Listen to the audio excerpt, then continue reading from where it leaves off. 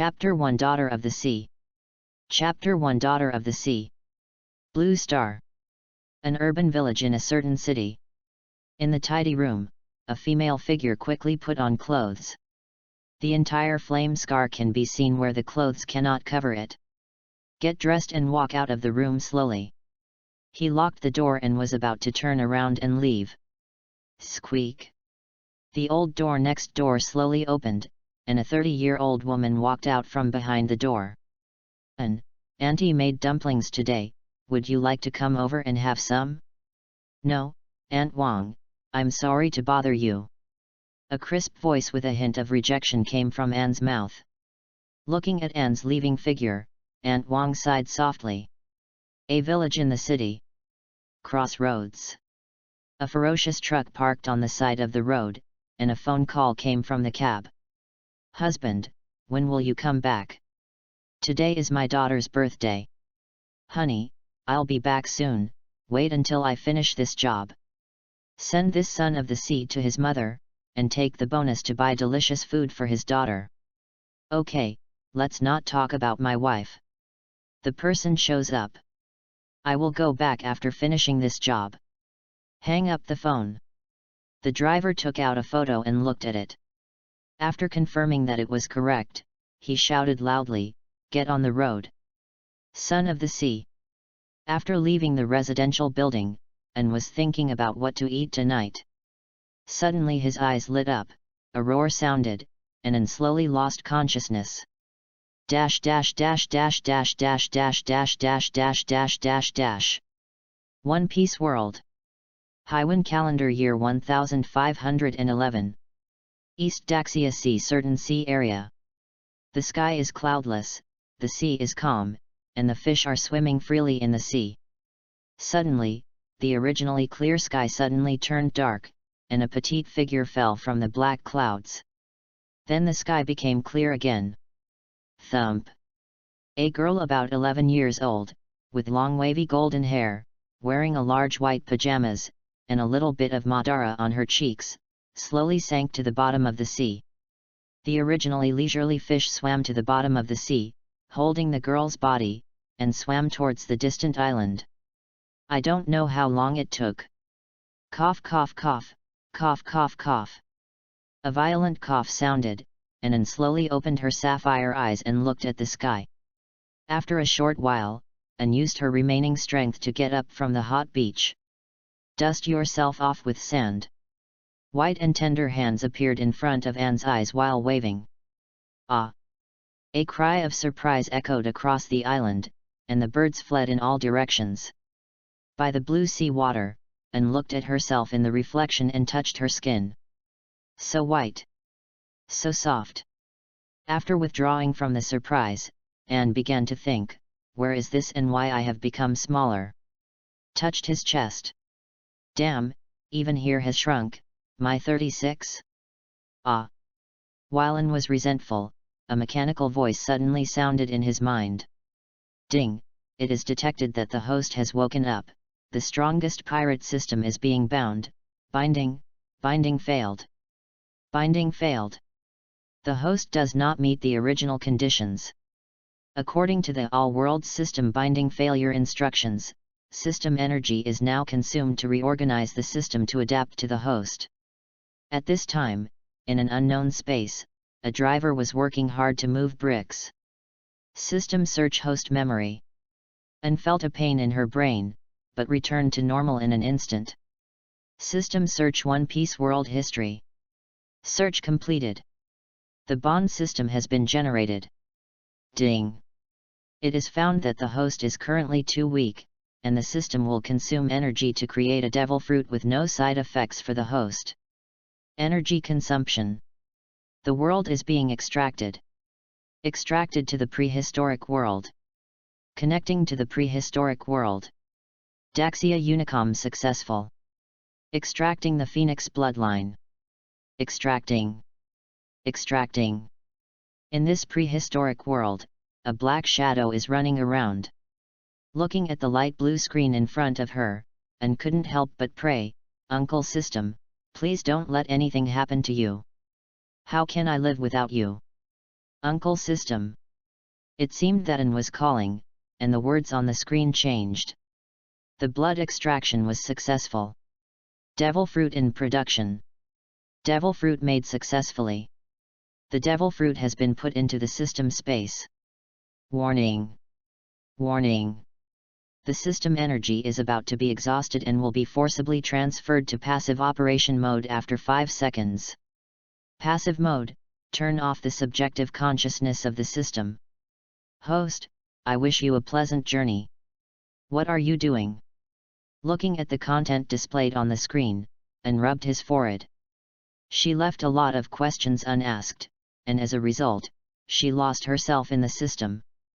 Forget it, at least novice rewards are given. However, after some cool operations on the system, An at least understood that he had traveled through time. Let's travel to the world of One Piece.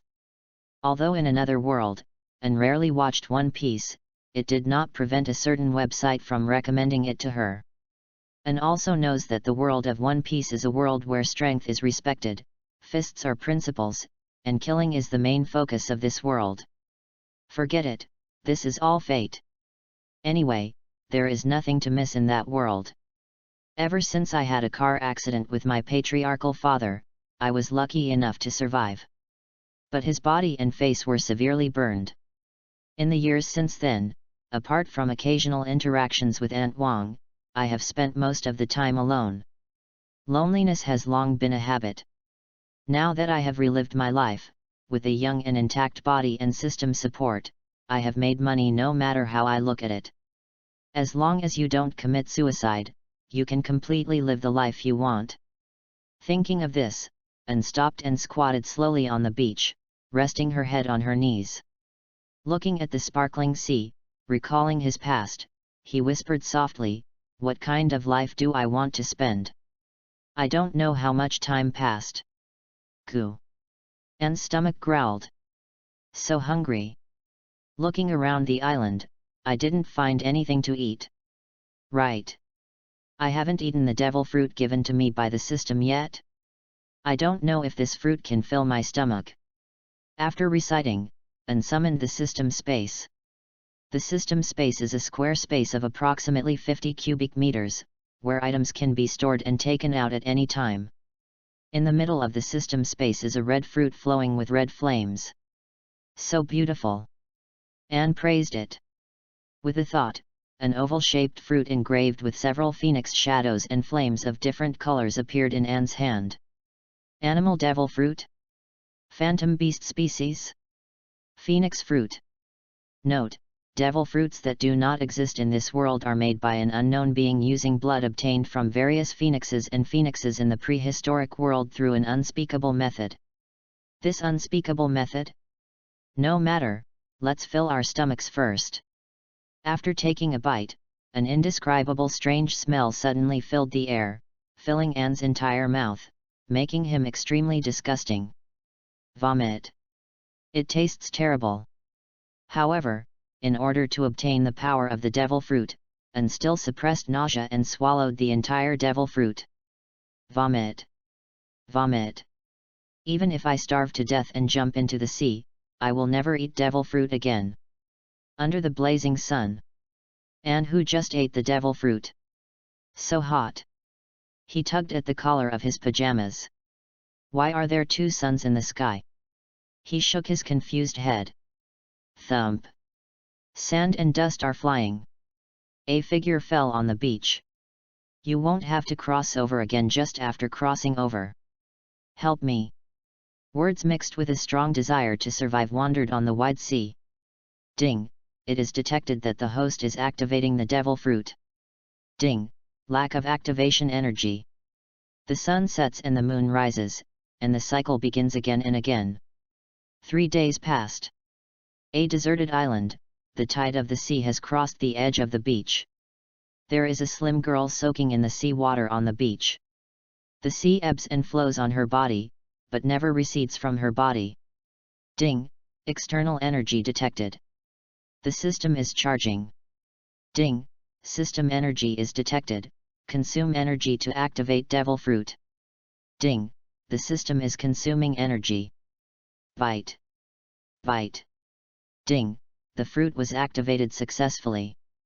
Ding, the system energy is exhausted. Ding, the bond system is officially launched. Hostin. Age, 11 years old. Bond points, 1 point, each point can be used for a bond lottery. Character status, hungry. Fruit, phoenix fruit blazing sun flame plus. The flame from the divine bird phoenix can burn the soul.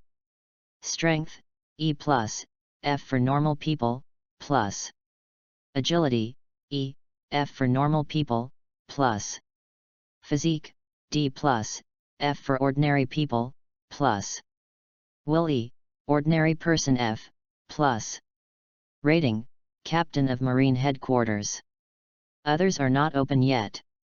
Bond lottery, 1 bond point/time.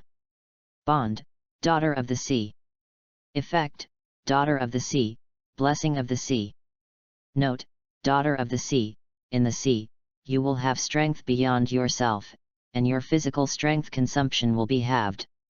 Note, the favor of the sea, as a daughter of the sea, you are more likely to be favored by the sea. As long as you pray to the sea will answer. System space, no items. Chapter 2 Monkey D. Garp. Chapter 2 Monkey D. Garp. East Daxia Sea. On the waterway to Windmill Village, a huge dog-headed warship was chopping the waves on the sea.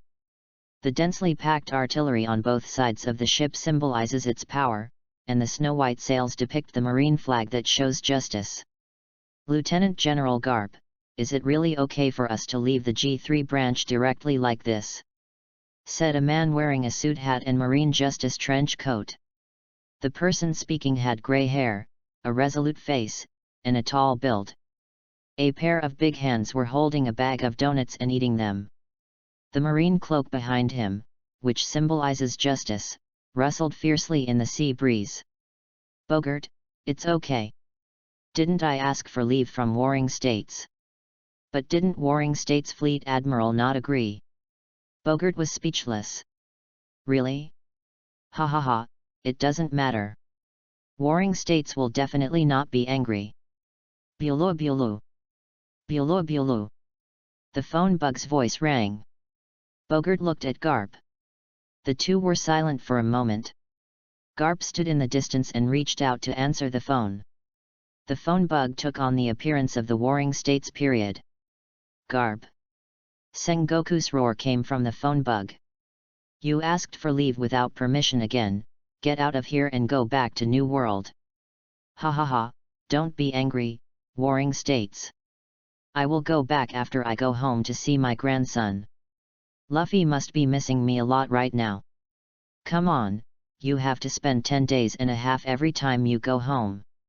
You can't bring your grandson to Marine Headquarters. Next time for sure, next time for sure. Garp said guiltily. I will let Sakazuki and Kyuzen take your place in New World. Come back quickly. Sengoku's angry voice came from the phone bug. I know, I know. Before Sengoku could finish speaking, Garp forcibly hung up the phone. After hanging up the phone, the warring states period was so brutal. I just went home to see my grandson, Garp said with dissatisfaction, picking his nose. Marine Headquarters, Marine Land. Fleet Admiral Office, Damn Garp talking bad about me behind my back again. After listening to Garp's words, Bogart felt ashamed. I thought to myself, you are absent from work 5 or 6 times a year, for more than 20 days at a time. No one can bear it. At this moment, a voice came. Interrupted Bogart's thinking. Sir, a small Poseidon was found on the stern of our warship. Major, there are countless Poseidons in the sea, what's there to report? Bogart said dissatisfied. Yes, sir. The main thing is that this small Poseidon class has been following us for a long time. The person making the report hesitated slightly and spoke. We also tried to drive it away, but it still refused to leave. And it kept spinning in place, as if it was asking for help from us. help. Then. At this moment, Garp stopped the donut in his hand and said, "Okay, Bogart, let's go to the back to see such an interesting thing." "Okay, Lieutenant General Garp." After a while. Warship tail. Noisy footsteps sounded. "Lieutenant General Garp, that Poseidon is here." Following the colonel's voice, a small, slender Poseidon was spinning at the rear of the warship. Seeing someone coming, the Poseidon species stopped spinning and whimpered towards the crowd. After a few sounds, the Poseidon swam away into the distance. "Lieutenant General Garp, this is..." Before Bogart finished speaking, he was interrupted by Garp. "Ha ha ha. Bogart, you lead the warship to Windmill Village as originally planned. I'm going to see where this fish takes me." After saying that, Garp cast moonwalk and chased the Poseidon type just now. "Lieutenant General Garp." Before Bogart finished speaking, Garp disappeared into the distance. Bogart was left standing alone. On the sea. Garp uses moonwalk to follow the Poseidon class. The reason why Garp follows the Poseidon class is because of curiosity. It was more that there was a voice in my mind at that time, vaguely telling myself to follow it. One day later, a deserted island with a little greenery appeared in Garp's field of vision. The destination should be ahead. After reciting, Garp turns on the color of seeing and hearing. A powerful sight swept across the island, but Garp didn't find anyone. Is it something wrong? Turn on the information color again to view the island. Hey, this time Garp discovered a comatose figure on the beach of the island. Why didn't I notice it just now? Garp was full of doubts. Bang bang bang. Stepping on the moonwalk, Garp swept towards the beach of the island. On the beach of the small island, An, who had experienced physical strengthening, was covered in dirt and passed out on the beach. Bang bang bang. Moonwalk's voice sounded from afar. As if I heard someone coming, the originally calm sea suddenly surged. Wow! Wow! The waves rushed to the beach one after another, washing over Anne's body. Over and over again, a white figure appeared on the beach. Boom! Landing on the beach, Garp looked down at the girl washed by the sea. That Poseidon brought me here just to save her. While thinking, Garp bent down and picked Anne up. When Garp saw Anne's face, his hand shook and he almost dropped into the ground. He quickly hugged Anne in his arms and looked at Anne's face again, feeling dazed for a moment. Memories keep coming back. 11 years ago. Undersea Great Prison Impel down. Garp, I leave my son to you. He is innocent. Let him live in peace. A steady voice came from the cell. In a dark prison, two people sat opposite each other in front of a cell. 10 years ago. South Blue. Bait Lira Island. A mother with a little Madara face and long golden waves. He was sitting on the bed, looking at the baby in his arms with a kind face, and said, "Mr. Garp, Ace is up to you." 10 years later. Deserted Island. Garp stared at Anne in his arms. Blue eyes. Face T.S. Madara. Long golden hair. Everything is so similar to Rouge. Garp murmured, "It looks so much like Rouge. Let me take you back first." After saying that, he used moonwalk again to chase the warship. One day later, Garp fell from the sky on the dog-headed warship. Bogart stepped forward. "Lieutenant General Garp, you are finally back. Please don't act alone next time." "Ha ha ha. I know, I know." Garp waved his hand. "Lieutenant General Garp, the girl in your arms is... This is the girl I found after following that Poseidon. Let the ship's doctor check her out." "Okay, Lieutenant General Garp." Bogart has no clue about the origin of Chien, and there are countless strange things on the sea. He turned around and went to make arrangements. Until the war on top many years later. Only then did Garp know what kind of waves Anne rescued from the desert island would cause in the future. This is a day that changes the world. Chapter 3 Bond System. Chapter 3 Bond System. A few days later. Dog-headed warship. In the room next to the restaurant. A beam of sunlight slanted through the warship's window into the room. Hey, my head hurts. Anne opened her eyes slowly. The bed was so hard that it was not comfortable to sleep at all. Tell me where this is. A figure slowly sat up from the bed, with long wavy golden hair hanging on his chest, and a beautiful face emerging from it. Looking at the unfamiliar room, Anne realized that she was saved. Suddenly, Anne remembered that before he fell into coma, he seemed to have heard the system prompt, activating devil fruit. Anne was speechless for a while, then complained, others eating fruits provide energy to strengthen themselves. She needs to provide energy to strengthen herself when eating the fruit. However, I thought that my devil fruit was made by the system and did not exist in this world. It seems understandable, after all, specialness always comes with a price. Thinking about it carefully, if he hadn't been rescued by others, he might have had to travel through time again. While complaining, Anne opened the system panel and wanted to take a look at her current status. After all, I haven't opened my own properties panel since time travel. Dark blue plus some. Following Anne's call, a light blue screen appeared in front of Anne. Bond system. Host Anne. Age, 11 years old. Character status, hungry. Bond point, 1 point. Fruit, Phoenix fruit blazing sun flame plus. Strength, E plus, F for ordinary people, plus. Agility, E, F for normal people, plus. Physique, D plus, F for ordinary people, plus. Will E, ordinary person F, plus. Rating, Captain of Marine Headquarters. Others are not open yet. Bond lottery, 1 bond point/time. Bond, Daughter of the Sea. Effect, Daughter of the Sea, Blessing of the Sea. Note, Daughter of the Sea, in the sea, you will have strength beyond your own, and your physical strength consumption will be halved. Note, the favor of the sea, as a daughter of the sea, you are more likely to be favored by the sea.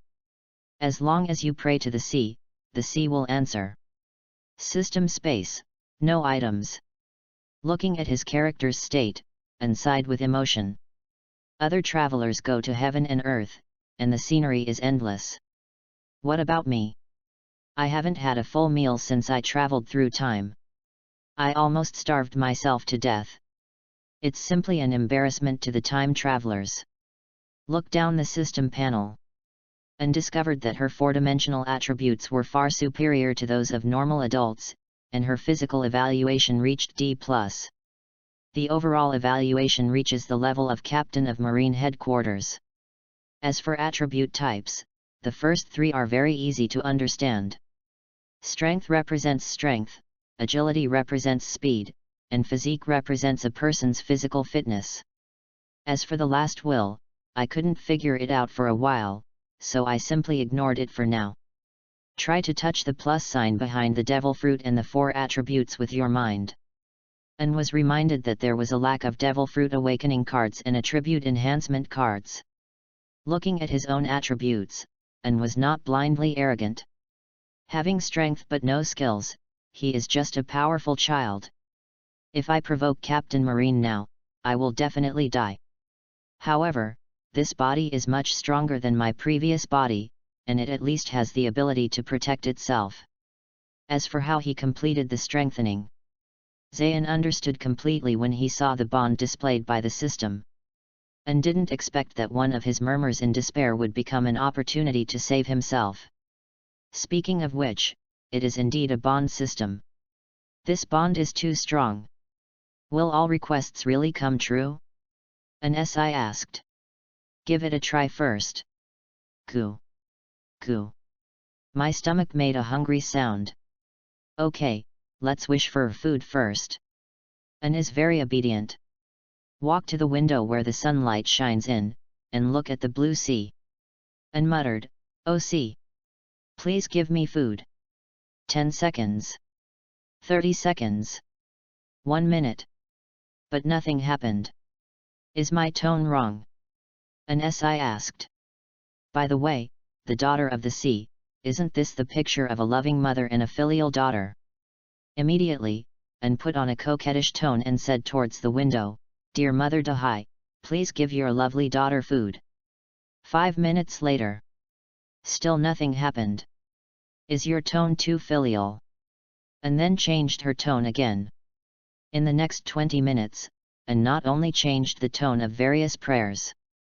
There was even a dance before time travel, but still nothing happened. Just when An was about to change her tone again, there was a knock on the door, and a voice came from outside the door.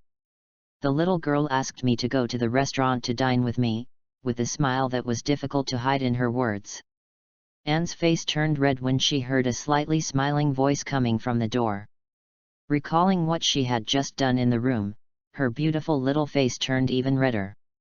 After a while, Anne hugged me and walked towards the door expressionlessly. Squeak!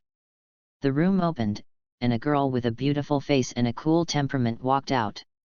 If nothing had happened in the room just now, others would have thought she was an ice beauty. But the fact was that a soldier wearing a marine uniform stood at the exit of the room, looking at her with a suppressed smile. Seeing the marine soldier's appearance, the red rime that had just fallen off his face appeared on Anne's face again. Angry, Anne stepped on the soldier and ran forward. The soldiers behind him hugged their feet, cried and laughed, and followed Anne. Time goes back to 20 minutes ago. Warship restaurant. Meal time for all. On a dining table, Garp was eating lunch. The table was filled with empty plates, all indicating Garp's power. In the world of pirates, a person's appetite largely reflects a person's strength. Bogart, is that little girl still in a coma? Yes, Lieutenant General Garp.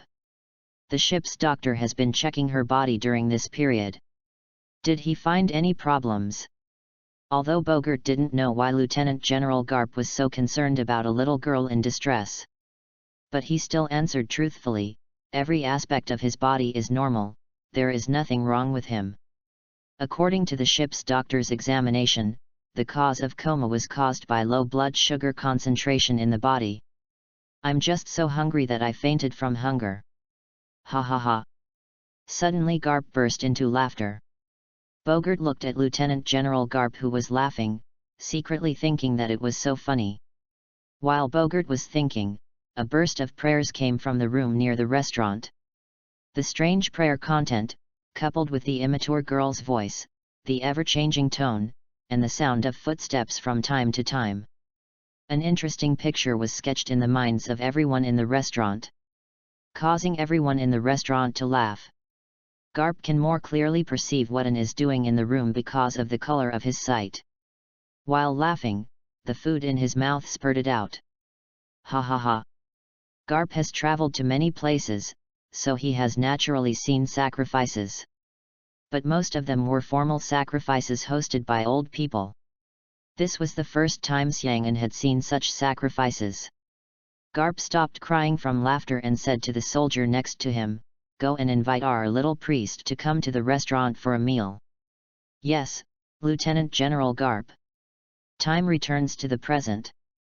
Under the guidance of the crutched soldier with a slight smile, and came to the warship restaurant. The closer they got to the restaurant, the louder the laughter became, and Anmeli's little face became rosier. Until Anne pushed open the door of the warship restaurant, warm laughter erupted inside. Chapter 4 Monkey D. Anne. Chapter 4 Monkey D. Anne. Book from last chapter. When Anne pushed open the door of the warship restaurant, strong laughter erupted from the restaurant. Little priest, there is no need to pray. The sea will not give us food. If we want to be full, we have to rely on our own hands. A certain major said with a smile. Although Anne was a human being in 2 lives, due to burns in his previous life, he rarely went out to socialize with others. I don't have many friends, so my social skills are actually not strong. Therefore, when encountering such a dilemma and hearing other people's ridicule, I could only stand there with my hands and fingers entangled, not knowing what to do. Bogart seemed to notice Anne's dilemma and stopped him. "Okay, Major Cooley, stop joking." As soon as Bogart finished speaking, the laughter in the entire restaurant suddenly became quiet. "Ha ha ha. Bogart, you are indeed more suitable than me to manage this warship." Hearing Lieutenant General Garp's words, Bogart's mouth twitched and said, "Obviously you have never managed a warship. Leave all the mess to me. Think of the cost of replacing and repairing warships after every battle." There was also the quartermaster's poker face, and Bogart couldn't help but sigh. "Why? Hear Bogart complain." Garp laughed. "Ha ha ha. Is that so? Don't take it too seriously." Garp picked his nose and patted Bogart on the shoulder. Suddenly Bogart showed an expression of despair. "Ha ha ha. Come here, little girl." Hearing Garp's words, Anne felt relieved and quickly came to Garp's side. Looking at Garp's face, Anne felt a little familiar, but couldn't remember it for a while. Out of politeness, Anne asked, "Did you save me?" Garp nodded. Then, Anne stood up straight, with his hands on both sides, and made a straight 60 degrees bow. "Thank you." Garp laughed when he saw it. "Little girl, you don't have to do this. Saving civilians is what we Marines should do, so there's no need for this." Anne was still about to say something, but suddenly her stomach made a strange noise. Garp smiled and said, "Eat first." Hearing Garp's words, Anne scratched her head in embarrassment. But there was no refusal. After all, he has only eaten one devil fruit since time travel. Recalling that smell, Anne never wanted to see a devil fruit again in her life. Then Anne sat down at the dining table and ate happily. The ship's doctor said there is nothing wrong with your body. On the contrary, you are healthier than most people. The reason why you are in a coma is because you haven't eaten for a long time. Bogart's voice came over.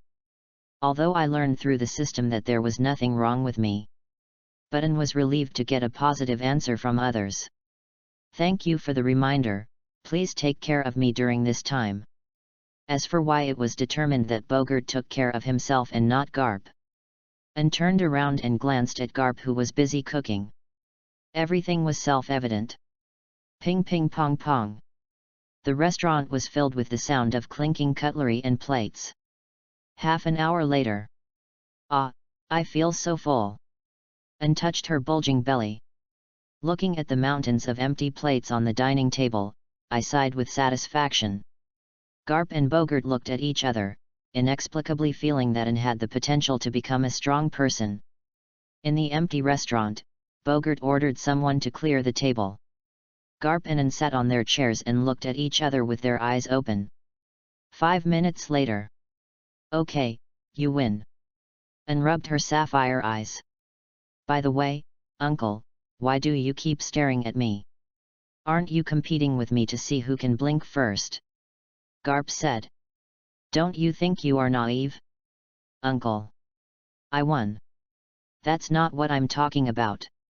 What I'm saying is that you are such a big man and you are competing with a child like me. Don't you blush? I won. This is not the point is, I won," before Anne could finish her sentence. Garp rushed to answer, with a look of pride on his face. Bogart sat aside and watched, the old man and the young man, without any disturbance in their hearts. Look at Garp's smiling face. Anne warned herself to be patient when living under someone else's roof. Look at Garp's arrogant smile again. Anne couldn't bear it anymore and shouted angrily, "Uncle, come out here and let's change the competition. If I don't kill you, you still don't know how many eyes Lord Ma has." After that, he walked towards the warship deck. Although Garp didn't understand what it meant that Lord Ma had so many eyes. But it didn't stop him from hearing the desire to win in Chuan's words. Unwilling to admit defeat, Garp strode after him. 20 minutes later. And Sheng was lying on the deck helplessly, with some chess pieces scattered beside him. At this moment, she was as helpless as when she first came into this world. Next to him, Garp stood in front of a scoreboard and laughed. Taking a closer look, it said the score was 0:20. During these 20 minutes, An successively played checkers, dual chess, and beast fighting chess, which he was good at, but failed to win a single game. Even when he was anxious about losing, he took out the 5-character chess game that won the first prize in the chess competition in elementary school, but the result was still a disastrous defeat. Look at Garp's proud expression and provocative eyes. And thought, who is an adult playing with children's toys like this? Tired? Destroy it. Get up. Little girl, I don't even know your name until now. Silent. Anne was immersed in sadness.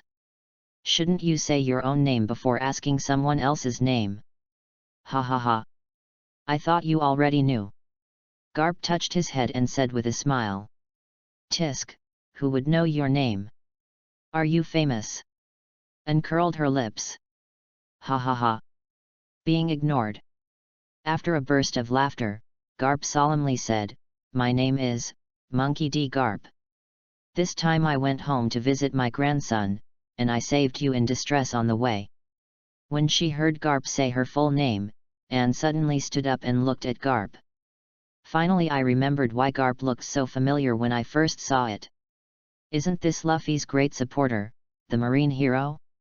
At the same time, Anne also complained, You, a marine hero, play chess and bully little girls every day. After hearing Anne's words, Garp was not a little embarrassed, but rather proud. I've finished the introduction, it's your turn. Anne, he is an orphan.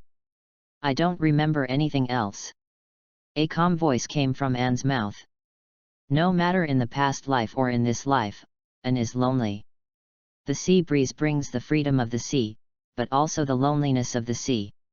It lifted up the broken hair on Anne's forehead like a kiss, and then left quietly. Mr. Garp, Roger said that if a girl is born, she will be named Anne, and a boy will be named Ace. Do you still remember what your mother looked like? Anne. I don't remember, but she should be very gentle. Anne walked to the guardrail of the warship and looked at the sparkling sea. She held the guardrail with both hands and said with a smile. Thinking back on my past life, if my mother was still here, maybe I would have a happy life. Instead of crying alone in your dreams every dark night. Tears gathered under her cheeks and slowly dripped onto the blue sea, causing ripples. The fish on the bottom of the sea gathered towards the boat one after another, licking Anne's sorrow. Looking at Anne, who was crying while standing by the guardrail, Ace's young figure appeared in front of Garp. Maybe Ace will be like Anne. He recalled the first time he saw Anne. She. Garp sighed, maybe it was a fateful encounter. Garp walked to Anne's side. Said in a soft voice. Be my granddaughter. Anne. A calm voice came, and a pair of big hands fell on Anne's head, stroking her gently. Look at Garp's smiling face. Anne smiled and wiped his tears. He smiled and said to Garp, Okay. Then he was embraced by Garp. Ha ha ha, from today on, your name is Monkey D. Anne. Grandpa will definitely protect you. Chapter 5 Bond Lottery. Chapter 5 Bond Lottery. The next morning, Anne, who was lying in bed, recalled becoming Garp's granddaughter yesterday, and couldn't help but lament that time travelers are lucky. But there are some things that need to be confirmed. Dark blue plus dots. Ding. The host panel has changed, please check it yourself. The system panel appeared in front of Anne. Bond system. Host, Monkey, D. Age, 11 years old. Character status, normal. Bond points, 11 points. Fruit, Phoenix Fruit Blazing Sun Flame Plus. Strength E+, plus. Agility E+. Constitution, D+, plus. Will E+. Rating, Captain of Marine Headquarters. Others are not open yet. Bond Lottery, 1 bond point/time. Bond, Daughter of the Sea, Descendant of the Hero. Effect, Daughter of the Sea, Blessing of the Sea, Gifted. Note, Click to expand. Note, click to expand. Note, giftedness, as the granddaughter of the marine hero, you are gifted, and your training speed is plus 200%. System space, no items. As the system panel unfolded, and first discovered that the host name had changed. And has been changed to Monkey D. And secondly, the bond points have increased by 10 points compared to yesterday. There is also one more heroic descendant to bond with. Sure enough, forming bonds with others is the correct way to open the system. The reason why Anne agreed to become Garp's granddaughter. On the one hand, I feel Garp's sincerity. The other side is wanting to explore how the system is used. From the current point of view, the fastest way for Anne to become stronger is to form bonds with others. Forming a bond is also conditional. It is not just a matter of words between two people, but requires both parties to have sincere emotions. When looking at the bond effect, Anne couldn't help but sigh, "Grandpa Marine, it's true that this bond effect is too strong." Increasing the cultivation speed by 200% means that it is easier for oneself to become a strong person than others. Then Anne turned his attention to the bond lottery function and experimented with the effect of bond yesterday. Thinking of what she did yesterday, Anne's face suddenly turned red with embarrassment. Try the lottery function today. Originally I only planned to try out a single draw, but now that I have 11 bond points it's even better. As we all know, the first 10 consecutive draws of any lottery have the highest explosion rate. Except for African chiefs. After all, African Emirates have no future. Bond lottery. A colorful light shines. After the light dissipated, a colorful vending machine appeared in front of Anne. There are 2 buttons at the coin slot of the vending machine, single draw and 10 draw. Looking at his bond points, An Xiao Xiao waved his hand boldly and chose 10 draws. As the fetter point disappeared, the colorful vending machine began to shake crazily. An was nervous, staring at the shaking vending machine, praying wildly in her heart. A few seconds later, the vending machine spits out a bunch of boxes, and the boxes shine in different colors. An carefully counted them, 1 gold, 2 purple, 2 blue and 5 white. Golden legend. Anne jumped up from the bed excitedly. Bang! Anne squatted on the bed holding her head. Open the lottery box. The boxes of various colors are shaken one by one, and the rewards inside are revealed one after another. Ding! Congratulations to host for getting Round Sun Protection Hat X1, white. Parasol X1, white. Exquisite Cowboy Hat X1, blue.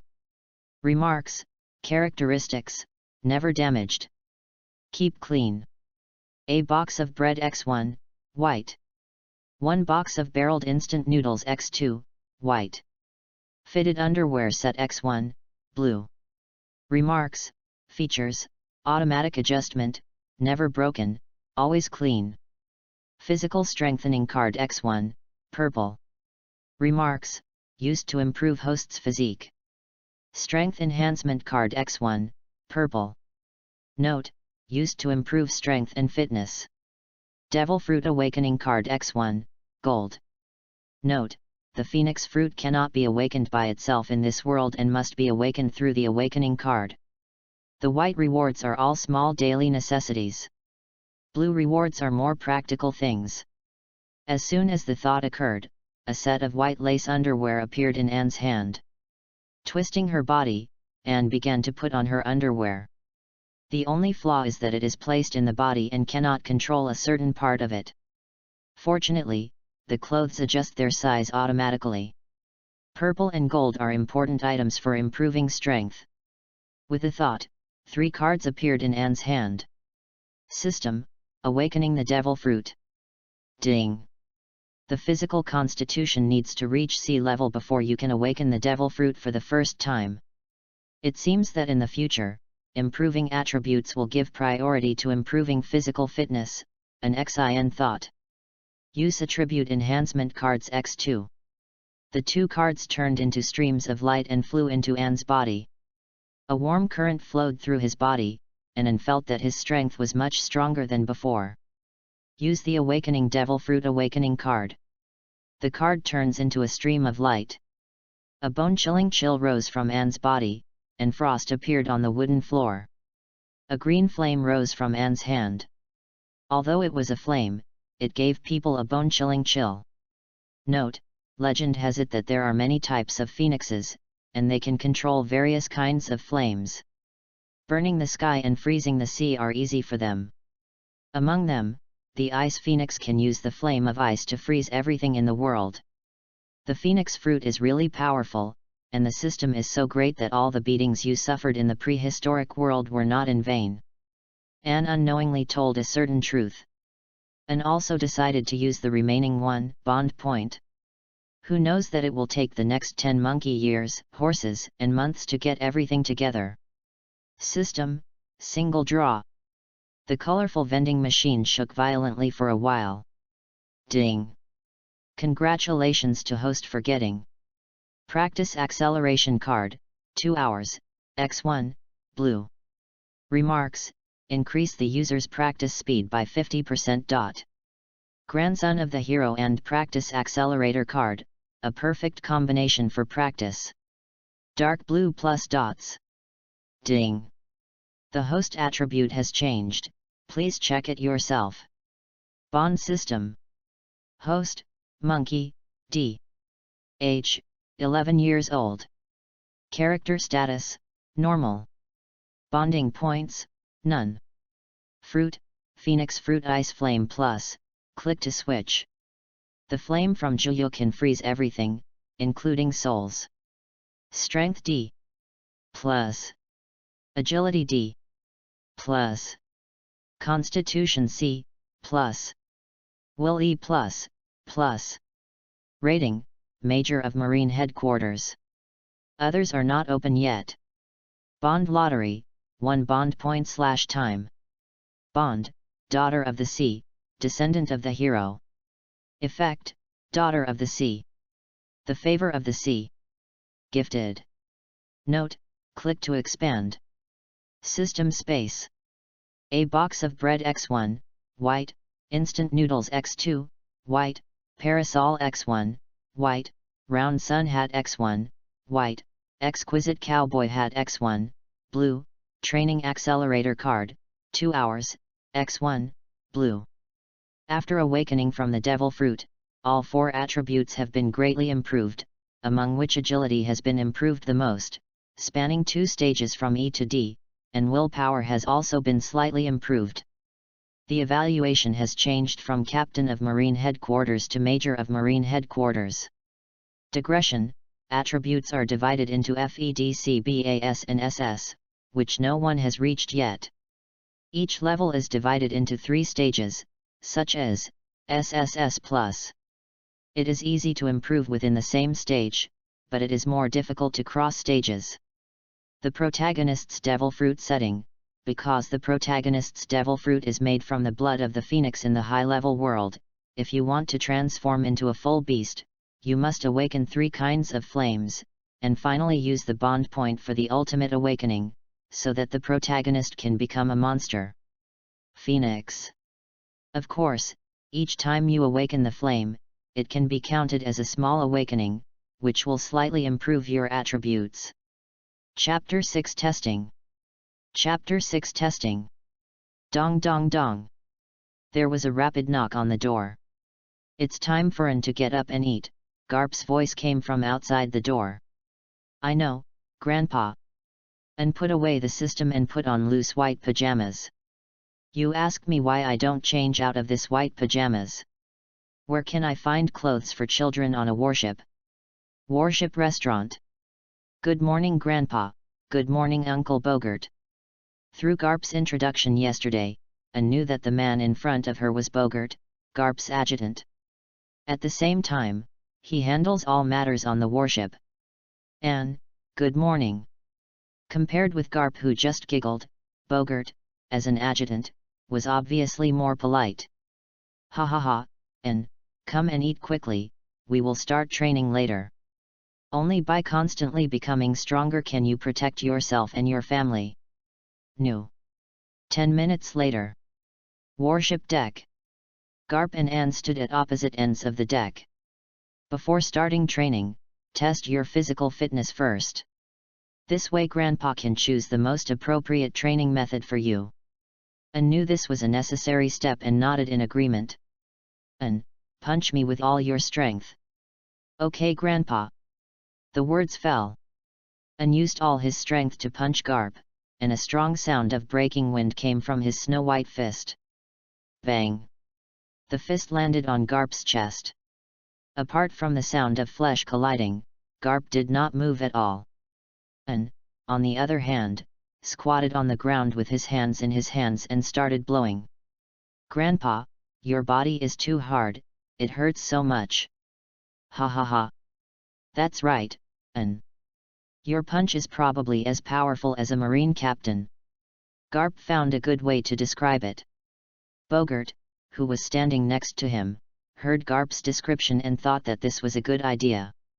Okay, let's move on to the second test. Garp ignores Anne, who is squatting on the ground and covering his fists. A Marine brought a plate of peanuts. Anne, I will hit you with peanuts next. You have to avoid it as much as possible, otherwise it will be very painful. Anne just wanted to say wait a moment, but a peanut flew straight over. He activated his body's instincts and dodged away smoothly, patting his chest lightly.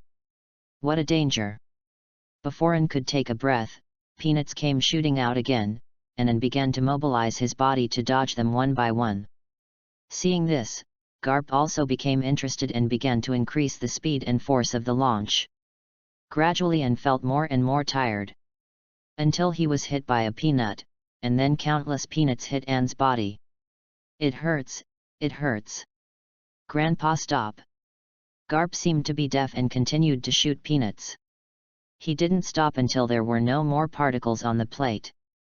At this time, Anne was twisting wildly on the spot as if she had Parkinson's disease, and kept moaning from her mouth. Ha ha ha, Garp said with a smile. Anne, your speed and reflexes are also very good, probably at the level of Captain Marine. It's time for the third test. Garp dragged out a thick chain. Wait, dear Grandpa. Before Garp finished speaking, Anne interrupted decisively. Can you let your lovely and beautiful granddaughter rest for a while? Anne tried to evade the test by acting coquettishly. But Garp wasn't impressed at all. Years of training for Luffy have already made him hard-hearted. Anne, you remind me of Luffy. He always begs me like this every time not to throw him into the mountains. Hearing this, Anne felt a chill in her heart. After saying that, Garp directly tied Anne to the iron chain regardless of Anne's strong struggle. Carrying Anne to the stern of the boat, he tied the other end of the chain to the guardrail. Seeing this, Anne immediately asked Bogart for help. Uncle Bogart, stop the old man. Before he finished speaking, Anne was thrown into the sea by Garp. Isn't it a bit inappropriate for Lieutenant General Garp to do this? After all, Anne is only 11 years old. Garp waved his hand indifferently and said, it's okay, believe her. Luffy is younger than her and receives different cruel training. As if remembering something, Garp shouted to Anne, Anne, this test lasts for 1 hour, try your best to survive. Okay, it's time for us to go, Bogart. Hearing that Bogart was not talking about anything, if you want to survive on the sea, you need to become strong. Without strength, nothing can be protected, and a giant tree cannot grow in a greenhouse. As he spoke, a smiling figure appeared in Bogart's mind. Anne, who was thrown into the sea by Garp, suddenly became angry when she heard Garp's words. I wanted to open my mouth to fight back, but what I got was a mouthful of sea water. Gulu gulu gulu. There are some fragrant words mixed in. Sea water continued to pour into the nasal cavity, and Anne's consciousness gradually became blurred. Ding! It is detected that the host is in the sea and whether the sea girl effect is activated. The sound of nature sounded in Anne's mind. Turn on, turn on, turn on. Anne Zhong said hastily. Ding! The effect is on. My consciousness gradually regained consciousness, and the sea water in my nasal cavity was no longer uncomfortable. At this moment, An only felt as if she was born to live in the sea. Swinging his feet, An swam in the direction of the warship, and was surprised to find that his speed was much faster than before. Open the system panel. Dark blue plus dots. Ding! The host panel properties have changed, please check it yourself. Bond system. Host, Monkey, D. Age, 11 years old. Character status, Daughter of the Sea. Bonding points, none. Fruit, Phoenix Fruit Ice Flame Plus, click to switch. Strength D+, plus. Dexterity D+, plus. Constitution, C++, plus. Will E++, plus. Rating, Major of Marine Headquarters. Others are not open yet. Bond Lottery, 1 bond point/time. Bond, Daughter of the Sea, Descendant of the Hero. Effect, Daughter of the Sea, Blessing of the Sea, Gifted. Note, click to expand. System space, click to expand. Sure enough, when the Daughter of the Sea effect was activated, the 3 attributes except will were greatly improved. Although it does not lead to the next stage of HAD, it is enough. The effect of breathing under the sea of light means that as long as she wants to run, no one can stop her. An was bored while soaking in the sea water, and began to recall content related to One Piece in her past life. At the same time, I am also thinking about my future development direction. In terms of system, after arriving at Windmill Village, you have to find a way to form bonds with the 3 little ones. On the one hand, we need to strengthen training and turn our attributes into strengths that we can master. Through the GARP test just now, An has understood the directions corresponding to the 4 attributes. Strength corresponds to attack power. Agility corresponds to speed and neural reaction speed. Physique corresponds to resistance to beating and resilience. Will corresponds to each person's mental strength. As for whether it has other effects, we have to wait to find out later. As the warship moved forward in the sea, An suddenly discovered a strange little fish ahead. An wanted to step forward to check, but the chain was too short. The fish seemed to understand An's thoughts and swam towards An. When the fish came in front of him, An could see clearly that it was not a fish. Blue eyes, fiery red feathers, and duck-like paws. Very much like the diving bird from the previous life. Little one, you are so beautiful. It seemed that he understood An's compliment. The diving bird rubbed An's cheek, pierced the water and flew towards the sky. Time passed little by little, and the sun came over the warship. This guy Garp won't forget me. Recalling the memories of his past life, An's head was filled with black threads. Just as An was thinking, the chain shook. Bogart's voice came, "Come up, An." Good. Lying at the stern of the boat, An mimic's ability user touched the sea water and thanked Bogart in a weak tone. "Thank you, Uncle Bogart." After lying on the deck to relax for a few minutes, An clenched her fists and walked towards the deck angrily. Looking at An leaving, Bogart sighed with emotion. How polite he was. He followed up. On the deck of the warship, Garp was lying on a beach chair and taking a nap in the sun. An, who came from the stern of the boat, was furious when she saw this scene. "Let me suffer.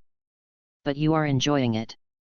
After reading this, An rushed towards Garp, jumped up, and hit Garp heavily on the face with his snow-white iron fist. Bang! Garp flew out. The marine soldiers standing guard around were shocked. Everyone was silent. This is a matter between one's grandfather and grandson. It's best for them not to get involved. However, I was secretly wary in my heart not to provoke this little ant in the future. After falling to the deck, Garp suddenly woke up and stood up to see the wet An. He raised his head and glanced at the sun again, seeming to realize something. He scratched his head awkwardly and laughed. "An, when did you come?" "Don't do this to me, Grandpa, do you want to kill me? Even a big nerve should have a certain temper." Anne growled at Garp. Garp seemed to realize that he was wrong, leaving an 11-year-old girl in the sea for such a long time. So he said with a guilty conscience, "Go dry the clothes and don't get sick." Not accepting Garp's concern, Anne angrily left. After Anne's figure disappeared, Garp asked, "Bogart, how long has Anne been in the sea?" Bogart looked at Garp, who looked serious, and replied, 3 hours. "Ha ha ha," Garp laughed. "We found a treasure this time." Bogart also had a satisfied smile on his face. Chapter 7 Battle with Major Marine. Chapter 7 Battle with Major Marine. Back in the room, Anne touched her hand and complained, "Damn, the old man has such a tough face." Taking off her pajamas and underwear, Anne Guang walked into the bathroom. The sound of rushing water sounded from the bathroom. After taking a bath. This devil fruit is really useful. A controlled flame was installed on the floor to bake clothes. After getting dressed, Anne came to the restaurant. Staring at Garp coldly, he started to eat by himself. Garp ignored Anne's resentment and announced the test results. "Anne, your physical fitness is about the same as that of a major from Marine headquarters." As the sound fell, the restaurant gradually became quiet. Garp didn't pay much attention to the changes. Then he said, "Although you have the physical fitness of a Marine headquarters major, but your actual combat ability is probably only at ensign's level." Hiss. Others in the restaurant took a breath of cold air. Although ensign sounds weaker than major, you still have to see who it is. This is just an 11-year-old little girl. When everyone saw that Major General Bogart did not refute, they knew it was true. "I can't help but feel that I have lived like a certain animal all these years." "Lieutenant General Garp, is what you said true?" came a rich voice. "Ha ha ha," Garp said with a laugh. "Of course it's true." "Cooley." Cooley hesitated for a while, and then couldn't help but said, "Lieutenant General Garp, please allow me to have a competition with Miss Anne." Then he quickly added, "It's not that I don't believe in Miss Anne's strength. I just saw real geniuses and couldn't help but want to compete with each other." "Ha ha ha, I understand Cooley. When the meal is over, I'll let you have a competition on the deck." After glancing at Garp, who was making the decision without permission, and didn't object. Because she also wanted to take this opportunity to see her actual combat ability. "Thank you, Lieutenant General Garp." The dog-headed warship was very lively today, and all the soldiers who were not on duty were concentrated on the deck. In the middle of the crowd, Major Cooley and Anne were facing each other. "Who do you think will win?" "It must be Major Cooley." "I think Miss Anne will win. Miss Anne is so charming. I want to give birth to a monkey for Miss Anne." Everyone was talking a lot. "The game begins," Bogart announced amidst everyone's discussion. As the sound fell, Cooley's feet stepped quickly on the spot. With a whoosh, Cooley disappeared directly from the spot. "It's shaving," someone explained. After Cooley disappeared, Anne felt the surrounding air vibrate. A fist with a breaking sound hit him. An Xin was shocked, so fast. He rolled forward suddenly and barely managed to avoid the blow. Looking back, I saw that a hole had been made on the deck where Anne was standing just now. Everyone was surprised. Most of them didn't see where Major Cooley had gone. But Anne was able to avoid Major Cooley's punch, which was already better than most of them. Before Anne could recover, Cooley's second punch had arrived. Feeling the sound of breaking wind coming from behind, Anne turned around and punched to fight. Two fists, one large and one small, collided in the air, creating a strong fist wind, and then became stagnant in the air. Cooley said at this time, "He is indeed a genius. This power is comparable to that of most captains. You must know that the Marines on the Garp warship all survived fighting in the New World, so one can imagine their strength." Then Cooley increased his strength, and Anne was punched and sent flying. The little body rolled twice on the deck and then stopped. Instead of retreating, and charged towards Cooley, jumped up and punched Cooley. Cooley did not avoid it. Two people, one large and one small, walked back and forth on the deck, punching each other one after another. The crowd watching was so lively. After 5 breaths, An was knocked out by Cooley due to lack of strength and fell to the deck. On the way out, An SI thought, this guy's power had definitely reached sea level. There was no chance of winning in a head-on confrontation with him. Have to think of another way. An endured the pain in his body, slowly stood up, and rushed towards Cooley again. Since then, this scene was repeated on the entire deck. An flew out, got up, rushed over, and flew out again. Garp and Bogart saw this scene and nodded slightly. They are all strong men in this world. Of course they understand that it is easy to admit defeat when encountering a strong opponent, but such people cannot become strong. The real strong man is strong in strength and stronger in will. An, of course, also knows this. Although she is lazy, it does not mean that she does not have a strong heart. Having experienced the ups and downs of the world, she understands the importance of her own strength. She's going to get stronger. Become as strong as Grandpa. Strong thoughts arise from an xin. The onlookers felt Anne's will and couldn't help but be moved by it. Anne gasped again and stood up again. Even with a sea-level physique, he couldn't bear being hit continuously like this. Through the collisions just now, and found a way to defeat the opponent. The onlookers felt ashamed as they watched Anu stand up again and again. If it were them, how many people could do better than this 11-year-old girl? Perhaps this is genius. What a capable person cannot do is a genius. Cooley was also shocked by Anne's will. He remembered that he did not have such a will when he was her size. Seeing the onlookers being affected by Anne, Bogart felt that this competition was very worthwhile. With everyone watching, Anne rushed towards Cooley again. Punch. 2 punches. Cooley also lost count of how many punches he threw. When Cooley threw his next powerful punch, suddenly Anne dodged and rolled to Cooley's back. The corners of his mouth raised slightly. Feet squeaking on the wooden deck. Anne used all his strength to throw the last punch. With the belief that he would win, he hit Cooley on the back. Not good. Cooley was startled, his blood flow accelerated, and the muscles in his back contracted rapidly. A loud shout of iron. For a moment, Anne felt as if his body had been hit by a heavy iron plate. A lot of blood dripped from the white hands. The accumulated injuries made Anne's whole body unable to move. Okay, the winner of this competition is Major Cooley. Garp stopped him. Bogart, let the ship's doctor check and don't leave any hidden injuries. Okay, Lieutenant General Garp. As Garp stopped the competition, Anne instantly relaxed. Taking a big breath of fresh air, he lay on the deck waiting for the arrival of the ship's doctor. It didn't take long for the ship's doctor to arrive on deck. Thank you for releasing the water, Major Cooley. Anne, of course, knows that he is a major who can use Marine 6th form. It is so easy to defeat yourself. In the competition, Cooley is more testing Anne's strength. Major Cooley nodded in response. Then he said, Miss Anne, there must be other powers that you haven't used yet. Anne nodded. The reason why I don't use fruit power is to hone my physical strength.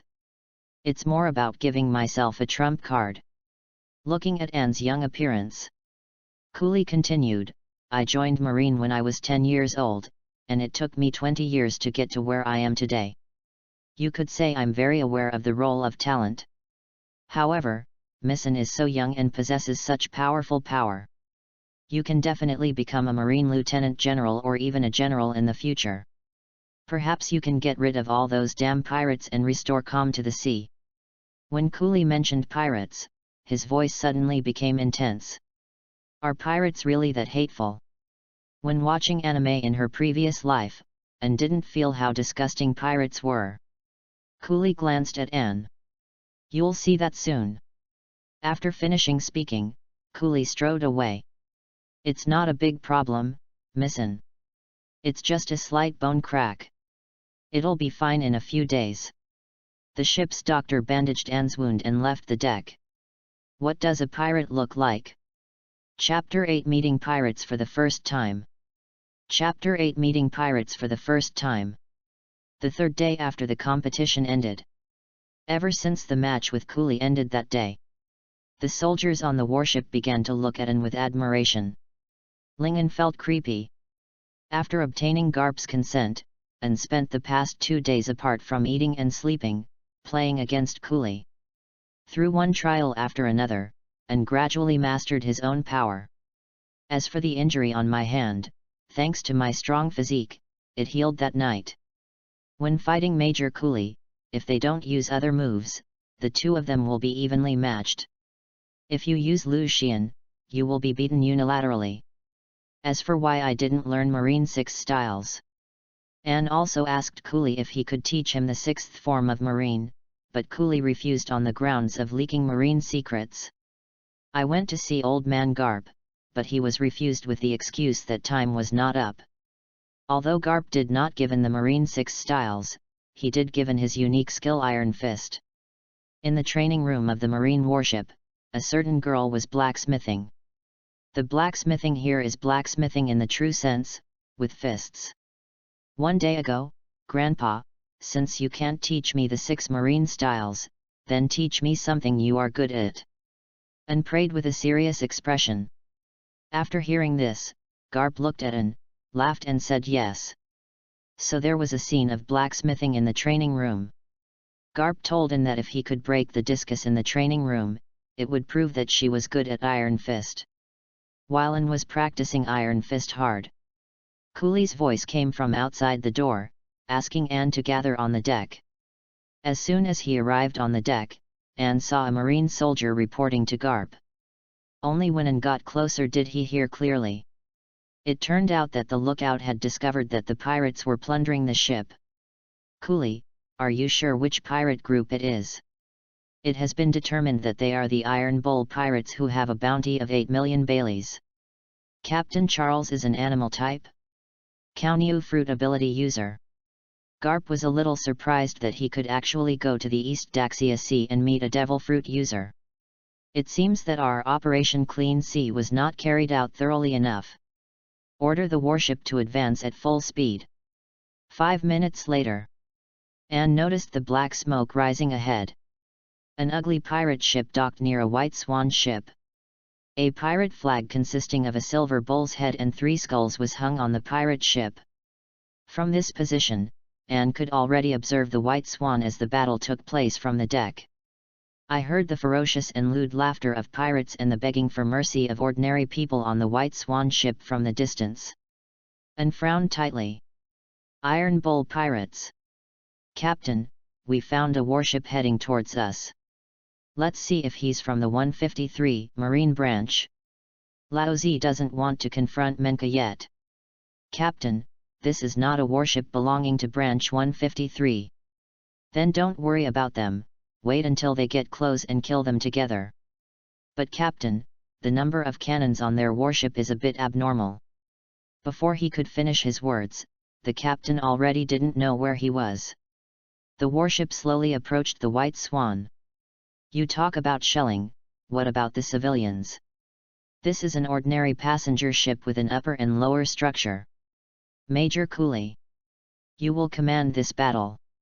Letting Cooley take command means that it is a training exercise and no strong ones will be sent out. After receiving orders from Garp, Cooley commanded Marine soldiers to attack the pirates. And also held a standard longsword and followed the soldiers to the White Swan ship.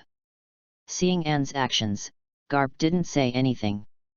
Anne on the White Swan did not go to the deck with the Marine soldiers to kill the pirates. Instead, he quickly entered the cabin and tried to protect civilians. Some personal belongings were scattered in the dim cabin corridor. The strong smell of blood and the pungent smell of gunpowder hit his face. Anne fanned the air, licked his nose and mouth and walked in. If this was Anne who had just traveled through time, he would definitely turn around and go back immediately. But during these days of fighting against Cooley, Anne's character also changed slightly. Cabin interior. Walk toward the interior along the wide passage. When Zayn passed by a room, he suddenly ducked to the side. Then a long sword stabbed out of the room. Seeing that the attack was fruitless, a bearded pirate with bare breasts kicked in the door and walked out. Looking at Anne's beautiful face and graceful body, the bearded pirate licked his lips. He said with a lewd smile, "Little sister, why did you come here alone? Come on, let uncle protect you." After saying that, he stretched out his hand to catch Anne, and pulled out the standard long sword in his hand, and a sword light flashed through. The bearded pirate knelt on the spot holding his bleeding wrist and wailing. Although Anne has never learned swordsmanship, he relies on his superb physical fitness. It is easy to deal with a pirate. The bearded pirate endured the severe pain and said with a ferocious face, "Little BD, Lao Zi will kill you." The long sword thrust out at Anne, and he dodged. And gently swung the sword and chopped off the bearded pirate's other hand. The bearded pirate, who had lost his hands, was curled up on the floor and twitching crazily. Anne approached slowly. He stepped hard on the chest of the bearded pirate and said in a cold voice, "Tell me if there are any other pirates in the cabin." The originally beautiful and melodious voice sounded like the voice of a demon to the bearded pirate. "Yes, yes, yes. There are 11 more people, we are a team. Tell me everything you know." And once again stepped hard on the bearded pirate's chest. "Our captain has the ability of the iron bull fruit and likes men. The first officer had an affair with the navigator. All I see is useless news." And crushed the bearded pirate's chest with his toes. A large amount of blood flowed from the mouth of the bearded pirate. After passing the bearded pirate's body, and walked into a small room. The room is very simple and the decoration is simple, obviously designed for ordinary people. On the guest bed in the room, a young girl was lying on her back, holding an open letter in her hand. If it weren't for the bloody wound on his chest and the broken clothes on his body, others would definitely think that she was just closing her eyes and concentrating. Picking up the envelope, the content appeared in front of Anne's eyes. "Dear Lucy, long time no see, I miss you so much. I still remember the time I met you on Catch's Island. Your beauty, cuteness, and gentleness are engraved in my mind. I recently found a good job. And I will propose to you next time we meet." He looked at Lucy, who died tragically, and folded the letter and put it in his arms. The long sword came out of the body, picked up the sheets on the bed, let it fall gently, and quietly left the room. In the remaining time, and found out the 11 pirates in the cabin one by one and executed them. And enter every room to find if there are any survivors. After searching, and found nothing but a scene that was like a version of hell on earth. Then, among the marine soldiers who kept pouring in, and walked out. "Leave the cabin. The battle on the deck has been moved to the pirate ship." And Wuxin went to participate in the battle on the pirate ship. Standing on the White Swan, looking around, there were corpses everywhere. There are men, women, old people, children, babies, pirates, guards. Countless. Is this a pirate? Even though Anne's will had become stronger, he still couldn't adapt to this purgatory-like scene. Holding back the nausea in his heart, he walked towards the warship in silence. On a pirate ship, Charles, who transformed into a minotaur, fought left and right in the encirclement of the marine team, trying to escape from the encirclement. Listen to Cooley report the battle. In this battle, except Captain Charles of the Iron Bull Pirates, he is still alive.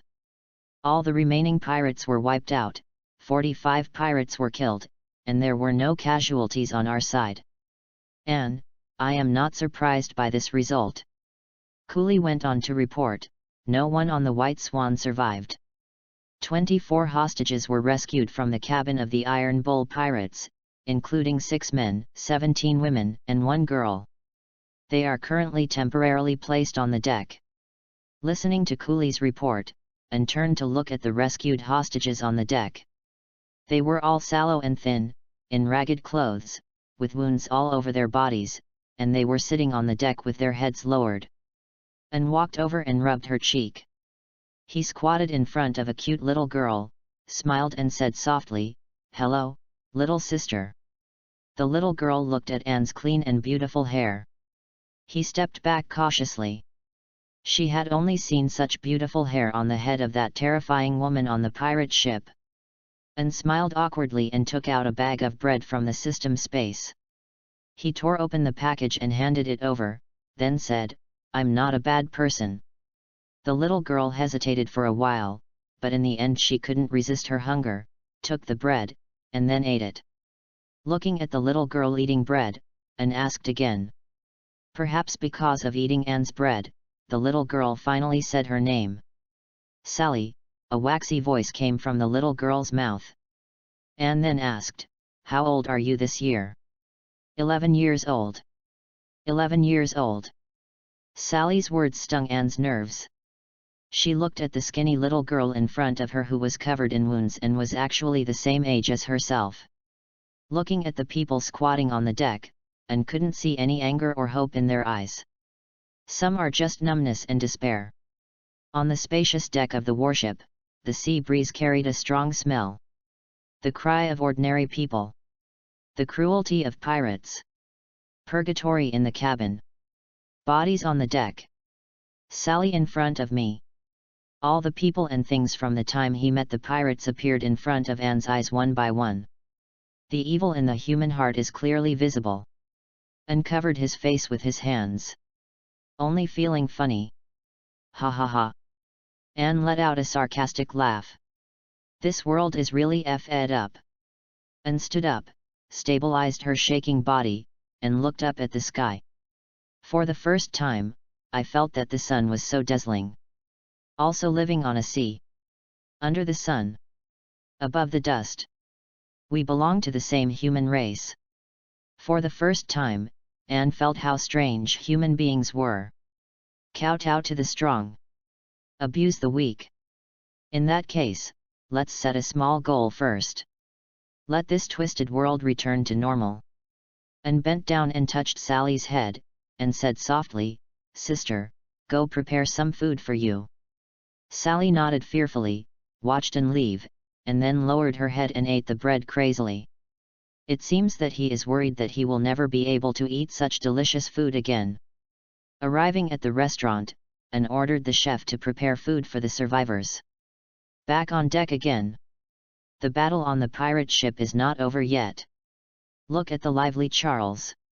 Anne suppressed her anger and shouted, "That's enough. Major Cooley, let them come back. Leave the rest to me." Cooley looked at Anne, who looked strange, and did not respond. Instead, he looked at Lieutenant General Garp. Garp looked at Anne, knowing that what was supposed to come would eventually come, so he nodded slightly. Any normal person will experience two changes after encountering pirates. One is to become a ruthless pirate. The second is to join Marine and protect the justice in your heart. As for living on the last breath, is there any truly safe place in this twisted world? After a few breaths, all Marine soldiers who received the news of the retreat returned to the warship. On a pirate ship. Seeing Marine retreat, Charles secretly felt lucky to have survived, but he didn't know that greater pain was yet to come. On the warship. After the Marine soldiers retreated, Anne could no longer contain her anger. All the anger turned into raging flames. Sapphire's eyes suddenly turned bright red, and her body ignited with red flames. Under everyone's surprised gaze, Anne jumped up from the deck. A pair of huge flame wings sprouted from behind, standing in mid-air. His eyes were fixed on Charles. "Slowly raise your right hand." A stream of red flames surged toward the back, forming a huge phoenix shadow. "Trash! Go to hell!" A crisp scream resounded throughout the sky. "Sacred bird? Destroy the world!" Following Anne's finger pointing, the huge phoenix silhouette flapped its wings and slowly rose. When the loudest cry resounded through the sky, they dived rapidly towards the Iron Bull pirates. Charles the Iron Bull. I saw the huge phoenix shadow standing there like a miracle. Bang! The huge phoenix shadow fell from the sky and hit the Iron Ox pirate ship. The picture of doomsday unfolds slowly. A huge mushroom cloud slowly rose from the pirate ship, and strong flames spread in all directions. As for the captain of the Iron Bull pirates, Charles paid for his sins in flames. Ah! This was Anne's deliberate move to make Charles pay for his sins. Give an explanation to those who are suffering. The slaves on the deck watched this scene and knelt down one after another and kowtowed. Listening to Charles's screams, everyone shed tears of gratitude. Retreat quickly, increase power, and raise all sails. Bogart shouted loudly. Before Marine could make a move, Garp took the lead. Fistbone Galaxy Impact. Garp jumped up. And a large number of conquerors wrapped around the Iron Fist. Just one blow of the roaring wind blew away the huge flames. Watching the flames scatter in other directions, all Marines cheered in unison, "Long live Lieutenant General Garp." However, our protagonist Anne fell into a coma long after this blow and was held in the arms of Major Cooley. Look towards the center of the flame. The Iron Bull pirates and the White Swan have long since disappeared, and what is left is just a steady stream of seawater pouring in, symbolizing everything that happened here. Since then, a legend has spread in the East Daxia Sea: whenever there is evil in the world, the divine bird will come to punish the world. Windmill Village, Sister Maginot, have you seen it? What a beautiful big bird! Kobo Mountain, Ace, have you seen that we will definitely become stronger than them in the future?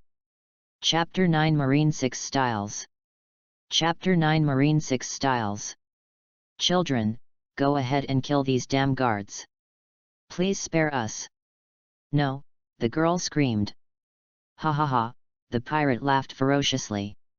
And suddenly sat up from the bed, sweat dripping from his head and breathing heavily. Drink, drink. He opened the quilt and came to the deck. At night, a bright moon hangs in the sky, and stars are dotted around the moon. The scenes during the day continued to circulate in Anne's mind like a slideshow. Anne, you're awake. Listening to Grandpa's voice, Anne said softly, A depressed voice sounded, Grandpa, what are you going to do with the survivors? It will be sent to the nearby Marine branch, where special resettlement measures are provided. Grandpa, why are pirates so cruel? They can leave after taking the treasure. Thinking of the scenes on the White Swan, Anne said angrily. Because they are no longer human beings, they are just a group of beasts dominated by desire. Grandpa, are all pirates like this? That's something you need to find out for yourself. Look at the world with your heart and don't be fooled by appearances. Garp touched Anne's head and asked in a low voice, Anne, will you become a pirate? The dim moonlight shone on the two of them, and the entire warship was extremely quiet. Although I don't know why Grandpa asked this, I heard Garp's slightly deep voice. Anne replied in a positive tone, I will not become a pirate. Anne turned around with a determined look on her face. I will personally send these garbage, scum, and beasts of the sea back to hell. Let them atone for the sins they have committed. Sensing Anne's heartfelt dislike for pirates, Garp laughed. He held Anne in his arms and kissed her hard. Damn old man, what do you want to do? Although Anne was angry, she did not leave Garp's arms. Ha ha ha, Anne, let's start learning the Marine 6 styles tomorrow. I will definitely train you to become the strongest Marine.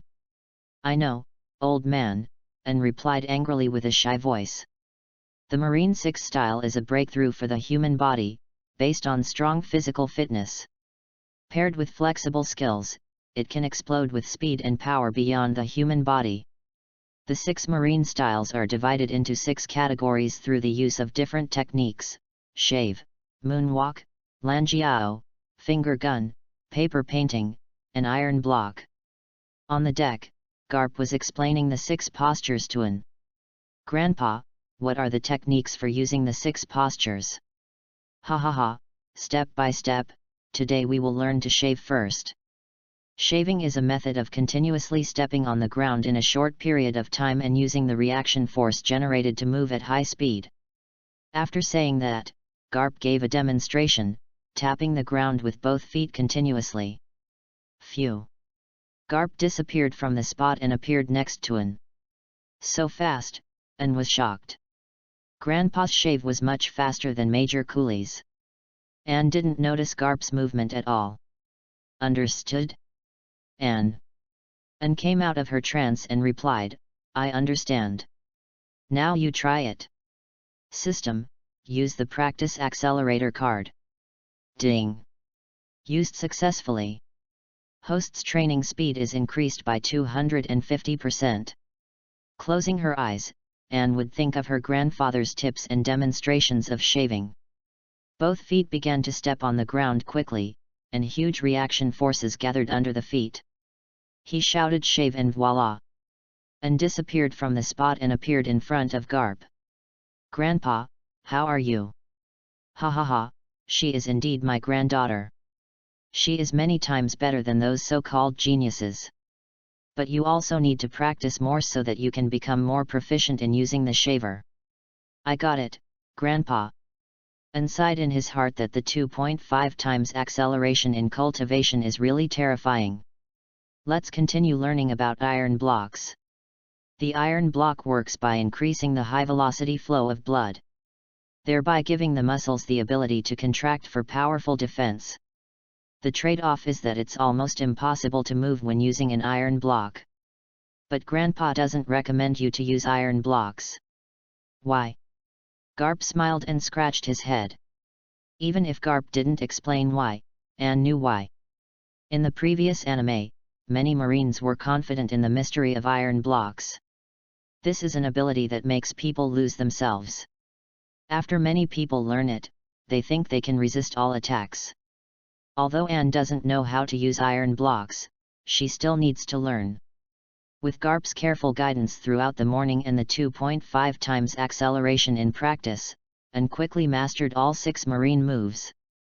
At the same time, Garp also taught Anne the technique of returning life. Looking at Anne who was practicing the 6 poses hard on the deck, Garp only felt that Marine's future was bright. Afternoon. Under the blazing sun. Anne practiced the 6 Marine poses over and over again. With the bonus of being the grandson of a hero, Anne quickly mastered various force-generating techniques. Grandpa, I want to have a competition with Major Cooley. After a while, the deck was filled with onlookers, including Sally and others who had been rescued from the Iron Bowl pirates. Sister, come on, Sally's soft voice sounded. Come on, Missin. Anne turned to Sally and smiled and nodded. Major Cooley, I hope you can use your full strength this time and show no mercy. I want to see my true strength. I will try my best. The competition begins. As Bogart's words fell, Anne started shaving first, and wow, and disappeared from the spot. It's so fast. Missin is really good. She mastered shaving in just a few days. Of course, sister is awesome. Ever since Anne used the power of the Phoenix to destroy the Iron Bowl pirates, Sally regarded Anne as a biological sister. Tian Tian called her sister, but Anne didn't refuse. It was good to have such a cute sister. Anne instantly appeared behind Cooley and struck out with an iron fist. Not to be outdone, Cooley responded with his fist, and the collision of their fists aroused a strong fist fight. Finally, Anne took half a step back and ended the first confrontation. Miss Anne's strength has improved a lot, Cooley praised. Compared to the first competition, Anne is a real warrior now. Lan Jiao, a huge green wind blade flew towards Anne. Anne looked at the flying wind blade carefully, trying to find a flaw in it. Found it, pointed the gun, hit the wind blade with a strong attack, and the wind blade shattered instantly. Wow, Miss Anne is so amazing. From today on, Miss Anne is my idol. Sally pouted, of course sister is awesome. Bogart nodded. It seemed that Anne had learned the 6 styles very well. He was indeed a genius to be able to discover the flaw in Kolalan's feet. Garp laughed loudly, "That's my granddaughter." Figures flashed on the deck. Anan and Cooley kept using their shavers to look for opportunities. Lan Jiao's huge wind blades collided in the air. I don't know how much time passed. Finding an opportunity, Cooley teleported behind An while An was using his Lan kick. 6 type, serial finger gun. One after another, phantoms of pointing guns were attacking An. Looking at the densely attacking finger guns, An SI thought that Jihui would definitely not be able to dodge, so he could only use his fruit abilities. You ask why iron blocks are not used. Encore does not have the confidence of mystery. Cooley's strength reaches sea level, even if the iron block can withstand this blow. I will definitely suffer huge damage, and it will be difficult to win again. Just when everyone thought Major Cooley was going to win, a surprising scene appeared in everyone's eyes. Cooley's finger gun passed through Anne's body, burning red flames in the damaged parts of the body. Have you finally used your fruit power? Cooley quickly used Shave Away. Major Cooley, the name of my fruit is Animal Devil Fruit Phantom Beast Species Phoenix Fruit. Please give me some advice, Anne said slowly while floating in the air. Seeing Anne floating in the air with red flames all over her body, like a goddess descending to earth, everyone let out a huge exclamation. What a nice view! Garp looked at Anne in midair with a satisfied expression. Major Cooley, my fruit is too destructive. Let's decide the outcome with one move. Cooley nodded, he had not forgotten the destructive power of the huge phoenix. I saw An Shao wave his small hand, and a large ball of flame flew to Anne's head, converging into a small sun. Sacred bird? Impact. A clear voice sounded. As if hearing some kind of command, the miniature sun released countless fire phoenixes and swooped towards Cooley. Iron steel. In the eyes of everyone, the fire phoenix collided with Cooley. Countless fire phoenixes flew out of the sun and rushed toward Cooley. 1 breath. 5 breaths. 10 breaths. Cooley's body continued to retreat due to the impact of the phoenix's explosion. Similarly, Anne spent a long time replenishing the flames of the little sun, sweating a lot, and stood up from the air to the deck. 20 breaths later, Anne could no longer maintain little sun and fell down on the deck. You beat Major Cooley, Anne gasped. Anne, it is not that there is no way to defeat Cooley, at least the phoenix flame on Cooley has not detonated yet. This was just a competition, and detonating the flames would cause huge damage to the hull and the onlookers, so Anne gave up the idea. The winner of this competition is Anne. Bogart announced the results of the contest. Just when everyone was wondering, Cooley could no longer maintain the posture of the iron block and hit it heavily on the deck. It turned out that Cooley had already lost consciousness when the fire phoenix struck in the 5th round. Just relying on the tenacious will to survive, I can barely hold on to the present. As Cooley fell, huge cheers erupted on the deck, long live Miss An. However, in the eyes of Garp and Bogart, a new marine star is rising. Chapter 10 Monkey, D. Luffy. Chapter 10 Monkey D. Luffy. In the training room. 1 punch, 2 punches, 3 punches. 998 punches, 999 punches, 1,000 punches. Clang! The powerful fist hit the discus, making a crisp echo. The girl was lying on the floor of the training room. The red marks on her finger joints told of the hardships of training. I'm so tired. I don't know how my grandfather did it and blew up 8 mountains. Ha ha ha, Grandpa, I persisted because I had the belief to become a strong person. It is precisely because of this belief that Grandpa was called Iron Fist Garp by the pirates. Why are you here, Grandpa? We're almost at Windmill Village. You're going to see your brother Luffy soon. Go get ready. We finally arrived at Windmill Village. It's so sad to be floating on the sea. No matter how perfect the facilities on the ship are, humans are still creatures living on land. I got it, Grandpa. After washing, Garp, Bogart, and Anne stood at the front of the deck. We finally arrived at Windmill Village, and I don't know how Luffy has been doing during this time, Garp thought. His eyes looked into the distance. A peaceful island appeared in everyone's sight. Huge windmills rotate slowly against the wind. Under the windmill are vast fields, and people are working hard in the fields. As the warship gradually approached, you can see beautiful houses along the intricate paths on the island. Looking along the path are rolling mountains. The villagers on the coast did not change much with the arrival of the warship. It has long been accustomed to them. Bang dang! After a violent noise, the warship slowly docked at the port of Windmill Village. Garp lets Bogart take the marines around freely. He took in towards the tavern in the center of the village. Along the way, people greeted Garp one after another and looked at Anne curiously. Garp, you're back again. Ha ha ha, it's the village chief of EPUB. I can't help it, I'm too worried about Luffy. Snort. Who is this little girl? She's Luffy's sister. I brought her back this time to let her discipline Luffy for me. Hello, Grandpa Village Chief. Mayor Up nodded, and walked past Garp. Windmill Village Tavern. Luffy was sitting in front of the bar, wiping his glass of wine and telling Shanks the adventure stories he had told him. Although Maginot had heard it many times, she still listened patiently to Luffy's words. Mackinaw, I really want to go on adventures with Shanks like Yuta. Luffy is still too young. Maybe when you get older, Shanks will let you on the ship. Listening to Maginot's words, Luffy lowered his head and drank milk. Crunch! The door of the tavern was pushed open. Two figures, one large and one small, walked in. Mr. Garp. Grandpa, you're back. Luffy happily hugged Garp's thigh. In fact, Luffy didn't want to make such an exaggerated move.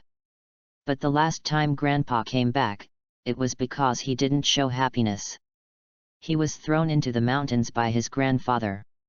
Seeing Luffy's exaggerated expression, the corner of Anne's mouth twitched. This kid must not be sincere. Seeing that Luffy didn't have a straw hat on his head, Anne was filled with doubts.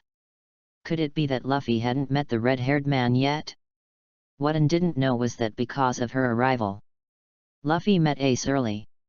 Anne didn't know the plot of One Piece, so she didn't pay much attention to it.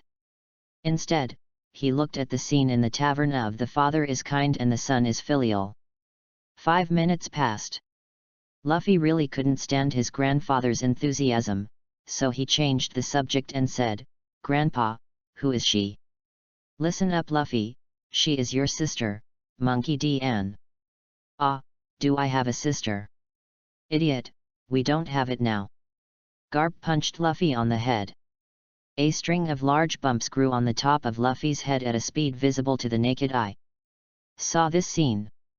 And, I suspect that Luffy's brain is not functioning well when he grows up, and it is probably caused by Garp. It hurts. Luffy put his head in his hands.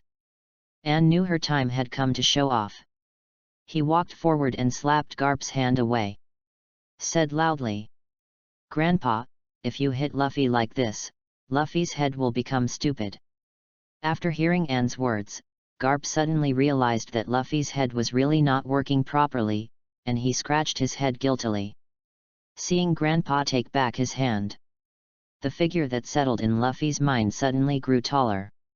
After criticizing Garp, Anne walked up to Luffy, took out the bun that had been prepared and handed it to Luffy. She said softly, This is a gift my sister brought you. Do you like it or not? Looking at the gift and handed over, Luffy burst into tears. Every time Grandpa comes back, he never brings him a gift. He just beats him or throws him into the mountains, jungles, or abyss. Sadness arises from the heart. Luffy hugged Anne's waist and cried loudly. Sister, why didn't you come earlier? Listening to Luffy's words, Garp's head was covered with black lines. He shouted loudly, Luffy, Grandpa is doing this to train you. Listening to Garp's roar, Luffy tightened his little hand holding Anne. Ding! The host successfully formed a bond with the son of destiny, Monkey D. Luffy. Listening to the system's prompts, and couldn't help but sigh that children were indeed easier to deal with. Anne patted Luffy's back gently. Dark blue plus dots. Ding. The host panel properties have changed, please check it yourself. Bond system. Host, Monkey, D. Age, 11 years old. Character status, normal. Bond points, 10 points. Fruit, Phoenix Fruit Blazing Sun Flame Plus, click to switch. Strength D. Plus. Agility D. Plus. Constitution C. Plus. Will E Plus, Plus. Rating, Major of Marine Headquarters. Others are not open yet. Bond Lottery, 1 bond point/time. Bond, Daughter of the Sea, descendant of the hero. Destiny Twins. Effect, Daughter of the Sea is gifted. The Blessing of the Sea, the child of destiny. Note, Son of Destiny, the person who is watched by the will of the world is the son of destiny. Effect, Comprehension plus 100%. Look at the bonding effect displayed by the system. And looked at Luffy in his arms. He was worthy of being the protagonist. This bond was really strong. Comprehension plus 100%, which means that An can save a lot of time no matter what he studies. This is very important to achieve An's goal. As if feeling Deo An's gaze, Luffy raised his head and looked at An. What's wrong, sister? Looking at the cute Luffy, An pinched Luffy's cheeks and led Luffy to sit at the bar. The three of them, grandfather and grandson, were sitting at the bar, and Luffy was eating the cake one bite at a time. At the same time, I listened to my sister telling stories. And the three of them were enjoying themselves for a while. At this time, Maginot made a suggestion. Mr. Garp, let's have dinner together tonight. Sorry to trouble you, Maginot. Sister Maginot, I'll go with you. Anne, you can also cook. Dictate Garp's surprised tone. Anne's lips twitched, don't treat me like a useless person who can't do anything. He looked at the two people in front of the bar. After Maginot and Anne left. In the tavern, Garp and Luffy sat at the bar and stared at each other. Garp wanted to change his image in Luffy's mind, so he asked Luffy to tell the story of what happened to him during this time. Seeing his grandfather's curious look, Luffy was not polite and started talking non-stop. Kitchen. Maginot and Anne chatted while cooking, telling stories about the voyage. Let's get to the exciting part. Ah! Luffy's screams came from the tavern, and the two hurriedly put down the ingredients on hand and went to the tavern. When he noticed the big bag on Luffy's head, he knew what happened. After asking about the reason, Anne and Maginot shook their heads. Luffy's head was really hard to use. She clearly knew that her grandfather was a marine, but she told her grandfather that she wanted to be a pirate. Isn't this looking for a beating? The two sighed and walked to the kitchen. Night. The tables in the tavern were filled with all kinds of food, including two delicacies that Luffy and Garp had never seen before. What is this? Garp and Luffy asked at the same time.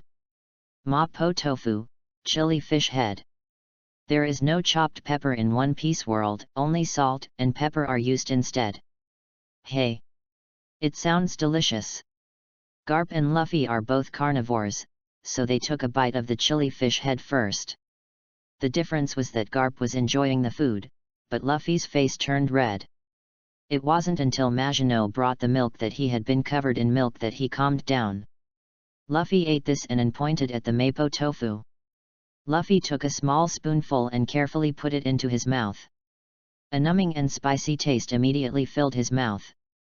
Luffy's face turned slightly red after eating, and he said it was delicious.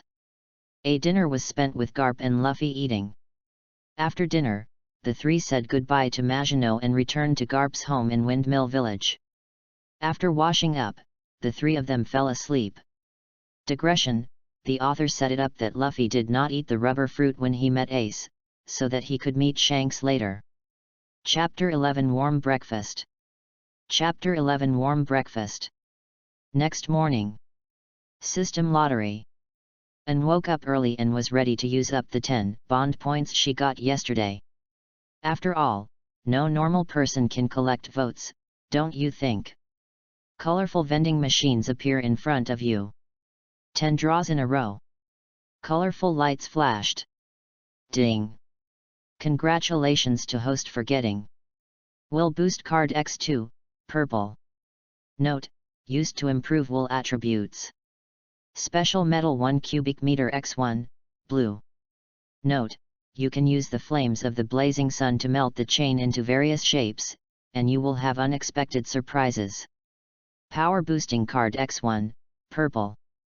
Agility improvement card X1, purple. Nautical encyclopedia, elementary, X1, green.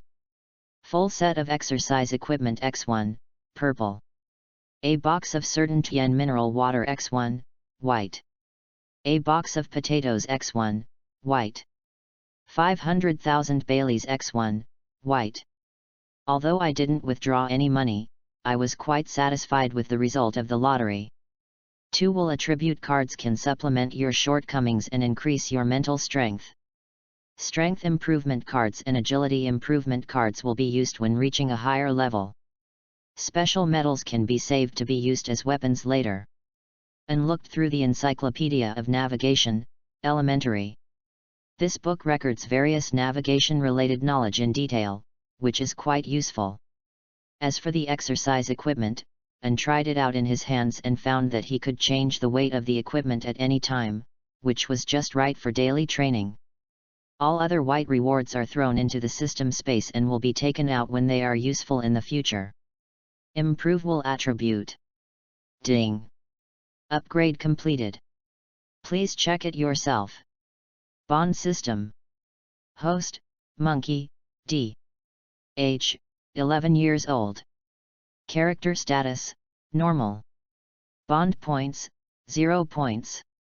Fruit, Phoenix Fruit Blazing Sun Flame Plus, click to switch. Strength D. Plus. Agility D. Plus. Constitution C. Plus. Will D.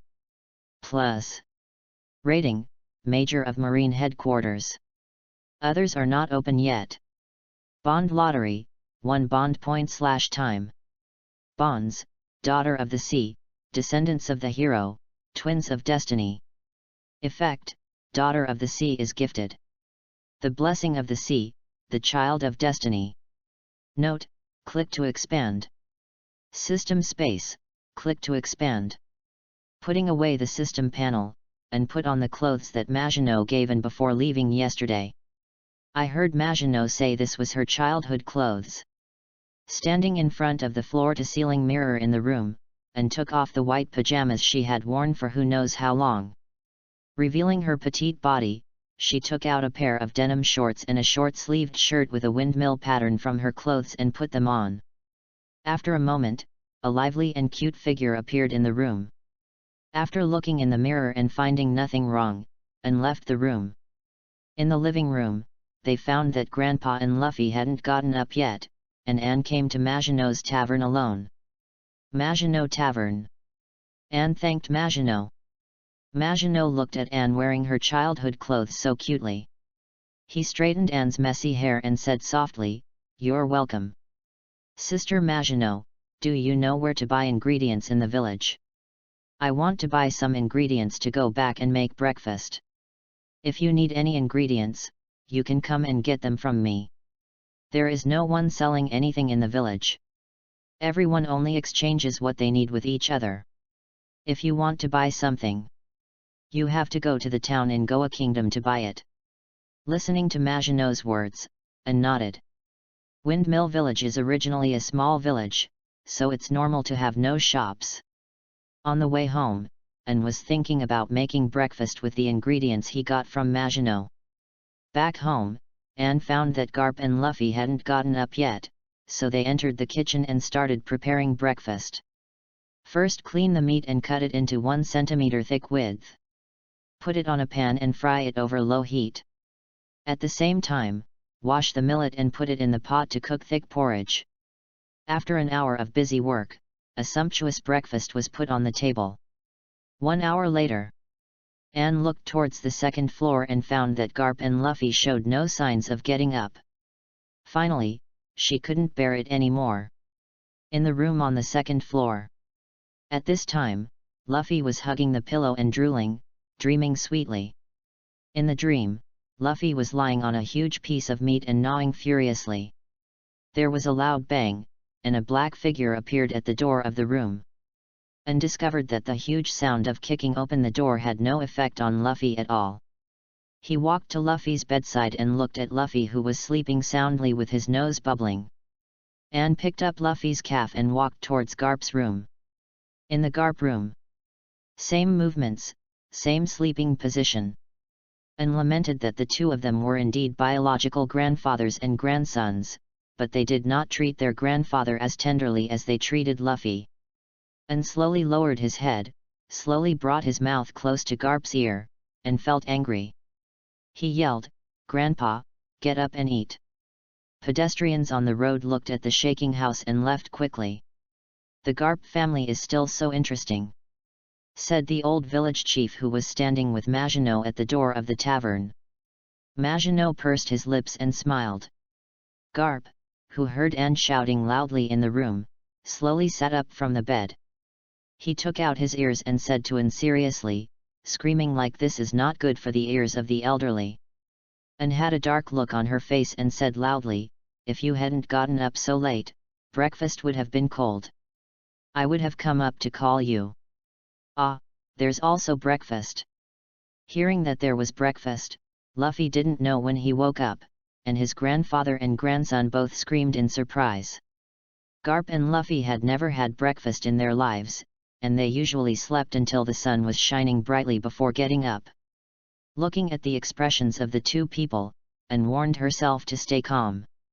In the restaurant on the first floor, Garp and Luffy were sitting on chairs. They sighed to each other, "My granddaughter is so good, my sister is so good." Listening to Anne, who was heating breakfast in the kitchen, he was trembling, "One day I will be PD to death by these two idiots." After heating breakfast, the three of them sat at the dining table, and Luffy was curiously looking at the food on the table. At the long dining table, Garp sat at the head seat, while Luffy and Anne sat on each side. "I'm starting." With the sound falling. The only sounds on the dining table were the sounds of eating and constant compliments. After breakfast, the three of them lay on the sofa. Luffy was the first to say, "Sister, do you have breakfast tomorrow?" Seeing Luffy's innocent expression, Anne gave Garp a hard look. Garp laughed and nodded to Luffy. And the excited Luffy shouted, "That's great." Then he ran out, looking in the direction of Maginot's tavern. Anne looked at the old man and asked, "When will you return to Marine headquarters?" Listening to Anne's inquiry, Garp thought for a moment and said, "In about 2 days. I will take you and Luffy to meet Ace in 2 days. Ace is also your brother. I won't take you back to Marine headquarters this time. You have learned all 6 Marine styles, so there is no need to rush to Marine headquarters.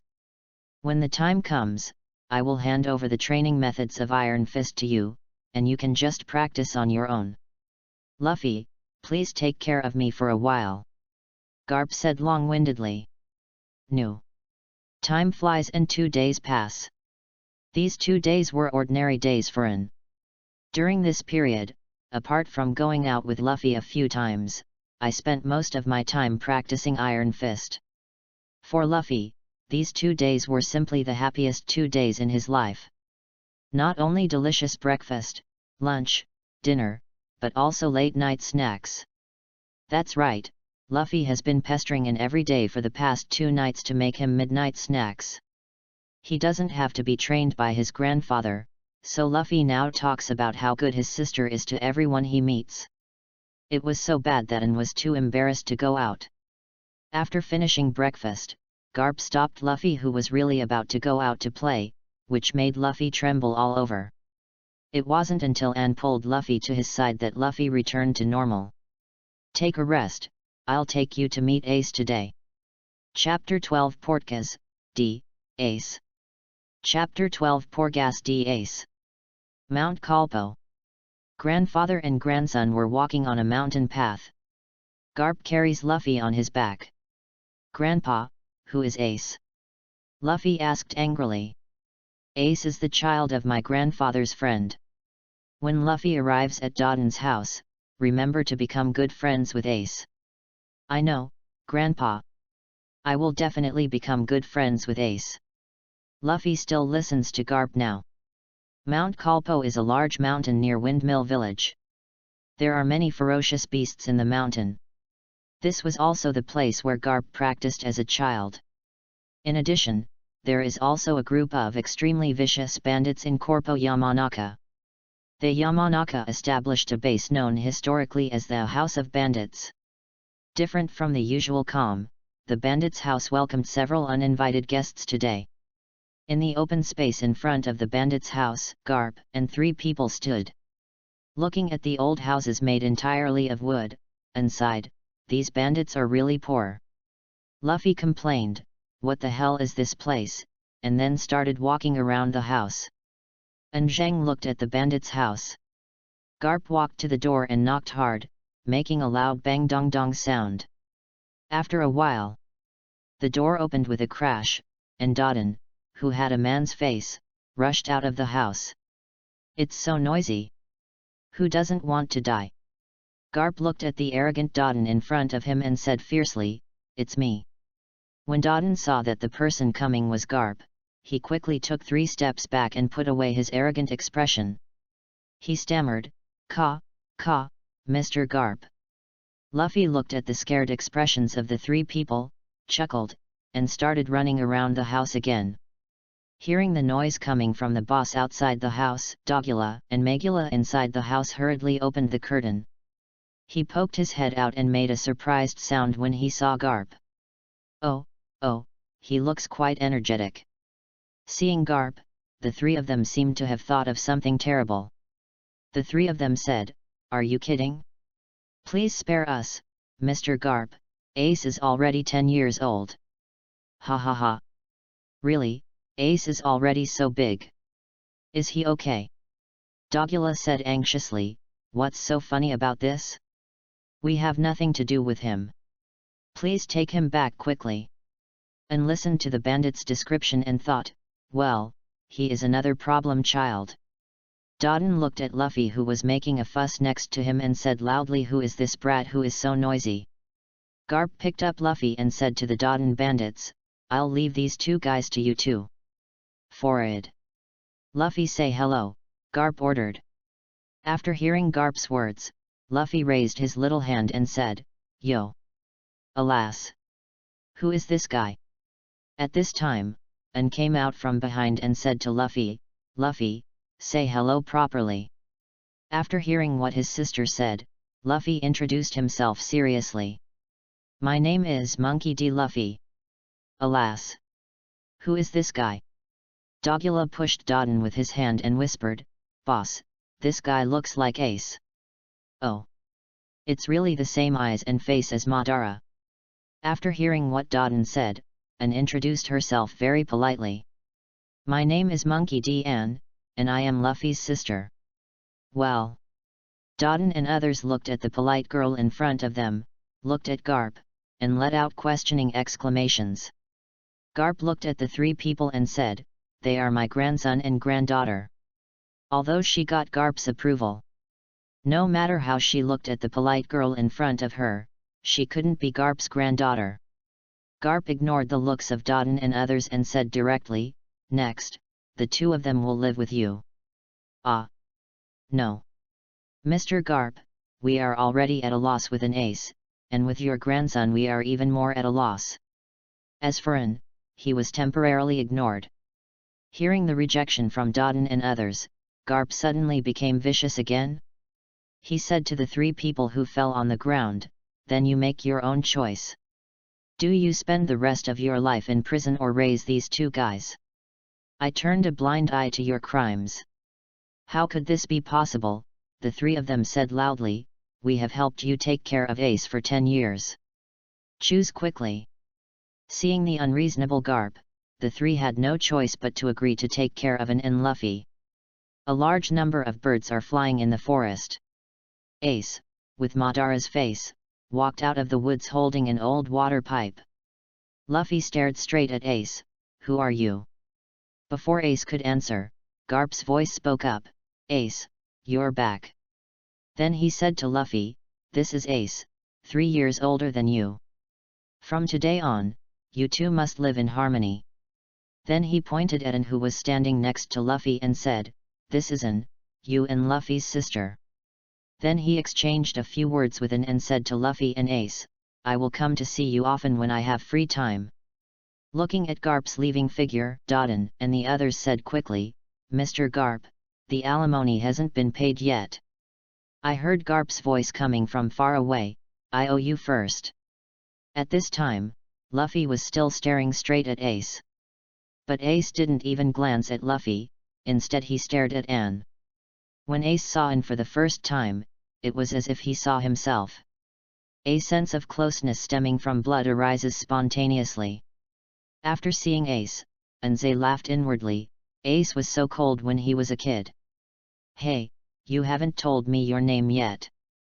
Luffy's voice sounded from the side again.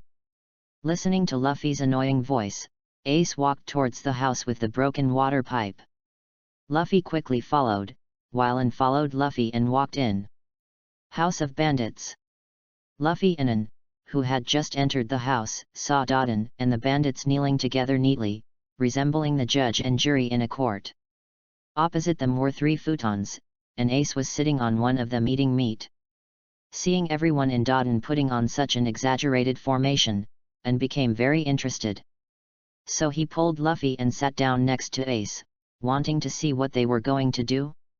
Ace, who was eating meat, felt someone sitting down next to him and turned his head to take a look. Realizing that it was the girl from before, he turned his head again and continued eating the meat. After An and Luffy sat down, Dodden across from him put on a fierce look and said fiercely, listen up, you two newcomers. The bandit world has not been very prosperous recently, and there is no extra food for you.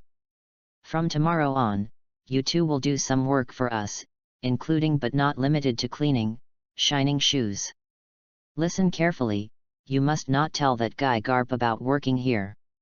I know, Luffy replied calmly. Compared to Garp's cruelty, Luffy didn't care at all about Dodden's power. Picking his nose, Luffy approached Ace again. Dodden fell to the ground. Did the kid hear clearly what I said? Did you hear that clearly? Dodden looked at Luffy's idiotic expression and turned his gaze to Xiangan. Oh, what will Luffy and I get after we finish the work? An stood up and looked at Dodden and clapped her hands. His small body gave everyone in Dodden a great sense of oppression. Dodden avoided An's eyes and said, after you finish your work every day, you can get a glass of water and a bowl of rice. I see. What if that's the case? An walked step by step to the pillar. Luffy, Ace, and Dodden all looked up at An's movements.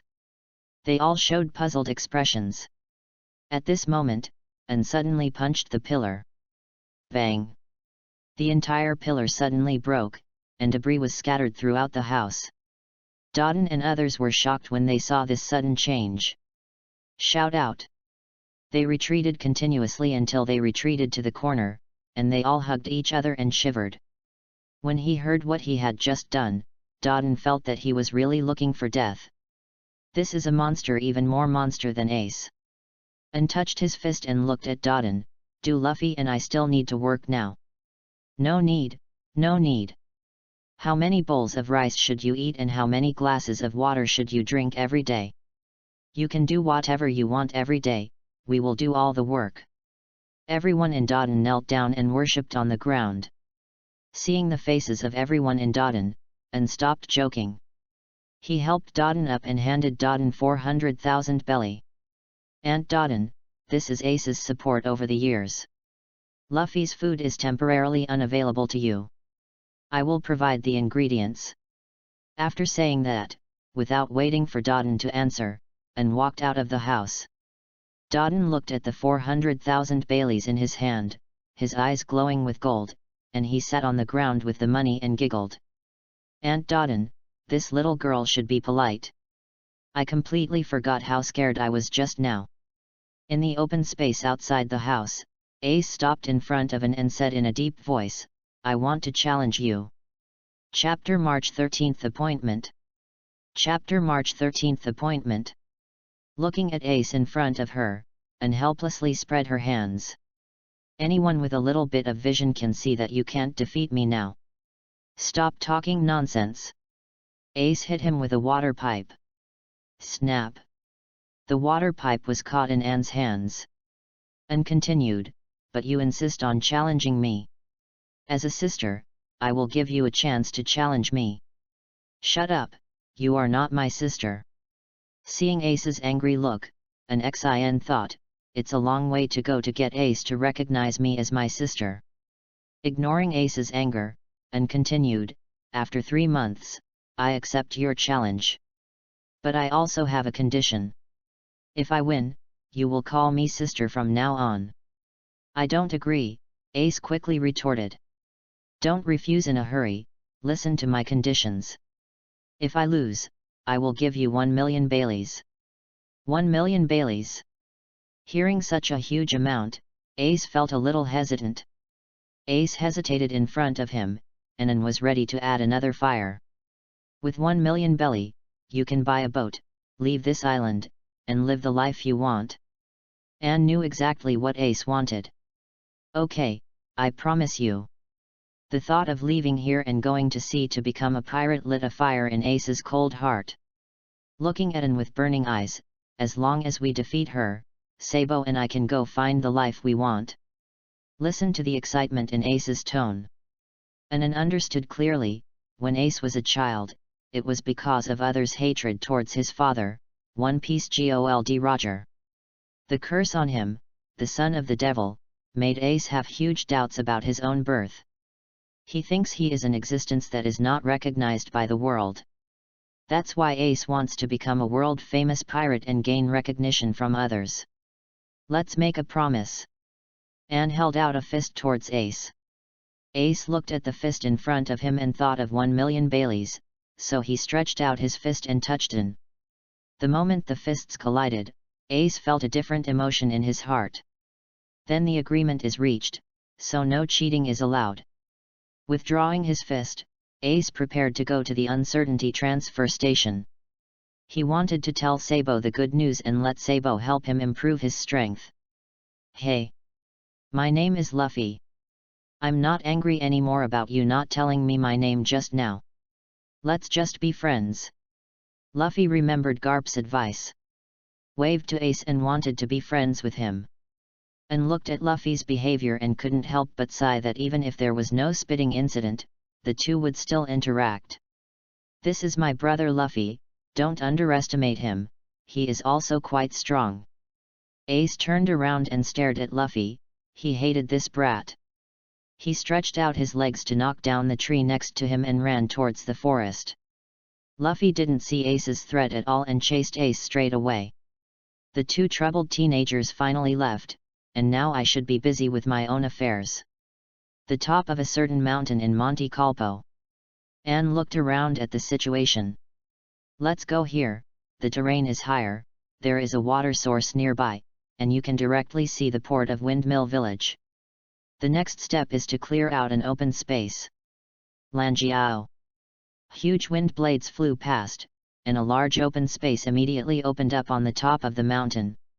As for the wood chopped off by Lanji, it was neatly placed nearby. The amount of open space and wood are about the same. "We'll be here today. Dodden and the others can start work in 2 days." House of Bandits. Near noon, Anne dropped a huge wild boar at the door to the surprised eyes of everyone in Dodden. "This is Luffy and Ace's food for today, take it and take care of it. Feel the remaining aura in Daoin." Megula hurriedly led some bandits to carry the wild boar down. Seeing Megula's nervous movements, Anne helplessly shook her head. "Am I so terrible?" What Anne didn't know was that since Anne punched the pillar in the morning, Dodden's family status had plummeted. Now all the bandits in the bandit family know that they don't have to listen to Dodden, but they absolutely cannot disobey Misson. They are not afraid of Garp because Garp is far away. I'm afraid of Anne because she is right in front of me. He ignored the bandit's fear. And asked Dogura, are Ace and Luffy back? No. You prepare the food first, and I'll go find them. Anne stood up and walked towards the door. When Anne's figure disappeared from sight, Dodden and others breathed a sigh of relief. Uncertain transfer station. The garbage station outside the Kingdom of Goa is home to the poor and gangsters who were driven out of the kingdom's town. Various vicious events occur here every day.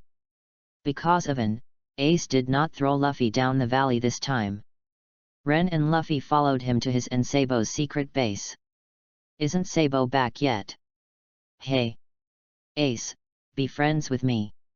Annoying guy, why do you keep following me? I want to be friends with you. Luffy made a cute voice. Don't you have a sister? Why are you still friends with me? I just want to be friends with you, Luffy said stubbornly. Okay, since you want to be friends with me so much, then defeat me. As long as you win, we will be good friends. If you lose, get out of here. Really? You promised to be my friend. The idiot wins first, I said. After saying that, Ace rushed towards Luffy. With just one blow, Luffy was knocked to the ground. How weak. It seems like we can't be friends anymore. Wait, I'm okay. Luffy slowly stood up from the ground. Ace then hit Luffy with another stick and flew him away again. Ace was just about to mock Luffy for not overestimating his abilities, when Luffy stood up again in the distance. Shouted, Ace, I want to be your friend. Ace looked expressionless and hit Luffy with the stick again. The strong force made Luffy roll on the ground several times before he stopped.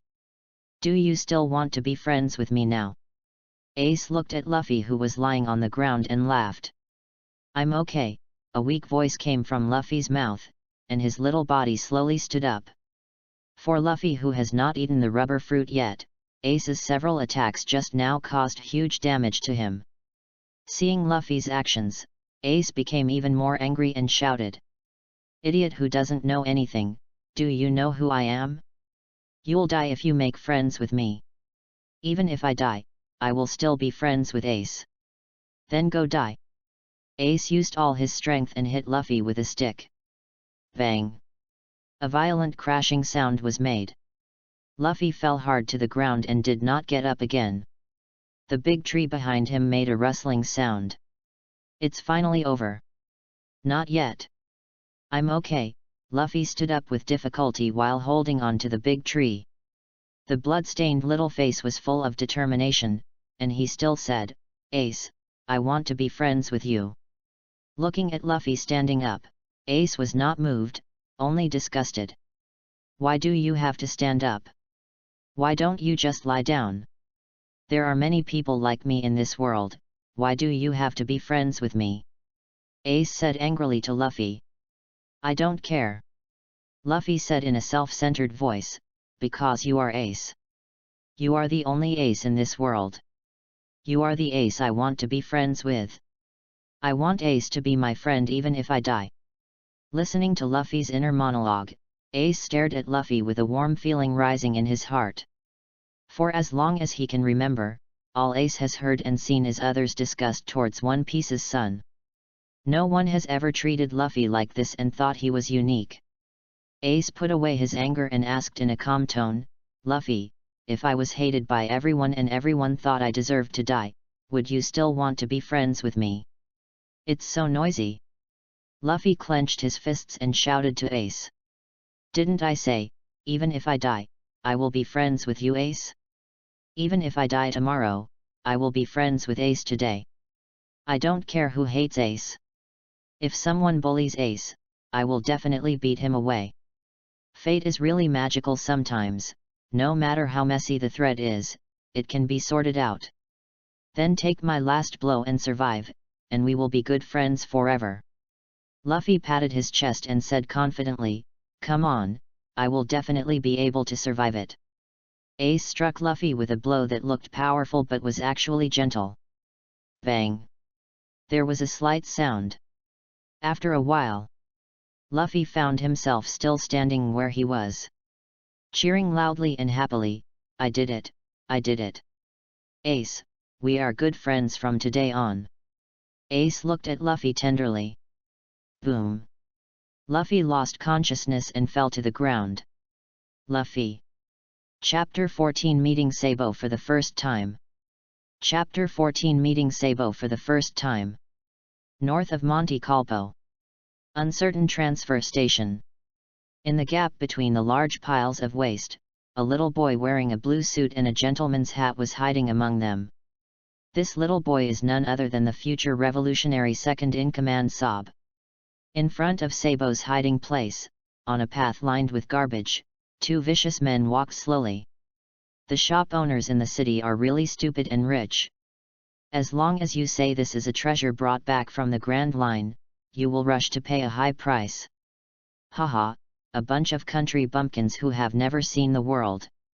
They never thought that the so-called treasures were just the garbage they threw out. Open the bag and see how much money we made this time. Before the man could open the bag, Sabo, who was hiding in the dark, jumped out. A water pipe knocked the man down, grabbed the money bag and ran away. Seeing the money bag being snatched away, the man chased Sabo regardless of his companion's injuries. "Stop, lousy!" the man shouted loudly. Sabo turned around and made a contemptuous gesture, then quickly moved back and forth in the garbage pile, trying to get rid of the man behind him. A few minutes later, the man behind him relied on his agility to pursue Sabo. "We have to find a way to get rid of him."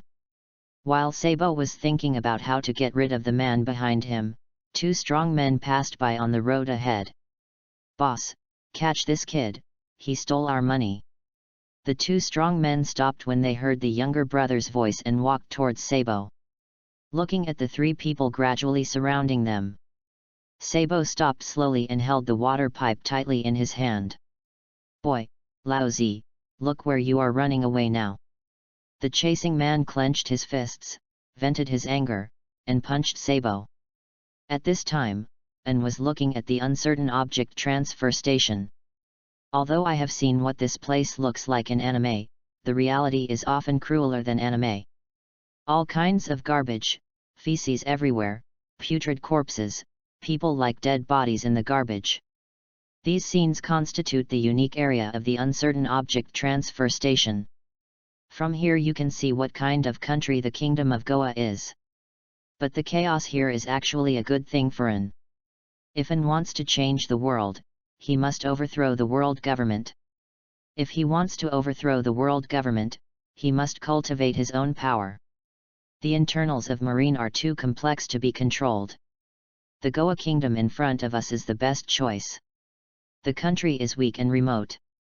Even if something happens, it will not attract the attention of others. Putting aside her thoughts for the time being, An entered the uncertain object transfer station and began to look for Luffy and Ace. On the garbage heap, a figure flickered. Anne looked around for Ace and Luffy. Isn't that Sabo?" Sabo watched the chasing man punch him and hurriedly dodged. Then he threw the money bag at the two strong men coming behind him. He rushed towards the man who had just punched him, and the water pipe hit the man hard, causing him to fall to the ground instantly. It seems that even when Sab was a child, he still had good strength. And commented on it. Sabo turned towards the two strong men holding money bags and hooked his hands in a provocative gesture. 5 minutes later, the three fell to the ground, and Sabo picked up Bailey scattered on the ground and prepared to leave. Bang bang, a series of applause came from above the head. Sabo looked up and saw the top of the garbage pile ahead. A girl in a t-shirt and denim shorts looked down at herself. "When did you come?" Sabo could feel that this girl was strong. "Hey! Who are you?" Sabo shouted to Anne with some vigilance. "My name is Anne. Have you seen Ace and Luffy? I'm their sister." "Ace? Sob naturally knows him, but Ace doesn't have a sister either, Sob complained. Shave. And disappeared instantly, appeared next to Sabo, and patted him on the shoulder. So quickly, Sabo became nervous. If she took action, he would definitely not be her opponent. Feeling Sabo's tension, and said, I just came to see Ace and Luffy go back for dinner. I don't have any ill intentions towards you. You have also seen that if I want to do something to you, do you think you can resist? Listening to Anne's words, Sabo also felt that it made sense. The most important thing is that he didn't feel any malice in this girl. After thinking for a while, Sabo walked forward. I know where Ace is, come with me. On the way to the secret base. Are you really Ace's sister? Don't Ace and I look alike? Well. Sabo took a closer look at Anne's appearance and recalled Ace's appearance. It really seems like it. So now you believe it? Sabo nodded, but thought to himself that he would have to wait and see Ace to determine the details. After all, Ace's identity is very sensitive. You haven't told me your name yet. Sob. That little suit of yours looks pretty good. Really? I picked it up from the trash. Oh. The two kept chatting along the way, and Anne asked Sabo from time to time what he thought of the nobility and the kingdom of Goa. In the end, it was finally determined that Sabo hated the nobles and the kingdom of Goa. Anne nodded, feeling a little more certain about his plan. She didn't want to ruin their relationship because of these little things. Time keeps passing by slowly. A tall and straight tree appeared in their sight. Ace! Sabo shouted, looking at Ace's figure from afar. At this time, Ace, after discovering that Luffy was unconscious, didn't know what to do for a while and could only blame himself in his heart. Luffy! Luffy! Wake up!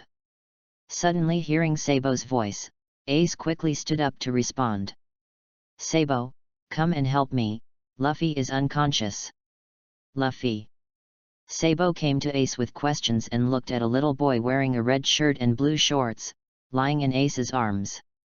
Ah! I'm unconscious. I don't know what to do. Both of them are delinquents who hang out at the uncertain terminal. If you ask him to cut people, he will be able to pinch them, but to save people is a bit muggle-like. Leave it to me, a soft voice came to Ace's ears. Seeing the person coming, Sabo quickly told Ace what happened to him. After finding that Ace was not angry, Sabo believed what Anne said. Leave Luffy to me. I will take him back to Dodon for treatment. You two remember to come back for lunch. Thank you, Anne. Ace still didn't call out his sister after all. Anne smiled and nodded. He disappeared in a matter of breaths. So fast. Ace said in shock. Are you surprised? I was also shocked when I saw it for the first time. Speaking of which, Ace, since when did you have such a powerful sister? Sabo nudged Ace with his elbow. She's Luffy's sister. Hey! No way, she looks so similar to you, Ace, how could she be Luffy's sister? Hearing Sabo's words, Ace's heart shook violently, recalling the scene when he met Anne for the first time, that familiar feeling stemming from blood. And Garp's prompt, Ace, this is your sister. Ace murmured to himself, could it be that she is really my sister? Sabo interrupted Ace's thinking. Ace, look, I grabbed another batch of treasure today. Sabo took out the bag containing the money and handed it to Ace. Seeing the treasure, Ace finally remembered something important. Sabo, let me tell you, we will soon have 1 million Baileys. What? Sabo said in surprise. He and Ace started fighting for treasures when they were 5 years old, and they have only just saved 300,000 Baileys. As a result, Ace told him that he would have 1 million Baileys soon. Sabo quickly grabbed Ace's collar and shook it. Tell me, Ace, what's going on? As long as they have money, they can buy a boat and go to sea to become pirates. This has been their dream for 6 years. Anne promised to compete with me in 3 months. As long as I win, she will give me 1 million Baileys. Listening to Ace's explanation, the smart Sob immediately caught the problem. Ace, are you sure Sister Anne has 1 million Baileys? There must be, he gave Dodden 400,000 Belly this morning. Sabo thought about it and felt that it is normal for Sister Anne to be rich if she is so strong. Sabo and Ace never imagined that Anne would only have 100,000 Baileys in his pocket. But Anne never thought that he would lose.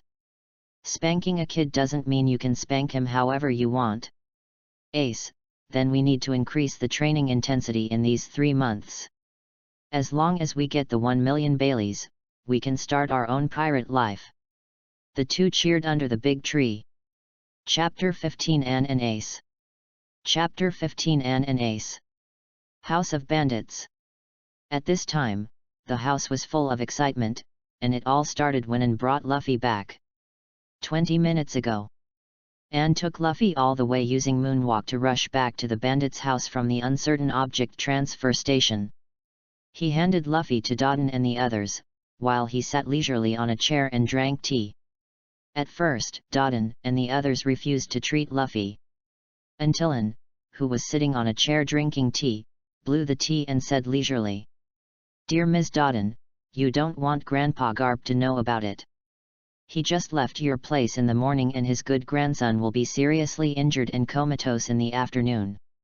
Does anyone really want to spend the rest of his life in prison? No way. No way." Thinking of Garp's ferocious face, Dodden wiped the non-existent sweat from his forehead.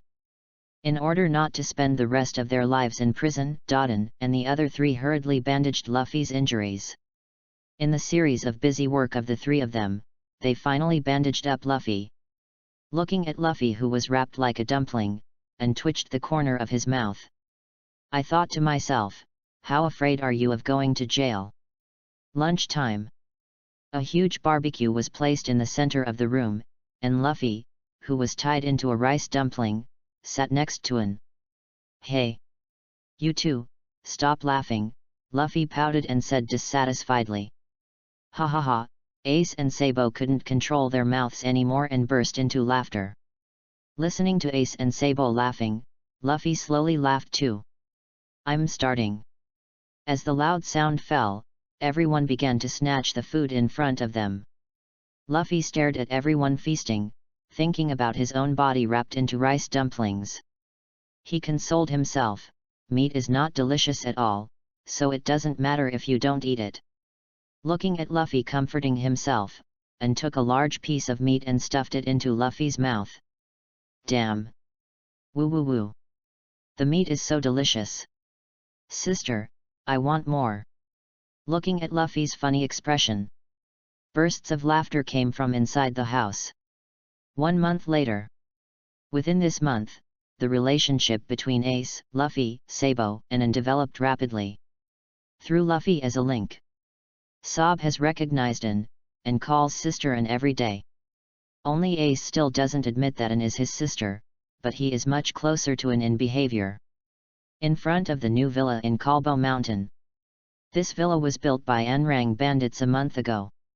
For this reason, Anne also promised to give everyone a big red envelope after the completion of the project. Luffy held his hands and walked back and forth around the new house, constantly saying how beautiful it was. What a beautiful house, isn't it, Ace? Sabo said as he poked Ace. Ace nodded perfunctorily, thinking that Luffy would leave the bandit's house after today. Ace felt empty in his heart. Luffy, we're going in. Wait for my sister. Walking around the villa, Anne introduced the layout of the house to everyone. The first floor is the area for daily activities, where facilities such as restaurants, bathrooms, and kitchens are distributed. There are 4 bedrooms on the second floor, 1 for me, Luffy, Ace, and Sabo. Hearing Anne say that she has her own room, Ace felt warm in his heart. Is there a room for me here? Sabo said in surprise. Anne nodded. Great, Ace, we finally have our own home. Sabo said towards Ace. Sister. Are we going to live here from now on? Yes, we will no longer live with Dodden and the others. That's great, Luffy cheered, raising his little hands. Ace, aren't you happy? Anne asked, looking at the confused Ace. Ace shook his head and said nothing. Looking at Ace, who was silent, Anne knew it was necessary to have a chat with Ace. And then introduced the villa to everyone. The third floor is the guest room. If you have guests or grandpa comes back in the future, you can stay here. The last and most important part of the house. Walking up the wooden stairs, the blue sky comes into view, with white clouds wandering in the sky. The view of Mount Kalpo comes into view. Walk to the railing and look down at the windmill village with a sweeping view. It's really nostalgic. Everyone was lying on the railings admiring the beautiful scenery. Ah! Suddenly Luffy shouted into the distance, the voice echoed in the group of Yamanaka, and finally came back to Luffy's ears. Hehe, that's really interesting. Sob, Ace, sister, man, you guys can come and play too. You're so noisy, kid, who are you calling a man-woman? The echo came. You're so noisy, kid, who are you calling a man-woman? Listening to the echo of Dodon's voice, everyone burst into laughter. Quiet night. To celebrate moving into a new home, Ace and Sabo went to deep Yamanaka to catch many wild animals. Everyone was sitting in the open space outside the villa, with a bonfire lit in the middle, and a huge leg of lamb was roasting on the bonfire. Everyone in Dodon was very happy, eating barbecue and drinking wine. After a while, all the bandits became drunk and sang unknown songs. Finally, they held hands and danced an unknown dance. Luffy and Sabo were competing to see who could eat more barbecue. A fight. Luffy won by a slim margin. The two of them lay on the grass stroking their round bellies. Ace, let's go to the rooftop to talk. Ace nodded. On the roof of the villa, Ace and Anne stood in front of the railing, looking down at the windmill village in the night. The sea reflects the beauty of the moon, and the bright white moonlight dances on the sea surface. If you have anything to ask, you can ask me now. Anne smoothed her hair that was messed up by the mountain wind and asked Ace gently. Ace paused for a while, hesitated again and again, and finally plucked up the courage to ask the question in his mind. Are you really my sister? Her tone was a little scared. Anne understood Ace's feelings. After being alone for 10 years, he finally found that he seemed to have family members. That kind of emotion can easily make people worry about gains and losses. Anne turned to look at Ace and said in a deep voice, do you want to ask? Am I One Piece Gold, Roger's daughter? Boom! A powerful wave of joy hit Ace's brain, making Ace take a few steps back. Ace was sure Anne didn't know he was Roger's son. But she said the name, and the answer was obvious. He stammered and asked, what you said is true. Anne didn't answer Ace's question directly. He asked back, do you think we are siblings, Ace? Ace couldn't understand Anne's question, and the huge joy made his head confused. What's the meaning? Anne took a step forward, stood in front of Ace, and said in a strong voice, look at us carefully, Ace, the same bird Madara. The same eyes. The same appearance. Does it really matter whether we are siblings or not? It's not important. Anne looked at Ace with bright eyes. Say it in a firm voice. People in the world only care about themselves and get the results they want. The truth is not important, as long as they can get the results they want, even if it is a lie, so what? So, it doesn't matter whether we are siblings or not. What's important is that we have a bond and the same heart. Ace came back to his senses and thought after listening to Anne's words. Yes, it doesn't matter whether we are biological siblings or not. In the eyes of others, they must think you are my biological sister. But, I still want to know whether you are my biological sister with the same father and mother. Looking at Ace's almost crazy face, Anne was stunned. She underestimated a lonely boy's desire for family affection. Finally, Anne decided to tell a white lie. She gently pulled Ace into her arms and said in his ear, yes, my full name is Portkas Diane. She is your half-sister. Ace in his arms heard this name that was the same as his own. I could no longer control the water droplets in my eyes and let them fall down. He patted Ace's thin back gently and said softly, Ace, don't care about other people's opinions, don't care about other people's eyes, live for yourself. One Piece Gold Rogers' son, the devil's child, a hero or a villain. It doesn't matter what it is. No matter how much others don't care about you or how much they hate you, at least Luffy, Sabo and I will always care about you. So, live on no matter what. Ace. There are so many stars in the sky, but only a few of them belong to us. Chapter 16 Phoenix and Phoenix. Chapter 16 Phoenix and Phoenix. Ace, you three, wait a moment. Sister, what are you doing? Luffy, who was about to go out to play, drooped his head and spoke dissatisfied. Boom. Two gourd-like lumps appeared on Luffy's head. Idiot. Stop talking. Ace and Sabo's voices sounded at the same time. My sister must have something important to call us. After yesterday's conversation on the rooftop, Ace confirmed that An was his biological sister. His attitude towards An changed 180 degrees, from the cold boy before to a more cheerful one. It hurts, Luffy said, holding his head in his hands. Ace and Sabo ignored Luffy and turned to An and asked, Sister, is there anything you need our help with? An nodded. He took Bailey out of the system space and handed it to Ace. Go to the town in Goa Kingdom to buy more vegetables and come back, as well as some paper and pens. I know X2, sister. When he heard that he could go shopping, Luffy immediately came over and said, I want to go too. And waved his hand, signaling Ace and Sabo to drag Luffy away. Luffy heard that he could go shopping and quickly urged Ace and Sabo to leave quickly.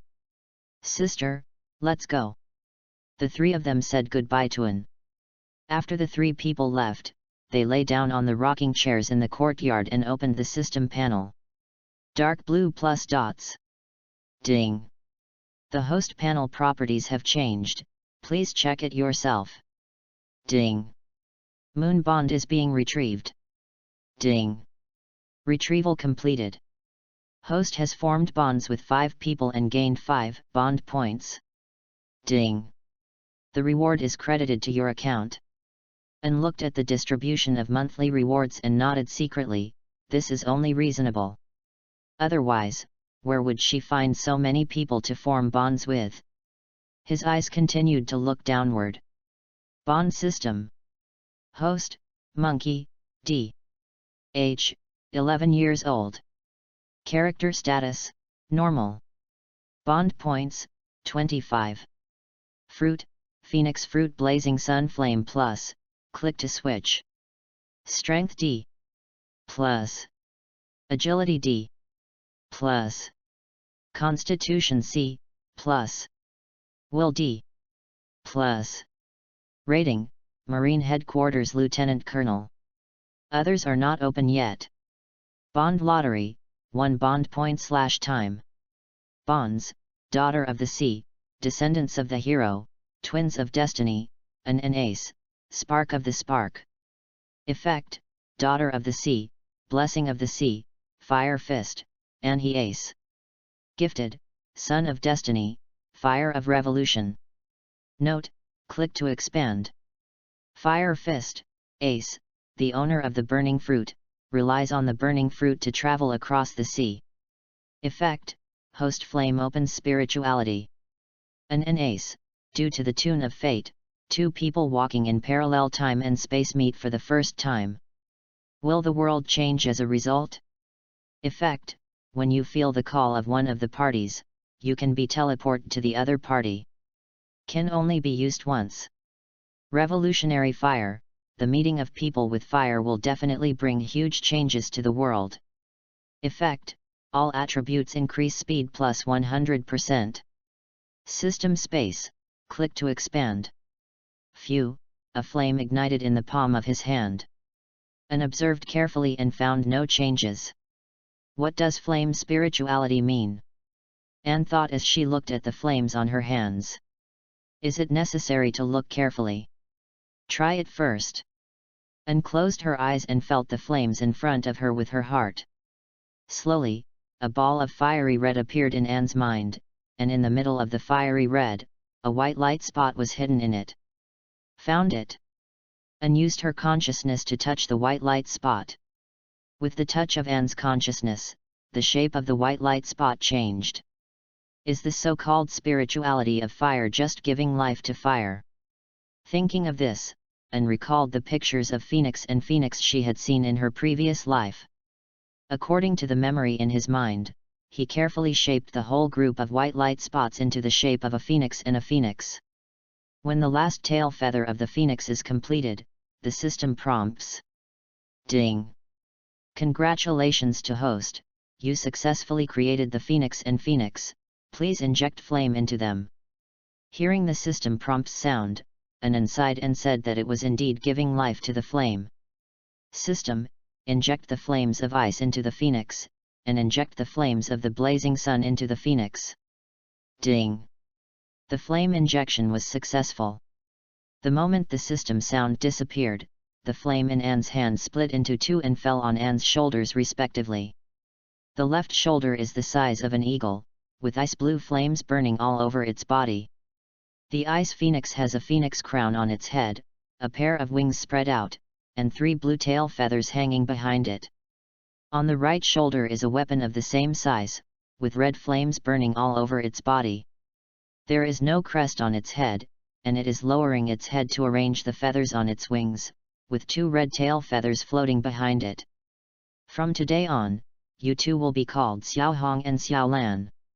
Hearing Annery's name, Xiaohong made a pleasant sound and kept chirping in protest. But Anne ignored him and asked Xiaohong and Xiaolan. Can you please be a little smaller? You stand on my shoulders so much. Seeing that Anne ignored it, Xiaohong stopped retorting, and together with Xiaolan put away the flames on their bodies, shrinking to the size of a sparrow. Standing on Anne's shoulders, she looks extremely cute. Go and test their strength. Deep in the mountains. Go, Xiaolan, use Ice Soul to attack. Xiaolan, who was standing on the shoulder, tilted her head and looked at her master with confusion on her face. Do you have this skill yourself? Haha, it's a conspiracy. Xiaolan, use Ice Flame Blockade to block its retreat. As for it, it is an unlucky black bear. With a phoenix cry, Xiaolan soared into the sky, ice blue flames rising up and his figure skyrocketing. The extremely cold ice flames contained in it flew to a high place and fell from the sky, suddenly turning into hard and bone-chilling ice walls, trapping the black bear inside. At this time, Black Bear was complaining about Anne's 18th generation of ancestors. Laozi was just sleeping in at home. Is this what you are doing? Children, do you have a lot of questions? When people sit at home, disaster comes from heaven.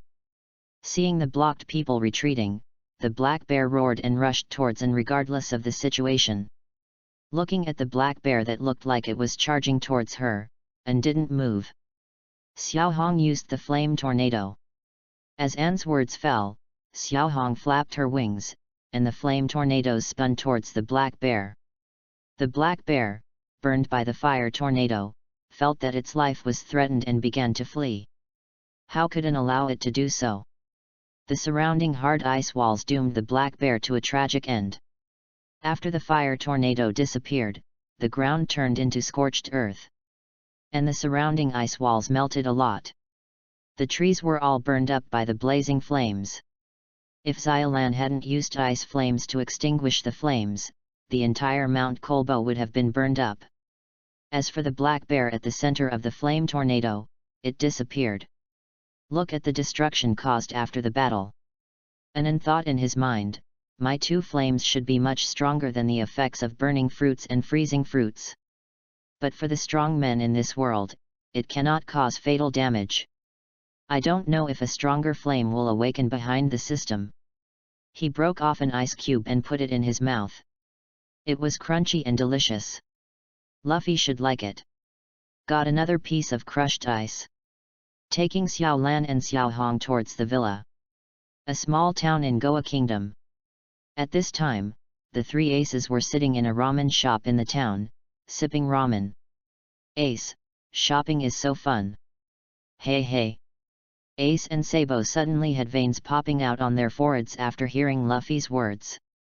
Apparently there were three people here to buy something, but Luffy was mysterious and invisible. From time to time, he breaks other people's things and steals other people's things to eat. The most egregious thing is to steal other people's children's snacks, and even pretend to taste them for others.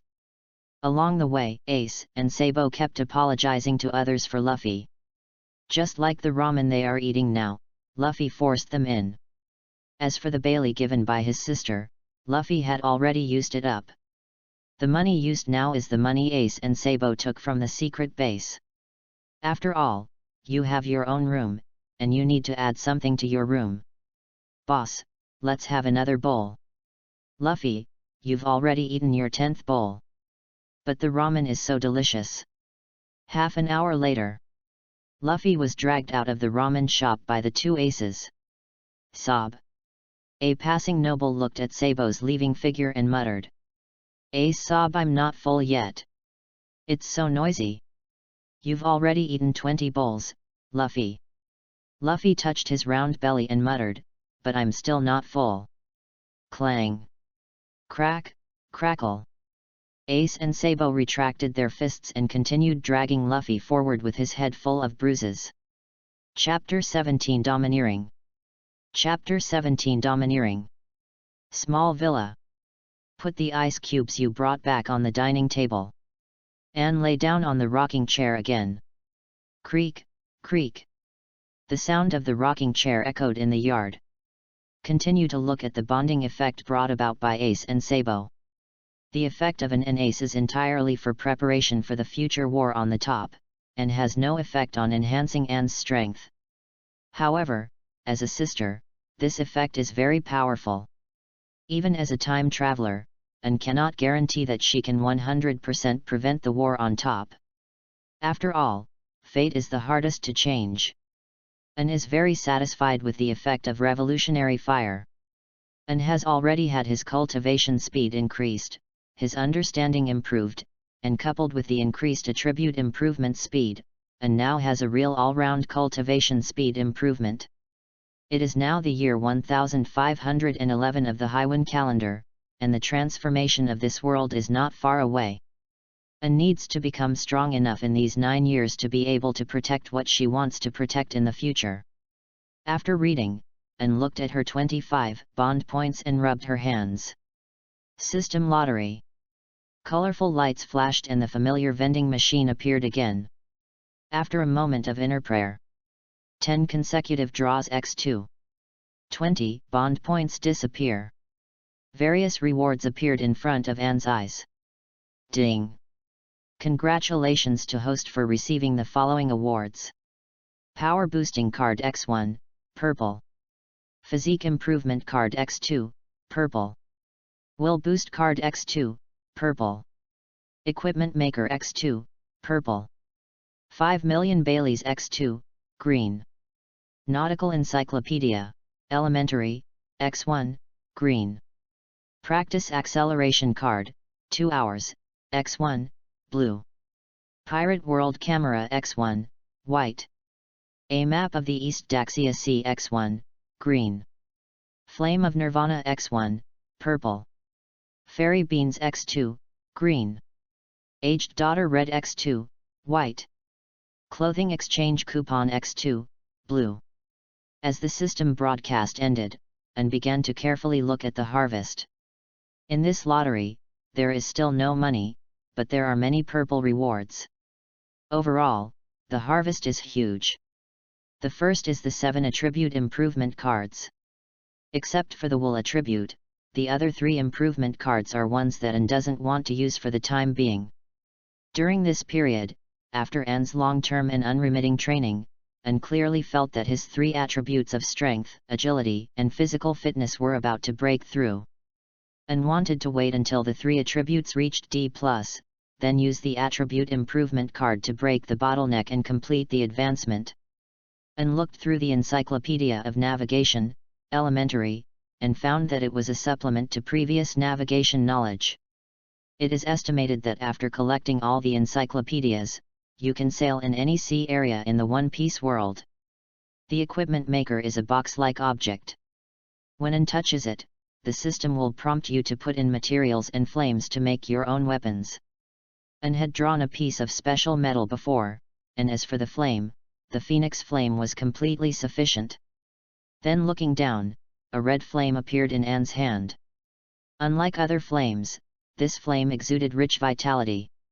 Flame of Nirvana, effect, after binding the character, when the character is about to die, the flame will be used to maintain the last trace of life of the character. The moment he saw the flame of Nirvana, and had already thought about who to use it for. Fairy beans can restore physical strength, the higher the quality, the stronger the effect. And took out a fairy bean, which looked like the fairy beans in the Dragon Ball world. She swallowed the celestial beans in one gulp and found that the green quality celestial beans could restore about 20% of her physical strength. The last item is a clothing exchange coupon. When N got the 2 pink tickets in his hand, a store that only N could see appeared. There are all kinds of clothes in the store, including Asuna's windbreaker, Marine's cloak, and Taoist robes. N looked carefully and found that there were no clothes for children to wear, so she had no choice but to give up the exchange temporarily. All the rewards from this lottery were put into the system space. Looking at the remaining 5 bond points and planned to save them for the next 10 consecutive draws. And stood up from the rocking chair, stretched and walked towards the training room. The sun sets and the moon rises, time passes little by little. In the training room, and continued to train himself, and the weight of the training equipment was slowly increasing. As for Xiaolan and Xiaohong, because they were too bored, they turned into flames and returned to Anne's body. During this period, Ace and others came back and found that Anne was training hard. They also gave up the idea of training alone and trained with Anne. Just like that, another half-month passed, and Anne's 3 attributes reached D and for strength, D and for agility, and C and for constitution. It's time to use the attribute improvement card. Anne did not disturb the 3 aces who were still exercising. I went back to the room, washed up, changed out of my sweaty clothes, and went to the yard. Anne, who was lying on the rocking chair, thought silently in his mind and used the attribute improvement card. Waves of warm currents flowed through Anne's body, and the system's beeps kept ringing. I don't know how much time has passed, but the sound of the system no longer sounds. Anne opened her eyes and felt the power in her body. Dark blue plus dots. Ding. If the host attribute changes, please check it yourself. Ding. Congratulations to the host. The wool attribute has reached C and the domineering power of knowledge and color has been activated. There are 5 levels of knowledge: entry, proficiency, grandmaster, mastery. Ding. Congratulations on the host's physical attribute reaching B and the activation of armed domineering. Armed colors are divided into 4 levels: coverage, entanglement, external release, and internal destruction. Bond system. Host, monkey, D. Age, 11 years old. Character status, normal. Bond points, 5. Fruit, Phoenix fruit blazing sun flame plus, click to switch. Strength C++. Agility C+. Constitution, B+. Will C+. Rating, Marine Headquarters Major General. Wisdom and Knowledge, Getting Started, plus. Armed Color Haki, Hardened, plus. Conqueror's Dominance, Not Enabled. Bond Lottery, 1 bond point / time. Bond, Daughter of the Sea, Descendant of the Hero. Destiny Twins and Ace Sparks. Effect, Daughter of the Sea, Blessing of the Sea, Fire Fist, Anhi Ace. Gifted, Son of Destiny, Fire of Revolution. Note, click to expand. System space, click to expand.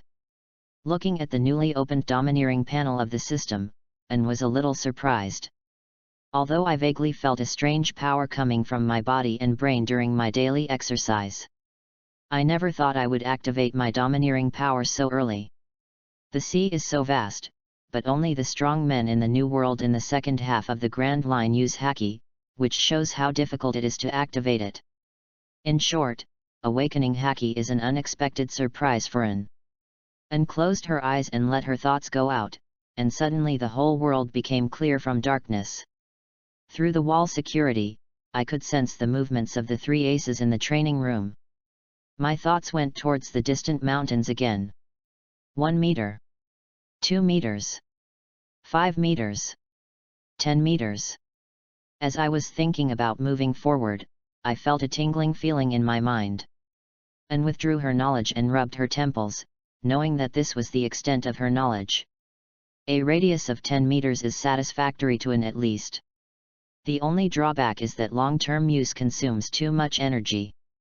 However, with continuous use, these problems are enough to change. After testing the sight color, Anne left the rocking chair and used the shaver to go to a boulder. With a heavy punch, the boulder was split into two, and a slight tingling sensation was also felt on the hand. Come to another boulder of the same size. A thin layer of black-armed domineering energy covered his fist, and with one punch, the boulder shattered to the ground. After covering the weapon color, not only the defense power is enhanced, but the attack power is also improved. Now I just need to keep training and continuously increase the amount of armed domineering. Let quantitative changes produce qualitative changes, thereby reaching the next winding stage. Chapter 18 Late Food. Chapter 18 Late Food. Back at the villa, Anne remembered that it had been more than a month since she came to Mount Corpo. It's time to go back to Windmill Village to see Sister Maginot. In the training room. Ace, Sabo, Luffy, go clean up, we will go to Windmill Village later. Why are you going to Windmill Village, sister? Are you going to see Maginot? Yes, but I want to call you Maginot sister. Luffy heard it without Luffy. And tugged at Luffy's face. I know, Luffy replied with a big face. On the trails of Monte Calpo. The four people who had changed their clothes were strolling leisurely. Luffy held a branch in his hand and kept waving it. He kept saying, Sister, will we come back tonight? We will sleep in the house in Windmill Village tonight. Great! Luffy made an excited voice. Sister, will there be breakfast again tomorrow morning? What is breakfast? Hearing something new, the two of them came up to Luffy and said. Breakfast is the super delicious food made by my sister. Is that so? I really want to eat it too. Then the three of them pulled Anne's clothes. Listening to Luffy's words and feeling the actions of the three of them, Anne felt extremely helpless. I know. Windmill Village. The four of them walked on the road in the village, watching the people coming and going, and Anne said hello to acquaintances. At the same time, he also used force to force Luffy and the three of them to say hello. Sister Maginot, we're here to see you. Luffy rushed into the tavern and shouted. It's Luffy. Are you the only one here? Where's Anne? Sister, they are behind, I came here first. Luffy said with a guilty look on his face. Give me a glass of juice, Luffy said in a familiar manner. The juice was served and Luffy drank it. Luffy, you actually left us and ran away by yourself. There was a voice outside the door. Ace and Sabo rushed into the tavern, and they grabbed Luffy's face. Good guy, even if you ran away secretly, you are still here drinking juice. Sister Maginot, give them 2 glasses of juice, Luffy said with his mouth wide open. After a while, Maginot brought over 2 glasses of juice. Thank you, Sabo asked Ace to let go of Luffy and bowed to thank him. After picking up the juice, the three of them chatted with Maginot in the tavern. I don't know how much time passed. Ace was the first to notice. why hasn't my sister come yet? At this time, a person broke in from outside the door and shouted loudly, Makino, go to the port quickly. The screen turned around, when An and Ace separated. After Ace and others left, and found many villagers gathered near the port, so she curiously walked over. Approaching the seaside, the usual tranquility on the endless sea has long ceased. Hundreds of large wooden barrels are floating towards the windmill village from the sea. The villagers drove fishing boats toward the barrels, and soon the fishing boats returned with full loads. The villagers watching on the pier were talking a lot. What's in this? It can't be all treasures. You'll know if you open it and take a look. And looked at so many wooden barrels and felt that she had forgotten something. In the midst of the discussion, an uncle took a fishing fork and pried open the barrel hard. Everyone stuck their heads out. I saw that the wooden barrel was filled with ingredients. It's all filled with food. Quickly open something else and take a look. As the barrels were opened one by one, a variety of ingredients were revealed. Some people were so frustrated that they said, I thought it was a pirate's treasure. Some people laughed and said, this is a gift from the sea. But what about our safety? When I saw the wooden barrel full of ingredients, the familiar feeling became more and more intense. Finally, when I heard someone say that this was a gift from the sea, a shameful memory crawled out. Finally the damn memories attacked me again. Is this the food I prayed for before? Why did it take so long to show up? Why did you appear in Windmill Village? An Xin was filled with doubts. If the sea could talk, it would definitely complain, don't I need to buy more goods? How can I catch up with you when you run so fast? And, you are here too. Hello, Grandpa Village Chief. Up nodded. Looking at the barrels placed on the dock, Village Chief EPUB was in trouble. Alas! What to do with so much food? If left alone, it will all go bad. If you want to store it, there is not enough place to store it. You can share it with everyone. Listened to the village chief's embarrassment, and said, even if it is distributed to everyone, each family does not have enough space to store it. You can do this. Give each person a bucket first, and I will buy all the excess. Then I will distribute the money to everyone. Up looked sideways at An, where did you get so many Baileys? Grandpa left me a lot of money when he left. All right.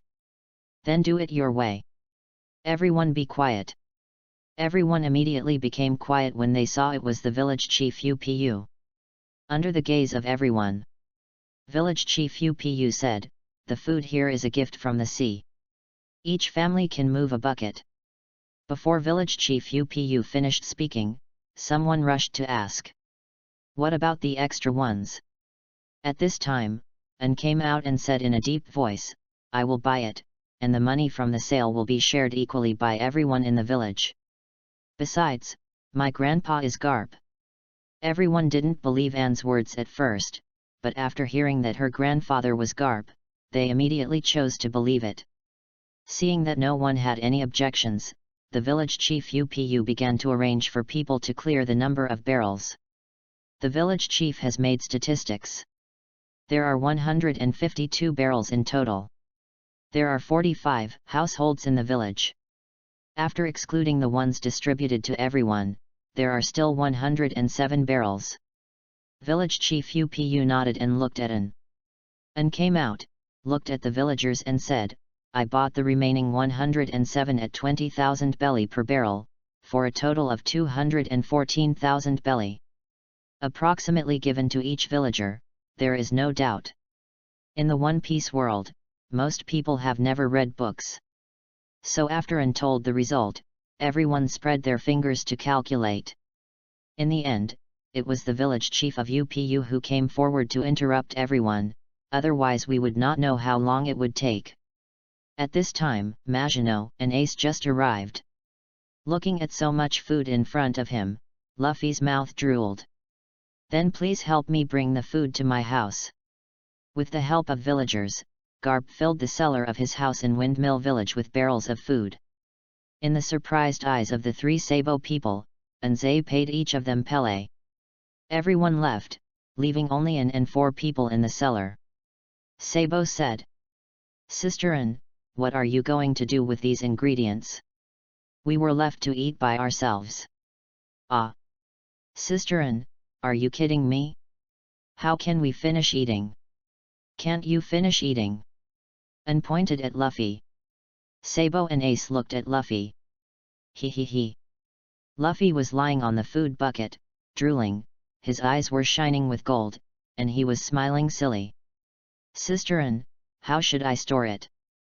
Watch it. Go and tear Luffy off." Under Ace and Sabo's kind persuasion, Luffy sat quietly next to him with his gourd baby on his back. "Call."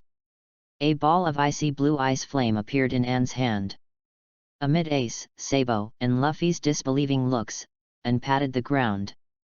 "Ice purgatory." The ice-blue flames spread throughout the cellar at a speed visible to the naked eye. The flames rose and the entire cellar was instantly wrapped in ice. Chapter 19 Power System. Chapter 19 Power System. In a cellar wrapped in ice. Luffy, Ace, and Sabo looked at the frozen food in surprise. Then Luffy made a curious sound. "Wow! My sister's hands are on fire." Luffy rushed to An's palm in 2 or 3 steps and looked carefully at the ice flame in his sister's palm. He stretched out his little hand and touched the flame. "Oh! It's so comfortable." "Ace, Sabo, come and take a look too." A few seconds later, the 3 of them watched the flame curiously, touching it with their hands from time to time. "It's so comfortable." Luffy sighed again. Ace and Sabo also nodded in agreement.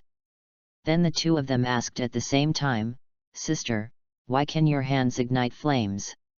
Compared to Luffy, Ace, and Sabo, who have been hanging out at the Uncertainty Transfer Station all year round, understand the importance of strength better.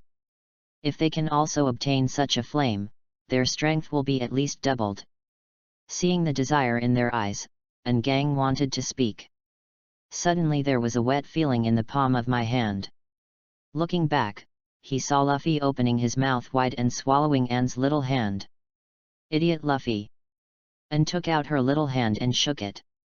What followed was a brutal and inhumane beating. Ace, Sabo looked at Luffy being violently beaten, and couldn't help but sigh that Luffy was so brave. 5 minutes later, Luffy collapsed on the ground as if his head had been stung by a wasp, and said reluctantly, "Sister, why did you hit me?" An ignored this idiot brother and continued to talk to Ace and Sabo. In today's sea, in addition to the power of body and skills, there is also a magical fruit, which is the secret treasure of the sea and is also called devil fruit. It is said that people who eat devil fruit will have magical powers. But the price is that he will be hated by the sea and become a landlubber. After listening to An's explanation, Sabo quickly asked, "Sister An, you also ate a devil fruit?" "Yes, but the devil fruit I ate is a bit special. Animal devil fruit, phantom beast species, phoenix fruit." Phoenix. And continued, there are many types of devil fruits, which are subdivided into animal types, Paramecia, and Logia. The animal type can transform into various animals and has a super strong physique. Paramecia has all kinds of strange abilities. Logia can master natural elements and is born with the ability to be immune to ordinary attacks. Immune to normal attacks? X3. Luffy didn't know when he came over with his pockmarked head. "I'll show you directly. Ace attacks me with all his strength." Ace didn't hesitate and punched directly. Just when his fist was about to touch An, a magical scene happened. Ace's fist passed directly through An's body, and red flames burned around the fist. "Now you understand, normal attacks have no effect on Logia." "Sister An, wouldn't Logia be invincible?" An shook his head and said to Sabo, "As I said before, the sea has 3 powers, physical body, skill, and devil fruit. The most important of these is physical strength. When a person's body is strong enough, coupled with appropriate training methods, he can awaken his domineering energy." "What is domineering?" the 3 people asked. Having said this, and looked at Ace, Sabo, and Luffy seriously. You must remember, the body is the foundation, and domineering power is the power that overrides everything. Never give up on exercising your body. I felt my sister's serious tone. The three of them replied in unison, I know X3. There are three types of haki, namely the haki of knowledge, the haki of weapons, and the conqueror's haki. Seeing and hearing color haki is the power to perceive everything. You can see everything even if you don't have eyes. For example, the food stored in the 7th wooden barrel behind me is tuna. The three of them followed Anne's words and saw that there was indeed tuna in the barrel. Sister, have you awakened your haki? I just woke up this morning too. Hey! X3. Can you teach us then? X3. The three of them said in unison. And shook his head. I don't know how to awaken my domineering energy.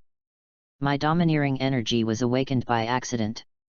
As long as you keep tempering your body, one day you will also awaken your domineering energy. In addition to the haki of knowledge and knowledge that I showed just now, the second type of haki is armed haki. Under the gaze of the three people, An raised his hand, and the black-armed domineering force slowly covered his fist. This is armament haki. With it, you can attack Logia's body. In addition, armed haki can also suppress many devil fruit abilities. Because of this, there are still many strong people in the sea who have never eaten devil fruits. Luffy, Grandpa is one of the strongest in this sea. Hey! X2. Grandpa, Mr. Garp is so strong. Ace remained silent, he already had a guess in his mind. How can someone who has anything to do with One Piece be a weakling? Ace, One Piece Roger is also such a strong person. Grandpa Garp originally asked me to guide you to become excellent marine soldiers. I don't want to be a marine X3. I want to be a free pirate X3. The three people quickly expressed their determination. I know, that's why I never asked you to become marine. Ace. Listening to her sister's fierce shouting, she looked directly at An. Don't listen to what other people say about One Piece Gold Roger, believe in the answers you find. The sea is so vast, how can it be changed by someone's words? The bottom line is that the world is rotten. Sob, you should know the reason better than they do. Why would Sabo know? Luffy asked, picking his nose with his pockmarked face. Sabo wasn't surprised when An pointed out his identity. Luffy, because I am the child of a noble. I escaped because I couldn't stand the decadent atmosphere of the nobles. Just like Sister Anne said, this sea would not be One Piece without the One Piece left by Roger. There will also be a large number of people who can't survive and will go to sea to become pirates. I see, it is indeed right for us to become pirates. Luffy said leisurely from the side. The third type is Conqueror's Haki. This kind of haki is quite special and cannot be acquired through acquired training. It is something a person is born with and represents a person's courage. Therefore, people who have Conqueror's domineering power are also said to have the qualifications of a king. Currently, all the famous strong men in the sea have Conquerors. Compared to the others, Ace, Sabo, and Luffy all have extremely strong talents. So you must keep exercising. Only by continuously strengthening yourself can you realize your dreams. So Sister Anne, did you eat an animal devil fruit? That's right. My fruit is a bit special. You will know it later. Let's go out first. After leaving the cellar, the sky became dark, and I had been in the cellar for so long without realizing it. I remember, Sister Maginot asked us to go to the tavern for dinner. Luffy made a cute voice. Then let's go there and don't keep her waiting too long. Yet X3. Sister Maginot, we are here. At this time, Maginot was putting the freshly prepared meals on the table. Come and eat. Good. I started X3. After dinner, Maginot was shaving Luffy with a ruler, measuring his size, and said she wanted to make a suit for Luffy. At the same time, let An, Sabo, and Ace pass. Finally, with Maginot's gentle instructions, he helped the three of them measure the size. Before leaving, Anne took out 1,000,000 Baileys and gave it to Maginot, saying, "If she leaves Windmill Village one day, please Maginot to take care of Ace and others." In the night, the four of them rode on the stars, and the four beautiful stars in the sky kept twinkling. Chapter 20 Burning Fruit. Chapter 20 Burning Fruit. Sister, get up and make breakfast. Anne, who was sleeping, heard Luffy's voice and thought it was a dream and ignored it. Bang! There was a loud noise and the door opened. Luffy ran to the bed. "It's already morning, sister. It's time to have breakfast." Strange, why did I hear Luffy's voice? He should still be sleeping at this time? And pulled the quilt and fell asleep again. Seeing that Anne didn't move, Luffy climbed onto the bed, sat on Anne's body and pulled Anne's little face hard, shouting, "Sister, get up and make breakfast." Hearing Luffy yell, Anne opened her eyes, looked at Luffy sitting on his bed, and looked at the time. Then a loud sound spread outwards, and the lights of the houses next door lit up one after another. "Luffy, why are you in my bed?" Sister got up and made breakfast. Luffy spread his legs, sat on Anne's feet, and said swayingly, "Look what time it is, who is eating breakfast now? Breakfast is only eaten in the morning." "Ah! Is that so? What if? What time should we eat?" Luffy asked, tilting his head. 6 o'clock. "Oh. Then I will sleep with my sister and get up at 6 o'clock to have breakfast with her." As Luffy's voice fell, Anne felt a small body crawling into the quilt. Anne felt helpless and could only hold Luffy in his arms and fall asleep again. 6 o'clock in the morning. Anne stretched and walked out of the bed, looked at Luffy who was sleeping soundly on the bed with his butt sticking out, and smiled. "After washing, I took some precious ingredients from the cellar and headed to the kitchen. In the kitchen, Anne plans to cook some Hyuxia and Western dishes this morning. The staple food is still porridge and fried pork." While busy in the kitchen, Luffy woke up and found that his sister was no longer there, and ran quickly downstairs. The thumping sound coming downstairs woke up Ace and Sabo who were sleeping. The two of them thought about how energetic Luffy was. In the kitchen. "Sister, what did you eat this morning?" "Fried dough sticks, pancakes and fruits, fried meat, dumplings." "Very good. Go brush your teeth and wash your face first, or you can't eat." "Oh, I know." Listening to Anne's words, Luffy returned to the room and started washing. Sabo and Ace were also disturbed by Luffy's noise and couldn't sleep, so they simply got up and took a shower. Dining room. Luffy sat upright on the dining table with a knife and fork in his hand. Sabo and Ace helped and bring the food to the table. Today's breakfast officially started after everyone took their seats. "I'm starting." The cutlery clattered. After breakfast, the four of them lay on the sofa. "Sister Anne's cooking skills are so good.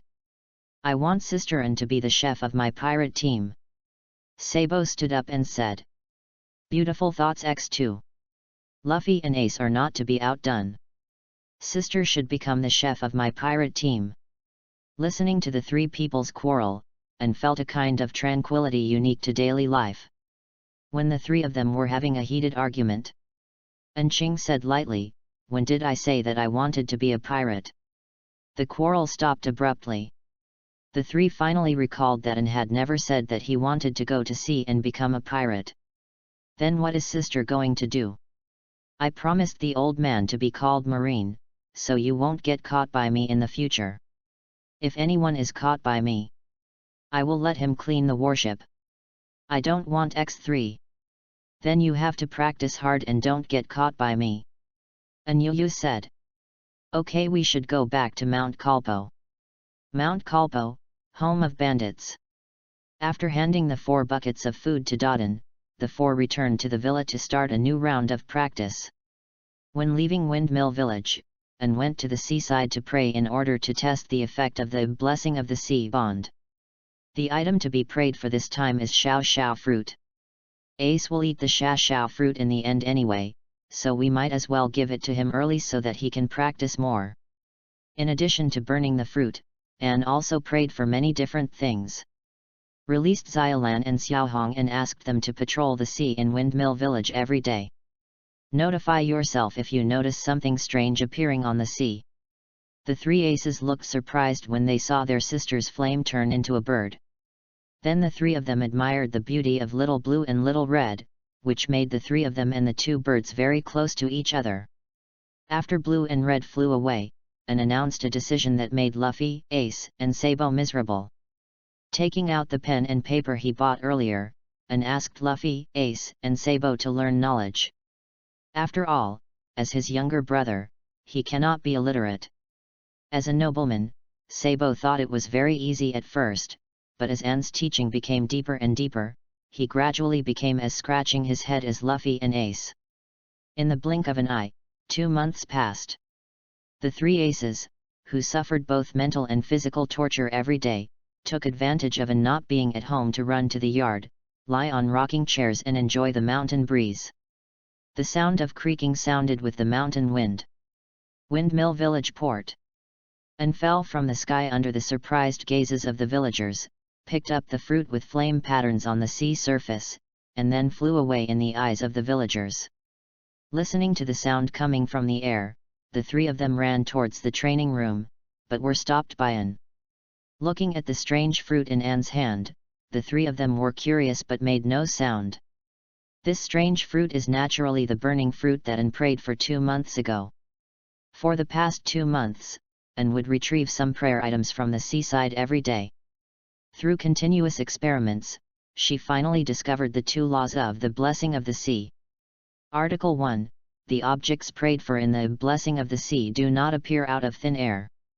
They appear on the sea, whether they fall into the sea or grow in the sea. Article 2. The items prayed for by the blessing of the sea will take different times according to Anne's movement or position change. For example, if Anne wants Wayno's specialties, first of all, there are Wayno's specialties in the sea. Finally, the sea will transport it according to Anne's position. If Anne's position changes during the period, the time will also change. As for how to transport it, I don't know. Put away your thoughts and let Ace come over. Handing the Xiao Xiao fruit to Ace. This is the devil fruit, Logia, and the burning fruit. After eating it, you will become a pyromaniac who controls fire. I heard Anne's explanation about devil fruits. Ace naturally knows the value of this Logia devil fruit. Ace was wondering whether he should accept the fruit. Anne smiled and said, "This is a gift from my sister to my brother and I must accept it." Feeling his sister's affection, Ace ate the devil fruit without hesitation. Click! The sound of the camera sounded. Before Ace could react to what was happening, a super disgusting taste came out of his mouth. Ugh! Ugh! You can't vomit it, you have to eat it all to get the fruit ability. With a hint of bad taste, Anne said. Fighting back his nausea, Ace ate it all in one bite. Camera lights rang out from different angles. The gifts for you two are not ready yet. I will give them to you when they are ready. Seeing Ace's uncomfortable expression, the two of them quickly shook their heads and said no. Anyway, you can become a strong person in the ocean without eating devil fruits.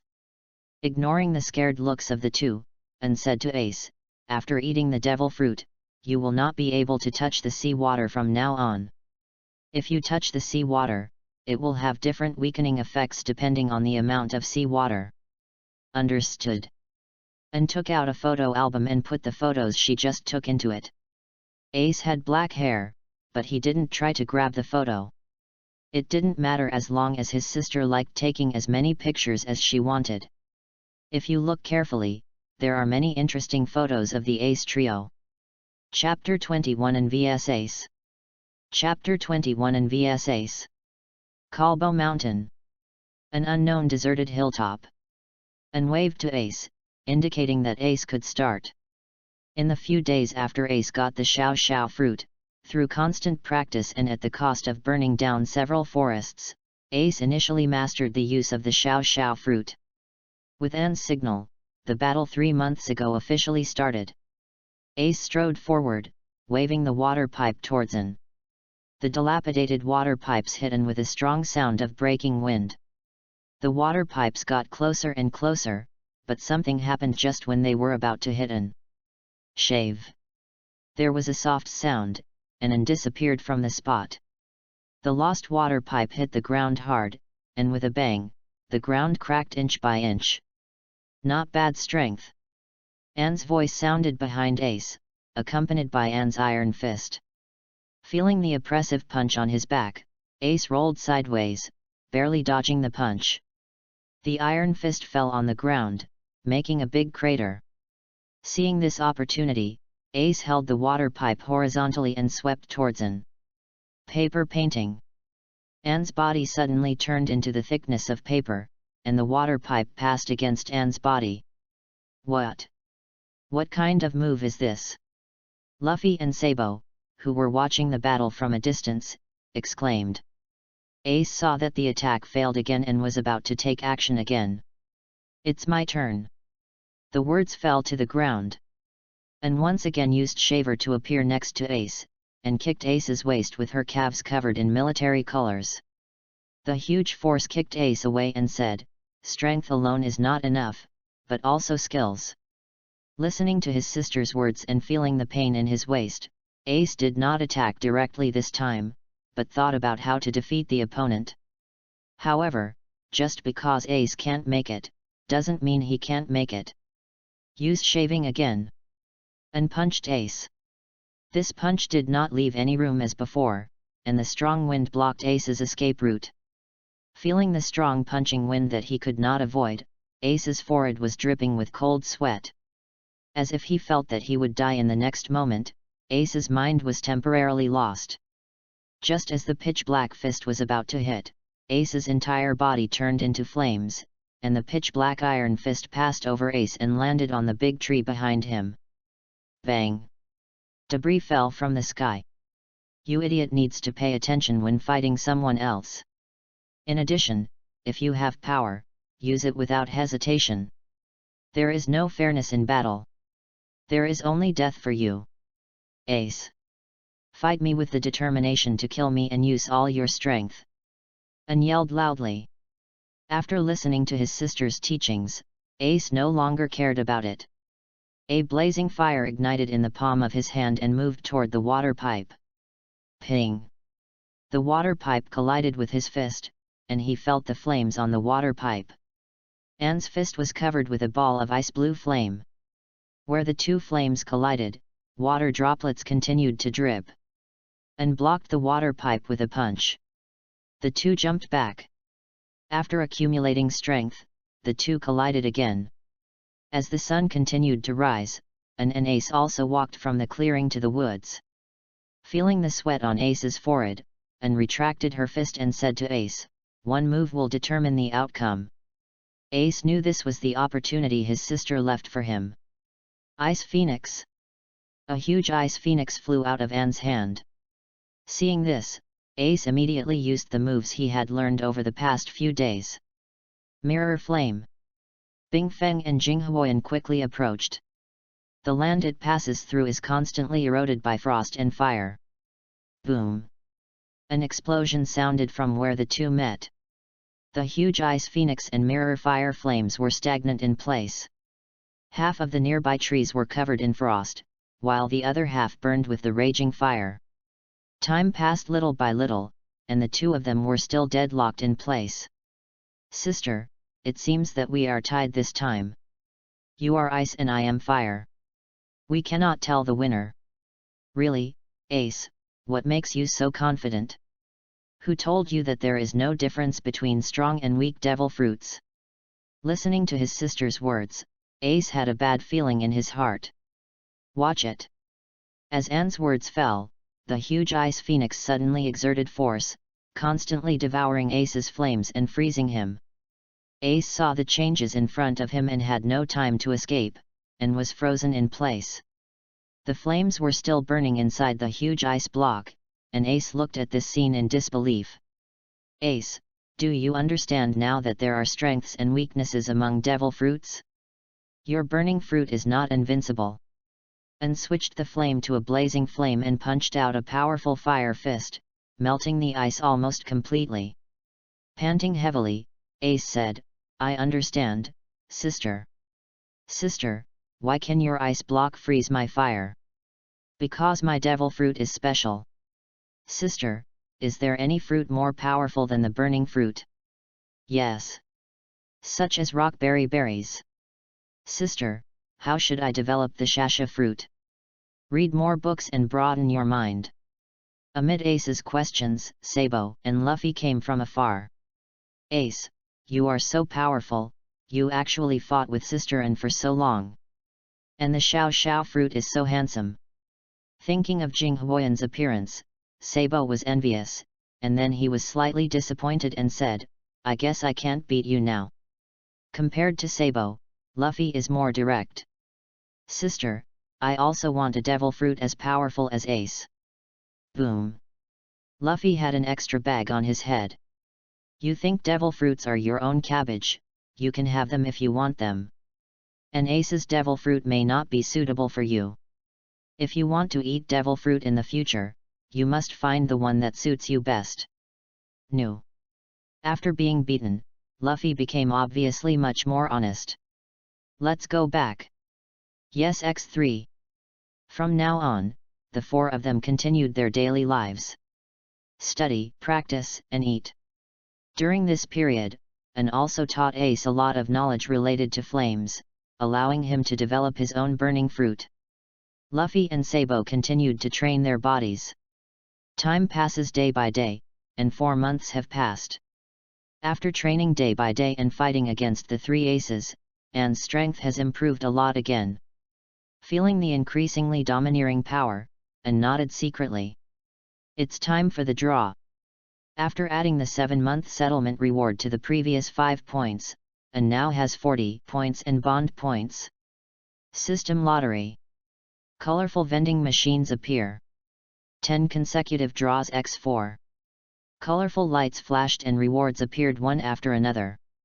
After 4 consecutive 10 draws, Anne obtained a total of Strength Boost Card x1, Agility Improvement Card x2, Physical Improvement Card x2, Will Boost Card x3, Devil Fruit Awakening Card x1, Gold, Fire x1, Gold. Note: you can inject the Phoenix Flame into it to form fire and give it to others. As for the other things, Anne took a quick look and then threw them all away in the system warehouse. Why do I feel that the explosion rate of the lottery has become lower? Is it because of the gold? What Anne didn't know was that from today onwards, the rewards drawn out would become less and less. The system uses Power Improvement Card x1, Agility Improvement Card x2, Willpower Improvement Card x3. After a comfortable groan, various attributes began to improve. Dark blue plus dots. Ding! The host panel properties have changed, please check it yourself. Bond system. Host, Monkey, D. Age, 11 years old. Character status, Normal. Bond points, 0. Fruit, Phoenix Fruit Blazing Sun Flame Plus, click to switch.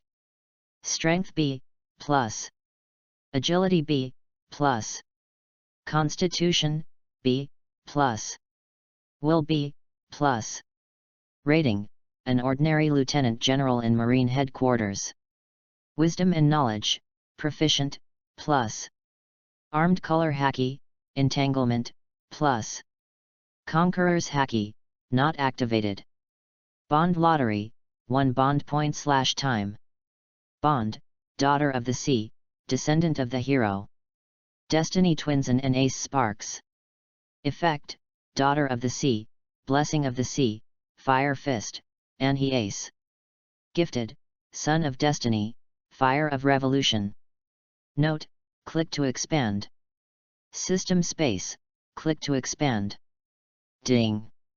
It has been detected that all 4 attributes of the host have reached level B, and it has the ability to protect itself in the One Piece world. First, the host attribute card lottery explosion rate is adjusted back to the normal mode. Ding! Turn on the bond point adding system. Listening to the system prompts, and suddenly realized that no wonder the lottery explosion rate had become lower this time. It turned out to be this reason. And didn't care when he heard the system lowered the explosion rate. He waved his little hand, Emperor OU, do you understand?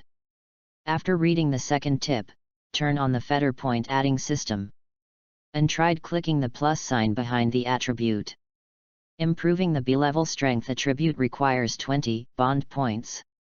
Look at the system prompts for the required bond points. And felt that his road to becoming stronger had a long way to go. Chapter 22 The Red-Haired Pirates. Chapter 22 The Red-Haired Pirates. The Grand Line. Marine Headquarters, Fleet Admiral Office. The desk facing the door is filled with densely packed documents. On the desk chair, a middle-aged man wearing a seagull hat and a goatee is immersed in work. This person is none other than the Marine Fleet Admiral Buddha no Sengoku, known as Marine Kisho. Looking up, a plaque with the words "Justice reigns over the world" hangs high.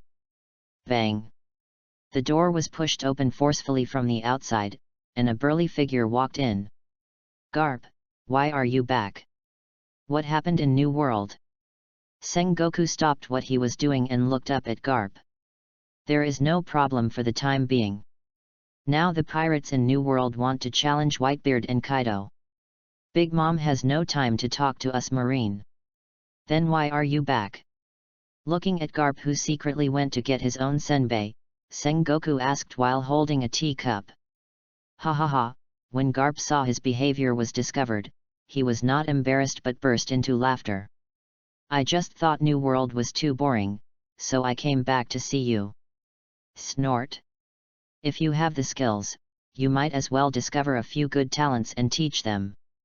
Since Kyuzen's class, Marine Training Camp has never produced a good prospect. Now Marine looks very powerful with the three generals Akainu, Kizaru, and Aokiji. But as a fleet admiral, Sengoku has already discovered that Marine's future is in limbo, which is worrying. Haha. There is nothing we can do about it. Nowadays, many talented people have become pirates. What's so funny about this? It's all damn Roger's fault. He's going to die and he's talking about One Piece /. Haha, this fits Roger's character very well. Seeing the casualness of his old friend Garp, Sengoku regretted taking the position of Marine Fleet Admiral. Recalling what Zora Fleet Admiral had said to him back then, Sengoku now believed that what this position could not bring about was not the realization of justice, but rather restraint. Warring States held his forehead. Seeing my old friend so sad. Garp laughed loudly. Sengoku, when did you become such a mother-in-law? Damn it, Garp. What do you know? I'm worried about Marine's future. The future of Marine. Then you don't have to worry. I'm coming back this time to tell you good news. Don't let it be the good news that you broke the donut eating record. Listening to Sengoku's complaints, Garp complained that breaking the record for eating donuts was not good news. What's more, this time it's really good news. Garp said in a solemn voice, Sengoku, I have found someone who can take over my position. Who is it? Warring States stood up excitedly. The Marine soldiers passing by outside the door all thought, who can make the Sengoku Fleet Admiral, known as the Wise General, so excited? Sengoku knew better than anyone what Garp meant. When Aokiji was such a good prospect, Garp never said that Aokiji could take his place. Seeing Sengoku's excitement, Garp laughed. There is both the joy of seeing the surprised expression of Warring States and the relief of the successors. Garp stopped teasing Warring States and said slowly, she is my granddaughter. You're not kidding me. Do you have a granddaughter? When did Long give Garp a granddaughter? A series of question marks rang out from Sengoku's mind. This is what happened. Garp started from the last time he returned to Windmill Village, and continued until and used the Flame Phoenix to destroy the Iron Bull pirates. If what you say is true, then your granddaughter may really succeed you and become the new pillar of Marine in the future. At the age of 11, he has the strength of a Marine colonel, and his future is limitless. Then where is she now? Warring States asked hurriedly. He wanted to see this genius with his own eyes. I left her with Luffy at the bandit's house in Windmill Village. Etc. What did you just say? Garp repeated again.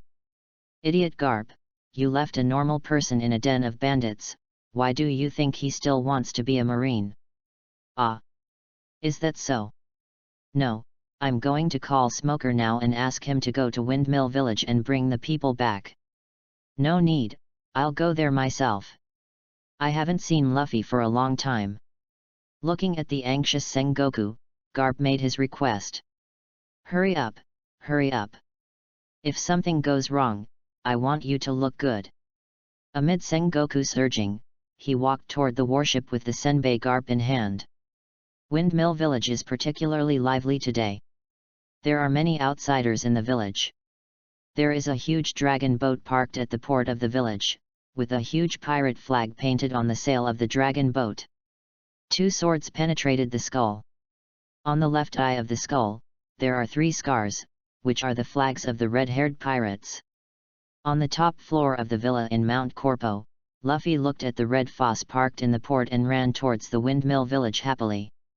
Ace and Sabo, who were training hard in the training room, didn't notice Luffy leaving. Windmill Village Tavern. The members of the red-haired pirates gathered together. The tavern was extremely lively at this time, and everyone was filled with happy smiles. On the bar in front of the pub, Shanks was sitting on a stool, holding a glass of beer in his hand and chatting with Maginot. Why didn't Maginot see Luffy? Luffy should be at home with her sister right now. Luffy actually has a sister, what does it look like? Maginot recalled what happened with Anne and said, she was a very polite little girl. At this moment, the door of the tavern was knocked open by Luffy. In everyone's eyes, Luffy ran all the way. Shanks. Hey. Luffy, long time no see. I miss you so much, Shanks. Shanks, take me with you next time you go to sea. I have become stronger now, and I also want to become a pirate. You want to be a pirate like this? Shanks laughed. Beckman, who was sitting next to Luffy, smiled and blew out a smoke ring. Shanks, what I said is true. After my sister's training, I have become super strong. Even the black bears in the mountains can't beat me. Luffy, no matter how powerful you are and can defeat all the animals in the mountain, you can't become a pirate just by doing this, Jesus said to Luffy. Why? To put it simply, Luffy, you are too young to adapt to life on the sea. Lackey answered while chewing meat. I'm not young, I've grown up. Ha ha ha. What are you laughing at, Shanks? Okay, don't be angry, let's have a glass of juice. Thank you, Shanks. Just after Luffy finished drinking the juice, Shanks patted his thigh and said with a smile, look at it and you said you're not a brat. You're so mean, Shanks.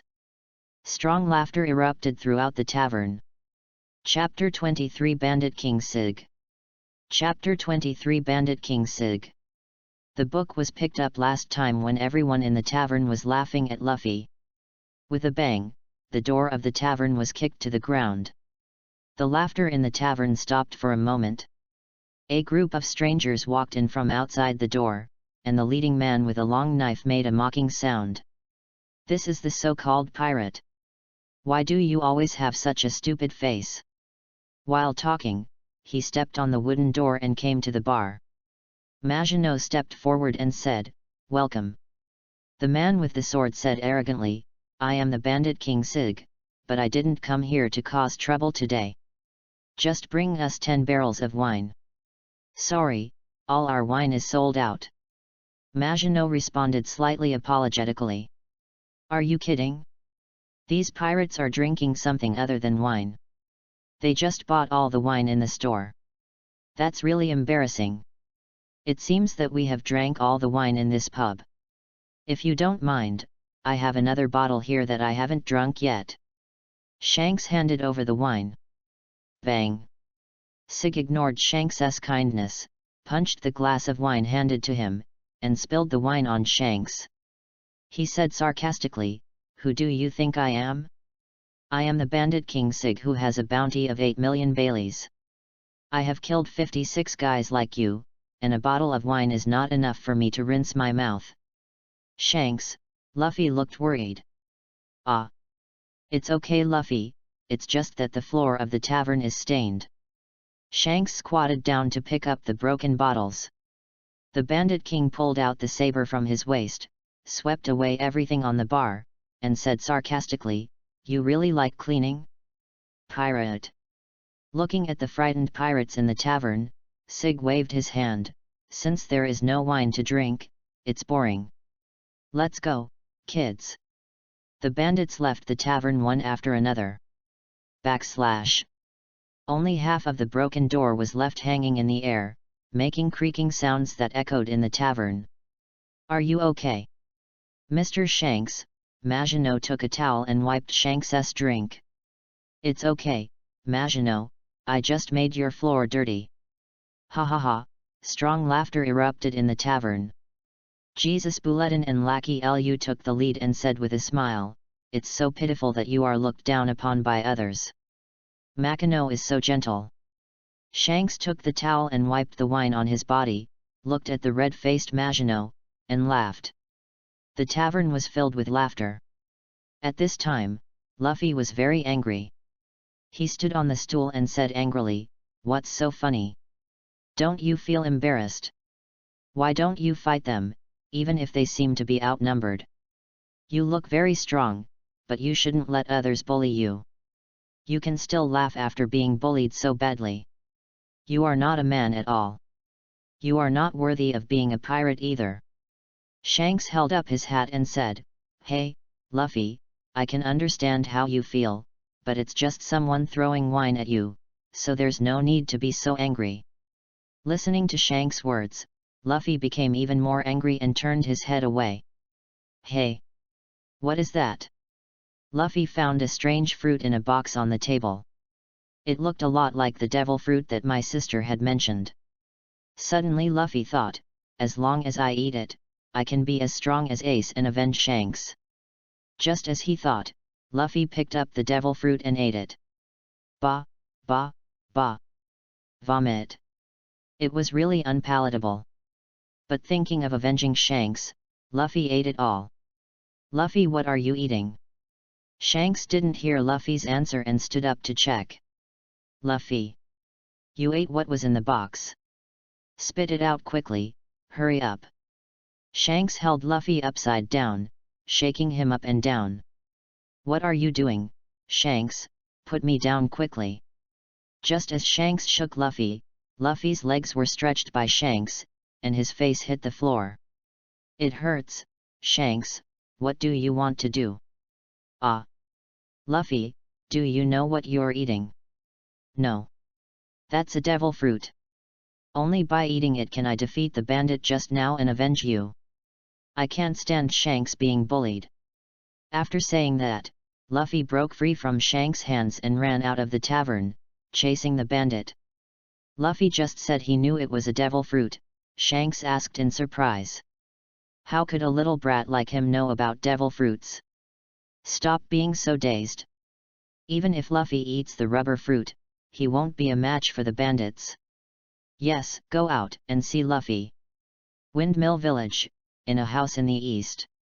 Bandits are gathering here to drink." Bang! The door was kicked open and Luffy ran in angrily. Seeing the sudden change, the bandits put down the wine bottles in their hands. The brat, the boss, was with that group of pirates just now.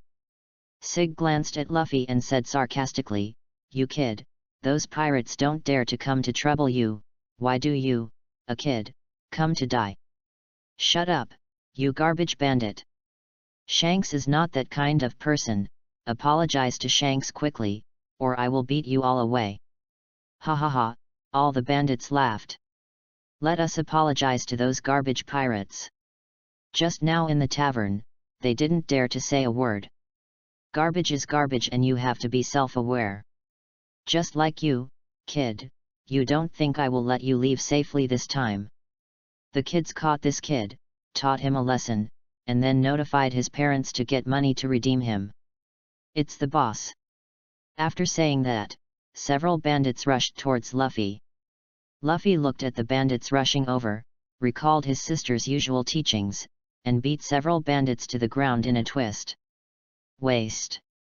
Seeing his younger brothers being knocked down, Sig was dissatisfied and said, "I don't see how capable the kid is." Sig clenched his fists and walked towards Luffy. The sound of fighting sounded from inside the house. Bang! Sig kicked Luffy out of the door, rolled twice and hit the steps of the fountain on the roadside. Just as Luffy was about to get up, Sig stepped on his head. The kid is quite powerful. Sig slowly pulled out the long knife and said, "But today your life is over. Remember not to mess with bandits in the next life." The long knife was swung down. "Hey! Hey! You've gone too far," Shanks' voice came from the intersection. "Shanks!" Sig stopped his sword and took a look, and laughed. "It turns out he is the boss of the useless pirates. Why don't you just be a coward in the tavern and run outside? I can take it as a joke if you throw a drink at me, but I can't take it as a joke when you treat my friends like this." Oh! Sig's long knife slashed across Luffy's face, and a scar appeared on Luffy's face. "What do you want?" One of the bandits pulled out a pistol and pointed it at Shanks. "When you draw your weapon, be prepared to be killed by it." "What?" Bang! Lucky Lu appeared behind the bandit and killed him with one shot. Groove. Young men. Let Lao Zi kill these garbage pirates. Go. Guys, let's make a scene. All members of the red-haired pirate group took action, and the bandits fell one after another. Beckman laughed and said, "If the bandits want to fight me, at least bring a warship." Shanks walked towards Sig step by step and said in a cold voice, "I absolutely can't stand the guy who takes action against my friend." Feeling Shanks' powerful aura, Sig's face changed instantly, cold sweat dripped from his head, and he took a few steps back. "Damn it! You forced me to do this." Holding Luffy in his left hand, he took out a smoke bomb with his right hand and threw it hard into the ground. Boom! A large amount of black smoke spread. Ahem! When the smoke dissipated, Luffy and Bandit King Sig had long disappeared. Luffy. Beckman, Shanks, Luffy is in the sea near the dock. On the sea, Sig stood on a small fishing boat holding Luffy. He, let me escape. These pirates must not have thought that I would escape to the sea. If you want to blame me, kid, blame you for provoking me. Be smarter in your next life. Go to hell. Sig threw Luffy into the sea with great force. Thump. Water splashed everywhere. Seeing Luffy struggling in the sea, Sig's heart was filled with joy. When Sig was happy, a shadow swam from the bottom of the sea, and the king of the near sea appeared. He swallowed Sig together with the fishing boat in one gulp, chewed twice, then turned around and swam towards Luffy. No. Luffy looked at the big mouth of the king of the sea and regretted in his heart that he didn't listen to his sister's words and practice seriously. A person as hateful as the Bandit King didn't even get a single punch before he died. It's so abominable. Luffy shouted helplessly. With a splash, the king of the near sea bit Luffy. The figure flashed by. Hiss. Huge waves arose on the sea, and blood flowed down Shanks' arm. Shanks. Your hand. Seeing Shanks lose his left hand because of him, Luffy shed tears unconsciously. Luffy, it's okay. You're a man, so don't cry. Luffy tried to stop his tears. But looking at Shanks' broken arm, Luffy could no longer hold back his tears and cried loudly. Shanks. Your hand is gone. It doesn't matter. It doesn't matter if you save my friend's hand, as long as you are fine. Woo, woo, sounds came from the sea. Because Shanks lost an arm, the red-haired pirates ended their voyage early in order to find a doctor who could reattach Shanks' arm. At the pier of Windmill Village, Luffy looked at Shanks with tears in his eyes. "Shanks, I will definitely become One Piece. I will find many like-minded partners. I will definitely surpass you." Luffy's voice echoed throughout the sky. "In that case, then Luffy." Shanks bent down, took off the straw hat on his head, and put it on Luffy's head. "This is my favorite hat. I'll keep it with you first. Next time we meet, you must become an outstanding pirate and return it to me. This is an agreement between men." On the dock, looking at the red foss that was moving away, Luffy secretly made up his mind to practice well. Chapter 24 Meeting Red Hair for the First Time. Chapter 24 Meeting Red Hair for the First Time. Watch Shanks leave. Luffy stroked the straw hat with one hand, the long brim covering the boy's face. "It's time to go back to training. I finally know that I have to practice seriously." A soft palm fell on Luffy's head. Listening to the familiar voice, Luffy's emotions seemed to be released in some way, and he buried his head in his sister's arms and cried loudly. "Woohoo! Sister Shanks lost an arm because of me. If I could be a little stronger, even a little bit. Then you must practice seriously in the future and don't let yourself have any regrets again." Would you like to meet Shanks again?" "Sister, I haven't thanked him yet." Holding Luffy in her arms, and said softly. No need, I made an appointment with Shanks. We will meet again when I become an excellent pirate. A man must abide by his agreement." Luffy tightened the straw hat on his head. Fate is indeed unchangeable, Luffy will eventually embark on the path of a pirate. Time is so clever. When the red-haired pirates arrived at Windmill Village, and happened to use the Devil Fruit Awakening card. This awakening took longer than before. After An awakened and received the news that Luffy had been kidnapped by bandits, the red-haired pirates just left. All this seemed to be avoiding Anne. Although I missed the time to meet the red hair, the flame awakened this time was very useful. Call. A group of emerald green flames rose up, and Anne placed the flame on Luffy. Luffy, who was still sobbing softly, felt his body and mind relax and slowly fell asleep. The flame that Anne awakened this time was the flame of life. The flame was overall emerald green, and the flame contained rich vitality. As long as the injury is not fatal, with the help of flames, it can be recovered in a very short time, similar to Marco's Phoenix Flame. At the same time, after awakening from the devil fruit, Anne discovered some subtle changes in her body. Dark blue plus dots. Ding! Congratulations to host for awakening 3 kinds of Phoenix Flames. You can now use the bond point to achieve the ultimate awakening of the fruit. Ultimate awakening.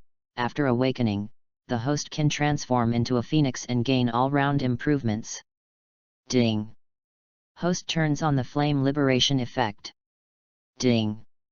The host panel properties have changed, please check it yourself. Bond system. Host, Monkey, D. Age, 11 years old. Character status, Normal. Bond points, 0.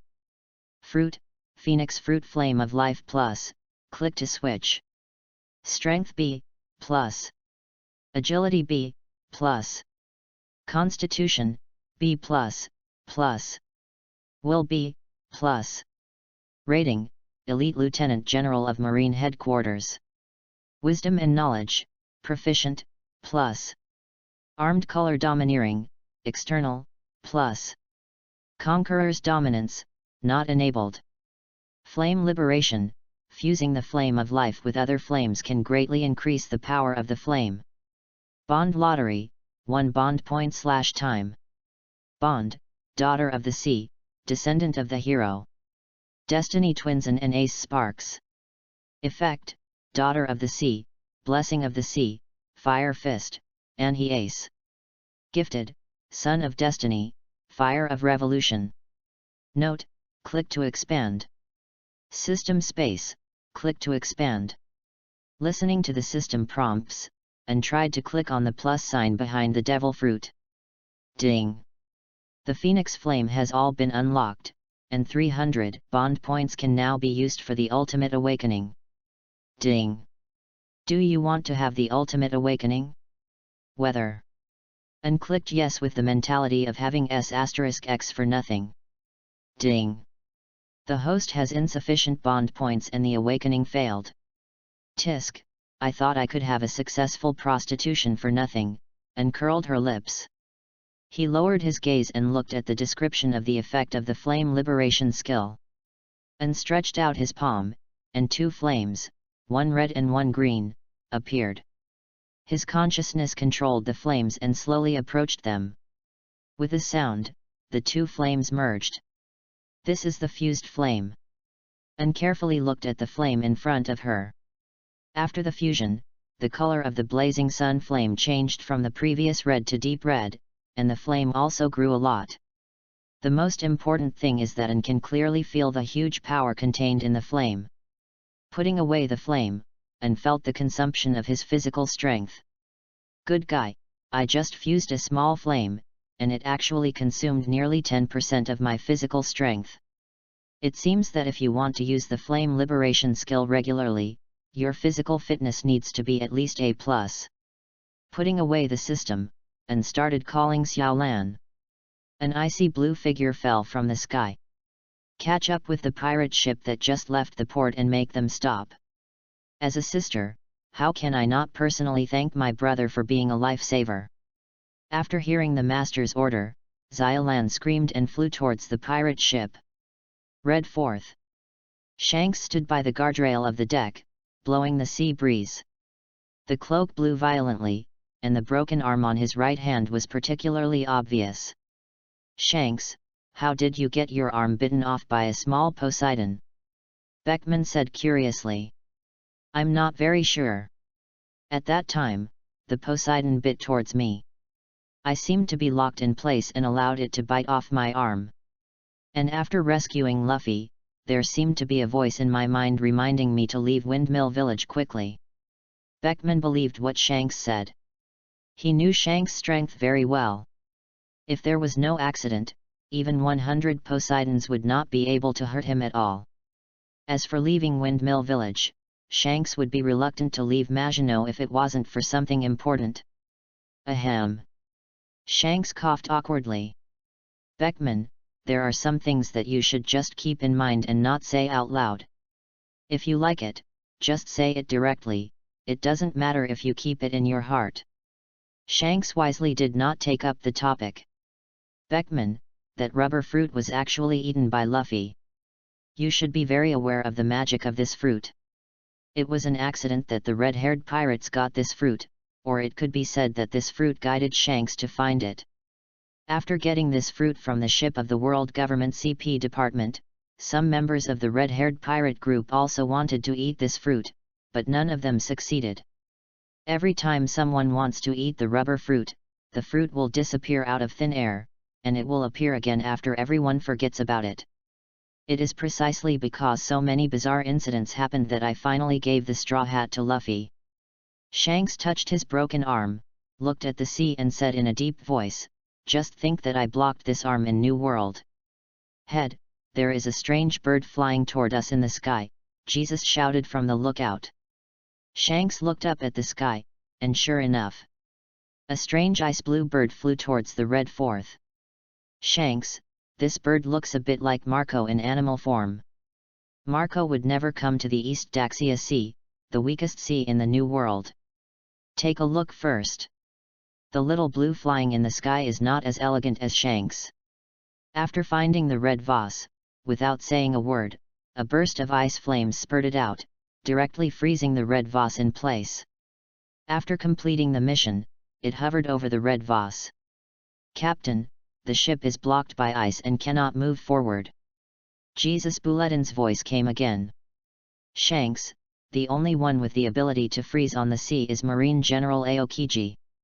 Did Marine discover our traces and prepare to catch us all here? Beckman analyzed the exit. It can't be Aokiji, not to mention the bird that just attacked. Secondly, Marine is now eager for us to return to the New World as soon as possible to challenge Whitebeard, Kaido, and Big Mom. They will not go to war to destroy us at this time. Moreover, Aokiji releases ice directly, and the bird just used flames to freeze the sea surface, so it is definitely not Aokiji who is stopping us. Let partners be alert. People who can release this level of fire are definitely not weak. Immediately, the entire Red Foss ship became lively. In Windmill Village, Anne sent Luffy to Maginot's tavern and asked Maginot to help take care of Luffy. By the way, he asked Maginot if there was anything he needed to bring to Shanks. The blushing Maginot handed a package to Anne and asked her to pass it to Shanks. On the sea, Anne's hands turned into flame wings and chased after the Red Foss. Red 4th.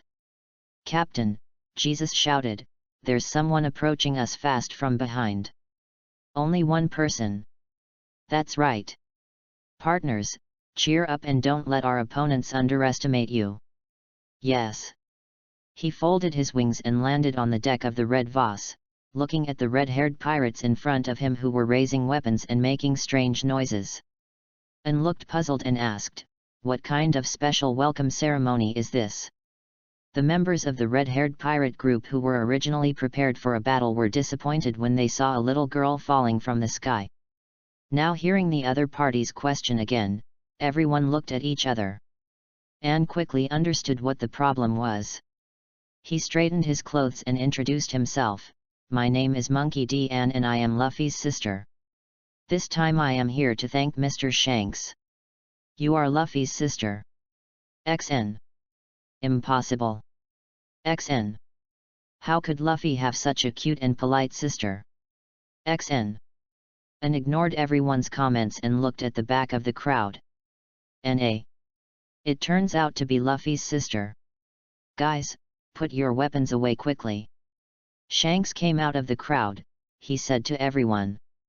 Looking at Shanks' broken arm, and thanked him again, "Thank you for saving Luffy." Shanks nodded, "Luffy is my friend, there is no need to thank me specifically." After a few words of greeting, Beckman asked, "Luffy's sister, why did you catch up with us on purpose?" Beckman didn't believe that and chased him so far just to say thank you. And nodded, "There are a few things to trouble everyone." As expected. "You talk about it first, and then we'll see if we can agree to it. After all, the captain is betting his future on Luffy, so it doesn't matter if he agrees to some small things." And looked at Shanks and said, "First thing. I don't like owing favors to others, so I can make your arm grow back." "You can regrow my arm?" Shanks asked. Although Diane himself can be discovered through what just happened, reconnecting a broken arm is not as simple as fighting. And released a ball of green flames from his palm and flew towards Shanks' severed arm. "Watch out, Shanks." Although she is Luffy's sister, Beckman still remains vigilant. "It's okay, Beckman." Feeling the itching coming from the wound, Shanks stopped Beckman's movement. "It's a magical flame. I also believe you can make me grow my arms again." But Shanks touched his broken left hand and said with a relaxed expression, "This is a symbol of my friendship with Luffy. So, I don't want to reply to this arm." "Really not necessary." Shanks nodded solemnly. Seeing Shanks being so solemn, and couldn't help but sigh that fate is really powerful, and it also added a lot of pressure to save Ace in the future. "Since you don't need it, to express my gratitude, I can help treat the injuries of other members of your pirate group." Everyone cheered loudly when they heard Sister Luffy's words. Whoever is a pirate on the sea doesn't have some problem. How can he not be happy that he can take advantage of the opportunity to get treatment today? Hearing the cheers of his friends, Shanks nodded and thanked Anne, "Then I'll excuse you." A huge emerald green flame appeared on the deck, and Anne told everyone to just walk in. After hearing Anne's words, Shanks signaled that his friends could not wait to go in one by one. Time passed little by little, and as the number of people receiving treatment increased, Anne's physical exertion also continued to increase, and cold sweat began to break out on her forehead. When Beckman finally finished the treatment and walked out, Anne put away the flame and wiped the sweat from her forehead. The members of the red-haired pirate group who received treatment on the other side let out a series of cheers. As a doctor, Anne received VIP treatment. The relationship between everyone is also getting closer step by step. Chapter 25 and vs Red Hair. Chapter 25 and vs Red Hair. Anne, what's the second thing? After treating everyone's hidden injuries just now, Beckman's tone became obviously friendly. Anne looked directly at Shanks. I want to have a spar with you. Ah. No way. Anne actually wants to challenge the captain. Impossible. Although Anne is quite strong, he is still far from being a captain.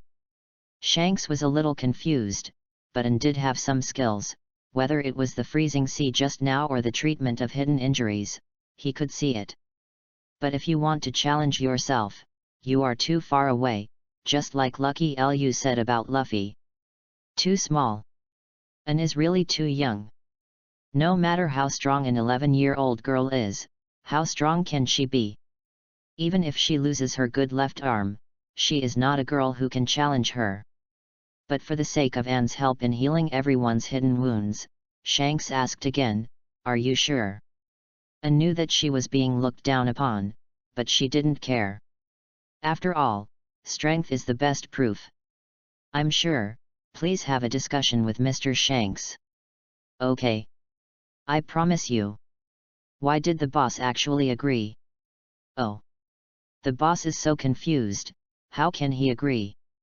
If we win, Anne will be angry and won't treat us. If we lose, we will lose our face. Listening to the teasing sounds made by his companions, Shanks twitched his mouth and really wanted to beat them up. Then let's find an uninhabited island. My fruit is more destructive. Okay, then the Red Foss will sail towards the nearby island. East Daxia Sea. A green island. A group of uninvited guests were welcomed here today. The huge dragon boat Red Foss docked near the island, and Anne and Shanks swept towards the island. The members of the red-haired pirate group crowded around the side of the ship. Beckman, how long do you think Anne can last? Jesus asked. It depends on whether the boss lets go. If not, it might take 10 minutes. But after all, she is Luffy's sister and she helped us just now. I think Shanks will be merciful. On the small island, Anne looked at Shanks, knowing in her heart that Shanks was the best candidate to test his strength now, so Anne would go all the way to catch up with the red-haired pirates. Little blue, little red, two groups of flames of different colors came out of Anne's body and transformed into shape. Then Anne issued an order, which meant that the discussion officially began. Xiao Lan used the ice gun, stretched his wings and flew into the sky. Balls of ice flames appeared and quickly condensed into long spears, which were projected towards Shanks.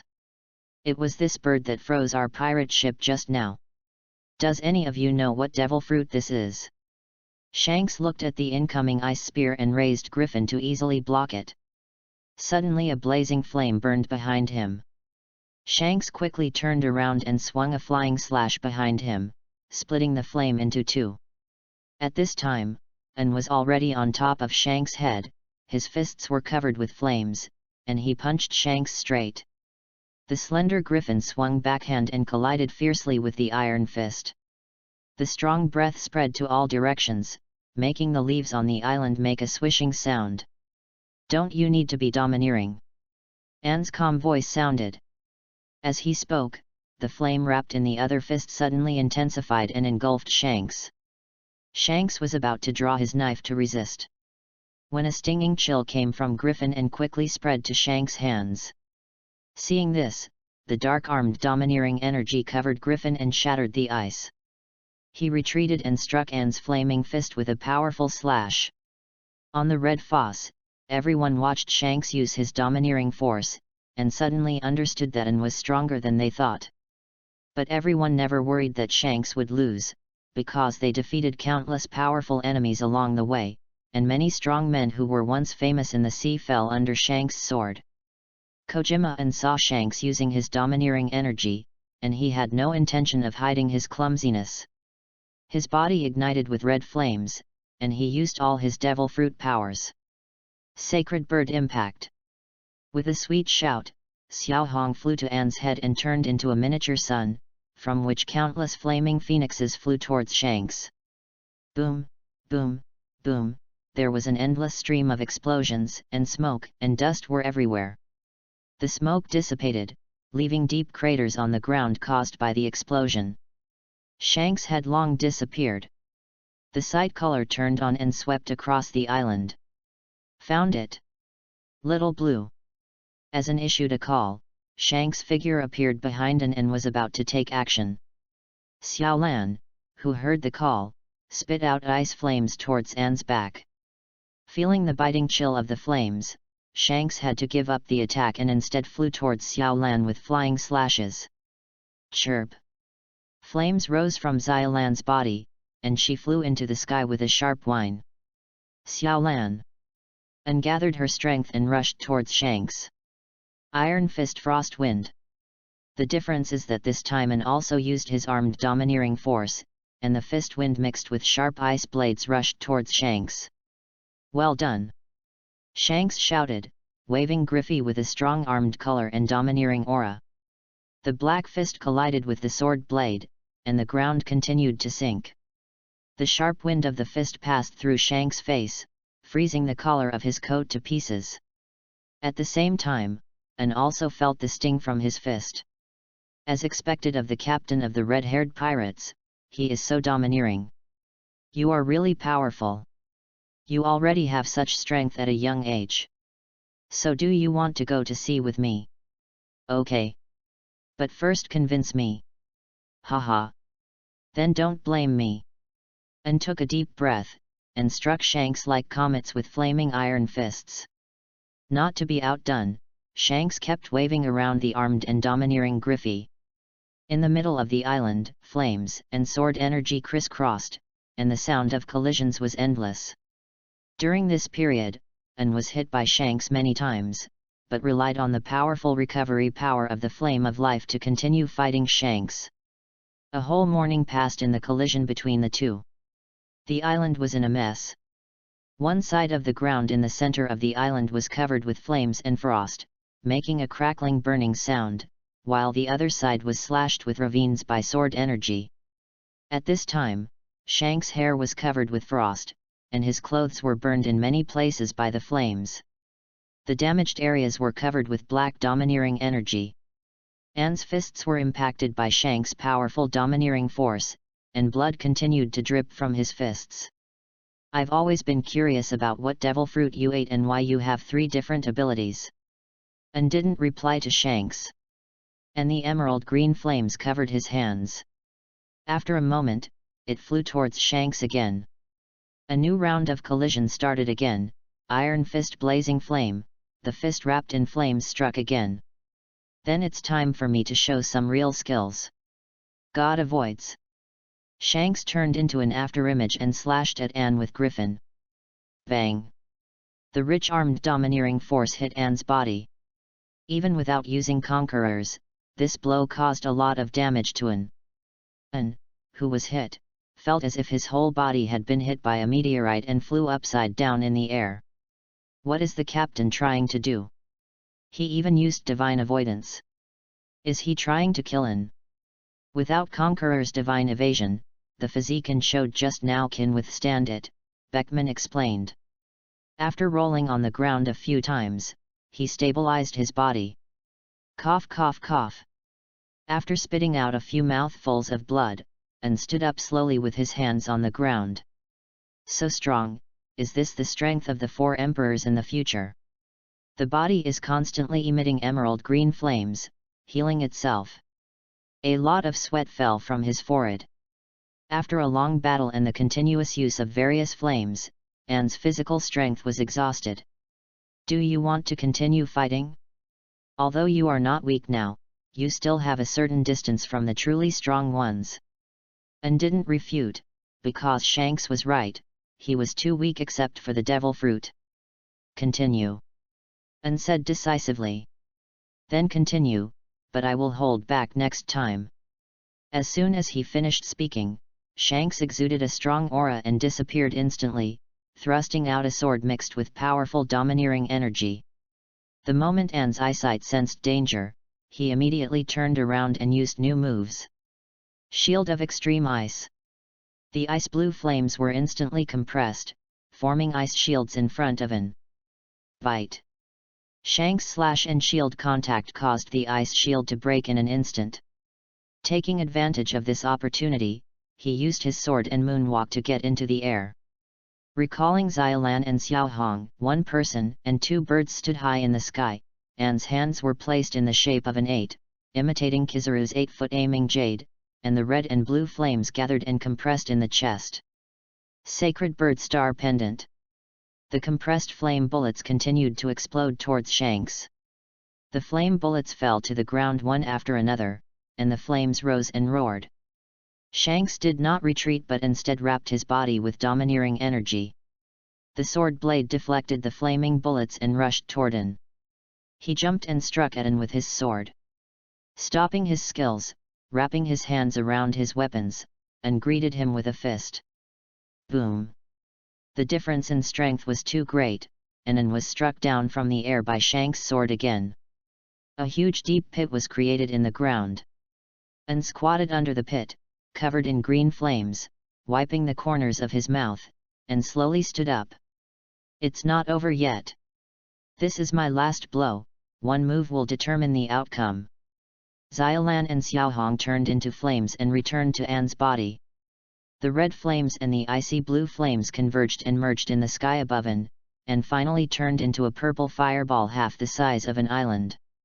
Bubbles appeared on the surface of the flames like magma. The fusion of the two flames brings a temperature far higher than the previous single flame. Get it? Shanks. Sacred Bird Starfall.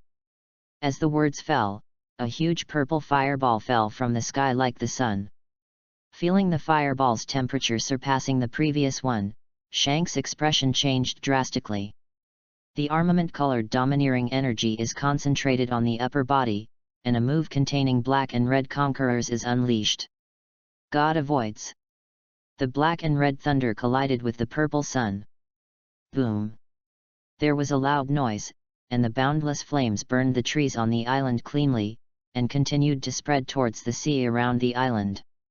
The sea water was constantly evaporating, and a steady stream of water vapor continued to gather. Finally, it started to rain heavily over the island. As for the red foss, Beckman ordered it to stay away from the island as early as when the fusion flame was installed. The center of the island, or in other words, is no longer an island. Looking at the entire island in pieces, with sea water pouring in, Shanks knelt on the ground with one knee, and the windbreaker behind him had disappeared. The black domination has faded away, there is a white scar on his naked upper body, and blood overflows from the corner of his mouth from time to time. And the initiator of all this is lying unconscious on a certain fragment of the island. Shanks. After the flames dissipated, Beckman immediately rushed over from the red foss. Listening to Beckman's worry, Shanks replied, "I'm fine, just slightly injured. Go find Anne." With Beckman gone, Shanks looked at the disintegrated island and couldn't help but exclaim that she was such an amazing little girl. Chapter 26 Heading to Orange Town. Chapter 26 Heading to Orange Town. My head hurts. Where is this? Anne asked in the strange room. A stinging memory of yesterday flooded my mind. By the way, I was sparring with Shanks yesterday. Feeling the pain caused by the injury under the bandage, Anne sighed that he was indeed the future 4 emperors. Leave the room. Feeling the bright sunshine, Anne stretched his body. You woke up so soon, I thought you would have to lie down for a few more days. It's Beckman. Anne rubbed his confused head and asked, I was in a coma for a few days. Today is day 5. Although I had expected that my coma would last longer than the time I faced the Iron Bull pirates, I didn't expect that I would be comatose for 5 days. Then where are you sailing to now? Probably near Orange Town. Okay, we're already so far away from Windmill Village. It looks like it's going to take a lot of effort to get back. I don't know how Luffy, Ace, and Sabo are doing after being away for so long. Inside the Corpo Mountain Villa at this time, Ace and Sabo cornered Luffy, questioning their sister's whereabouts in a civilized manner. Luffy, who was trembling, could only reassure Ace and Sabo that nothing would happen to his sister. I secretly pray that my sister will come back soon. Where is Shanks? Beckman pointed to the forward deck, then waved for Anne to follow him. Along the way, the members of the red-haired pirate group nodded when they met Anne and Beckman. After all, respecting the strong is an unchanging rule on the sea. Yo! You're awake, Anne? How are you? Are your physical injuries healed? Basically, it's nothing serious. But Shanks, you don't have any injuries on your body, which makes me feel even more uncomfortable. Anne said sourly. Shanks understood what Anne meant, nodded, and said, "Don't be too discouraged, you have such strong strength at such a young age, there will definitely be a place for you on the sea in the future. When I was your age, I was an intern on another pirate ship." As if recalling something happy, Shanks had a smile on his face. Shanks stood up and unbuttoned his shirt to expose his chest, pointing to a piece of fair skin on it and said, "This is the scar left on my body by your last blow yesterday. I can still feel the sting of the fire until now. It seems that the power of the flame fusion enhancement is so great that it can leave indelible scars on a strong man like Shanks." And thought to himself. Seagulls soar in the vast sky. Shanks looked at Anne and said solemnly, "Anne, do you want to join my pirate group and go to sea with me?" Everyone wants their pirate group to become stronger, and Shanks is no exception. If Anne joins the red-haired pirates, the red-haired pirates will have a greater chance of winning in the future battle for sea supremacy. "You want me to join the red-haired pirates?" Anne pointed at herself doubtfully. Alas! Luffy will be sad if he hears this. Ha ha ha, Luffy is actually pretty good, but he is too young. There are not only magnificent adventures on the sea, but also countless dangers. As a friend, I don't want Luffy to live such a life at a young age. Secretly agreeing with Shanks' words, Anne thought for a while and said, "My identity is a bit special. If I join your pirate group, you may encounter a lot of dangers." Danger. The last thing a man on the sea is afraid of is danger. As for your identity, aren't you Luffy's sister? Don't you know my full name? Shanks scratched his head, looked at Beckman and laughed awkwardly. "Beckman, do you know?"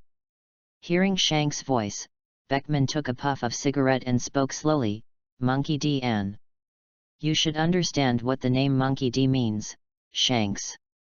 Monkey D. A burly old man's figure appeared in Shanks' mind. "You mean, you have the same last name as Marine hero Garp?" "That's right, I'm the Marine booked by Grandpa. I'm staying in Windmill Village temporarily just to take care of Luffy. Grandpa should be on his way back now." Dog-headed warship. "Hatcher, Lieutenant General Garp, are you okay?" "It doesn't matter, Bogart, I just felt a little uneasy and ordered the warship to speed up to Windmill Village." Read forth. Shanks said in shock, "That old man Garp who only knows how to pick his nose actually has a granddaughter like you. Hey! It's not good to say bad things about someone's grandfather in front of others." And looked unhappy. Shanks laughed out loud and dropped the topic. "Shanks, can I still join the red-haired pirates now?" "Of course." Shanks replied in a powerful voice. Although Shanks is afraid of Garp, if he can recruit a newcomer with potential and strength like Anne, it will be worth being chased by Garp. He is indeed a famous pirate on the sea, but his courage is difficult for many people to match. It's a pity that I can't join the red-haired pirates. I promised Grandpa that I would become a Marine, and I can't break my promise. That's a pity. Then we'll see you on the sea later. I hope you can let us go then." "Just kidding, Shanks, please remember to spare my life when the time comes," Anne said with the same smile. Ha ha ha. The laughter of the two resounded across the sea. How long until Beckman reaches Orange Town? About 2 days. Then please give me a ride. I'll get off the boat when we get to Orange Town. No problem. But before that, friends, let's hold a banquet to welcome Luffy's sister. Shank's voice rang out from the Red Fourth. Many members of the red-haired pirates echoed in unison. As we all know, on the sea, what the red-haired pirates like most is to hold banquets. During the 2 days, apart from competing with Shanks to hone his combat experience and domineering power, and spent most of his time at the banquet.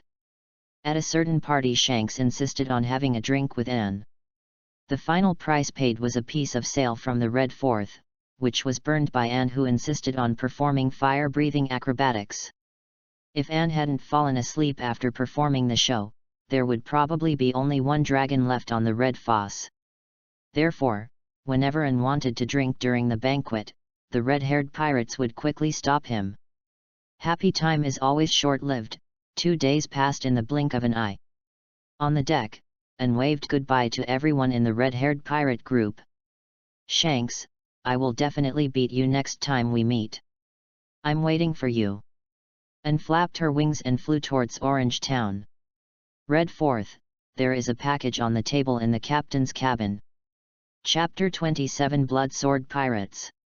Chapter 27 Blood Sword Pirates. East Daxia Sea, Orange Town. The flame wings turned back into arms, and Anne landed in the woods near the town.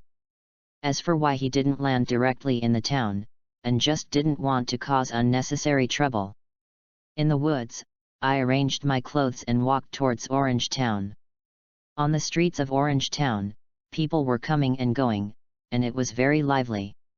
It's such a prosperous town, Anne said inwardly. Looking at the various shops in the town, Anne planned to bring some gifts to the 3 aces who were far away in Windmill Village.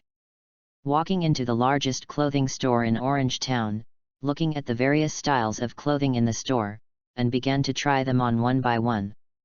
Then, amid the clerk's repeated compliments, Anne gradually began to lose herself. An hour later, with her hands full of packaging bags, Anne was kindly sent outside the store by the clerk. I went outside the store and found a deserted corner, and Anne threw everything into the system space. While walking in the town, Anne thought about the process of spending 800,000 belly to buy clothes, and she always felt an inexplicable sense of familiarity. But I can't remember it anyway. Passing by a restaurant, Anne opened the door and walked in, smelling the aroma coming from the store. Welcome! The pleasant voice of the waiter rang out. Anne picked up the menu and randomly ordered a dozen special dishes.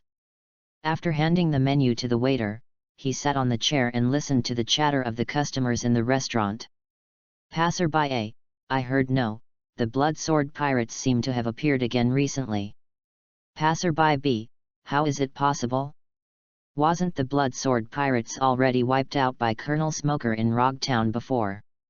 Passerby A, Colonel Smoker wiped out the blood sword pirates, but the leader, Blood Sword Lacey, and several other cotters took advantage of the chaos and jumped into the sea and ran away. I heard that they didn't know which pirate group they annexed recently and made a comeback. Stop talking, come and have a drink with us. I hope those lunatics from the Blood Sword Pirates don't come to our place.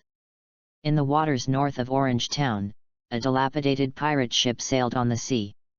Captain, the marine in Rogue Town is chasing us too closely. If we continue like this, we will be in danger. See if there are any islands nearby, find some hostages and ask them to let us leave. A thin man with a gloomy face said as he deflected a flying cannonball with his sword. This man is the captain of this pirate ship, Blood Sword Lacey. A few weeks ago, Smoker wiped out the Blood Sword pirates, and Lacey jumped into the sea with several cotters to escape. Fortunately, a few people were rescued after drifting at sea for more than 10 days. They were raised in a village called Shualaihu for several days before recovering. Of course, in return, Lacey and his cotters killed all the villagers in Shualaihu village after venting their anger. When he thought of the taste of the girl who saved him, Lacey couldn't help but lick his mouth. I found the captain. There is a town to the north. Just go to that island. Orange Town restaurants. And listen to the customers chatting about what happened on the sea while slowly eating food in her hands. Suddenly there was the sound of panic from the crowd outside the door. Run quickly. The blood sword pirates are here. Bang. There was a gunshot and the outside fell silent instantly. Lacey's gloomy voice sounded, listen to Lao Zi.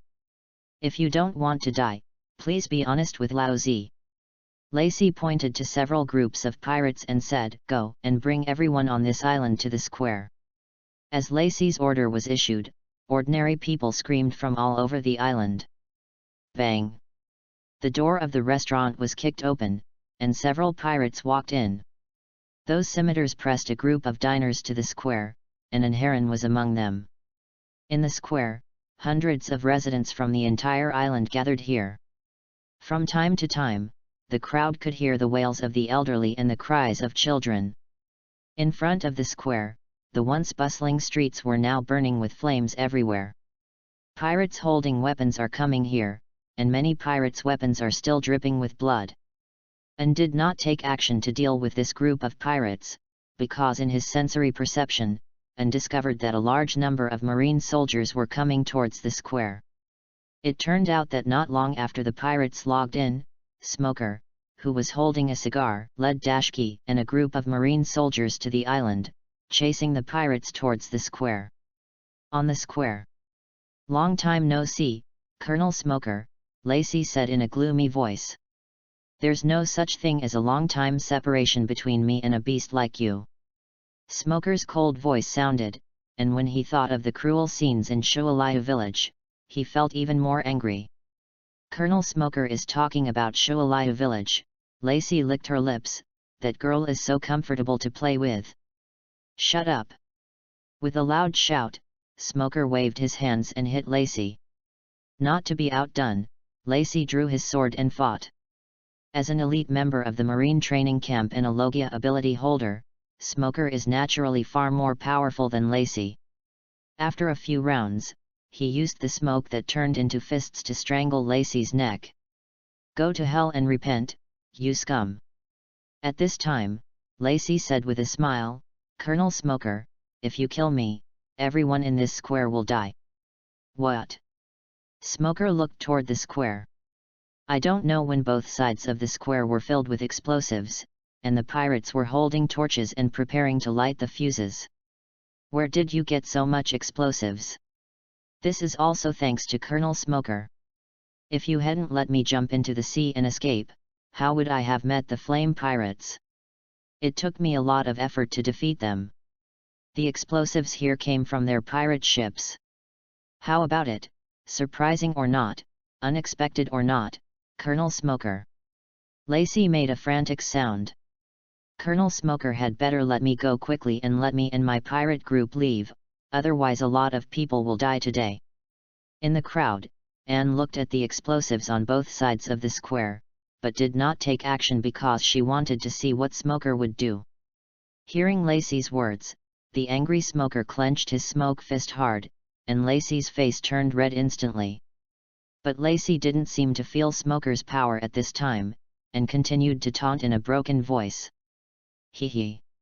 If the trash can, kill Lao Zi, otherwise Lao Zi will let everyone on the island be buried with Lao Zi.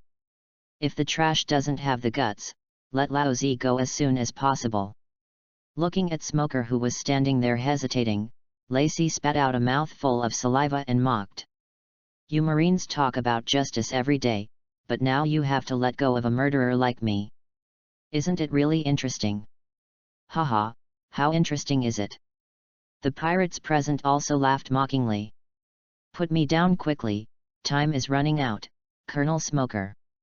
Listening to Lacey's arrogant voice, Smoker hesitated.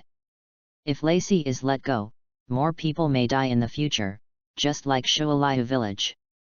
If I don't let go, many people will die in front of me now, including my Marine colleagues who have worked with me for many years. After a while of making a decision, Smoker took a deep breath and slowly put away his fruit power. he couldn't just watch his fellow Marines die in front of him. Feeling that the strength in his neck weakened, Lacey made a mocking voice. It seemed that Lao Zi was going to find a village to relieve his anger again. You. Before Smoker could speak, a cold voice came first. When did a clown like you question Marine's justice? Garbage should have the awareness of garbage. Who is it? Lacey asked frantically. A powerful momentum emanated from Anne's body, the crowd dispersed automatically, and Anjong walked out. After realizing that the person speaking was a girl, Lacey let out a ferocious laugh. Colonel Smoker. Lao Zi wants this girl later. Lao Zi wants to kill her. Hearing Lacey's words, Anne's anger welled up in her heart. She jumped up and punched Lacey out of Smoker's hand, causing her 2 front teeth to fly in the air. It's so strong, Smoker said in surprise. Lacey, who was thrown away by the punch, knew he couldn't escape, so he said in a vague voice, "Light Lao Zi on fire, damn woman, we will all die together today." After hearing the boss's order, the pirate stretched the torch to the fuse. No.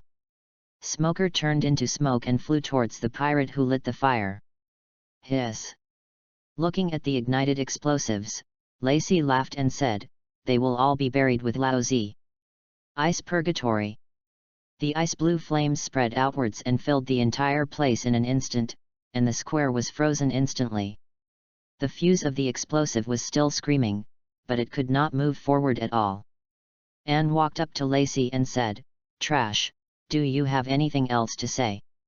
Before Lacey could speak, Anne stepped on Lacey's face and kept crushing. After a while, warm cheers erupted in the square. Smoker came back to his senses and ordered the Marine soldiers to start catching the pirates. The frightened pirates did not dare to resist and allowed Marine to arrest him. After the cleaning of the battlefield was completed, each pirate was taken aboard the warship. Dashki led some Marines to search the island to prevent any fish from slipping through the net. On Anne's side, after venting his emotions, he threw a ball of blazing sun flames at Lacey, burning Lacey's soul with the flames. The pain in the soul was far greater than the pain in the body. Listening to Lacey's high-pitched scream, the Marines around him suddenly felt horrified. After dealing with the follow-up matters, Smoker turned into smoke and came to Anne. He lowered his head and said in a deep voice, "Little girl, tell me your name." Turning around and walking towards the warship, Anne slowly said, "A passing traveler." Looking at Anne's back, Smoker stepped to follow. End of chapter. Chapter 28 Lesson Smoker. Chapter 28 Lesson Smoker. Tell me about your origins. Colonel Smoker, did anyone tell you that you are annoying? Anne rolled her eyes and complained. Along the way, Smoker kept buzzing in Anne's ears like a fly. He asked Anne's origins over and over again. Anne did not tell her origins, nor did she intend to tell her origins. If Smoker knows his identity, he will definitely report it to Marine headquarters. Anne's plan to hide his strength in the future would be considered a failure in itself. As for why Anne hides his strength, this is all influenced by his grandfather. The higher the position of Marine, the greater the responsibility. Even Marine's highest combat power, General Marine, cannot avoid such a thing from happening. Of course, these are all superficial factors. The real reason is that Anne doesn't want to be noticed by too many people. Only in this way can he secretly implement his plan to steal the country. After hearing Anne's complaints, Smoker bit his cigar and said, "Since you find it annoying, then tell me your identity." "I have already said that I am a traveler. I just couldn't stand the arrogance of the pirates, so I took action. As a traveler who travels all over the world, it should be no problem if you have some strength." Anne came up with her prepared remarks. "Haha," Smoker sneered. "What do you call some strength?" Recall Anne's 2 shots. Smoker was very aware of the young-looking girl in front of him. The strength is never weaker than his own. "Since you refuse to tell the truth, that's all," Smoker said, clasping Juju's hands. "Hey! Hey! What do you want to do? After noticing Smoker's movements, Anne stepped back. Seeing Smoker approaching step by step, Anne said loudly, "Stop, don't come here again." Ignoring Anne's words, Smoker continued to move forward. "Don't force me, if you force me anymore I will use a trick. Can't get it." After the words fell, Smoker rushed out. Looking at Smoker rushing over, Anne took a deep breath. Shouting loudly, "Help! Help! Colonel Marine is hitting someone." Thump! Smoker, who was halfway through the rush, slipped and fell to the deck when he heard Anne's so-called trick of calling for help. Looking up from the floor, Smoker growled, "Hey! What are you doing? Show your true strength." "Colonel Smoker, please stop." Dashki rushed from the cabin after hearing the cry for help. Before Smoker could speak, Ansia ran towards Dusky. "Sister Marine, this uncle just wanted to bully me." Add the accent to the word bullying. "Colonel Smoker, how could you do this? I misjudged you. She is just a child, how could you do this? Sister Marine, this uncle is too scary." After saying this, Anne hid behind Dashki. Hearing Anne's scared tone, Dashki was about to speak to comfort her. Smoker listened to Dashki's words, and the veins on his forehead wrinkled. He opened his mouth and explained, "I just want to test her strength, I have no other ideas." "Why? That's it. Then uncle, why don't you get a weapon?" Smoker raised his hands and said, "My weapon is made of sea stone. You have great restraint against devil fruit users. I just want to test your strength. It's not like I want to kill you, so why use a weapon?" Smoker's voice became louder and louder as he spoke. "I see, I thought what uncle wanted to do to me." Listening to the conversation between the two, Dashki instantly understood that this was a misunderstanding. Just when Dashki was about to resolve the misunderstanding, no one thought that Smoker would say something that shocked everyone. This also caused Smoker to suffer every time he saw Anne for a long time. "Haha, what are you thinking about? No matter what I want to do, I won't choose you, a melon and an egg, if you want breasts or no breasts, if you want." Sensing the drastic change in Anne's expression, Dashki quickly covered Smoker's mouth. "Dasakai, why are you covering my mouth? Did I say it wrong? This is the truth. Women of any age are very concerned about their appearance and figure." And didn't know why, but he developed later than ordinary people. But no one has ever pointed it out to Smoker. "Haha, raw melon and eggs, you have to have breasts but no breasts." Smoker, who didn't notice the change in Anne's face, kept saying, "Why is your butt so small? What?" Every sentence stuck in Anne's heart. "Haha, Mr. Smoker, you just said you wanted to try my strength. Okay, I promise you." Dashki, who was restraining Smoker, suddenly felt a chill on his back, the kind of chill that penetrated deep into his bones and could not be resolved. Smoker broke free from Dusky and heard and agreed to his request. "Although I felt something was wrong, I didn't think much and said okay quickly. Let's go to a nearby island to compete." Smoker had seen Anne's fruit ability and proposed to compete on land to avoid destroying the warship. "No need, it's right here, it will be over soon." Until now, Smoker has not understood what he did wrong. Was about to refuse Anne's proposal. Anne, who could no longer suppress his anger, disappeared directly. "Colonel Smoker, be careful." After hearing Dusky's reminder, Smoker also felt the danger and hurriedly raised his hands to block. Bang! Anne punched Smoker in the face. Smoker flew backwards, and his 10 hands landed on the deck with a BG sound. A series of rolling sounds were heard, and Smoker kept rolling on the ground, and finally stopped using his devil fruit ability. "So strong," Dashki exclaimed. Smoker got up from the ground and wiped the corners of his mouth. Shweshwe's heart sank, "It's much stronger than last time. Mr. Smoker, what's my strength?" An sneered. Smoker didn't seem to hear An's tone and said stiffly, "It's okay." "Good. It seems that Mr. Smoker has a tough mouth. Let me call you a tough-mouthed man." An picked up Smoker's dropped 10 hands from the ground and said slowly.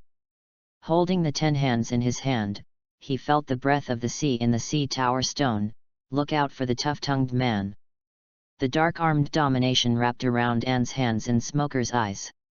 Snap! The 10 hands were broken in response. "Damn it! My weapon, oh, looks like it's going to lie down today. Colonel Smoker, surrender now or you will die." Seeing the hard sea floor stone being broken by An, Dashki also knew how powerful An was. As a woman, Dashki knew exactly what An was thinking. "Haha, it's just a sparring match. How could someone die?" Although he was shocked that An would use haki, Smoker didn't panic at all. "Haha, women are so ignorant. No one can interfere until the end of this competition." "Haha," a cold laugh came from in front of him, and An appeared in front of Smoker. "It seems that Mr. Strong-Mouth Man doesn't feel that he is wrong at all. Very good." Feeling the murderous aura on An's body at close range, Smoker shouted in his heart. "It's over." He turned to look at Dashki. After punching him in the face, Smoker flew out again, but this time he stopped quickly. Ice prison, a ball of icy blue flames enveloped Smoker, instantly turning into an ice prison. An stepped on Smoker's body, bent down, wrapped his armed-colored iron fist, and punched Smoker in the face. "I told you to give birth to melon eggs. You have breasts but you don't have breasts. Call you have a small butt. Tell you. Tell you." Dashki felt a burst of pain on his face as he watched An land a heavy punch. I don't know how long it took, but a roar came from the ice prison, "Go to hell with that tough-talking man." Click! As the words fell, the ice prison shattered. An rubbed her sore wrist and kicked Smoker next to Dusky. "Next time you see me, walk around me or I'll beat you every time you see her." Shit! The nearby Marine soldiers sighed in their hearts that Colonel Smoker was indeed a real man. After being beaten for so long, he didn't even utter a scream. What they didn't know was that Smoker was so beaten that he couldn't even open his mouth. After seeing off Smoker, I lay on the beach chair and basked in the sun. When will I grow up? Chapter 29 Guns Pirates. Chapter 29 Guns Pirates. At sea, 5 days have passed since Smoker was sent for treatment. Today our dear tough-tongued Colonel Smoker finally woke up on the bed in the infirmary. Hiss! There was a sound of pain. Feeling the vague pain on his face, Smoker thought to himself, "This woman is really cruel, but she is really strong. It would be great if she could join Marine." Rubbing his cheek gently, Smoker left the infirmary and walked to the deck. Warship deck.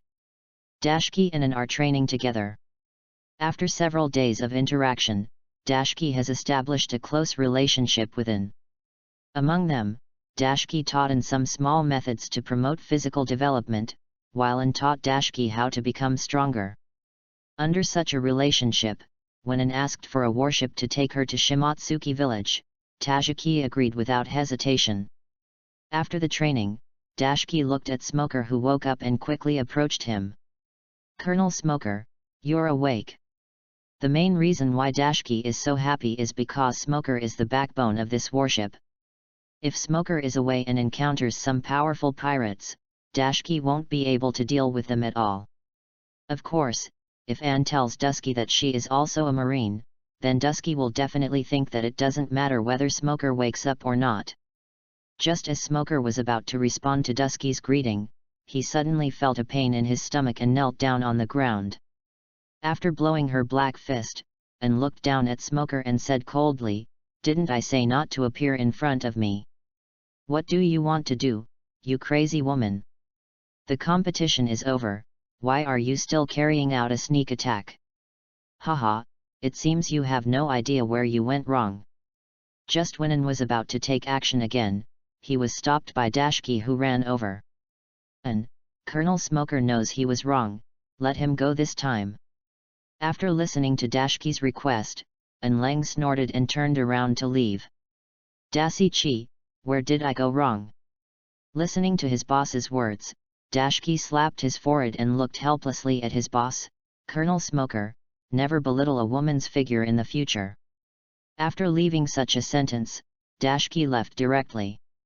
After hearing Dashki's explanation, the previous memories suddenly emerged. Smoker finally knew why he was beaten so hard, and looked at An standing on the deck with a guilty conscience. What Smoker didn't know was that in the years to come, he would be punished every time he saw Anne, and Anne would call it encouragement among colleagues.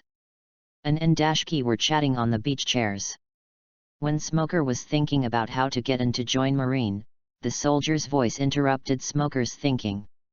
Reporting to the commander, the gun's pirates were found in front of our warship, with a total of 10 pirate ships. Faced with the vicious pirates, Smoker was not impulsive. Smoker looks at his body. He has recovered about 80% of his strength, which is enough to end this battle. Give me the order to speed up and catch up with the gun pirates. Yes. Colonel Smoker.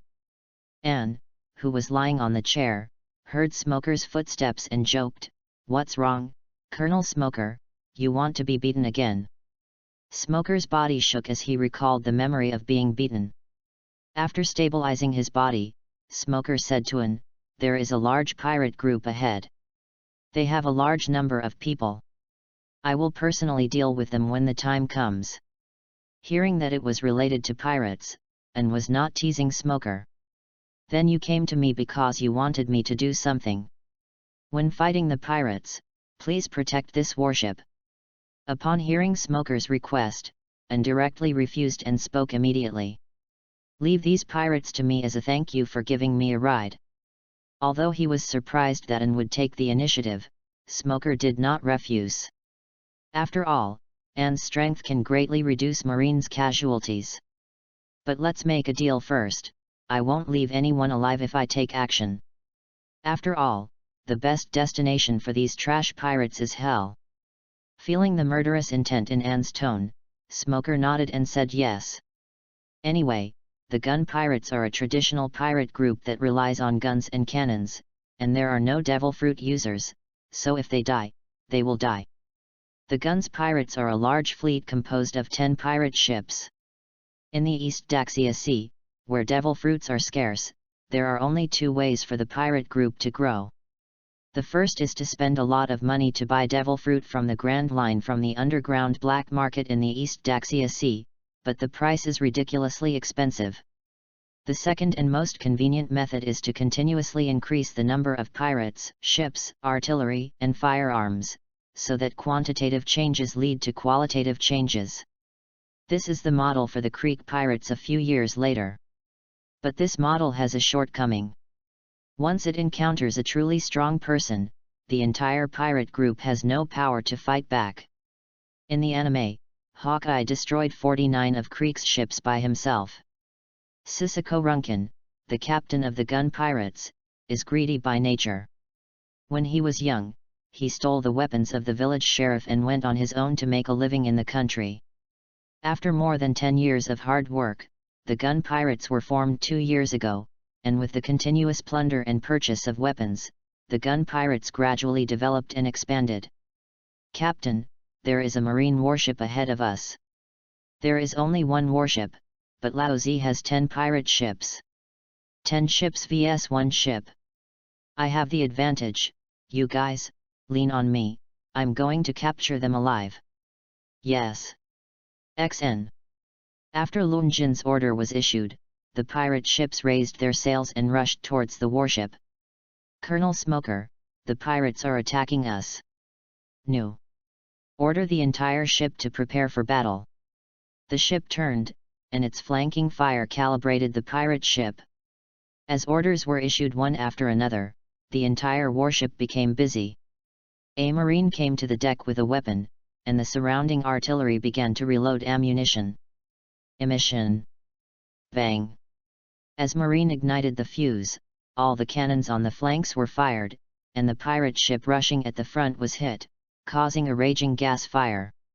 Compared with the lazy pirates, the marine soldiers of warships have undergone formal training, and their hit rate is naturally high. After the alternating design of the warship's artillery, the pirate ship rushing at the front has been sunk. Damn it, Lun Jin roared, a pirate ship cost him a lot of money. Let Lao Zi drive faster. Whoever rushes onto the warship first will be made the deputy captain.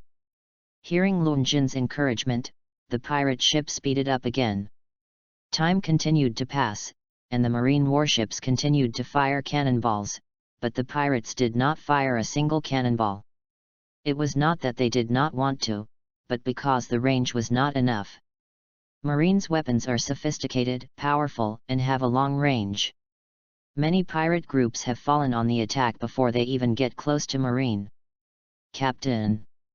We will suffer too much loss if this continues. Hurry up, Lao Zi. Once the range is enough, fire with me. When I capture the marines on this warship, I will make them live worse than death. Looking at the 3 pirate ships that were sunk, Runjin gritted his teeth and gave the order. Bang!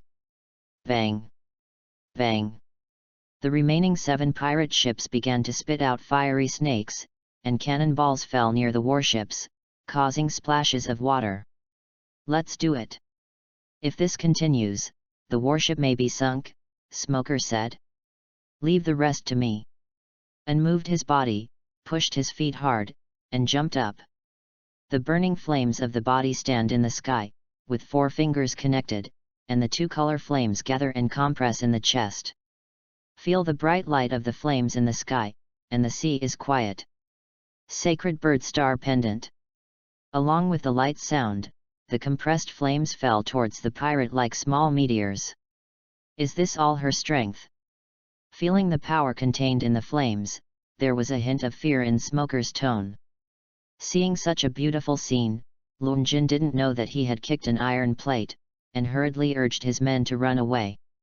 Standing in the sky, watching the flame flowers fall into the sea, and then tall waves stir up. The pirate ship burned up in flames. 10 minutes later, the meteors stopped falling, and the sea was extremely quiet. There was no sign that a battle had occurred here. 1 day later, the warship docked at Shimatsuki village and warned Smoker again. An Intajiki waved goodbye. The warship slowly left the port, and Smoker stood on the deck blowing the sea breeze. The form in his hand also made a rustling sound, and from time to time Hai could see the contents on the form. Name, unknown. Age, approximately 12 years old. Devil fruit, suspected to be the Logia devil fruit, it is extremely powerful. Chapter 30, Shimatsuki Village. Chapter 30, Shimatsuki Village. Rorano Zoro, a combatant of the Straw Hat Pirates, the disciple of Hawkeye, the world's greatest swordsman, and a strong man who will be feared by countless pirates in the future. Of course, these are all things for later. Now Rorano Zoro is just a road-crazy boy with short green hair. Damn it! Why haven't you arrived yet? The old man told me that I can reach the Ishin Dojo as long as I walk straight ahead. Why haven't I arrived after walking for so long? Is that old man lying to me? No, I have to find someone else to ask. Shimatsuki Village intersection. An, who had just arrived at Shimatsuki Village, was about to find someone to ask where the Ishin Dojo was. Suddenly, a voice came from behind. Sorry to bother you, do you know how to get to Ishin Dojo? When I put a question mark, it's not that I have a problem, it's that you have a problem. Anne's head was full of question marks. Good thing, someone actually asked me, a foreigner, for directions. Let me see who this big smart is. Zoro. Anne turned her head and looked at the boy with short green hair in front of her. Isn't this Zoro when he was a child? Anne's thoughts are divergent. It seems to be this time in the comics. Zoro is preparing to challenge the Ishin Dojo. After failing, he officially joins the Ishin Dojo and starts the bond with Kuina. Speaking of Kuina, this is why Anne came to Shimatsuki Village. After thinking about it carefully, and felt that it would not be surprising at all if Zoro asked him for directions. After all, he is a genius who can go astray in a straight line. Some fans in the past life believed that if Zoro didn't meet Luffy and continued to get lost, he might one day reach Rafteru and become One Piece. Although it is a joke among sea fans, it can also show how serious Zoro's road addiction is. After retracting his thoughts, An also wanted to give Zoro directions, but he didn't know the way himself. I could only apologize, sorry, I'm also looking for the way to Ishin Dojo. Oh. Why are you going to Ishin Gym? I just heard that Yuxin Dojo is quite famous, so I came here to visit it. Zoro was relieved to hear that he was not the challenger. If two people played on the same day, they would be hated by others. Are you going to visit Yishin Dojo as well? An Ming's Higu asked Zoro. Hearing An's question, Zoro shook his head and said, I'm not going to visit, but an old man asked me to come and play at the gym. Someone asked you to go to the gym? Zoro nodded seriously. Didn't that old man tell you where the Yishin Dojo is? He said you can get there by walking straight down this road. Zoro pointed to the road ahead. Since you know the way, why are you asking me? I suspect that the old man pointed me the wrong way. Zoro said angrily. I've been walking along this road for a long time, and I haven't even seen the shadow of Ishin Dojo yet. Thinking about Zoro's wanderlust attribute, Anan felt speechless. He thought that this guy might have gotten lost. The more he thought about it, the more likely it was. Then An said, why don't we look for it together? You have been looking for it for such a long time. I think Yishin Dojo should not be far from us. After thinking for a moment, Zoro felt that An's words made sense, so he agreed to go with An. Along the way, An finally saw how outrageous Zoro really was. It was clearly a 200-meter-long road, but Zoro couldn't walk in a straight line. As he walked, Zoro disappeared. An doubted that Zoro might have been able to reach Rafteru if he hadn't pulled him along. After a lot of trouble, the two stood outside the Yishin Dojo. Zoro wiped the sweat from his forehead. It's really too far away. Haha, Anze doesn't want to talk to Zoro. The 200-meter-long street is like being walked out of by you. Are you tired? After resting for a while, An called to Zoro to follow him. Let's go in. An Gang stretched out his hand. With a bang, Zoro kicked the door open. An's palm floats in the air. Suddenly there was silence inside and outside the door. It's finally here. Shimatsuki Kojiro, the owner of Ishin Dojo, was sitting cross-legged in the dojo drinking tea, squinting at the disciples practicing swordsmanship. In the morning, my father asked someone to bring him a letter. The letter stated that a child with good qualifications would come to play in the afternoon and asked Kojiro to take him into his class.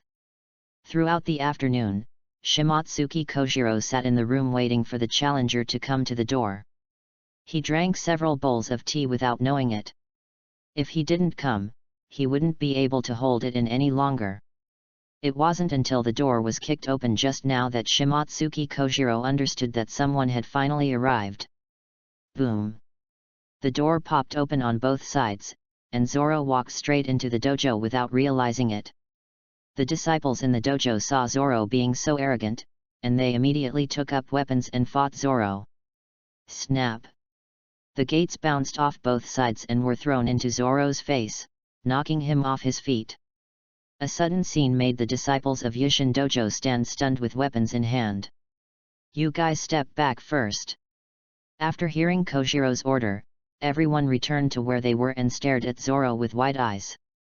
Zoro got up from the ground, wiped his nosebleed, and shouted to everyone in the dojo, how despicable. At this time, Aran quietly stood among the disciples of Yuxin Dojo, trying to draw a clear line with Zoro.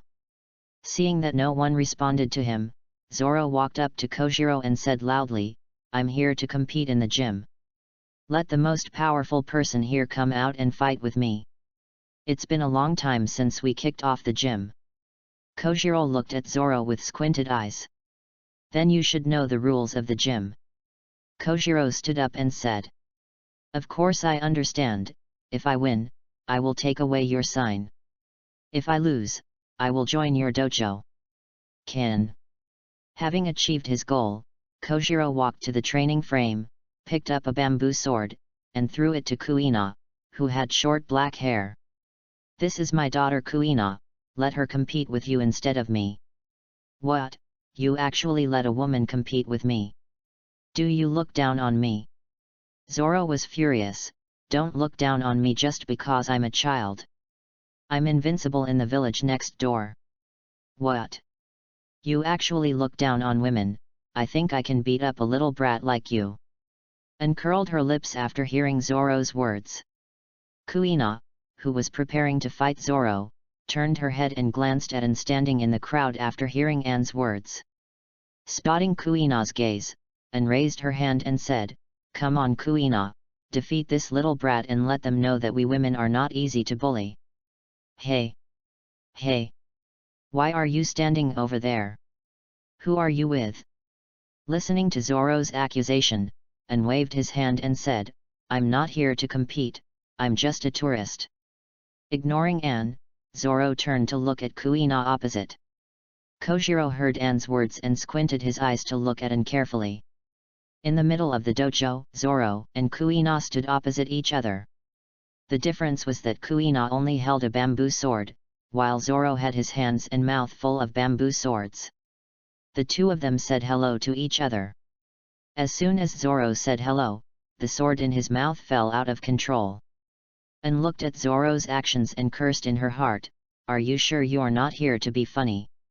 Seeing that the two of them were ready, Kojiro waved and the kicking started. As soon as the words fell, Kuina struck Zoro's middle door with a sword. Zoro quickly raised his sword to block. Then the two bamboo swords in the gym collided. But it's more about Kuina attacking and Zoro defending. Anne stood up and sat down next to Kojiro. Kojiro made no move and continued to watch the competition between the two. Mr. Shimatsuki Kojiro, you have a good daughter, Anne said while watching the battle on the field. Kojiro nodded, yes. The only pity is that Kuina is a girl. Anne turned to look at Kojiro, what's wrong with girls? What's wrong with girls? Because as girls' bodies develop, their physical fitness will gradually become weaker than that of boys. Anne looked confused, is there any? Even if you just eat an animal devil fruit like this, it's okay. The atmosphere was silent for a moment, and Kojiro's heart felt like he was struck by lightning. Yes, there was also a devil fruit. Sure enough, he was pursuing the purity of a swordsman too much. It is not impossible for Kuina to become the world's greatest swordsman. In the competition arena, Kuina kept slashing at Zoro. Snap! Kuina's wooden sword hit Zoro's head, and Zoro sat on the ground. Looking up at Kuina, Zoro said, Damn it, how can I lose? I will become stronger in the future. Zoro picked up the two bamboo swords on the ground and rushed towards Kuina. Bang! Kuina slapped Zoro in the face again, which also meant that Zoro's kicking ended in failure. Winner, Kuina. Kojiro announces the winner. What a wild kid! After commenting on Zoro, Kuina stood back to her previous position and her eyes fell on Anne. Hearing Kuina's comment, Zoro got up from the ground, looked at Kojiro and said, Since I lost, I will join your sect. Do you have any objections? No. After getting Kojiro's reply, Zoro said to Kuina, I will practice hard and work hard, and then I will definitely beat you.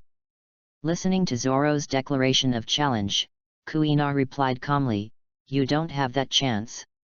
After the competition between Kuina and Zoro, Kojiro looked at Anne and said, Excuse me, what do you want to do when you come to Ishin Dojo? Chapter 31 and vs Zoro. Chapter 31 and vs Zoro. Kojiro's voice echoed in the empty dojo. Your mightiness. Master, did you say something wrong? Zoro, who had just started, was very dissatisfied with Kojiro calling Anne Your Excellency. Kuina was also very curious as to why her father called this girl of the same age as Your Excellency, but he did not blindly say it like Zoro. Kojiro narrowed his eyes at Anne and ignored Zoro's dissatisfaction. Since Anne came in, Kojiro has sensed Anne's strength through his knowledge and color. Upon hearing Kojiro's question, Anne put away his lazy posture and sat upright on the futon in the dojo. He asked Kojiro, who was sitting on top with sincere eyes. My name is Anne, I am a traveler. I heard about your hotel's reputation and came to visit.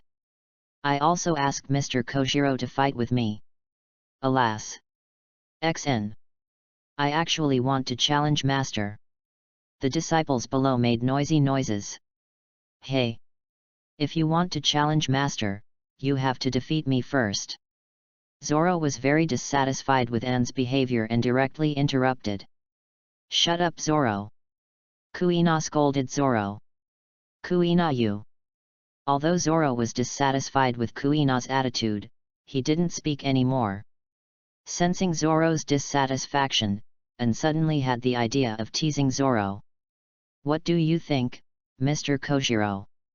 Realizing that Anne actually wanted to compete with Zoro, Kojiro looked at Kuina thoughtfully and finally agreed to Zoro's request. Kojiro knows that his daughter has always wanted to become the world's greatest swordsman. As a powerful swordsman, I know that it is difficult for women to achieve this goal.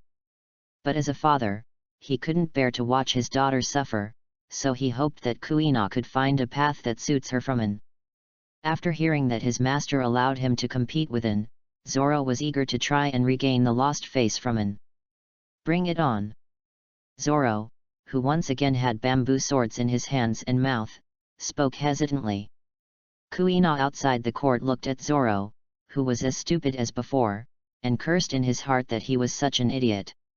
And randomly picked up a bamboo sword from the bamboo basket, looked at Zoro, who was getting ready, and said, although I have never learned swordsmanship, it is more than enough to deal with a rookie like you. Stop talking nonsense!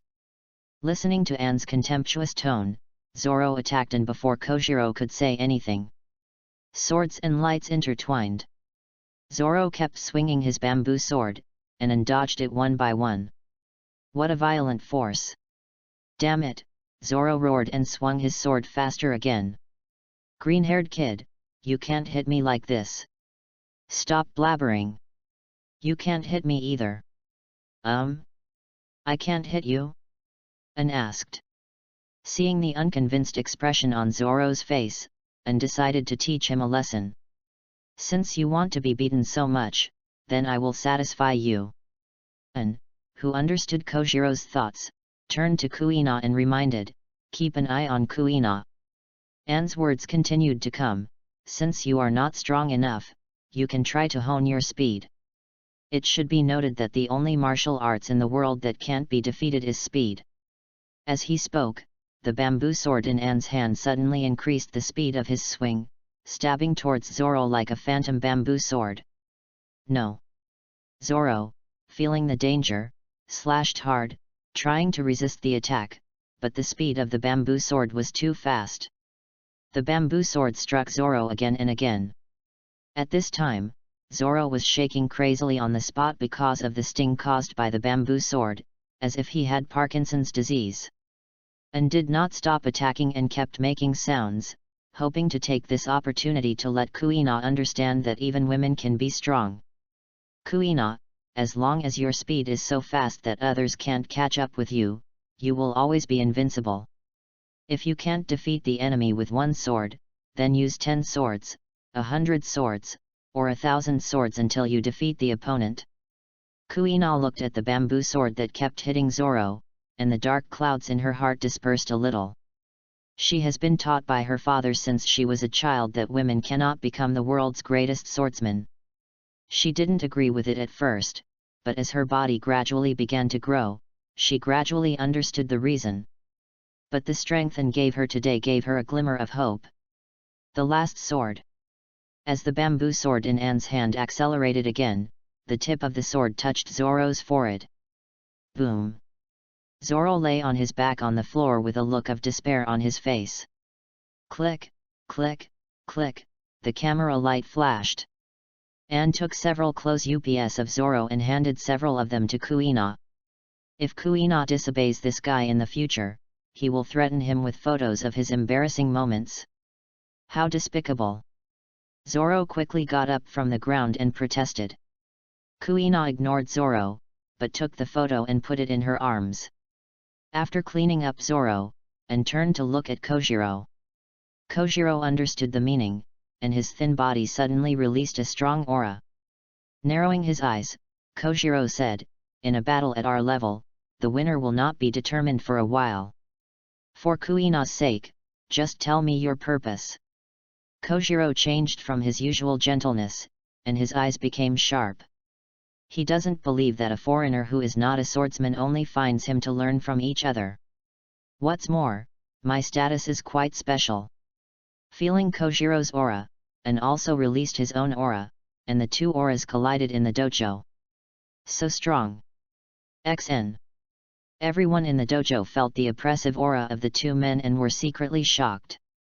They didn't expect that two people who looked so ordinary could exude such powerful aura. The breaths still collide. Of everyone present, only Zoro and Kuina struggled to support themselves with their tenacity. Thump. In the end, Zoro couldn't hold on and passed out because of his young age.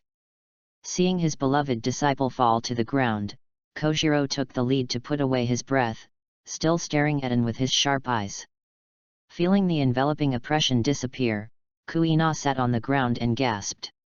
Sensing Kojiro's unkind gaze, and paused for a moment and said, "Since Mr. Kojiro is unwilling to compete with me, I can only trouble Mr. Kojiro to teach me Ryu Sakura Haki. That's it." Kojiro was shocked. "Ah. Otherwise?" and asked directly. Next the two entered question and answer mode. "Kojiro, to be able to teach a genius like you, your teacher must also be a famous strong man on the sea." "And," with a puzzled face, "I don't have a teacher." Kojiro, with a surprised face, "Who taught you all your skills?" "And, barely, my grandfather taught me." "And thought about it?" "Until now, only Garp has guided me for a period of time." "It's okay to say that it was my grandfather who taught me." Kojiro / "What about your grandfather, / "And," with an angry face, "Run away." "It's okay. Garp did teach him for just a few days before he left for the Marine headquarters. It doesn't matter if he ran away." Kojiro, surprised face, "Ha! Install. What's your expression?" "If Grandpa doesn't run away, I won't run outside. That's the fact. If Grandpa doesn't leave, Shanks won't dare to come to Windmill Village. If Shanks doesn't come, the next series of things won't happen. So, this is all Garp's fault. On the dog-headed warship. Ah, cut. Ah, cut. Lieutenant General Garp, are you okay?" "It's okay, Bogart, but I always feel like something is going to happen." In the dojo. Anne and Kojiro sat up and down. "So you came to my Ishin dojo just to learn Ryu Sakura. Hey! Why do you feel like Liu Ying is trash around you?" "No, no." Kojiro brushed it off. "Really not?" and showed an expression of disbelief. Chapter 32 Warring States Call. Chapter 32 Warring States Call. East Daxia Sea. At the Marine base in Rogue Town, Smoker was on the phone with Marine Fleet Admiral Sengoku. It all starts with Smoker handing over Anne's information. Marine, one of the three major organizations under the world government, is responsible for safeguarding justice in the sea. Such a huge organization naturally has a complete talent introduction system. Every year, the Sahai branch can recommend outstanding talents to go to the Marine headquarters for further training to supplement the lack of talents in the Great Line Marine. Today, the busy Marine Fleet Admiral received a talent recommendation form from the staff department. It was actually the information submitted by Smoker. Warring States had some impression of this rising star from previous training camps, but not much. Sengoku is more concerned about the location of his marine branch. East Daxia Sea. It was a magical sea area, where many famous strong men had appeared. One Piece Gold Roger was also born in this sea area. Although this sea area is now the weakest sea due to Garp, who has been home for a long time. But every few years, there will always be some people in this sea who have a huge impact on the world. Pick up the form and review the information above. There is not much information, just a few lines. His eyes swept, he put down the form in his hand, and Senguo walked to the window and thought about the information on it. A girl around 12 years old can use two kinds of flames, similar to Porosalino's moves. The more I look at Sengoku, the more familiar she looks. Why does she look so much like Garp's granddaughter? But isn't Garp's granddaughter in Windmill Village? In order to confirm whether the girl Smoker met was Garp's granddaughter, Sengoku dialed Smoker's phone number. Only then did the opening scene appear. Bulu Bulu. Smoker answered the call. The phone bug changed into his Sengoku appearance and started talking. I am Marine Fleet Admiral Sengoku. Warring States Fleet Admiral, hello. I am Colonel Smoker of the Marine Branch stationed in Rog Town, East Daxia Sea. Colonel Smoker, I have seen the information you submitted.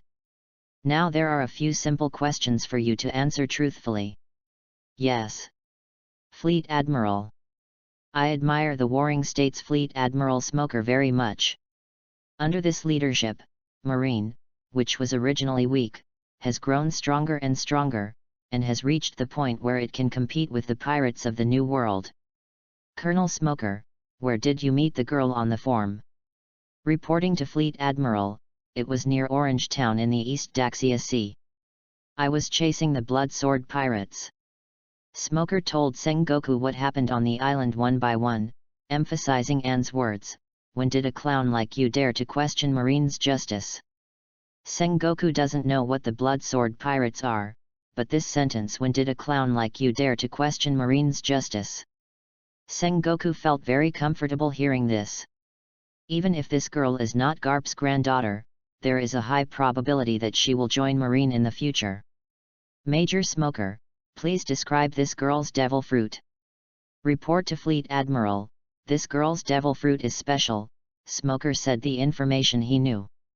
What a powerful devil fruit, Sengoku realized in his heart. Colonel Smoker. How does this girl's strength compare to yours? Smoker hesitated when he heard the question of Warring States Fleet Admiral. Sengoku on the other end of the phone felt Smoker's hesitation and said sharply, Colonel Smoker, answer my question seriously. Hearing the majestic voice of Sengoku Fleet Admiral, Smoker did not hesitate to tell the whole process of the competition between himself and An. You mean, the other party broke your sea stone weapon with armed domineering force, and then beat you in front of you. Smoker's strength is known to Sengoku. As a rising star in the training camp and the owner of the Logia smoke fruit, his strength is among the best among the colonels in the headquarters. Being able to defeat Smoker easily, Sengoku estimated that this girl's strength should reach that of a major general. Although he understood Smoker's failure, Warring States still reprimanded Smoker and asked him not to relax in his practice. Hearing Sengoku Fleet Admiral's scolding, Smoker also reminded himself in his mind. I have been too lax since I came to Donghai. I will strengthen my practice from now on. Ignoring the changes in Smoker's heart, Sengoku thought to himself that a 12-year-old with a powerful devil fruit could still be domineering. Such a genius must be recruited into Marine regardless of whether she is Garp's granddaughter or not. Colonel Smoker, didn't you invite her to join the Marine? Come, the point finally came, and cold sweat broke out on Smoker's forehead. Smoker did invite An to join Marine, but he was greeted with a beating. Since then, Smoker has never mentioned letting An join Marine. Hearing Sengoku Fleet Admiral's inquiry, Smoker hesitated and said that he was invited, but was rejected. Hearing Smoker's awkward tone, Senguo immediately discovered the problem. After Senguo's constant questioning, Smoker finally told the whole story.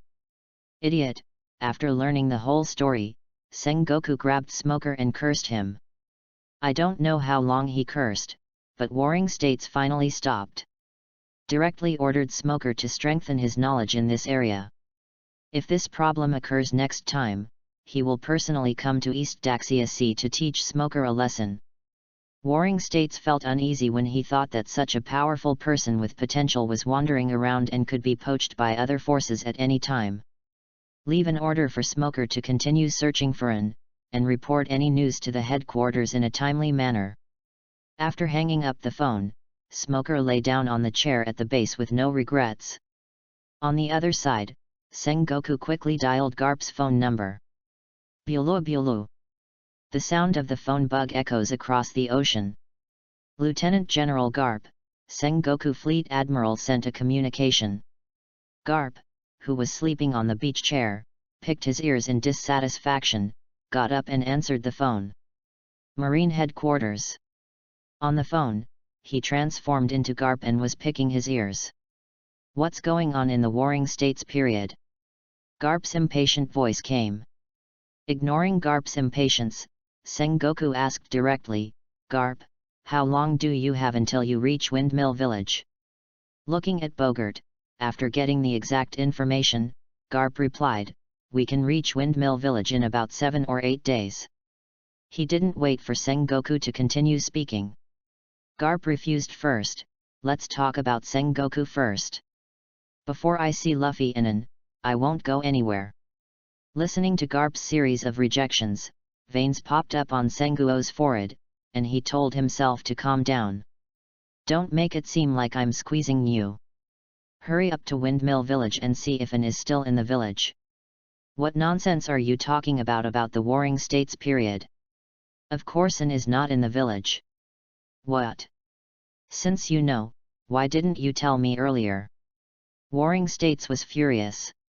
Ha ha ha. Of course Inon is not in the village, Inon is in the bandit's house behind the village, Garp said, thinking he was funny. Ha ha ha, 0. Listening to Garp's laughter, Sengoku, who was far away at Marine Headquarters, finally couldn't bear his anger anymore.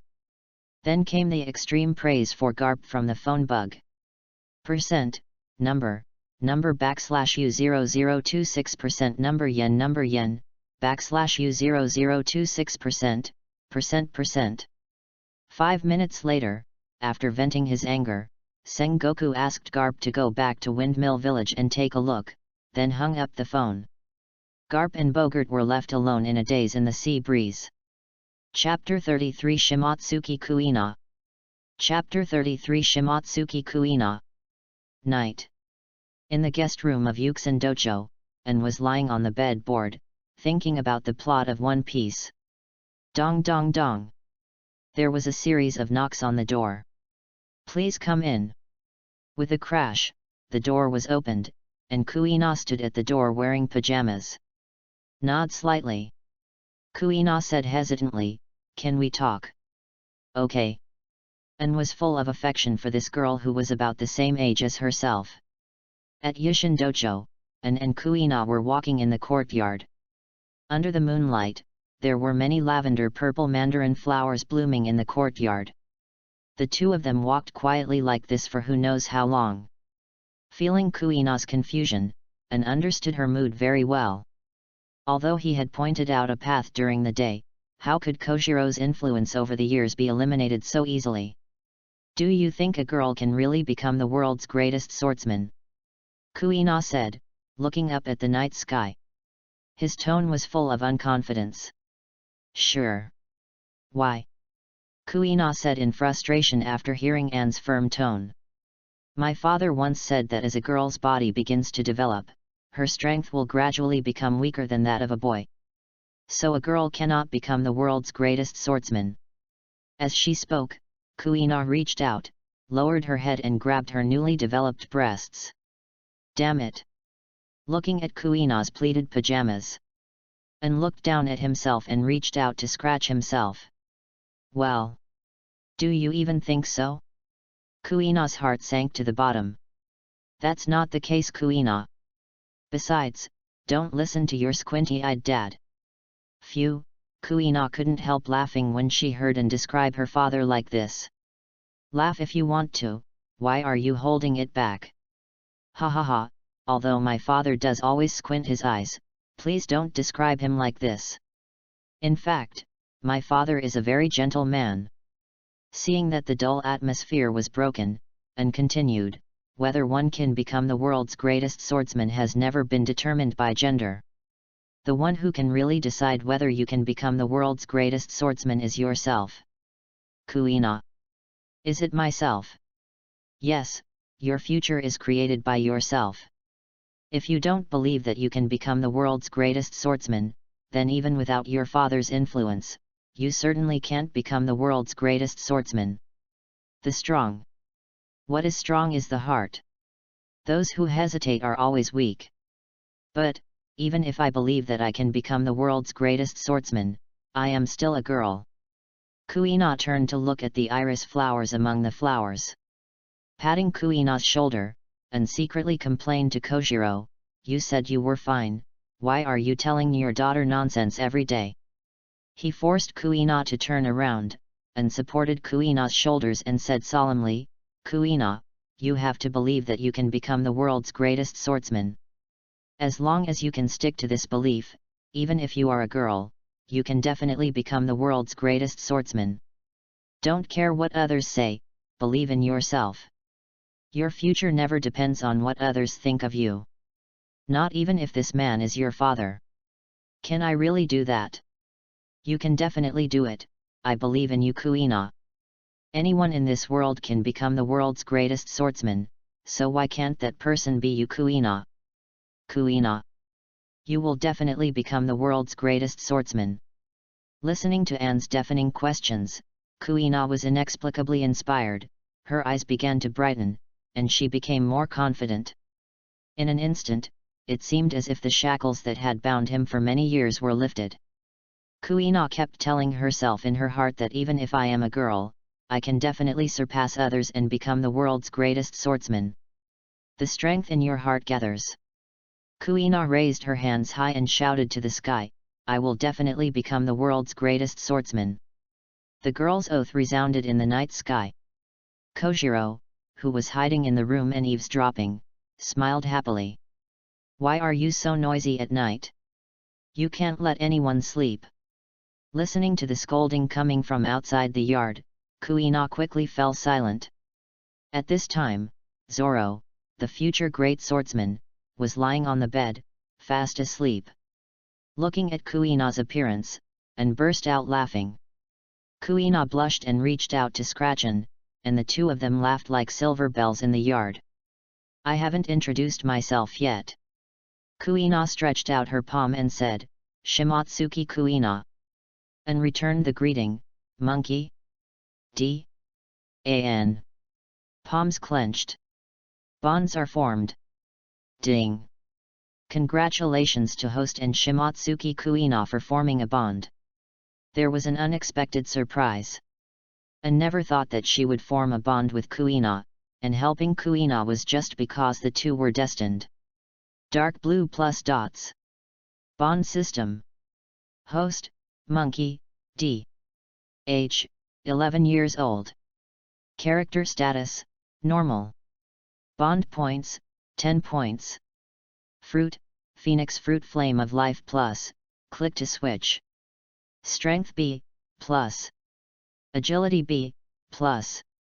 Constitution, B plus, plus. Will B, plus. Rating, Elite Lieutenant General of Marine Headquarters. Wisdom and Knowledge, Proficient, plus. Armed Color Haki, Entanglement, plus. Conqueror's Haki, not activated. Flame Liberation, fusing the flame of life with other flames can greatly increase the power of the flame. Bond Lottery, 1 bond point/time. Bond, Daughter of the Sea, descendant of the hero. Destiny Twins and an Ace. Sparks of Time and Space Twins.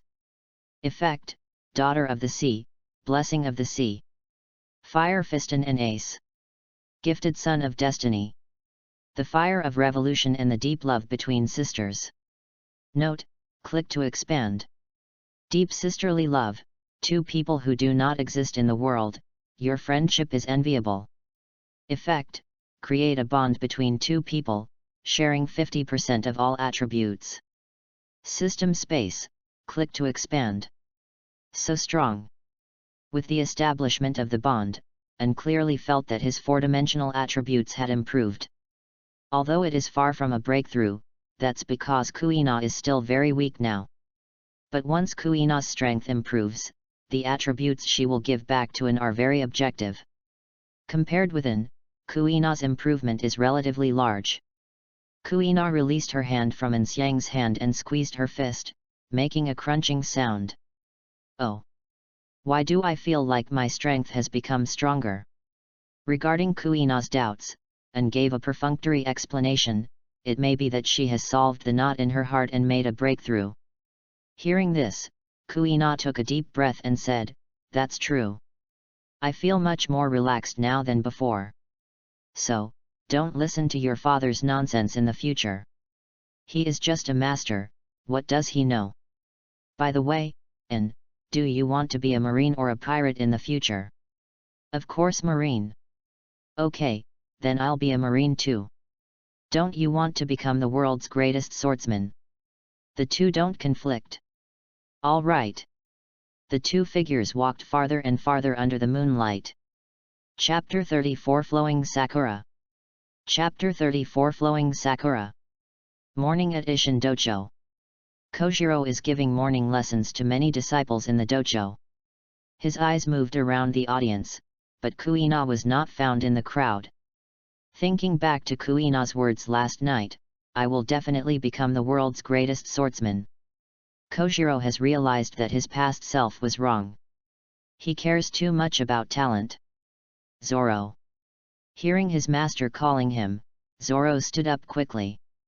"Go to the room of the gentleman yesterday to inform Kuina to come to the dojo for morning classes." "Yes, master."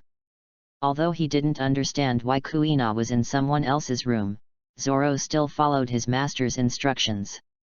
In the guest room, An and Kuina, who had been busy all night yesterday, were lying on the same bed and fast asleep.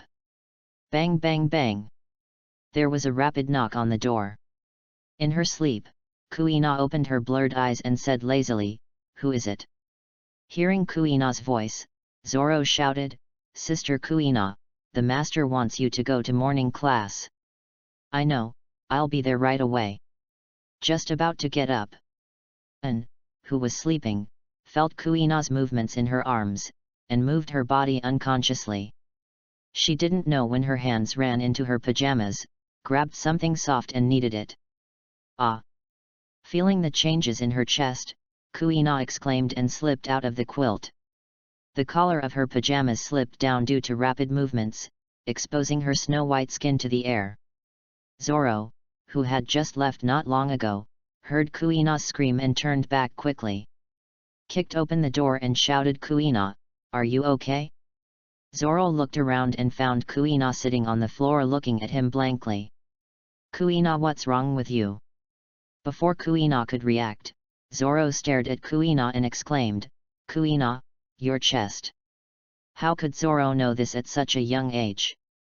Hearing Zoro's exclamation, Kuina followed Zoro's gaze and saw that half of her chest was exposed.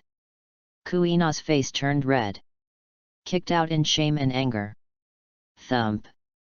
Zoro was stuck upside down in the pond in the yard. "What's wrong, Kuina?" Anne opened her sleepy eyes and looked at Kuina, whose face was slightly red. A weak, mosquito-like voice came from Kuina's mouth, "No, it's nothing. Nothing seems to happen." Front yard dojo. Kuina and An arrived with Zoro, who was drowned. Kojiro nodded to the two of them and motioned for them to find a seat and sit down. "Zoro, you?"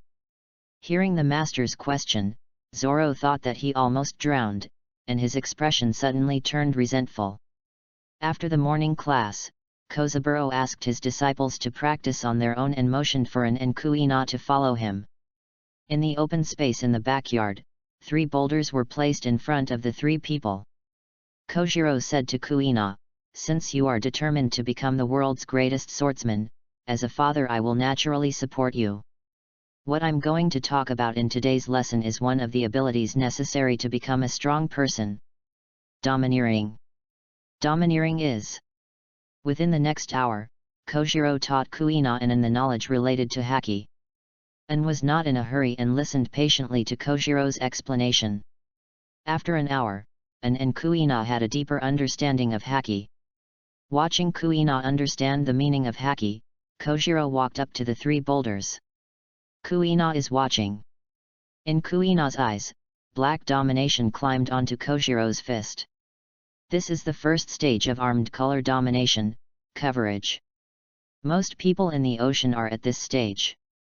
In addition to enhancing one's attack power and defense power, the armor color covering the level can also attack Logia's body. Father, what is Logia? Logia means. Just like me, An interjected. Kuina turned around and found An wrapped in flames. Realizing Kuina's doubts, An explained, my current appearance is similar to a Logia fruit user. Kuina, you can try to hit me with your fist. Kuina looked at her father in confusion. Kojiro nodded. With her father's consent, Kuina shook her fist at An. Call. Under Kuina's disbelieving gaze, her fist passed through An's body, and the hit part turned into flames. Father, this. Kuina is unbelievable.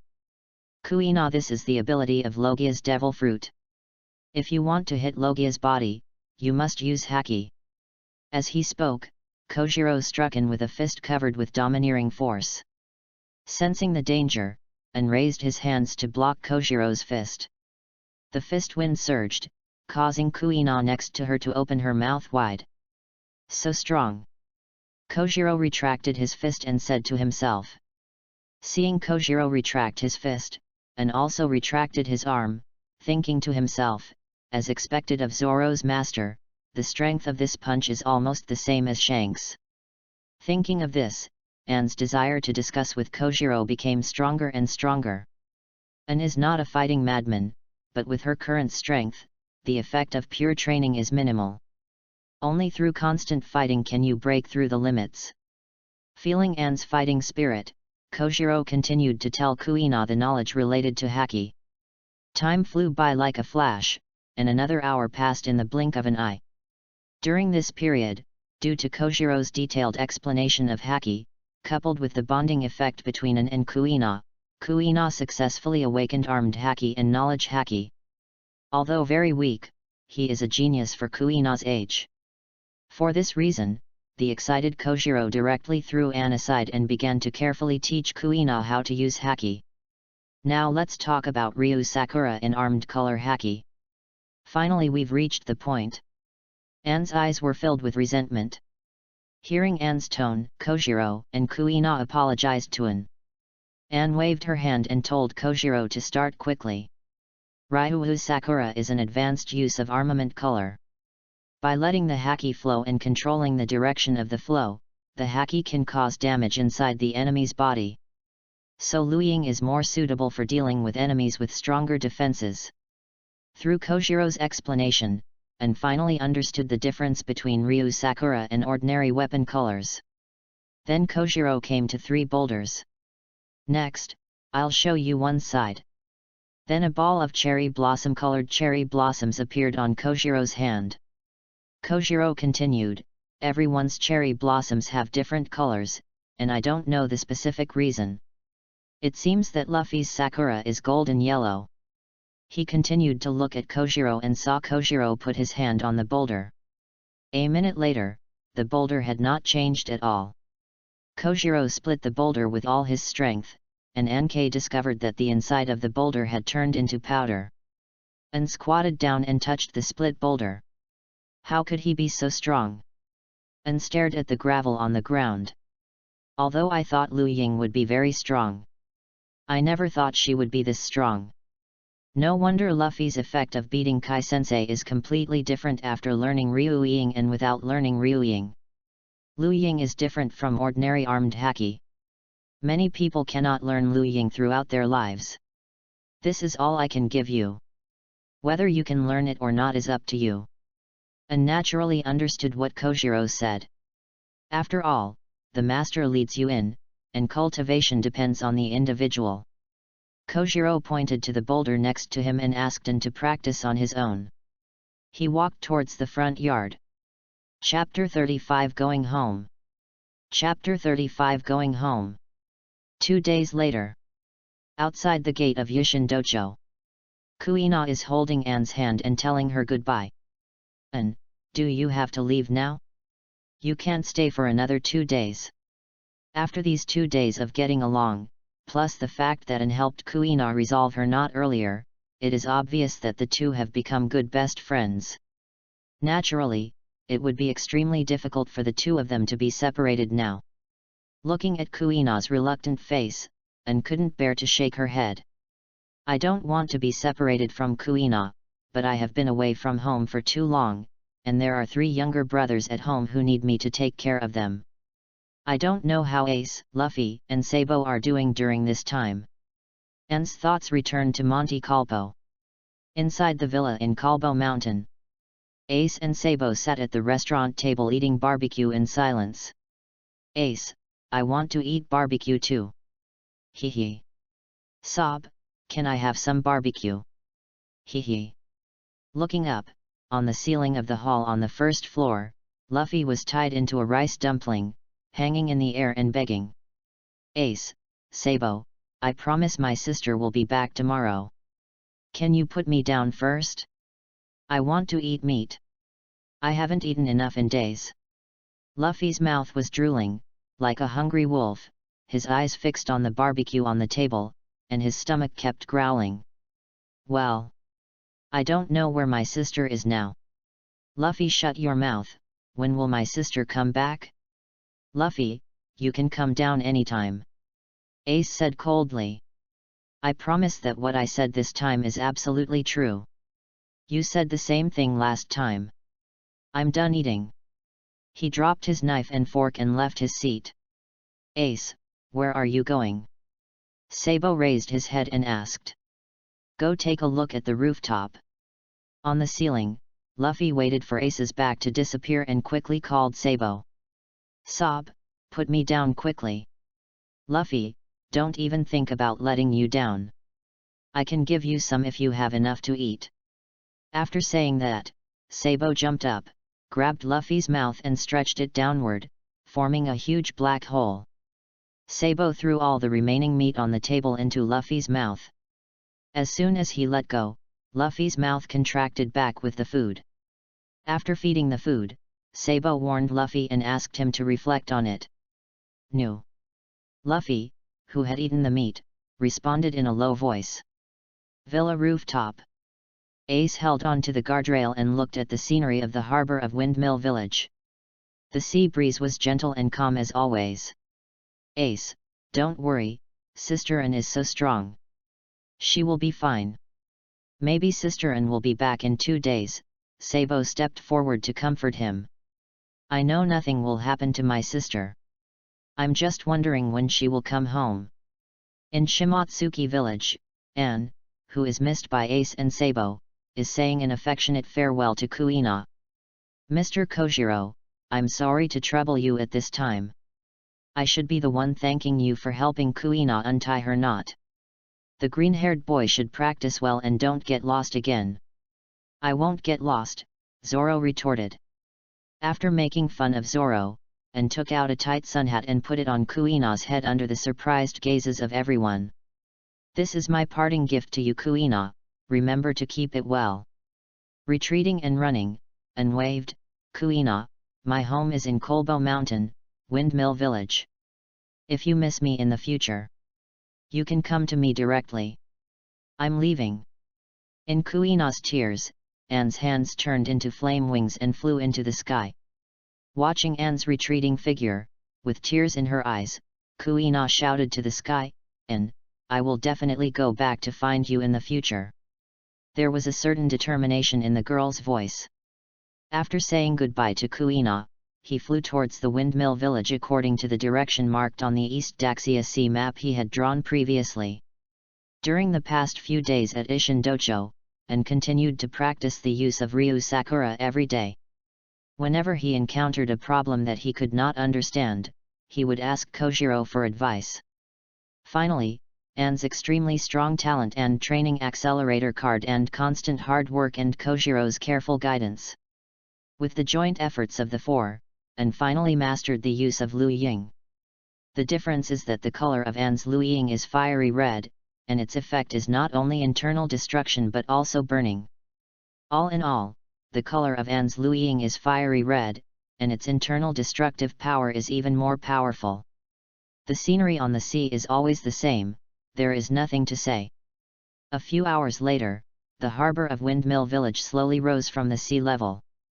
The iconic windmill of Windmill Village is rotating with the wind. Anne crossed the port, the village, and the bandits' home, and landed steadily at the door of the villa. I finally went home and wandered outside for more than 10 days without realizing it. Anne stretched and walked into the villa. I'm so hungry. I'm so hungry. A breathy voice sounded in the villa. Anne looked up following the voice. Luffy. Why are you on the ceiling? Hungry and confused, Luffy squinted his eyes and looked down. Elder sister. Seeing Luffy's weak appearance, Anne shot out flames and burned the rope to lower Luffy down. Feeling Anne's familiar embrace, Luffy reached out and pulled his sister's little face. So soft. Luffy shouted happily, Sister, you are finally back. Woohoo! The suffering he had suffered these days suddenly had a breakthrough. Luffy hugged Anne's neck and began to talk about what he had experienced these days. In the evening, Ace and Sabo dragged a bison towards the villa. In the villa, Luffy told Anne how Ace and Sabo had treated him in the past few days. Seeing the two people at the door, Anne said sternly, Why don't you come in? Do you want me to invite you in? Hearing their sister's voice, the two walked into the villa dejectedly. It turned out that the two of them had been at the door for a long time, and it was only because they heard Luffy's accusation that they dared to go in. After all, that's how they treated Luffy. Ace, Sabo, just look at me and say that my sister will definitely come back today. Luffy said with his hands on his hips. Seeing Luffy's proud look, Anne sighed, Hey! What a silly boy! Come here you two! Hearing their sister's call, the two walked slowly towards Anne. Anne said softly to the two of them, I know that you blamed Luffy for causing me to disappear for so many days. Actually, you can't blame Luffy. This is my responsibility as a sister. My brother has received favors from others. As a sister, how can I not say anything? Even if Luffy were replaced by one of you two, I would make the same choice. So Ace, don't blame Luffy if Sabo encounters something like this in the future.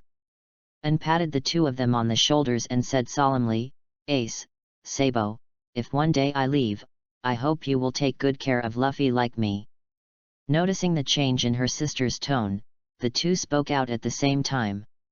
Sister, we will definitely take good care of Luffy's ex-2 in the future. In order to punish you for what you have done to Luffy these past few days, tonight's dinner will be left to you two. What do you think, Luffy? Luffy, who had been hungry for who knows how many days, turned his eyes into the shape of meat and said to Ace and Sabo, I want to eat a lot of meat. Looking at Luffy's appearance, the three of them laughed non-stop. One dinner, Luffy ate almost all the food by himself. And once again lamented that he was indeed a human being in one piece. It's really like I want to eat a cow. After dinner, on the rooftop of the villa, Luffy pestered Anne to tell him what happened in the past few days. Ace and Sabo listened carefully. After telling each other about the dangers and surprises of the sea, the three of them not only had no fear of the sea, but also developed a great interest in it. It's a daily routine that's really hard to let go of. Chapter 36 Fried Pork with Bamboo Shoots. Chapter 36 Fried Pork with Bamboo Shoots. In the early morning, Anne angrily kicked open the door of the three people's rooms and resisted the three people to the restaurant downstairs. The armed iron fist fell. With a wailing sound, the three aces all fell on the table with their heads in their hands. I've only been away for a few days and I've become so lazy. Show me carefully what time it is now. Luffy was woken up and found a rich breakfast on the table. Glancing carefully, I saw my sister who was holding a criticism meeting. The rubber fruit activated and she stole a fried dumpling and put it into her mouth. Her little mouth squirmed, and she secretly commented on the taste of the fried dumplings. The taste is a bit salty and the dumpling skin is too thick. Luffy. After teaching Ace and Sabo a lesson, and turned his attention to Luffy, the laziest. Luffy, who transformed into a gourmet master, kept looking for the advantages and disadvantages of dumplings, ignoring the noise of the world. Is it delicious? The resentful tone woke up Liu Fei, the gourmet expert. Listening to his sister's inquiry, Luffy, who was stubborn, gave his own evaluation. Yeah, it's been really hard for us to travel. Foodies? Fly. To reward you, sister decided to prepare another delicious dish for you. Anne's tone was full of teasing. Okay, Luffy, who was unaware of the danger, clapped his hands. Watching and leave with a gloomy expression, Ace and Sabo touched Luffy's head and said in a strange tone, Luffy, you are so happy. Hehe, of course, my sister likes me the most.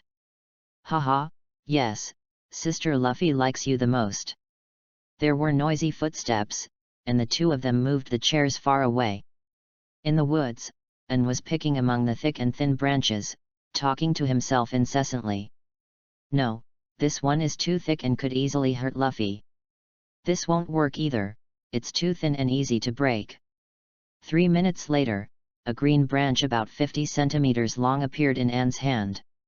The armed color flows, the branches are gently waved, and a whistling sound is made in the air. Very good. Inside the villa, Luffy still held out hope, waiting for his sister to bring him delicious food. Ace and Sabo prayed that their sister would never cause trouble for them. Tick, tick. A series of footsteps sounded, and An returned to the villa. Only this time, there was a dark branch in his hand.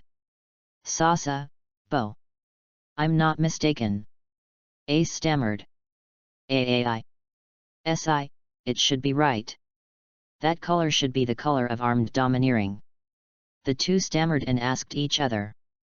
After receiving each other's affirmation, the two swallowed their saliva, feeling that today would be an extraordinary day. Have breakfast first, sit down, and slap a black branch on the table. Luffy looked around and found no food, and said in frustration, Sister, where is the food I made? You're so stupid. Luffy, what should you do now that you're so stupid? Anne is really helpless. Sister, I'm not stupid, I'm smart. Last time, Sister Maginot praised me as the smartest one in Windmill Village. As he spoke, Luffy raised his face, waiting for Anne's praise. I know, Luffy. Eat breakfast first, I've prepared something delicious. Its delicious taste will definitely be unforgettable. Anne said in a leisurely tone. Very good. Luffy felt a little impatient to wait. Ace and Sabo felt the cold atmosphere in the air and lowered their heads to eat without daring to make a sound. Only Luffy is still chattering. Clang. The cutlery was thrown on the plate, and Anne said, I'm done eating. When you finish eating, come outside.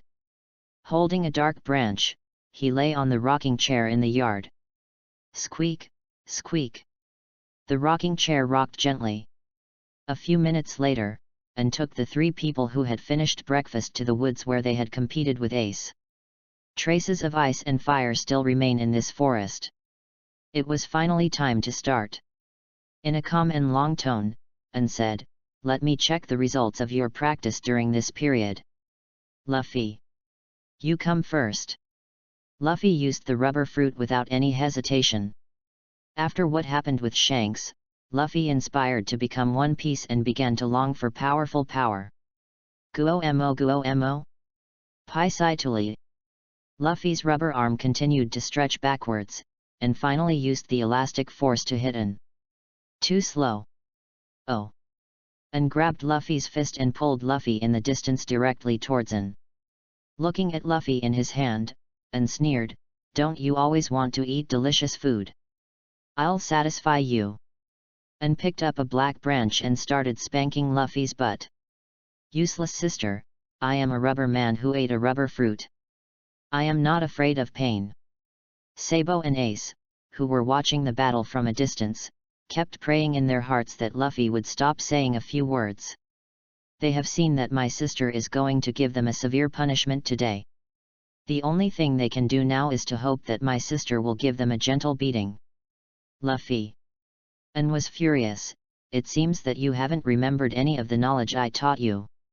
Very good." And laughed angrily. "Get ready to lie down on the bed today." A fiery red aura emerged from the black branches, and An didn't expect that the first time he used Luiying was to teach Luffy a lesson. Crack. "It hurts. Sister, why does it hurt so much when you hit me?" "Idiot Luffy, this is the whip of love." Pa bang bang. And swung the branch into an afterimage and hit Luffy. "It hurts. Sister, stop fighting. I know I was wrong. Ah, my dear sister, please stop fighting. Ah, it hurts so much. Stop talking nonsense, I'll let you have a longer memory this time, be smarter in the future, and don't act stupid every day." Pa bang bang. "I know, don't hit my sister.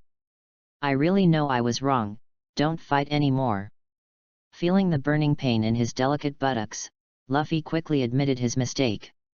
I don't know how long the beating lasted, but An became happier and happier with the beating, and couldn't help but smile. Hearing that Luffy realized his mistake, An stopped still. "Don't let me see you slacking off again." Luffy, who was holding his butt, responded quickly. He threw Luffy to the ground and ignored Luffy, who was holding his butt and crying. And looked directly at Ace and Sabo. "You two come together.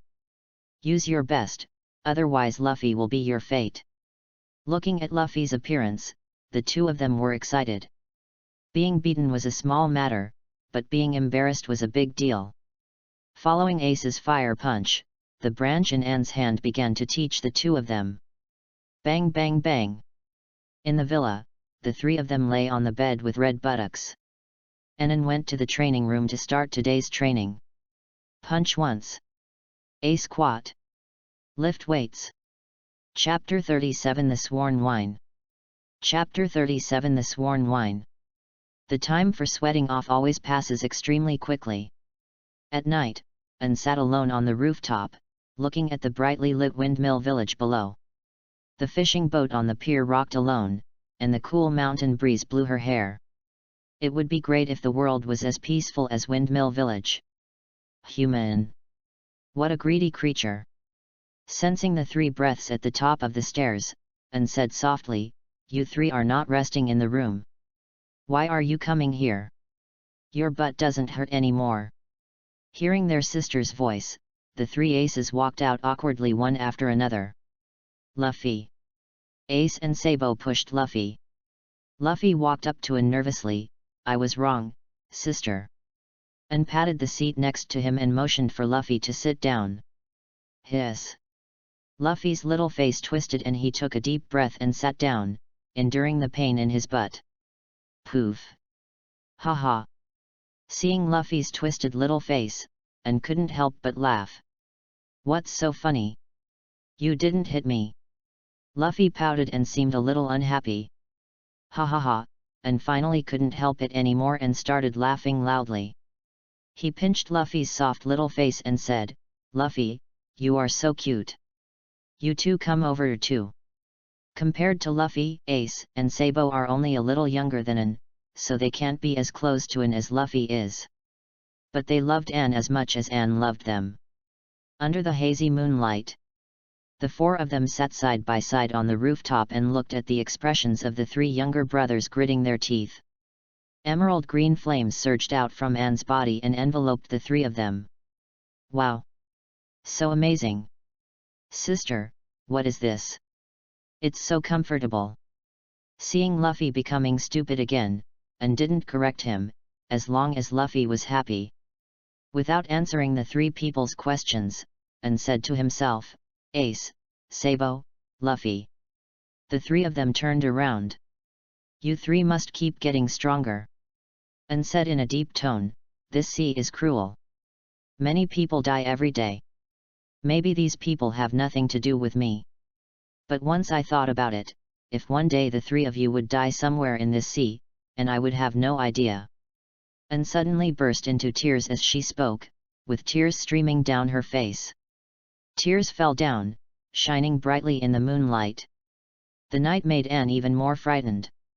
And sobbed, so promise me that I must survive. Gently grabbing the corner of Ace's clothes, and prayed, you must return to this home alive. Whether it is the past life or this life, Anne is lonely. During the time she spent with Ace, Sabo, and Luffy, Anne no longer did it to obtain rewards from the system, but truly regarded the three of them as family. Family members who can lay down their lives for each other. Elder sister. Ace, Sabo, and Luffy saw for the first time that their sister, who had always taken good care of them, had such a fragile side. They finally understood why their sister kept urging them to practice. Every little bit of my sister's life emerges one by one. The three of them made a promise to Anne. Sister, we will definitely not die. Not only will we live, and we will definitely be different and live a more wonderful life than others. When we realize our dreams, we will go home with our treasures. Let everyone envy us. The mountains bear witness to the three people's commitment. Wait me a moment. Suddenly Ace ran downstairs, but after a while a bottle of sake was brought up. And watched Ace take out the bottle and thought, isn't this the sworn relationship between the three stumps? Is it because of me that we have to change places? Sister, this is the sake I brought from Dodden's house. Each of us has our own dream. Maybe we will start our own travels when we grow up. I once heard someone say that as long as you drink the sworn wine on the sea, you can become brothers. As long as we drink this glass of wine, we will be family from now on. Ace picked up one of the 4 glasses of wine that had been poured. Anne, Sabo, and Luffy each picked up a cup. Ace continued, no matter where we are in the world, the bond in our hearts will never dissipate. It will miss each other on our behalf. After saying that, Ace raised his glass high, facing the moonlight, the sake in the glass shone like their feelings. My dream is to become a world-famous pirate. I want everyone to remember my name. Ace. Seeing Ace's actions, Sabo also raised his glass. My dream is to become the freest pirate in the world. Sabo. What about you, Luffy? What is your dream? Thinking of the agreement between Shanks and himself, Luffy touched his straw hat and raised his wine glass happily. My dream is to become One Piece and hold a big banquet that everyone can attend. Luffy. Haha, Luffy's dream is so interesting. Sister. What is your dream? And listened to the three people's dreams and lamented how stubborn fate was. Even with their own additions, the three's dreams have not changed. And raised the wine glass in her hand, my dream. And looked back at Ace, Sabo, and Luffy, and said softly, I want to change this twisted world so that everyone can live happily. As the words fell, the wine glasses clashed, and transparent sake surged out. Listening to the dreams echoing in the mountains. The 4 drank it all in one go. When the wine is gone, the agreement is made. The next morning, I put together my pillows and leaned against the bed. Listening to the patter of rain outside the window. And complained, it's been raining all night, why doesn't it stop? It's so noisy. Take back your consciousness and ignore the window. Dark blue plus dots. And glanced at his attribute panel, and there were basically no changes except for the armament color domineering that directly jumped from entangling to Luiying. There are still 10 bond points, which is not enough to upgrade attributes. System lottery. Colorful vending machines appear. 10 draws in a row. Colorful lights shine. Ding!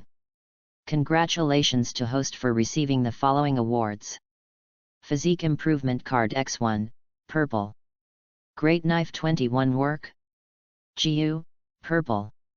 Practice Acceleration Card, 1 Day, X1, Purple. Nautical Encyclopedia, Elementary, X1, Green. Nautical Encyclopedia, Ultimate, X1, Blue. The rewards of the system lottery are listed one by one. The shipment rate of attribute cards has dropped a lot. Originally, you could get about 3 cards in 10 consecutive rounds, but now you only get 1 at a time. It seems that if you want to improve your attributes in the future, you can only add points directly through our bond points. Take out the big sharp knife 21. GU. Pulling the sword out of its sheath, the GU blade is slender, white, and sharp, with complex patterns carved on it. The handle of the knife is made of fine wood, and a decorative snow-white string hangs from the end. An held GU's knife in his hand and swung it out. With a sound, the corner of the wooden bed was broken. "It's really a great job," An said with admiration. As for the purpose of this knife, An has already thought about it. When I meet Kuina again in the future, I will give Kuina as a gift. Put away GU. The system uses the Physical Fitness Improvement card. After the words fell, a stream of warm currents appeared in An's body, continuously strengthening An's body. During the strengthening process, An seemed to hear the sound of some kind of shackles breaking. As the system was upgraded, An felt that his current body's ability to respond and resist blows was several times stronger than when it was B-level.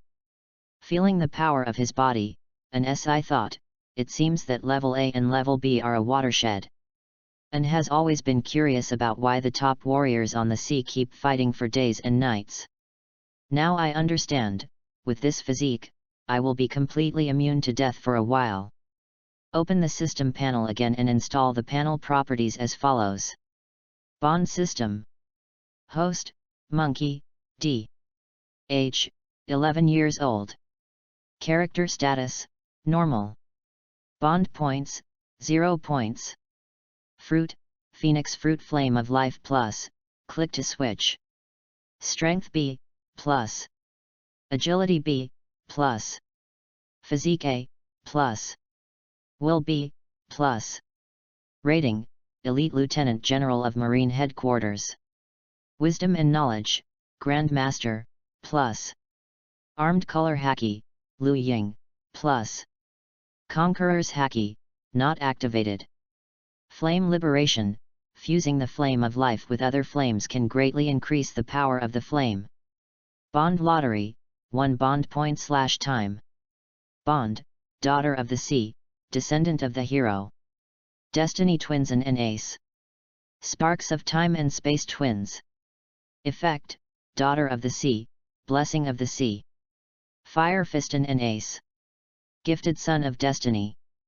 The Fire of Revolution and the Deep Love Between Sisters. Note, click to expand. System Space, click to expand. Chapter 38 Making Equipment. Chapter 38 Making Equipment. After putting away the system panel, she changed her clothes and went to the kitchen downstairs, where An started preparing today's breakfast. After a lot of work, An prepared breakfast, and the 3 aces just happened to go downstairs. The 4 of them sat down and started enjoying today's breakfast. However, the whole process seemed a bit quiet, and even Luffy, who was usually the noisiest, said nothing. After breakfast, the 4 of them sat on the sofa to rest. An noticed something strange about the 3 of them, but did not ask. Finally, Sob asked, "Sister An, do you still remember what happened after you drank the wedding wine last night?" After drinking the sworn wine yesterday, didn't we just go back to sleep? What else happened? Anne's face was full of questions. Nothing. Nothing happened. But Sister An, you must not drink again in the future. Why? There is no reason. Sister, even if I ask you, don't drink any more. I see. An didn't like drinking, and this was the first time Sabo made a request to him. Although he didn't know why, Anne agreed without hesitation. After hearing Anne's affirmative answer, Sabo glanced at Ace, showing an expression of relief. Ace and Sabo felt frightened when they thought about the movement made by the huge purple sun setting on the sea behind Mount Kalpo last night. If Anne goes to Windmill Village now, she can hear the villagers discussing the purple sun that appeared last night. After the break, the three aces went to the training room to start today's practice. After seeing their sister's true strength yesterday, the three of them understood how weak they really were. What's more, I promised my sister that I would survive, so I had to train even harder. Seeing the three people leaving, Anne also returned to his room. Sitting on the floor of the room, Anne took out a black box. This box is the equipment maker that Anne got in a lottery before. Originally, because Luffy was almost killed by Sig last time, Anne originally planned to take the three aces to eliminate the nearby bandits today. But the continuous heavy rain really bothered Anne, so after careful consideration, Anne decided to go after the rain stopped. It has been almost 8 months since Anne came to Fengmill Village. Grandpa said that when he returns to Windmill Village next time, he will take Anne to the Marine headquarters. Anne knew that he and Ace didn't have much time together. So Anne planned to prepare a gift for the three of them. After all, no one can tell when we will meet next time. Opening the equipment maker in front of him, a light blue operation interface appeared in front of Anne. At the same time, Anne also received a prompt asking to put in flames and special metals. The interface is very simple, with 3 grids up and down, and a Y-shaped line connecting the 3 grids. With a thought, the special metal Anne had drawn before appeared in one of the grids. Stretch out your palm, the flame of the blazing sun merges with the flame of life, and the enhanced version of the blazing sun flame appears in the palm of your hand. Put the flame close to the equipment maker and get the system prompt whether to enter the flame. After agreeing, the enhanced version of blazing sun flame was absorbed by the equipment maker. After the materials are complete, a bunch of weapon models pop up on the panel in front of you for Anne to choose from. Finally Anne chose the water pipe formwork. The equipment maker is suspended in the air, emitting colorful lights, and the flames are burning. 3 hours later, 2 pieces of equipment were suspended in front of Anne Shen. Anne touched the equipment and received system prompts, understanding the functions of the 2 pieces of equipment. Equipment name: fingerless gloves. Unnamed. Strength A. Agility B. Durability A. Special effects: 1. Reduce the user's domineering consumption. 2. Hitting an enemy will cause a short stun. 3. Can stimulate flames and increase flame intensity. Equipment name: water pipe. Unnamed. Strength B. Agility A. Durability B. Special effects: 1. Reduce the user's domineering consumption. 2. Combo enemies can increase your own speed. 3. Can stimulate flames and increase flame intensity. Putting away the equipment, Anne walked towards the first floor. In the living room on the first floor, Ace and 3 people were sitting on the sofa. "Sister, what's the matter with calling us here?" Ace asked first. Anne nodded and stretched out his hand to signal the 3 of them to be quiet. Looking at Sabo, Anne took out a silver-white water pipe and threw it over. Sabo tried to see if it worked. After receiving the water pipe thrown by his sister, Sabo stood up and waved the water pipe. After using a set of water pipes, Sabo said, "Sister Anne, this water pipe is super easy to use, and I also feel that there is some power in it, but I can't use it now. As long as it's easy to use, as for other functions, you can develop them yourself slowly. Now it's yours." "That's great. Thank you, Sister Anne." Although Sob had expected it, he was still very excited when he heard Anne personally say that this was a gift for him. Seeing Sabo getting the gift, Ace was not jealous after all, he had already gotten the Shashao fruit. As for Luffy, he is more straightforward. "Speak directly, sister, where is my gift?" Anne looked at the anxious Luffy and said with a smile, I can't do this without you. With a thought, a green flame seed appeared in Anne's hand and threw it to Luffy. Eat it, Luffy. After hearing his sister's instructions, Luffy didn't hesitate at all. He grunted and swallowed the flame seeds in a big mouth. Luffy looked at himself and saw that nothing had changed.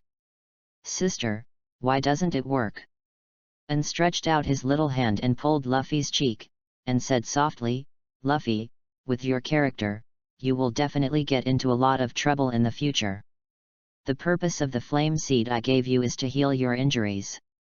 As long as your physical strength is not exhausted, it can continue to heal your injuries. So you must exercise your physical fitness from now on.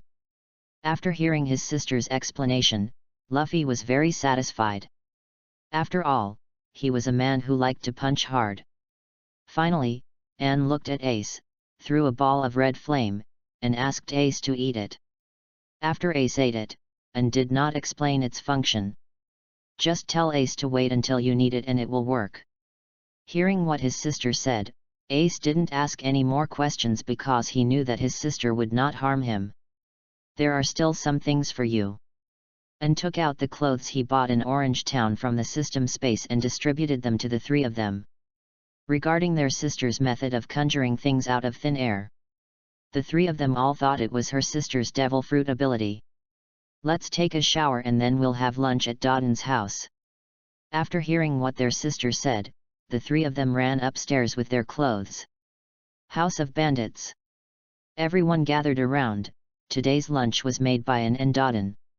Watching Ace, Sabo, and Luffy eating lunch in a dignified manner, and recalling that the three of them bowed to thank him today, Dodden turned his eyes to the girl next to him and thought to himself, it's true that one thing comes down to another.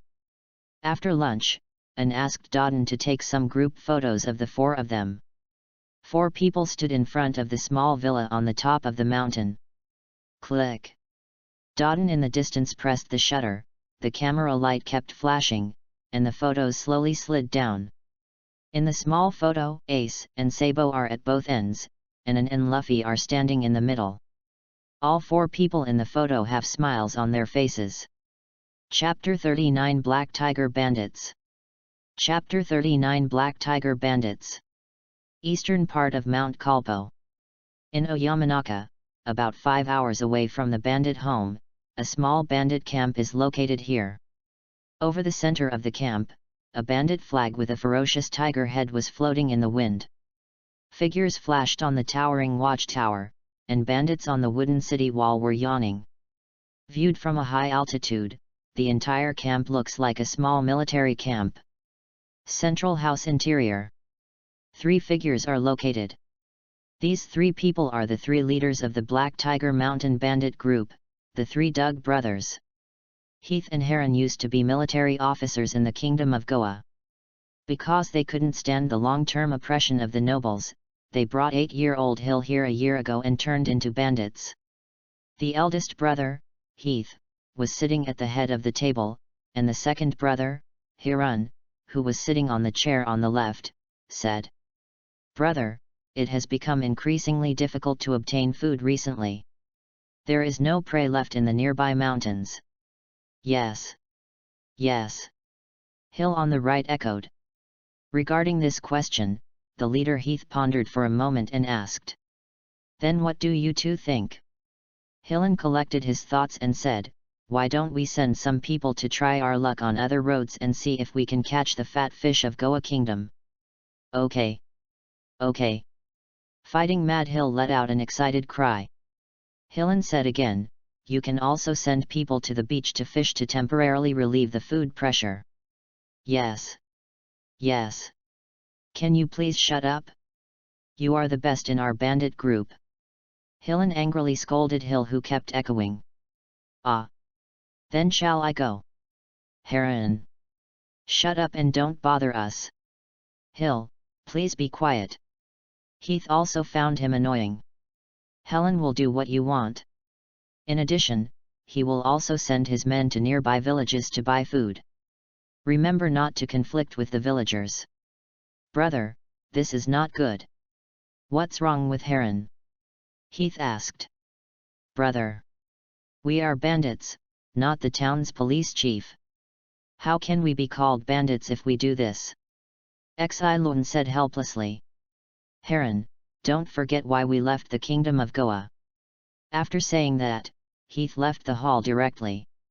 Of course I haven't forgotten it. Heron said annoyedly. Seeing the little brother sitting next to him, Hillen kicked Hill. Why are you still sitting here? Why don't you go and train? Just go, why are you beating people? Hill whispered. Passing by the door, Hill kicked the big black dog leisurely basking in the sun at the door. Woof woof. Amidst the angry barking of the big black dog, Hill walked away. Sensing Hill's movements, Hillen smiled and then his face turned bitter again. Corpo Mountain is so big. How can it support a group of 300 bandits without robbing civilians? With a long sigh, Hillen also turned around to arrange his manpower on a high mountain, and brought the 3 aces here. Looking at the Black Tiger bandits in the distance, he recalled the information he got from Dodden yesterday, and set his sights on the Black Tiger bandits. Withdrawing his thoughts, and told me the goal of today's mission. Capture the camp in front of us before dark and capture the 3 bandit leaders alive. Do you understand? Got it X3. The 3 aces replied excitedly. The 3 of them have long been looking forward to this battle. After talking about the mission goal, and disappeared directly in front of the 3 people. Ace, Sabo, we just rush in and fight them off. Then we capture the 3 leaders. Our mission is completed. Luffy raised his hands and revealed his plan. Ace and Sabo thought carefully, thinking about each other's strength, and then thinking about the strength of their own 3. The advantage is mine. Then Sabo said, okay, we will rush in according to Luffy's plan. An, who was hiding in the tree and observing, heard the 3 people's plans, and his eyelids jumped. Why did they all become brainless when they were with Luffy? Just when An was complaining about Luffy, the 3 aces had already set off. In front of the Black Tiger bandit group's village. Looking at the tall village gate, Ace didn't say much. A fire punch was struck, and the violent flames directly burned the wooden village door. Sabo followed closely and knocked down the dark village gate with a water pipe. Bang! With a loud noise as the village gate fell, Ace and the other 2 rushed in directly. The bandits who were dozing on the city wall were awakened by the loud noise, picked up their weapons and quickly went downstairs to check. Guo mo nyo, pai sai tuli. The bandit who went downstairs to check hadn't come to his senses yet. A small fist flew towards him, and then he fell to the ground and lost consciousness. Ace, Sabo, I'm not that good, Luffy said to show off. Before Ace Sabo could respond, a large group of bandits were rushing towards the 3 of them in the distance. Seeing so many bandits, the 3 aces were not afraid, but instead rushed towards them. Guo mo nyo. Fire fist. Water pipe swung out. The 3 of them fought together with the bandits who came.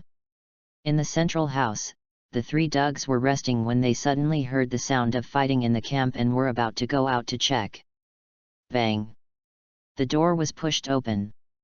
A bandit came running out of breath. Deo, boss dog is in trouble, someone called in. Tell me well and don't panic. Listening to the boss's comfort, the bandit took a breath and told the whole story. Okay, I get it. Helen, Hill, let's go take a look. It only took a few minutes for the 3 bandits to report the news. At this time, in the camp of the Black Tiger bandits, Ace, Sabo, and Luffy broke out and defeated a famous bandit. Especially Ace, with the power of the Logia fruit, no one can beat him. Bang! Bang! Bang!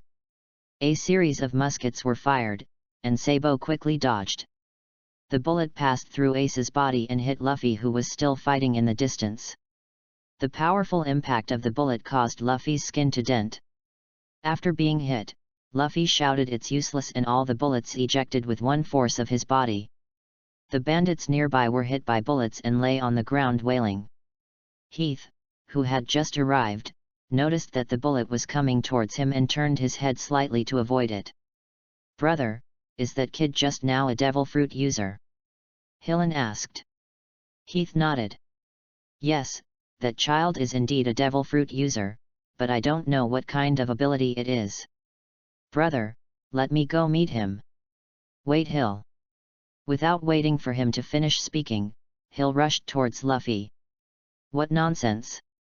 While talking, Heath and Heron also took action against Ace and Sabo. Just when Luffy waved his rubber fist and was about to fight off a bandit, Hill appeared and grabbed Luffy's fist. He looked at Luffy and said in a deep voice, "Boy, I can't let you continue to be arrogant." At the same time, Ace and Sabo also met their opponents. When the bandits saw their boss taking action, they all retreated, leaving the place to the six of them. A new battle is about to begin. Ace vs. Sob vs Heron. Luffy vs Seal. Chapter 40 Conquering the Black Tiger Bandits. Chapter 40 Conquering the Black Tiger Bandits. The book continues from the previous chapter. Luffy looked at the boy who grabbed his fist and asked, "Ah, are you here to help me?" Hill, who had been brewing for a long time, immediately broke his guard when he heard Luffy's words, "Are you here to help me?" He shouted to Luffy, "Idiot, you can't even see that, how could I be here to help you?" Luffy retracted his fist, tilted his head and picked his nose, and said, "Ah. So you're not here to help me, so what are you here for?" Seeing Luffy's actions, Hill was furious again, and shouted to Luffy again, "You can't even tell, I am your enemy." "Ah, you are actually an enemy. Then I will beat you away." Without waiting for Hill to say anything, Luffy took action directly. His arms grew longer and his fists moved towards Hill. "Hey! Hey! Don't do a sneak attack." Although he said this, his fist directly touched Luffy's fist. Then the two got into a fight. On the other side, after Luffy and Hill fought, Sabo and Ace were not to be outdone and took action one after another. In Heath's eyes, Ace's figure flashed, and in a moment he appeared on Heath's right side and punched hard. So fast! Heath saw Ace's movement, then turned his body and punched Ace. The wind of the punch was surging. Feeling Heath's power, Ace said, "Not bad power, but far worse than my sister." "Elder sister?" Ignoring Heath's question, Ace looked around and asked, "You three should be the leaders of this bandit group." Hearing Ace's question, Heath did not answer. Seeing that Heath didn't want to answer, Ace retracted his fist and swept across the water pipe. Feeling the danger at close range, Heath retracted his thoughts and jumped back to avoid the blow. On the other hand, it was different on Sabo's side. Sabo took the water pipe provided by An and was extremely flexible. He hit Hillen back with attacks one after another, leaving no room for him to fight back. Naturally, Heath also noticed the scene on Hillen's side. Heath, who had dodged the attack just now, did not rush to attack, but asked Ace, "Why are you causing trouble for the Black Tiger Mountain bandits?" "Have no idea. Sister just said that we just need to capture the three of you alive. But I still advise you to surrender. My sister is countless times stronger than us." While talking, Ace struck again, slashing the water pipe from above, aiming directly at Heath's head. Listening to Ace's description of his sister, Heath's heart sank. Even the brat in front of me is so strong, so based on his description, how strong must his sister be? Bang! Heath blocked Ace's water pipe with one hand and spoke again, "Why did you catch the three of us?" "Who knows?" Ace said to Heath, "but this is the first time my sister has given me a task. I can't fail." After Ace said this, he increased the force and hit Heath on the waist with the water pipe again. Boom! This time Heath didn't block. He was directly knocked out by Ace. Heath fell to the ground and stirred up puffs of smoke. "Brother Heath, X2. Hill and Heron on both sides shouted worriedly. "If you have time to take care of others, it is better to take care of yourself." Sabo turned the water pipe with a step and hit Hylan to the ground with one blow. Just when Hirun was about to stand up and resist, Sabo pressed the water pipe against Hirun's throat. Feeling the strength of the water pipe at his throat, Hirun gave up the resistance and lay down on the ground again. Sob vs Heron, Sabo wins. Sabo, who had dealt with Heron, was about to help Luffy when he heard Luffy shout, "I can defeat Sabo without your help." Feeling Luffy's determination, Sabo sat cross-legged next to Heron and began to watch the battle. Sob has already finished the battle, and it seems I won't delay any longer. Ace looked directly at Heath and said in a solemn tone, "Show your true strength, and I won't take it seriously next." After saying nothing, Ace used all his strength and hit Heath hard with the water pipe. Hearing Ace's words, although Heath didn't want to offend the sister Ace mentioned, they had already spoken and he no longer hid. Bang! Heath grabbed Ace's water pipe with both hands, and then threw Ace away with force. However, what Heath didn't expect was that Ace did not fall to the ground, but turned into a ball of flame in the air and landed safely. How is that possible? Seeing Heath's surprised expression, Ace explained, "I am a fireman who ate the burning fruit. Normal attacks have no effect on me." After saying that, he motioned for Heath to come again. Heath was not polite and punched Ace again. Bang! Heath punched through Ace's body, and the punched area turned into blazing flames. How could this happen? Devil fruits shouldn't be so strong. Now it's my turn, Crossfire. This move Ace got based on Miss No's movements. The two index fingers were crossed, and the scorching flames gathered into a cross. "I surrender." Feeling the power of the flames, Heath shouted and immediately gave up resistance and lay next to Hylan. Thinking about the strength of the three aces, Heath believed that the other party went to great lengths to catch him, not just to kill him. Seeing this scene, Ace didn't mind, as long as his sister was captured alive. Ace vs Heath, Ace wins. Then the four of them watched the battle between Luffy and Seal. Compared with the battle between Ace and Sabo, Luffy's battle is much more difficult. Whether it is devil fruit or personal ability, Luffy needs a lot of time to grow. I saw Luffy and Seal panting, sweat dripping from their foreheads, and bruises all over their bodies. The difference is that Luffy's body is burning with green flames. "Come again!" Luffy yelled at Seal. "Damn it, what the hell is this kid? How come he's been hit so many times and yet he acts like he's fine? And what is the green flame on his body? Every time I feel that this kid is about to fall, this flame will appear, and then this kid will become lively and vigorous again." However, Luffy didn't care what Seal thought and used all his strength to use the move again. Kuomo Kuomano? Gatling. The rubber fist kept striking out, turning into afterimages. Hill, feeling that his physical strength was running low, could only respond with punches. Wood big wood big wood big. For a moment, fists and shadows collided. Luffy gritted his teeth, took a step forward, and increased his swing speed. Feeling that his physical strength was exhausted, Hill secretly thought something bad. The fist hit Hill's body, and the fist hit Hill like a storm. The last punch fell and Hill fell to the ground. Luffy vs Seal, Luffy wins. After defeating Hill, Luffy shouted loudly, "Ace, Sabo saw that he did it without me." Ace and Sabo nodded fondly. Suddenly Luffy felt exhausted. His body softened, and he fell into a soft embrace. Sister X2.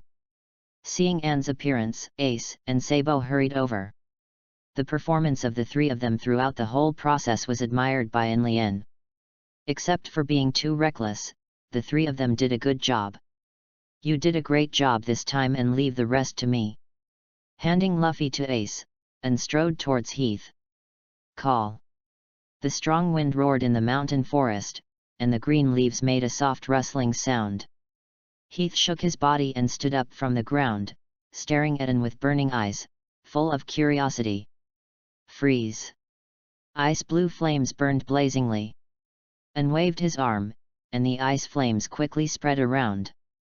In an instant, Heath's expression changed drastically, and the entire mountain instantly turned into a huge ice sculpture. Staring down, the running momentum surged out of his body, pressing towards Heath. And, wrapped in the phoenix flames, issued the command, "Submit to me," in a majestic voice. Heath, who had never seen such a formation before, was covered in cold sweat. Feeling the powerful momentum emanating from Anne's body, he knelt down to express his surrender after holding on for a moment. Looking at Heath kneeling on the ground in front of him, Anne regained his strong momentum and stretched out his hand to signal Heath to get up and follow her. Feeling that the unprecedented pressure disappeared, Heath took 2 deep breaths, patted the dust on his body and followed. "This is your first time, so you have to leave a good impression on the boss." The two gradually drifted away until they completely disappeared from everyone's eyes. As for what Anne and Heath talked about, only the Eternal Mountains know it. Chapter 41 Garp arrives. Chapter 41 Garp arrives. Villa in Monte Calpo. After a morning of hard practice, Anne and Ace replenished their energy through lunch. At the dinner table, Luffy was talking endlessly about how he defeated Seal. Anne, Ace, and Sabo looked at each other, with deep helplessness in their eyes. House of Bandits. The 3 of Dodden sat cross-legged in front of Garp for interrogation. Faced with Garp's majesty, Dodden explained what the 4 people had done. Garp looked at Dodden with ferocious eyes. "You mean Anne and the 4 of them built a new house and moved to another place?" "That's right, Mr. Garp. Anne's strength is really too strong. The 3 of us can't stop the 4 of them." Dodden also pointed to the renovated pillar. Looking carefully at the restored pillar, Garp nodded in agreement with the 3 people. However, Garp not only did not apologize, but laughed loudly. "I see, I mean it feels like your shabby house has become a lot bigger." Hearing Garp's ridicule, the Dodden trio did not dare to show any dissatisfaction. "It's not your fault, Dodden. You should know where their new house is. Take me there." Hearing that Garp did not blame himself, Dodden finally let go of his worries. It seemed that he would not have to go to jail. He rubbed his sore legs and quickly took Garp to the small villa. The long mountain path leads into the distance, and a small villa on the top of the mountain appears in their sight. Garp, who missed his grandson, left Dodden behind and used moonwalk to head towards the top of the mountain. In the living room on the first floor, Anne and the others were still undergoing Luffy's mental torture. At a certain moment, Anne's eyes and ears sensed that a powerful aura was flying rapidly from the foot of the mountain to the top of the mountain. Anne didn't need to think twice to know who the owner of this breath was. "I muttered in my heart, counting the time, it's time for Grandpa to come back. As for why not other strong people? After all, in a place as quiet as Mount Calpo, there will be people here besides Garp." A few breaths later, Garp's majestic body appeared in the living room of the villa. Anne was still lying on the sofa with a half-dead look. But Ace, who was facing Garp, widened his eyes.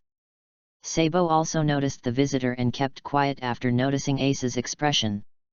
Luffy, who had his back to Garp, saw Ace and Sabo's serious expressions and told his story even more excitedly.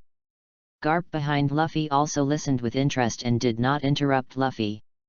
Finally, following Hill's defeat, Luffy stood directly on the sofa.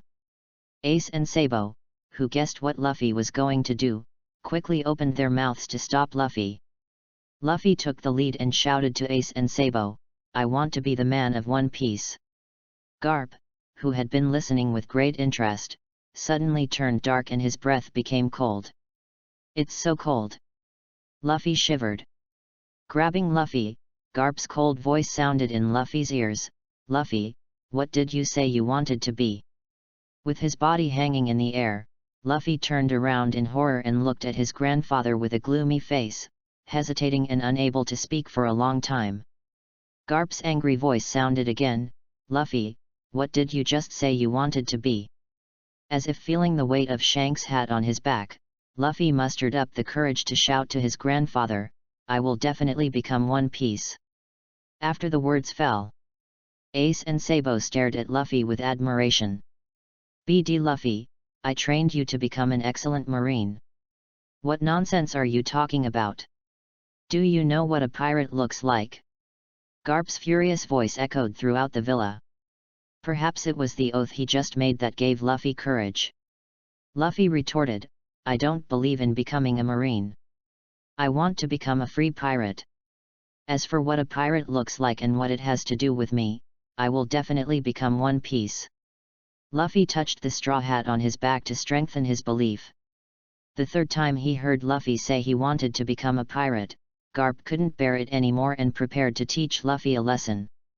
"Grandpa, wait a minute." An, who was originally lying on the sofa, sat up. Looking at the only granddaughter who could bring him comfort, Garp still stopped his fists. "What's wrong, Anne?" "It was nothing," Anne said with a smile.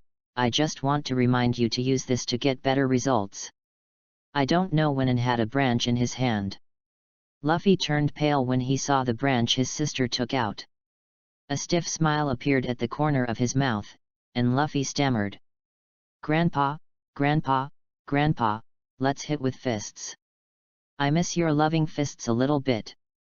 Seeing that Luffy was starting to speak incoherently, Garp still didn't understand. Taking the branch from Anne's hand, an invisible black-red aura slowly attached to it. "Ah! Ah! No! Grandpa! Ah! I know I was wrong, Grandpa! Ah! Grandpa, why do you get hit more painfully than my sister? Stop fighting! Stop fighting! This is what immune to death people do. Ah! Grandpa, I won't do One Piece anymore. Stop fighting! I'm sorry, Shanks. It hurts so much." At this moment, Luffy looked like a monkey stomping back and forth on the living room floor. Listening to Luffy's series of screams, Ace and Sabo's bodies began to shake uncontrollably. And was complaining from the bottom of his heart, "I actually used conquerors to beat my grandson." The tree branches roared as Garp waved them. Luffy finally couldn't bear the pain anymore and humiliated himself and told Garp that he would not become a pirate. After hearing Luffy's promise, Garp put away the branch without any intention of returning it to Anne. Seeing his grandfather finally stop, Luffy, rolling on the ground, secretly told himself, "I must become a pirate and escape from my grandfather's clutches." After taking care of Luffy, Garp turned his attention to Ace and Sabo. The two aces, who had witnessed the human tragedy with their own eyes, quickly bowed 90 degrees to say hello to Garp. Upon discovering Ace's change, Garp's eyes revealed a sense of relief, and he thought to himself that his decision to save Anne was indeed the right one. Although the two of them were very polite, Garp still said, "You two probably don't want to be pirates." "No, no." The two people, who had a strong desire to survive, waved their hands hurriedly, fearing that if they were one step slower, they would be beaten as brutally as Luffy. The two secretly glanced at Luffy, who was rolling on the ground in pain. "Very good." Garp was obviously very satisfied with the affirmative reply from the two people. After witnessing Garp's series of operations, Anne secretly lamented that no wonder Luffy and the others wanted to be pirates every day. A ball of emerald green flames was thrown at Luffy. Luffy, who was still rolling, immediately stopped and quickly hid behind Anne, without even remembering who gave Grandpa the branch. "What is that?" Feeling the strangeness of the flame of life, Garp asked. The ability that comes with the devil fruit is to throw a large ball of life flame at Garp as he speaks. Garp, immersed in the flame of life, felt refreshed and as if he was several years younger. Having satisfied his curiosity, Garp did not intend to ask any more questions. Instead, he changed the subject and said in a deep voice, "Anne, I am returning to Windmill Village this time to pick you up and take you to the Marine headquarters." "I know," Anne responded calmly. Although I knew that this day would come sooner or later, it was actually the time to say goodbye. Anne still couldn't let go of this ordinary life and the three people in it. "Sister is leaving." The three aces, who were still afraid of Garp, only felt a sense of confusion creeping into their hearts. The three of them seemed to have lost their backbone, and their faces showed confusion unconsciously. "Why do you put on such an expression?" An Chiang said with a smile. "Each of us has our own dreams. One day I will be separated. Just like there is no party that never ends in this world. People who are close to us will also have a day to say goodbye. But every parting we make is for the sake of a better reunion next time." Feeling that she couldn't hold back her tears, An rushed the three of them to the training room to start the afternoon training. The living room was silent, and sobs came from the training room. At night, the originally lively restaurant became dull, and the three of them finished their meal early and returned to their room. Sleepless night. Chapter 42 Marine Headquarters. Chapter 42 Marine Headquarters. A few days later. Windmill Village Port. On the beach of Windmill Village, an ace, who looked unhappy, said goodbye. "Don't look unhappy. I will come back to see you when I have time." And comforted the three of them while hugging Luffy. Letting go of Luffy, and took out 3 pendants from his pocket and put them on each of the three of them. He spoke softly, "Let this necklace accompany each other instead of us." Before leaving, and made a final confession, "Even if I'm not around, I still have to practice hard." After saying this, and no longer looked back and turned around to board the warship from which she came. The sails were raised and swayed by the sea breeze. The warship slowly left the windmill village and headed towards the blue sea. And picked up the pendant around his neck, and inside was a photo of 4 people. "When I came, I was alone. When I left, I was filled with thoughts."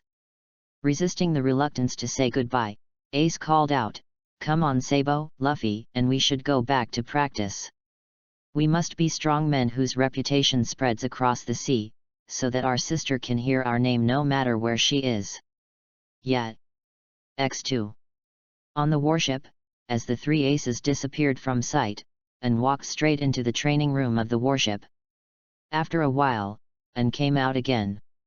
Without it, and just used a little more strength during training and accidentally broke the training equipment. Seeing that there was no way to train, the board and returned to the deck again.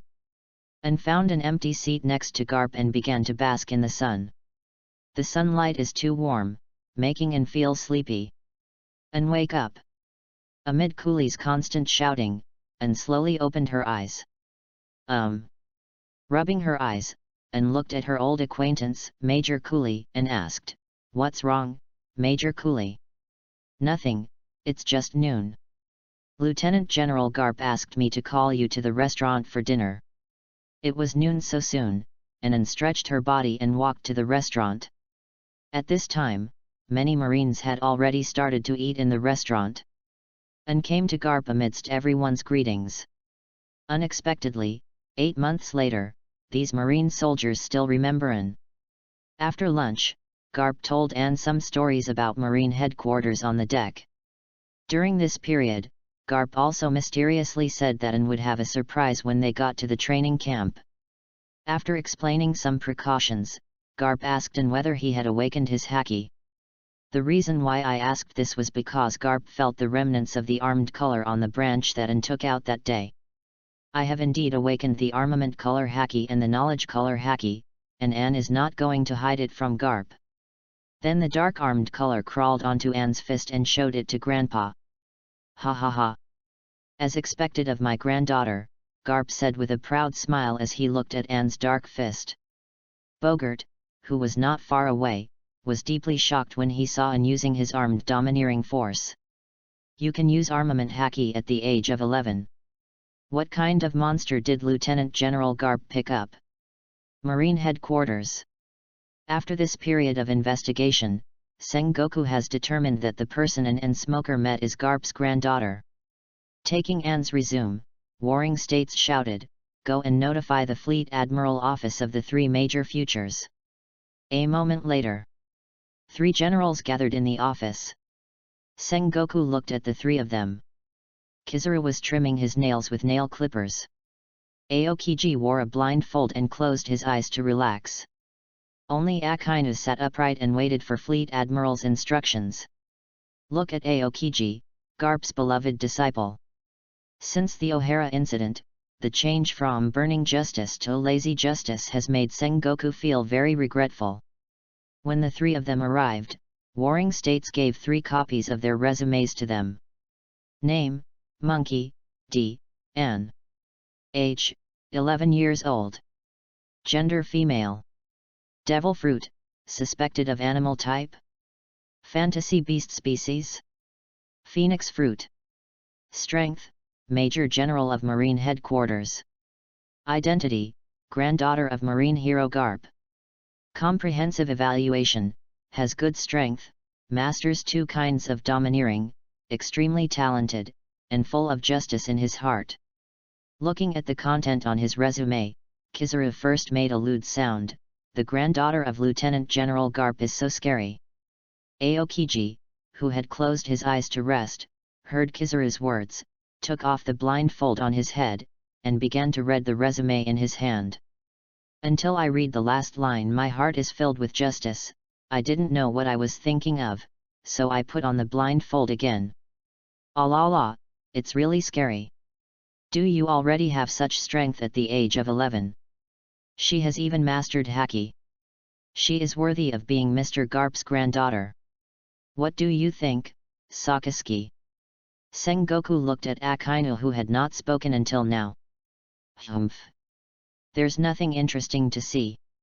Although his talent is good and his strength is not bad. But before you grow up, the so-called genius has very little effect. After all, I have killed many pirate geniuses over the years, Akainu said with murderous intent.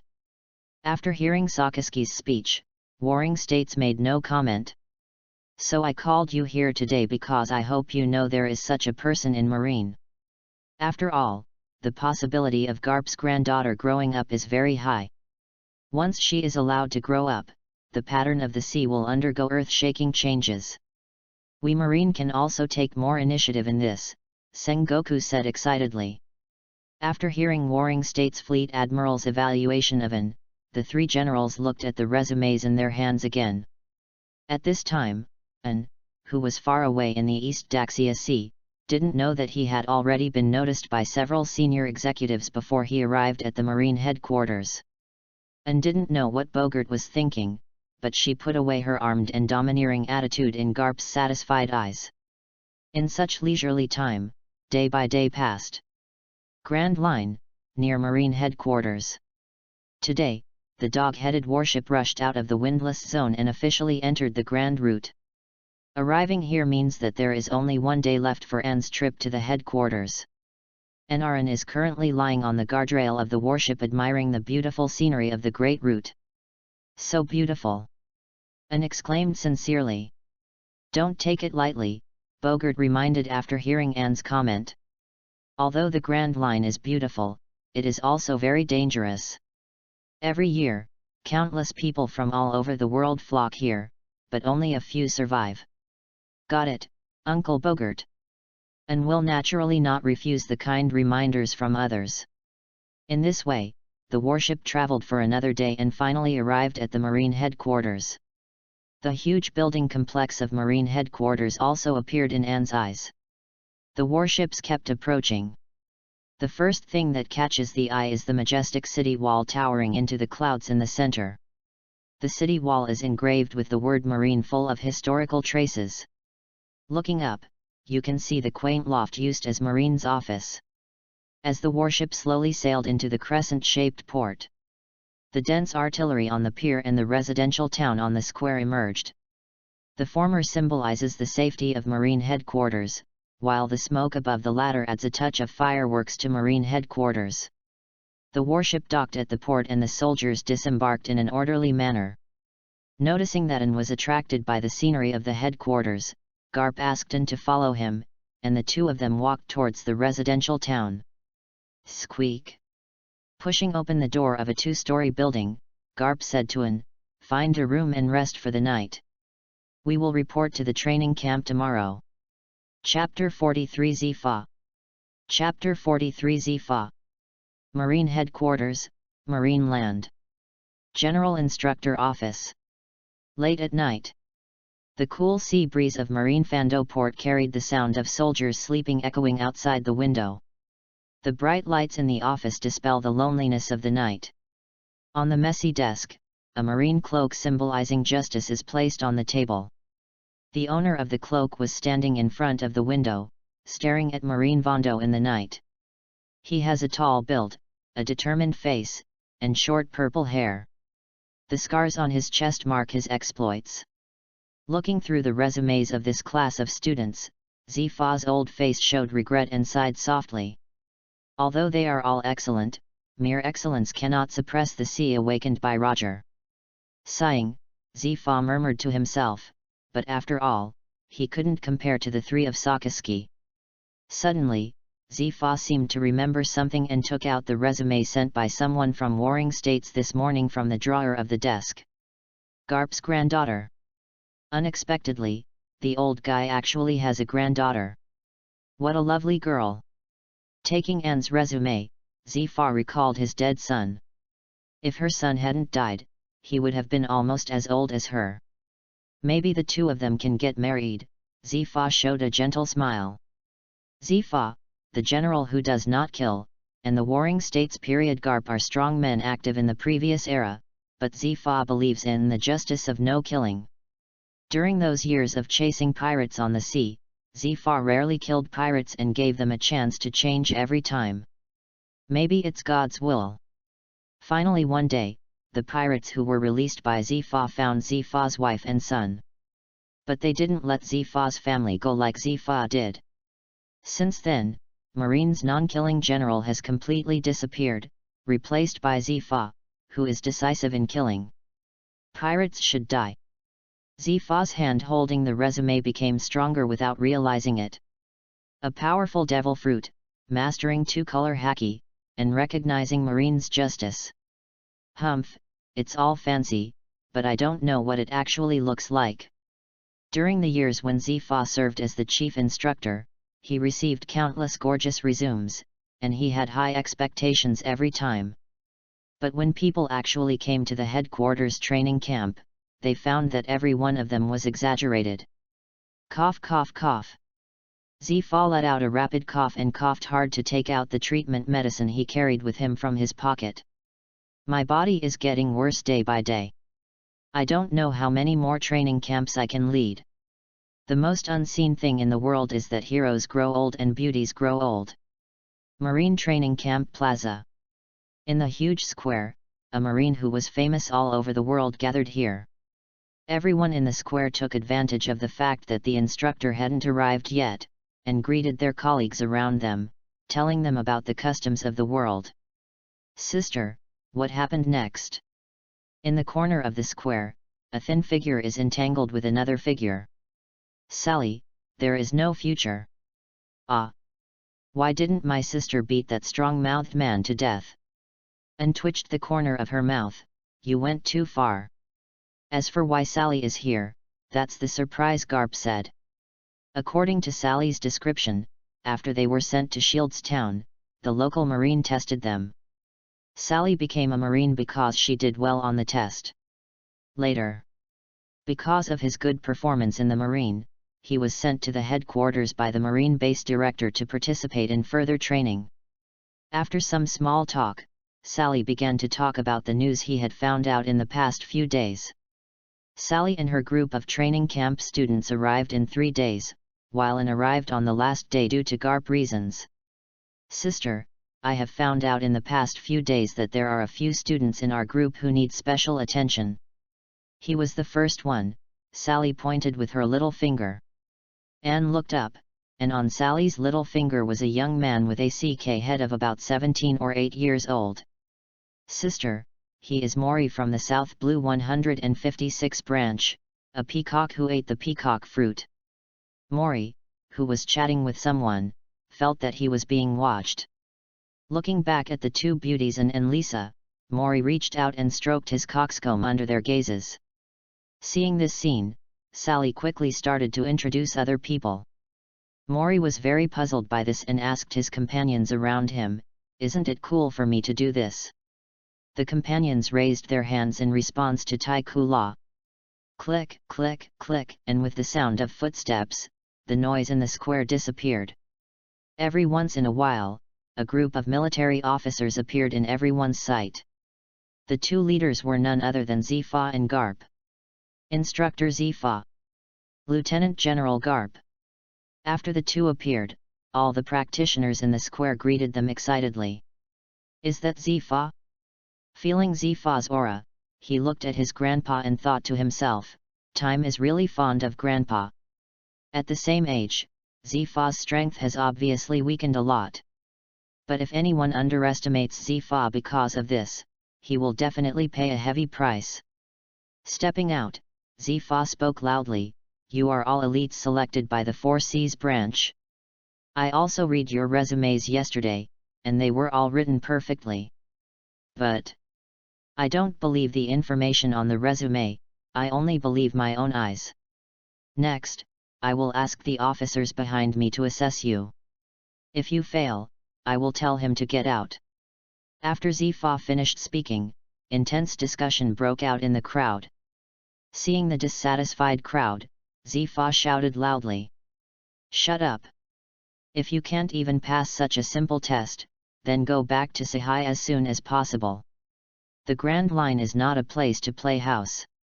Countless Marines die here every year. Those without strength and talent are left here to die. Think of your families. Do you understand? Understood. Most of the students knew that what Zifa said was true and responded quickly. A small number of other students still hold on to their own illusions. After receiving the students' response, Zifa waved to the officer behind him to start the test.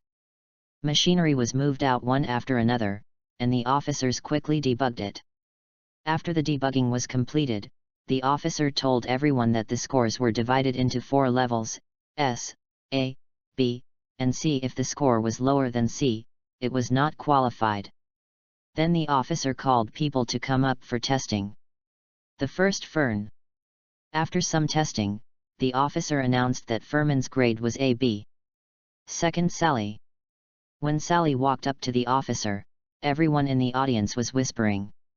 You can come to the training camp at such a young age, so you can't go through the back door. Tisk. If you can't pass the first round of tests, you'll probably go home crying. Listening to the voices in the audience, Sally felt no fluctuation in her heart. After a few months of Marine career and the previous encounter with the Iron Bull pirates, Sally no longer cared about how others judged her. She only cares about whether she can be strong enough to shut up others. I heard everyone talking about Sally. An MO kept these people in mind and looked for opportunities to teach them a lesson. While Anne was thinking this, Sally's test on the stage had ended. Then the officer announced that Sally's grade was an A, and everyone who had just been talking fell silent. The test continues. The third. The fourth. Anne was the last one to take the test. When the officer announced that Anne's score was S, no one in this class dared to look down on Anne and Sally. If they knew that Anne only used 30% of his strength, I don't know what they would think. After the test, Zifa came over with everyone's results. Throwing away the report card in his hand, Zifa kicked out a dozen students with grades lower than C on the spot from the training camp. After clearing away those who fished in troubled waters, Zifa continued, to those who can stay here, congratulations on becoming students of this marine training camp. When the remaining students heard Zifa's words, their faces showed joy. Teacher Zifa is very familiar with hitting a big stick and giving a sweet date. Next, continue with our second test, actual combat. This time Lieutenant General Garp and I will be your referees. What? Instructor Zifa and Lieutenant General Garp served as referees. Everyone was excited when they heard the news. Everyone begins to fantasize, if you are valued by the two big guys, your future will be bright. Gearing up, everyone is waiting for Zifa to announce the actual battle list. Chapter 44 and vs Zifa. Chapter 44 and vs Zifa. The first group, Vern vs Mori. The two of them came out, and Fern felt pressure. His score just now was B, while Mori was A. Unconsciously, Fern wanted to quit. Seeing the two of them arriving, Zifa said, "I only want the result of this actual battle, and I don't care about the process. You can use any power at your disposal." "I protest," Fern said directly. "Mori is a devil fruit user. If he uses devil fruit, I will definitely not be his opponent."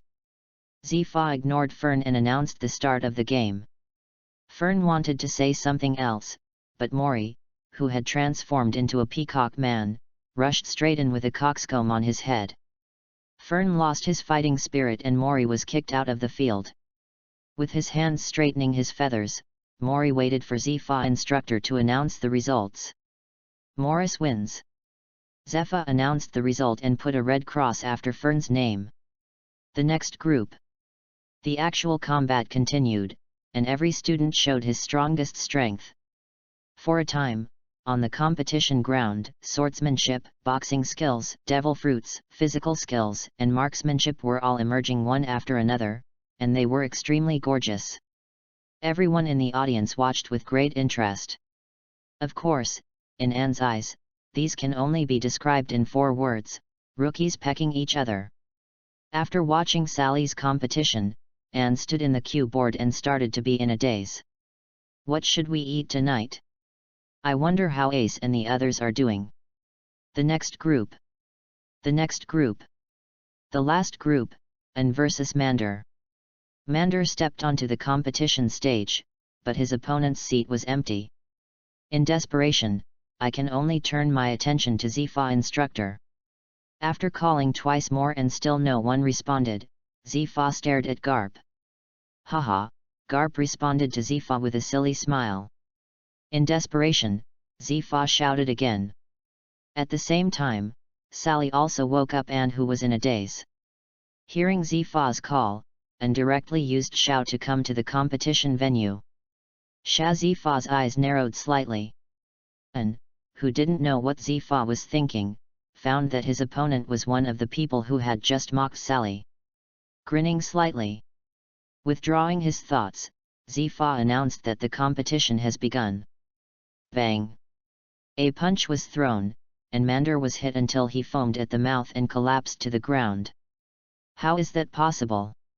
everyone in the audience exclaimed. Although AHN has an S rating, Mander also has a B rating. How could it end so soon? After wiping his fist, Anne kicked Monday back into the crowd and said loudly, "Keep your mouth clean next time."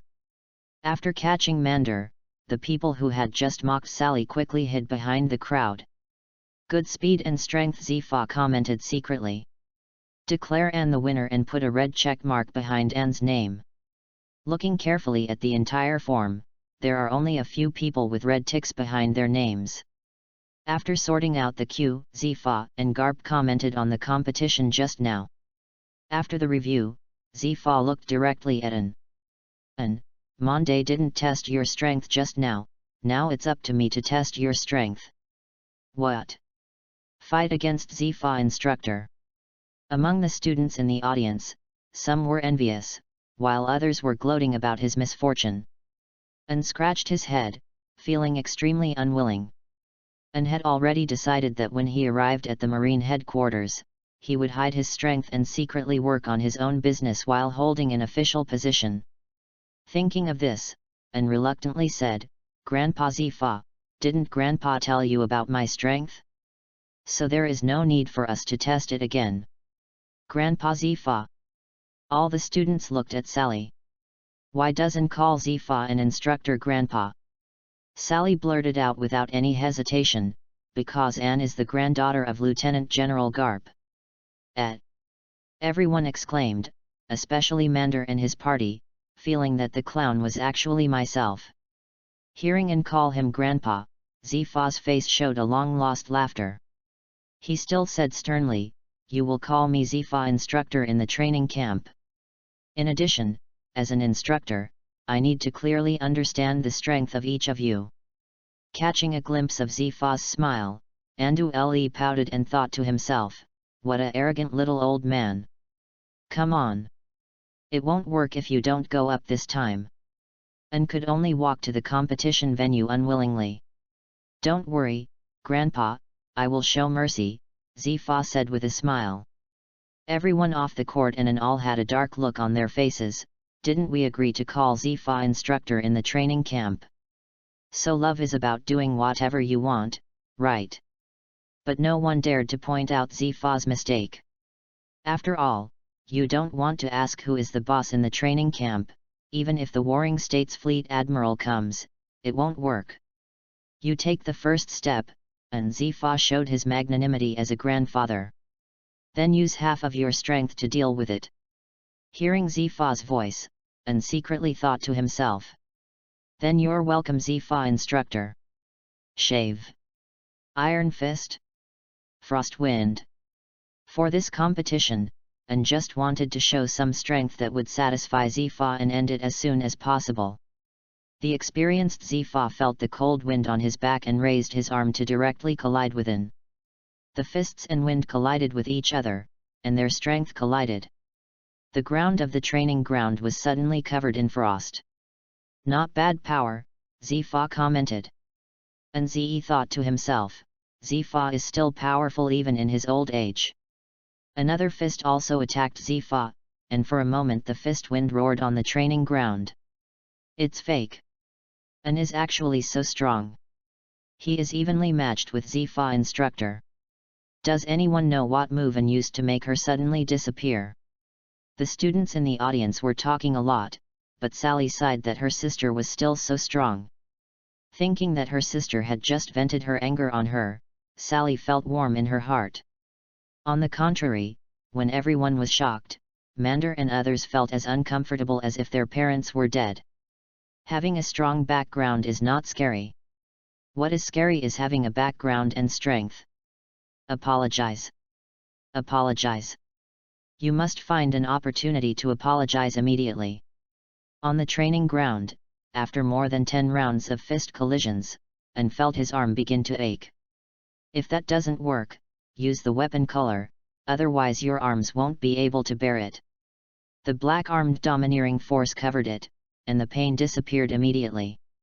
Sure enough, I have mastered the armed color haki, and I must have mastered the seeing color as well. In that case, try this trick. No. An quickly stopped him. Crush boxing. A huge sense of crisis came from An's flank. And the wind of Zifa's fist fluctuated, seeming to shatter everything. Sacred bird? Freeze. Raging ice flames spurted out from An's mouth, leaving every inch of ice in his path. The two collided, and the ice turned into ice flames continued to shatter from the inside out. At the same time, Zifa's hands were also covered in thick black armed color. Bang! The ice flame was directly exploded by Zifa from the inside out. The ice flames scattered all over the sky and were formed by freezing icicles. Taking this opportunity, An made another move, Extreme Ice Shield. Layers of ice shields blocked Zifa's fist attack. With a click, the ice shield shattered layer by layer, cancelling out most of Zifa's strength. Anya was knocked out by Zifa and fell outside the competition venue. When he came back to his senses, he realized that he seemed to have exerted too much force. Afraid that An would hate him, Zifa grabbed Garp, who was standing nearby eating senbei and watching the battle, and cursed him. Damn it, Garp, you don't know what to do if something happens to An if you stop me. In the distance, An dusted himself off and caught a glimpse of the scene on the competition ground. It seemed that there was no need to fight anymore. Thinking of Zifa's punch just now, An knew that he was still far behind the general. After a lot of noise in the competition venue, it ended with Garp's disastrous defeat, ending the farce in the competition venue. Chapter 45 Apology. Chapter 45 Apology. Marine Headquarters, Training Camp Dormitory. Because the ground of the training ground was damaged by An and Zifa in the morning. In desperation, Zifa could only ask the logistics department to repair the ground. As for the students of An's class, they were allowed to take a half-day break by Zifa because they had been conducting assessments all morning. In the dormitory, and Zhang took a broom to clean up the dust. Ahem. And coughed twice and thought, I don't know how long this dormitory has been unoccupied. Through the officer's explanation, and learned that dormitories are not randomly assigned in the training camp. Officers will arrange appropriate dormitories based on the cadets' performance on the first day of assessment. Of course, the better the performance, the better the dormitory environment will be. For example, the deluxe king room in Anne's current room is a good example. Sure enough, no matter where you are, competition is everywhere. Anne sighed in his heart. With a wave of the broom, Anne had already cleaned the entire dormitory. Throw away the broom, lie down on the bed, close your eyes and prepare to rest for a while. In her sleep, Anne dreamed that she was back in Mount Kalpo. Dong dong dong. There was a rapid knock on the door, and Sally's silver bell-like voice sounded. Elder sister? In her sleep, Anne, who was enjoying her leisure time in Mount Kalpo, was suddenly awakened by a knock on the door. Hearing Sally's voice, Anne extremely helplessly opened her eyes and got up. Gate of opening. Opening the door, Anne turned around and lay down on the bed again. Looking at her sister's room, Sally said, Sister, your room is so big. Well, it's just so-so. Anne, who was lying lazily on the bed, spoke perfunctorily. Sister, please stop sleeping, we should go to dinner. Sally said, shaking Anne's arm. Stop shaking. Feeling the bud on Sally's chest collide with her arm, Anne's sleepiness suddenly disappeared. Training camp restaurant. There are rare ingredients from all over the world, which are carefully matched and cooked by chefs to replenish the students' energy consumption for the day. Carrying their plates, Anne and Sally picked out some food that looked good. In the empty restaurant, the two of them found a table and sat down to enjoy lunch. Anne used a fork to pick up a piece of barbecue that looked like beef with unknown spices sprinkled on it, and took a bite. The chewiness of the barbecue and the flavor of the spices mixed together, creating a special feeling in Anne's mouth. Not bad. Anne took another bite and motioned for Sally to try it too. Mander, look there. Mander and his party just walked into the restaurant and happened to see Sally and Anne. Thinking back to the great strength Anne showed yesterday, Mander was trembling in his heart, but he lowered his head and walked forward. Anne naturally noticed the arrival of Mander and others, but Anne ignored it and continued to enjoy the food. After all, food is the only thing you can't live up to. Carrying the dinner plates, Mander and others found a table and sat down. Everyone was silent. Mander ate the barbecue absent-mindedly with a knife and fork. The empty restaurant echoed with Anne and Sally's voices. The sound like a silver bell was like a huge stone weighing on Mander's heart. Finally, unable to bear the pressure in his heart, Mander stood up and put down his tableware. Discovering Mander's abnormality, his partner hurriedly got up and followed him. I'm sorry. Coming to Sally, Mander and others bowed and apologized. A huge apology sounded in the restaurant, arousing the curiosity of everyone in the kitchen. Sally, who was eating, was startled, and everyone looked at Mander confused. Everyone in Mander spoke again and apologized for what happened yesterday. Sally understood the reason and forgave her generously. After receiving Sally's forgiveness, everyone in Mander turned their attention to Anne. Stopping what he was doing, Anne released his aura and enveloped several people. So strong. Too strong. This was the only thought left in Mander's heart. Sweat dripped from his forehead, and despite the pressure, Mander apologized again. Silence. I don't know how long it took, but Mander was about to lose his support. Anne regained her momentum and said, Since Sally has forgiven you, let's stop this matter and get out. With Anne's approval, Mander and others quickly left the restaurant. When the episode ended, Anne and Sally lost their appetite and left the restaurant. In Malinvondo, on the commercial street of the residential town, Sally, who had not eaten enough, was walking around with Anne. Sister, try this. Sally handed over a bunch of grilled vegetables. Anne helplessly opened her hands that could barely hold them and took the skewer of roasted vegetables. Sally, I can hardly eat any more. Don't buy any more. I know, sister, Sally said with a smile. Doreen, suddenly Sally called, waving her hand forward. Anne noticed as he put down the kebab from his mouth. A girl with a black ponytail and a shy expression was waving to Sally. Doreen, paramecia. A person with the ability to stop spinning fruit, the test evaluation is A. Information about this person instantly appeared in Anne's mind. After hearing Sally's cry and seeing the looks cast by others, Doreen hurried to Sally's side. Covering Sally's mouth with her hand, Doreen said, "Stop calling Sally, it's too embarrassing." "I know, please let me go first, Doreen." When Doreen let go of her hands, Sally continued. "Sister, this is my roommate Doreen, from the North Blue branch. She has a quiet and shy personality." Hearing Sally start to talk about her character, Doreen's face turned red and she stretched out her hand to organize Sally. Opening Doreen's big hand, Sally began to introduce Anne. Being the first in the training camp, Doreen naturally knew Anne. "Hello," Doreen whispered. "Hello," Anne responded. What a quiet and shy girl, Doreen's face turned red again when she heard Anne's comment. No longer teasing Doreen, the three of them started hanging out again. While Anne was wandering around, inside the Fleet Admiral office, Sengoku and he were discussing the situation in the New World. Ahei's pirates in New World are getting more and more crazy recently. There are frequent fights over territory, and even many of our marine branches have been attacked.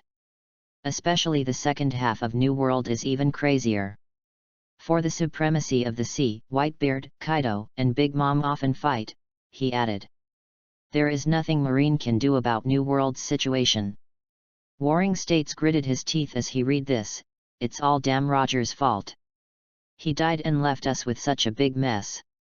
After venting his anger, Genkuo thought about the students in the training camp. "I don't know if there are any strong newcomers in this training camp." "Sengoku, didn't you say last time that Garp's granddaughter is very talented?" "Haha, I heard Crane mention Garp's granddaughter." Warring States laughed, very satisfied within him. "I don't know how Anne is doing in the training camp," Sengoku said to he. "Right now." Bang! The door to Fleet Admiral's office was pushed open forcefully, and Zifa and Garp walked in. The difference is that this time, Zifa is smiling, but Garp is looking unhappy. Warring States, let me tell you, Aang is such a good prospect. I can guarantee that she will become a general in the future. The two people who were talking about Aang just now. Hearing Zifa's evaluation, a curious look appeared on his face. "Who is Zifa?" "Instructor, who has trained all the middle and high-level generals in Marine, is very accurate in judging people. He said that Anne had the qualifications to be a general, and that was probably true." Warring States didn't wait for Zifa to sit down, and directly grabbed Zifa. "Ask him to tell you something about Anne." As for Garp, who was full of dissatisfaction, Warring States ignored him and even wanted to laugh at him.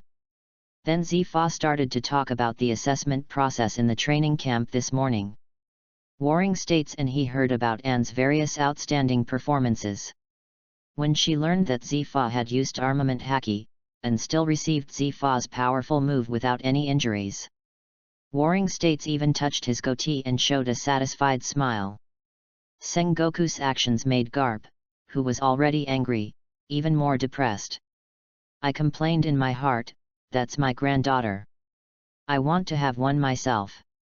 Chapter 46 1 million? Chapter 46 1 million? Anne is shopping with Sally and Doreen. I had no idea about the conversations among the big guys in Fleet Admiral's office. What she is most concerned about now is when Sally and Doreen can finish this shopping trip. As a woman, Anne rarely expressed her hatred for shopping. Isn't this what the steps for buying things should be like? Determine what you want to buy, choose the store, pay, take the items and leave. How could such a simple step become so complicated? An couldn't help but roar.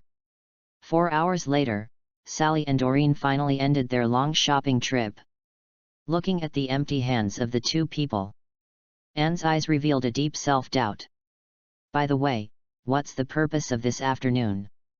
It was getting late, and the three of them ate something to fill their stomachs in the small town. Before going back, Anne suggested going to the fruit shop in the town to buy some fruit. When the two of them weren't paying attention, Anne bought a little bit of papaya and cinnamon, stuffed it into the system space and took it back to the dormitory. At the door of the dormitory, I said goodbye to Sally and went back to her room. Falling on the bed, Anne let out a long breath. He was really too tired. I have consumed more energy in one afternoon than in a whole day of training. After a short rest, Anne went to the bathroom to take a bath and returned to the room wearing white underwear. Take out the papaya and cicito purchased in the afternoon from the system space and prepare the cups. With just a push of your hands, a cup of delicious papaya juice is ready. Take out the big sharp knife. Gee, the blade is flying, and the sissi fruit is cut into thin slices. He took back Gee and drank the papaya juice in one gulp. With a click, turn off the light. A set of movements flows smoothly. In the darkness, her upper body underwear was hung on the bedside, and Anne whispered, I don't know if Dashki's secret recipe will work. The next morning, Anne arrived at the training camp square after having packed up early. There are already many people in this Times Square, and Zifa has been waiting here for a long time. He said hello and stood quietly. 10 minutes later, Zifa, who was impatient with waiting, nodded to the officer behind him. Phew! Phew! Phew! Several figures disappeared in place. 5 minutes later, there was a sound from the dormitory building. 15 minutes later, all students arrived. Gazing at everyone with majestic eyes, Zifa criticized everyone and once again emphasized the schedule of the training camp. Immediately announced today's training content. The first training item is running 100,000 meters. But given the behavior of most of you this morning, the distance has doubled. Each person runs 200,000 meters, and no one is allowed to use any techniques. Let me hone your physique. As Zifa finished speaking, the audience instantly became lively. What? 200,000 meters? I haven't run more than 200,000 meters in a year. If I can't use the devil fruit, then what use do I have with this fruit? Although everyone was talking about it, no one dared to refute Zifa. Just as Anne was secretly chuckling, it seems like today is a relaxing day. An accident happened. Zifa's demonic voice sounded, Anne, given your strength, you don't have to run 200,000 meters. Not good. Sensing the unkindness in Zifa's tone, Anne Zheng wanted to be cunning and explained. Zifa's voice came slowly. Under the curious eyes of everyone, Zifa said an astronomical number. Anne, you run 1,000,000 meters. Did I hear wrongly? Anne looked up at the sky. 1,000,000 meters. With Anne's current physique and sister Min's, it would probably take 5 or 6 hours to run even if she tried her best. Anne said tremblingly, Master Zifa. Instructor, you are sure you are not mistaken? Feeling the trembling in Anne's tone, a white smile appeared on Zifa's black face. That's right, it's 1,000,000 meters, and we run 500,000 meters each in the morning and afternoon. Anne, you are different from others. You are stronger than others in all aspects. Ordinary people's training methods are not suitable for you. So we've created a training program tailored just for you. Tailor-made training plan. Hee hee. Anne sneered with his eyes blank. I shouldn't have come to this damn Marine headquarters at all. That's right, I will secretly leave Malinfando tonight. Anne screamed in her heart, no one can stop me, I want to go back to Windmill Village, I want to go home. Don't think about escaping. This plan was proposed by your grandfather Garp. Just when Anne was thinking about how to escape, Zifa's voice came slowly. I knew that only that bad old man could come up with such a perverted method, and roared. Finally Anne started running. It's just that in this process, Anne had a face, without a trace of human emotion. Of course, it might be better if we remove Zifa who is chasing behind him. Time passed little by little, and other students had already finished their running training and started training in other aspects. On the playground, Anne was still sweating. 200,000 meters. 300,000 meters. 400,000 meters. 500,000 meters. Just when everyone finished training and was about to go to the restaurant for lunch, and finally completed her morning goal. Ignoring everyone's praise, and ran towards the restaurant with his legs that couldn't stop. Haha, what a good seedling, Zifa laughed. What Anne didn't know was this training plan. It is the method used by young Garp, Sengoku, and others to hone their physical strength. Through continuous long-distance running, they explore the limits of their physical strength step by step. The difference is that what they ran was not just 1,000,000 meters. In the restaurant, the chefs were looking at Anne lying on the window, commenting in their hearts, "What a vibrant girl." Finally, it stopped. Holding on to the window of the restaurant, Anne gasped for air.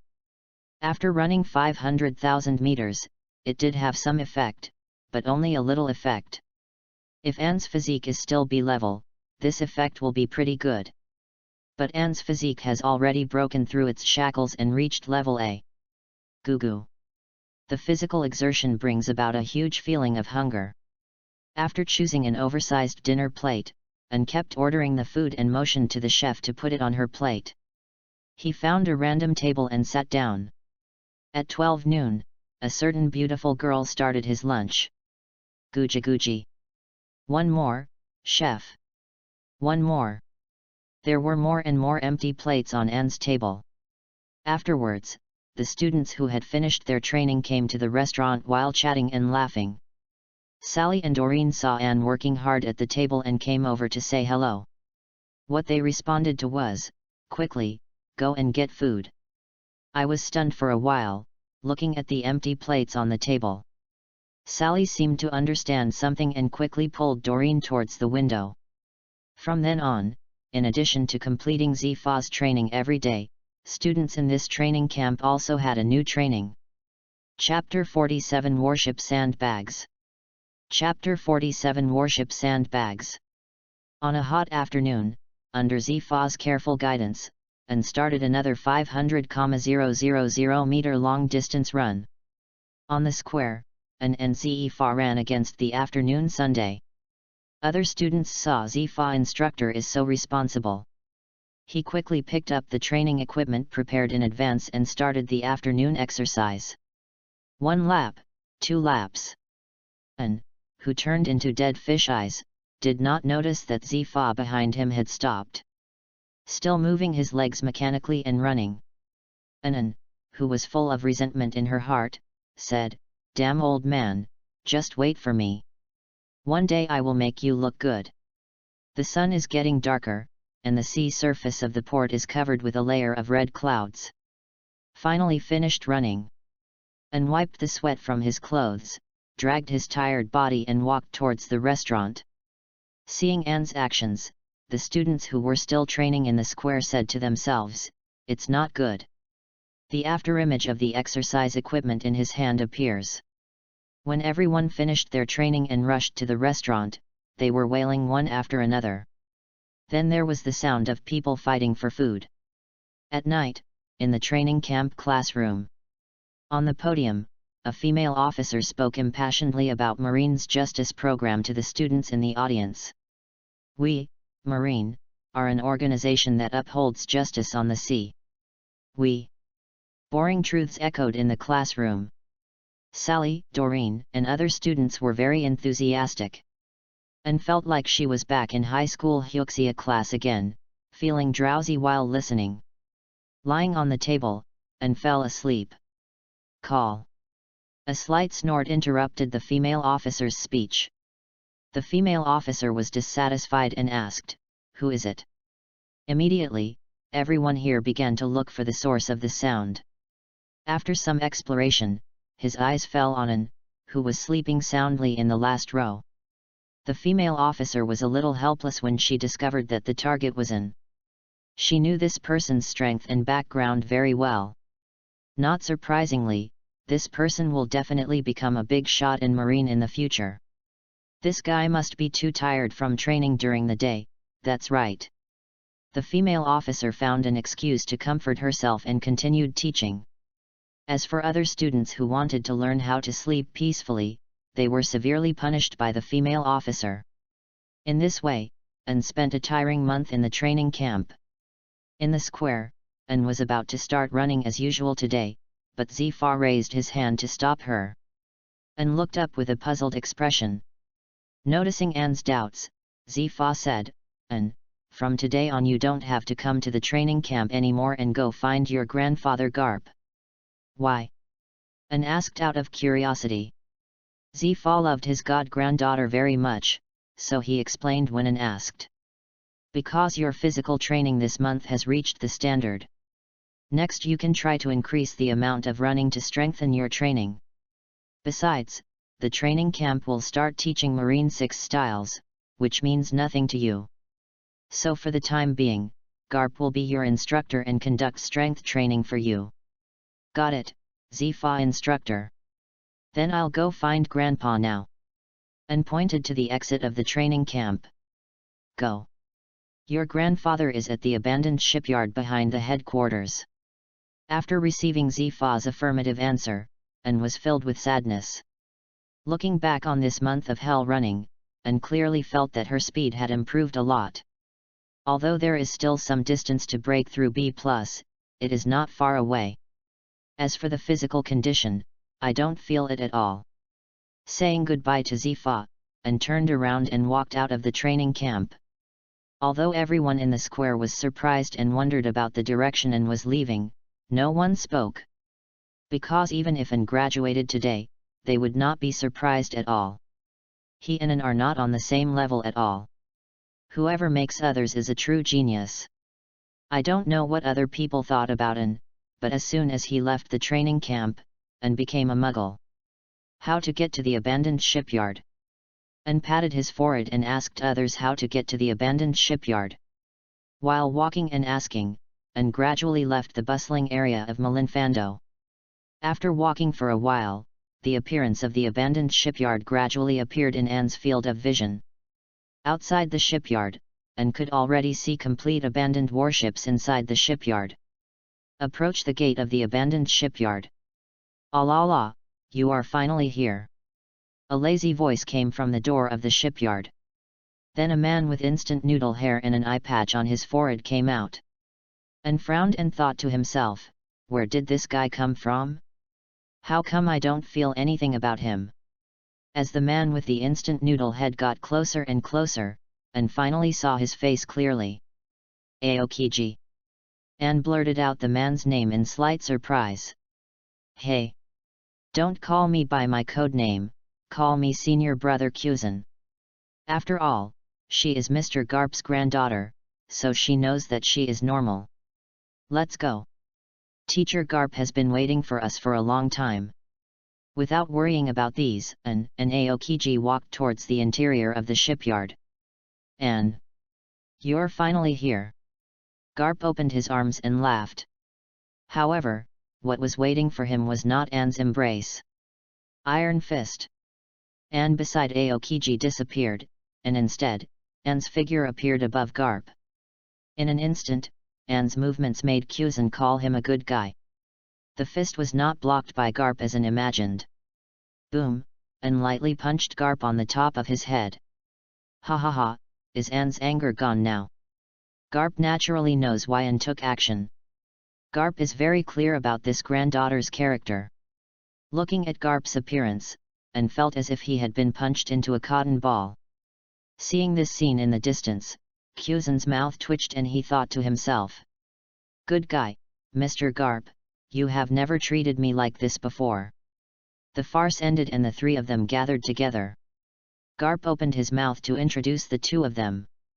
"Kuzan, the General of Marine Headquarters, my eldest disciple, and your senior brother." An, my granddaughter, the successor of my mantle, your little junior sister. After hearing Garp's introduction, the two had different ideas. An thought that Aokiji would lose in the Fleet Admiral battle in the future. Then I sadly quit Marine and became a pirate. This is a force that I can win over. Kyuzan thought that even though he is as outstanding as he is, Mr. Garp has never mentioned him as his successor. The little junior sister in front of me must be something special. The two parties said hello, and Kyuzan asked why Garp asked him to come. Haha. Garp laughed and said, "Nothing, I just want you to get to know your junior sister." As expected of you, Mr. Garp. After saying that, Aokiji found an open space in silence, lay down, put on a blindfold, and began to close his eyes and rest. Ignoring Kyuzan, Garp led into a warship that looked like it had just been abandoned. "An, you can break iron blocks, and you have awakened your armed domineering energy. Then you can do the third training of Iron Fist." Pointing to the warship in front of him, Garp said in an unquestionable tone, "Blow it up. Blow it up." And looked at the huge warship and knocked on the outer shell of the warship with his hand. Bump, the shell made of unknown hard metal made a sound. A thought came to mind, are all the powerful people in this world so playful? Garp continued, "It doesn't require time. When you destroy it, your Iron Fist will enter the fourth stage." After hearing Garp's explanation, Kyuzan recalled that when he was young, he used warships as sandbags like this. "From now on, Kyuzan will supervise you." "Grandpa, I will leave first." "Nanny." Ignoring the resentful looks from the two of them, Garp left in a swaggering manner. Only An and Kyuzan were left staring with big eyes. Chapter 48 The Rhythm of All Things. Chapter 48 The Rhythm of All Things. Grandpa is really fooling around. An was the first to speak to break the weird atmosphere. "La, Mr. Garp is like this, just get used to it," Aokiji explained for Garp. "But it is precisely because of this that I have followed Mr. Garp since I was young. Even as a general, I still yearn for Mr. Garp's style of doing things." "That's right." An chuckled and said, "I guess it will be difficult for me to adapt to this kind of character."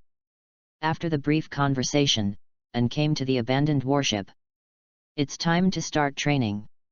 An took a deep breath, planted her feet firmly, lifted her arms into the air, and gathered strength between her fists.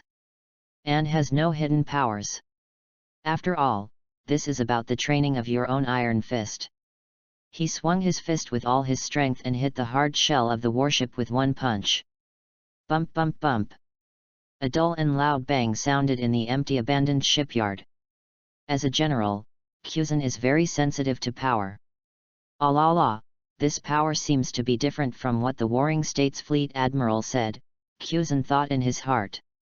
He raised his body slightly, pulled down his blindfold, and An, who was attacking the warship, appeared in Kyuzan's eyes. I saw the warship clattering as it was hit by An's Iron Fist. Broken parts on the warship continued to fall, making clanging sounds. Looking closely at An's fist, he found that An's fist was not injured at all. Recalling his injured hands during practice, Kyuzan exclaimed, La, the newbies nowadays are so exaggerated." An ignored Kyuzan's praise and devoted himself wholeheartedly to training. When he fired the first punch just now, An felt a strange feeling in his heart. It seemed that as long as he hit a certain point, he could blow up the warship with one punch. Seeing that An ignored him, Kyuzan put on the blindfold again and lay down. Only this time, Kyuzan was not sleeping, but thinking about what justice was. With what he saw and heard in Marine, Kyuzan became more and more confused about justice. The Iron Fist was swung again and again, and a deep hole was punched out in the special shell of the warship. But An couldn't find the point in her feelings no matter what. If Garp were here, he could answer this question for An. Actually, the point that An feels does not exist on the warship in reality. It is a kind of rhythm, or the fluctuation of all things. Just like a swordsman who can feel the breath of all things and can cut through steel. If An masters this rhythm, he can cause huge damage to the enemy. That's why Garp is feared. Because being hit by Garp's iron fist is not as simple as pain. The power brought by the rhythm will cause huge damage to the inside of the pirate's body, leaving hidden wounds. The fists were waved continuously, and the warship trembled violently. I don't know how long it took, but the speed of An's punches slowed down until he finally stopped. Looking carefully, a big hole has been drilled into the huge warship. The abandoned shipyard became silent. Ah la la la, it's really scary. In just a short time you have completed the task assigned by Mr. Garp. I don't know when Kuzan came to An's side. Looking at the warship with holes, Kuzan recalled in his mind, I remember it took me 3 weeks to make the warship look like this. The girl in front of me only spent 1 afternoon. Hearing Kuzan's voice, An shook his head and said, it's not finished yet. Hey? How could it be possible? Haven't you already penetrated it? Grandpa said, blow it up. Blow it up. The smart Kuzan immediately understood the difference. Ah la la la, it's impossible to blow it up. Even if Hawkeye comes, he can only cut it into pieces, Kuzan said thoughtfully. No. An decisively rejected Kuzan's answer and then spoke firmly. I can feel that I can blow it up, but I haven't been able to find the key point. Kuzan looked down at An, and a thought came to his mind, he is indeed the successor designated by Mr. Garp. At least I've never felt this way when practicing before. Kuzan looked at An who was thinking and gave his own suggestions. Ah la la la, I remember hearing Adjutant Bogart say that once. If a swordsman wants to break through to the realm of swordsmen, it seems like you need to feel the breath of all things and gain the strength to cut through steel. Stop. Wait. An directly interrupted Kuzan's speech and asked, what did you feel just now? Being interrupted by An, Kuzan didn't mind at all and replied, the breath of all things. These 5 words, the breath of all things, directly hit An's soul. That's right. This is it, An said excitedly. Just like all things have their own breathing, all things also have their own fluctuations. An calls this fluctuation a rhythm. As long as you can feel the rhythm of all things, then you can find the point where the warship is. So that your own power resonates with the warship. To achieve the power to burst out from inside the warship is to blow it up in the true sense. After finishing his thinking, An Jean arrived in front of the warship. Focused on what he saw and heard, he began to try to sense the rhythm of the warship. Although the principle sounds simple, it is actually very difficult to achieve. It is different from Jianhao, who detects the breathing of all things and cuts off their connection to achieve the cutting effect. If An wants to blow up the warship, he needs to find the same rhythm point as his attack, thereby triggering an internal explosion. The difficulty of the two is not on the same level. Time passed little by little, and An still found nothing. The sun sets and the moon rises, light and dark alternate, and 20 days pass in the blink of an eye.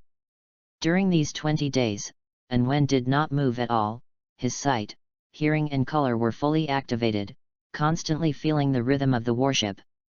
Even though An had a strong physique, he was beginning to be unable to bear it. Kuzan never left An's side for the past 20 days, dutifully protecting An's safety. The sun rises from the sea level, shining its dazzling light on the Anhe warship. The Anhe warship emits traces of ripples invisible to the naked eye. The two come together to form a point of light under the rays of light. Dull and shiny. Found it. That's it now. An shouted loudly, and the sound penetrated the entire abandoned shipyard and spread outward. The light fist was waved out, carrying the power of the security department, and collided with the light spot. Click! The sound of shattering sounded. A moment later, the entire warship exploded from the inside out. The loud noise made the students in the training camp clearly visible. The warship exploded. An continued to punch. Kuzan looked at the warship fragments flying in the sky. I was thinking to myself, is this the power that I haven't realized yet? Looking down at An, he knew that this little junior sister's future achievements would never be lower than his. The attic of Marine headquarters. Hearing the huge noise, the middle and high-level Marine generals who stayed at the headquarters dispatched one after another. The light shot out, and the first person to arrive at the abandoned shipyard was General Kizaru. People were already beating him at the door, if he, a user with the ability of the shining fruit, hadn't shown any signs yet. This month's salary is estimated to be on the line. The light spots converged, and Kizaru's tall and wretched figure was revealed. How scary! Kyuzan, why are you here? Kizaru's wretched eyes were lowered under his sunglasses. Then Akainu and Momuzagi, the T-Dolphin, the Ghost Spider, the Flying Squirrel, etc., all the named lieutenant generals in the Marine arrived. Today, this abandoned shipyard ushered in the most glorious day since its establishment. Chapter 49 Fair Justice. Chapter 49 Fair Justice. Allah, what happened is exactly what I said. Kyuzan explained the noise just now to everyone in a lazy voice. It's so scary. Lieutenant General Garp's granddaughter is so powerful. He is only 11 years old. Kizaru made a lewd voice. Compared to Kizaru's pale sigh, Akainu came more directly. Pointing to the nearby abandoned warship, Akainu said in a deep voice, Dogman, go blow up that warship. After receiving the order, Dogman immediately attacked and punched out with black fists. After a few punches, the abandoned warship was only punched with several huge holes. Using several % of his strength, Akainu looked directly at the damaged warship and asked in a solemn voice. With all my strength, Dogman replied affirmatively. After hearing Dogman's answer, the other lieutenant generals took action out of curiosity, and the resulting damage was roughly similar. Watching the actions of the Marine lieutenants, Akainu rarely smiled. Then he said, if she needs anything in the future, try to help. Although Akainu is ruthless, he is still willing to help some geniuses as long as it does not hinder himself. After receiving the order, all the lieutenant generals nodded. Just when everyone was looking at Songin's strength, Kizaru asked a sole question. Why hasn't she put her hands down yet? I'm also very curious about this question. Kyuzan scratched his head. Maybe young people prefer to be cool. A breeze blew by, and then fell to the ground amid the speculations of Kizaru and Kyuzan. The dust was flying and the abandoned shipyard was silent. Marine Headquarters Hospital. In the quiet and tidy ward, the white ward is decorated with several pots of green plants. Golden sunlight shines on the floor through the cracks in the window. Squeak! The door turned and footsteps sounded in the room. The harsh sound made Anne's eyelids move slightly on the hospital bed, and he slowly opened his sleepy eyes. You've been sleeping for 2 days, do you want to get up and have something to eat? Kyuzan's lazy voice came after feeling Anne's slight movement. Well, where am I? Lying on the bed, Anne asked. This is the Marine Headquarters Hospital, Kyuzan answered as he opened the food box. When the food box was opened, the delicious food floated into Anne's nose, and Anne's hunger was instantly awakened. Want? Anne is not polite at all to his senior brother. He opened the quilt, pulled out the infusion needle in his hand, and sat down at the table numbly. Holding the chopsticks in his hand, he kept his mouth full of saliva, said I'm starting, and then started to eat in large quantities. During the meal, Kong learned from the conversation with Kyuzan. His noise that day caused a large number of Marine executives to gather together, and An couldn't help but look a little stiff. My plan to hide my strength could not have failed. Glancing at Kyuzan, An asked, Senior brother Kyuzan, what do you think of my current strength and what level it is in Marine? Your strength is not bad, probably only worse than Lieutenant General Marine. Recalling Anne's punch yesterday, Kyuzan continued, if you can master the power yesterday, you should have the strength of Lieutenant General Marine. I know, I will continue to work hard, she said verbally, but she was secretly glad. Fortunately, it was not exposed. It seems that you are almost recovered. What are you going to do in the afternoon? Kyuzin said again. And thought for a while and said, then we go to the abandoned shipyard for training. I will take this opportunity to master this power and complete the second phase of training. La, I don't have anything to do in the afternoon anyway, so I'll go with you. Are all generals so idle? And said with envy. Kyuzin scratched his head and said, La, it's not what you said, it's just that I have more free time. In the afternoon, and took Kyuzin's bicycle and headed towards the abandoned shipyard. Along the way, everyone had strange looks on their faces when they saw this strange combination. An, who was sitting on the back seat of the bicycle, also had a picture in his mind. The girl sat on the back seat of the bicycle and spoke. Kyuzangigi, your girlfriend won't be angry if I sit on the back seat of your bicycle, right? Kyuzangigi. Kyuzanjigi, if your girlfriend knows about it again, she won't beat me up. Unlike me, she will only feel sorry for Jiggy. And shivered and shook his head vigorously to get rid of the strange images in his mind. And secretly thought, although senior brother Kyuzin doesn't have a girlfriend, if he speaks in that tone. It is estimated that in the afternoon, senior brother Kyuzin will take him to the marine Fando port to sink the fish into the sea and feed the fish. In the evening, everyone can have a nice meal. The bicycle made a creaking sound, and the two came to the abandoned shipyard again. An abandoned warship was found again, and started training again. Focusing on what he saw and heard, and began to look for the rhythm of the warship. Seeing and start training, Kyuzin leaned against the tilted mast and began to think about justice again. Time keeps passing, and 5 days have passed. During these 5 days, and did nothing but eat and sleep. After 5 days of practice, Anne's perception of rhythm has become more and more sensitive. Finally, at a certain point in time, Anne quickly punched the warship. Click, boom. The warship exploded again. I can finally feel this rhythm clearly, and breathed a sigh of relief. 5 days of continuous perception is very harmful to Anne's energy. Looking at the exploding warship in front of him, an Xin thought, the next step is just to keep training and become familiar with this power. And rubbed her temples and turned her eyes to Kyuzin.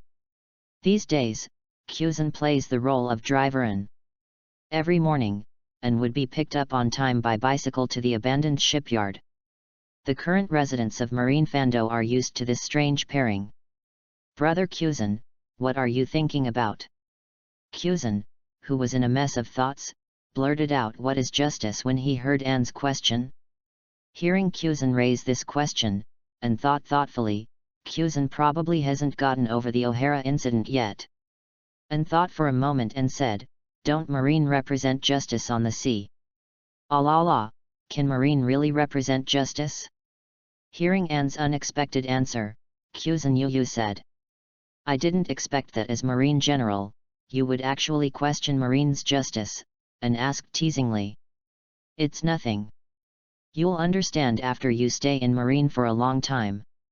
This is why I admire Mr. Garp. It's really enviable to be able to do whatever you want, Kyuzin said yearningly. Brother Kyuzin, what do you think is justice? Anne asked pointedly. Kyuzin did not answer Anne's question, but asked, Junior sister, what do you think is justice? A moment later, Kyuzin heard a magnificent declaration. Protect all the kind people in this world and let them live a happy life. Chastise all the evildoers in the world and let them receive the punishment they deserve. This is my justice. I also call it fair justice. Pulling off his blindfold, Kyuzin looked up at his junior sister and praised, Allah, what a magnificent justice. After being praised by Kyuzin, and Tukyung saw it and invited him directly, Senior brother Kyuzin, do you want to help me? Little junior sister, what do you mean? Kyuzin narrowed his eyes and his aura became fierce. And was not afraid of Kyuzin at all, and there was naturally a reason why he dared to say such words directly. On the one hand, it's because of Kyuzin's relationship with Garp. The other part is because future Kyuzin did leave Marine. Instead of letting Kyuzan become a pirate, it's better to do it yourself and let him become your assistant. Senior brother Kyuzan, you understand what I mean. In my opinion, and began to talk, the current marine cannot be called justice at all. It seems to be in the name of justice, but in fact many times it is impossible to implement justice at all. In the eyes of the world government, marine is just its thug, and it sounds like a dog. World governments act without regard to marine's justice. Senior brother Kyuzan, think about it carefully, is this true?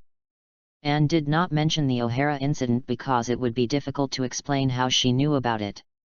Recall the entire O'Hara incident, the dead O'Hara scholars, the destroyed Tree of All Knowledge, and the refugee ship bombarded by Akainu. Everything goes against the rules of justice. Kyuzan couldn't refute Anne's question. Seeing that Kyuzan did not answer, Anne continued. Except for the world government, even as the three marine generals, the justice you believe in is strange. General Akainu believes in absolute justice. Anyone who obstructs the execution of justice can be killed, whether they are civilians or fellow marines. Senior brother Kyuzan, do you think this is justice? Kizaru believes in ambiguous justice.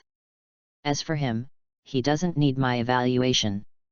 Senior brother Kyuzan, do you think this is justice? The last one is you, brother Kyuzan, although your justice is not in question. But can you exercise your own justice in marine? Facing Anne's aggressiveness, Kyuzan remained silent, because he knew that what his little junior sister said was all the truth. After saying this, Anne did not continue to speak, but gave Kyuzan some time to think. Time passes, and in the peaceful abandoned shipyard, the dilapidated marine flag on the warship floats automatically in the calm wind. Finally, Kyuzan looked up at the sky and murmured to himself, "Is it true that marine can't fulfill my justice?" The long sigh went towards the sky. Chapter 50 and vs Kyuzan. Chapter 50 and vs Kyuzan. Realizing that Kyuzan still had illusions about marine, Anne decided to take a strong dose. Anqing's voice sounded, "Brother Kyuzan, are you thinking that you can change this situation as long as you become the Marine Fleet Admiral?" Kyuzan's pupils shrank and he stared at Anne sharply. Without even saying the most common mantra, a cold voice sounded, "I do think so, is there any problem? You'd better give me an explanation. Although you are Mr. Garp's granddaughter, I will not tell anyone what happened today. However, a physical pain is indispensable." Frost spread everywhere and the ground began to freeze. Kyuzan spoke angrily. "This bit of coldness has no effect on me." Anne's face was calm, and the red flames began to surge toward the ground to block the advance of the frost. The abandoned shipyard was separated by ice and fire, and the two people looked at each other. "As for the explanation you want, I already told you." "When did you say that?" Kyuzan asked coldly. Anne stared at Kyuzan and said, "I said Marine is just a thug of the world government, so do you think the world government will choose you, a disobedient general, to become the fleet admiral? Besides, even if you really become a Marine fleet admiral, why do you think that the world government will let you change Marine? Think about the Sengoku fleet admiral as a wise general. He has done many things that violate justice over the years. Is he really voluntary? Most importantly, do you know why the world government would stop you from changing Marine?" After answering several times, Kyuzan couldn't answer a word. He regained his momentum and leaned against the mast again. "Tired, why?" Anne showed her white teeth and smiled, "Because world government is the biggest evil in the world. Think about why there are so many pirates on the sea / think about what the celestial dragons did. Think again of some of the outrageous things Marine has done. Brother Kyuzan, you actually understand, world government is the biggest enemy of justice." Anne almost shouted this sentence. Kyuzan had already thought about what the junior sister said. As a Marine general, he knows the source of the chaos in the sea better than anyone else. "Ah, I understand," Kyuzan made a tired voice. But how do you prove that you can do things that I can't do? I can't prove it now, An said calmly. Under Kuzen's surprised gaze, An stretched out his hand and said, let's make an agreement. If you find that Marine can't satisfy your justice in the future, I can prove that I can do it. Then join me and make your contribution to changing this twisted world. La, I didn't expect that at this age I would still play such a trick, Kuzen smiled and stretched out his fist. Hey! Are you thinking about me? An asked angrily. The fists collided and the agreement was reached. Withdrawing his fist, Kuzen condensed an ice blade with one hand and said, although I agree to your conditions, I still want to test whether you have this strength. If you don't have this strength, I won't mind breaking the agreement. Stop! An stopped Kuzen's movements with one hand and said, let's find an uninhabited island to fight again at night. What a strange request, Kuzen said, but it's up to you.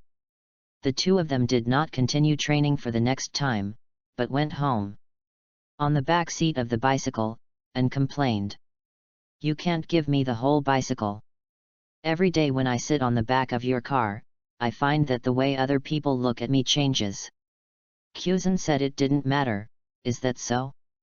I thought they were looking at me. Stop being so sy. I'll hit you mercilessly. The bicycle stopped at the entrance of the training camp restaurant, and Kuzen said, I will have someone prepare a bicycle for you tomorrow. Okay. Anbai gestured and walked into the restaurant. Ignoring the fearful looks of everyone in the restaurant, An started to eat. At night, at Marine Fando port, An and Kuzen boarded the warship, and then the warship quietly left the port. Windless zone, an unknown island. At this time, the island was in flames. Sacred bird? Impact. Xiaohong turned into a flaming sun and released a large number of small flaming phoenixes that rushed towards Kuzen. Ice cube? Ice spear. Kuzen also sent out a large number of ice spears to attack. Boom, the flames came into contact with the ice spears, and the smoke continued to rise. An iron fist covered in armor appeared in the smoke and struck Kuzen. Ice cube? Ice wall. A thick ice shield appeared out of thin air, but the moment it came into contact with An's iron fist, the ice shield shattered. The iron fist penetrated Kuzen's abdomen. La, An, you are so careless. Kuzen grabbed An's arm with both hands. The frost began to erode towards An. That's right. Didn't I already tell you that I'm not afraid of your frozen fruit? The flames of the blazing sun ignited, and the frost immediately stopped spreading. Is that so? As he spoke, Kuzen's ice blade swung towards An. Otherwise? Flames burned in his left hand, and his fist collided with the ice blade. Before Kuzen could take action again, An withdrew his right hand and hit Kuzen with an iron fist. Frost wind. Feeling the cold on the little junior sister's fist, Kuzen sneered, do you use ice to deal with the frozen man? The fist passed through Kuzen's body, and suddenly Kuzen's face changed drastically. I saw the flames on An's fist turning into dark blue and freezing his body. Before Aokiji could think again, An blocked Kuzen's ice blade with his left fist, and hit Kuzen hard in the stomach with a fire fist. Whoosh! Kuzen was hit and flew out. When he touched the ground, Kuzen turned into ice cubes to alleviate the damage caused by landing. La, it's so dangerous. I didn't expect you to be able to freeze me. Kuzen's tone was full of surprise. There are many things you didn't expect. An said, raising his fist burning with dark blue flames. The dark blue flame is what the ice flame looks like after it is released. After the liberation of the ice flame, the freezing effect has been strengthened countless times. Next, An shouted loudly, crushed the ground with his foot, and shot towards Kuzen. Iron fist? The earth shattered. Seeing An's attack, Kuzen's ice blade swung out and collided with An's iron fist. The ice blade broke in just a moment, and Kuzen immediately entered elemental form and appeared on other ice surfaces. Boom! An's iron fist hit the ground, the earth shattered inch by inch, and a huge pit appeared. That's the bad thing about Logia. You can't arm hacky with your abilities, he said, looking at the broken ice blade Kuzan in his hand. Stay here in Versailles. If that's the case, then show your true strength. As Grandpa's eldest disciple, your physical skills should not be bad either. Forget it, it's too tiring. Next let's try the fruit's ability, Kuzan suggested, throwing away the ice blade. Whatever you want, An replied casually. Then Kuzan jumped up in the air and shouted, ice cubes? Ice rain. Sharp ice droplets shot towards and from the sky. Little Blue, stop them. Upon hearing the master's command, Xiolan's figure surged, inciting the huge wing carrier to burst into ice-blue flames and soar into the sky. Bang bang bang! The sharp raindrops hit Little Blue's wings, causing blue ripples. As the ice rain continued to shoot, Xiolan also began to mobilize the ice flames to repair the wings. For a while, the two were deadlocked in the air. La, these two pets of yours are really useful. By the way, you are really an animal-type devil fruit. Kuzan took the initiative to stop his attack and asked in an envious voice. Xiolan, who had consumed too much, turned into flames and returned to Anne's body. Xiaohong shrunk her body and stood on Anne's shoulders, combing her feathers. Hearing Kuzan's inquiry, Anwu said, otherwise. Kuzan clicked his tongue, the phantom beast species are really strong and unreasonable. Without commenting on Kuzan's words and looking at his own physical exertion, An asked, do you still want to fight? In order to gain Kuzan's approval, An had no intention of hiding anything this time. La, that's it.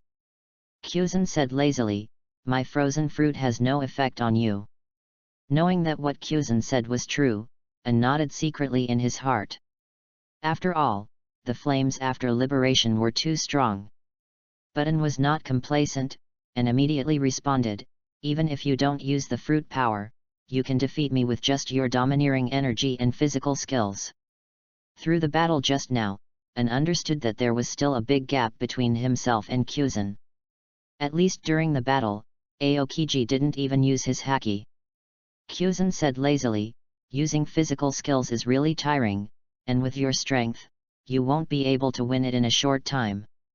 Why do you want to hide your strength? Kuzan asked in confusion. I don't want attention, Anne explained to Kuzan. My idea was to mix the rank of Colonel Marine. Then he went to work in Sahai and quietly started his own plan. La, it is indeed a good idea. If I had known, I would have done the same.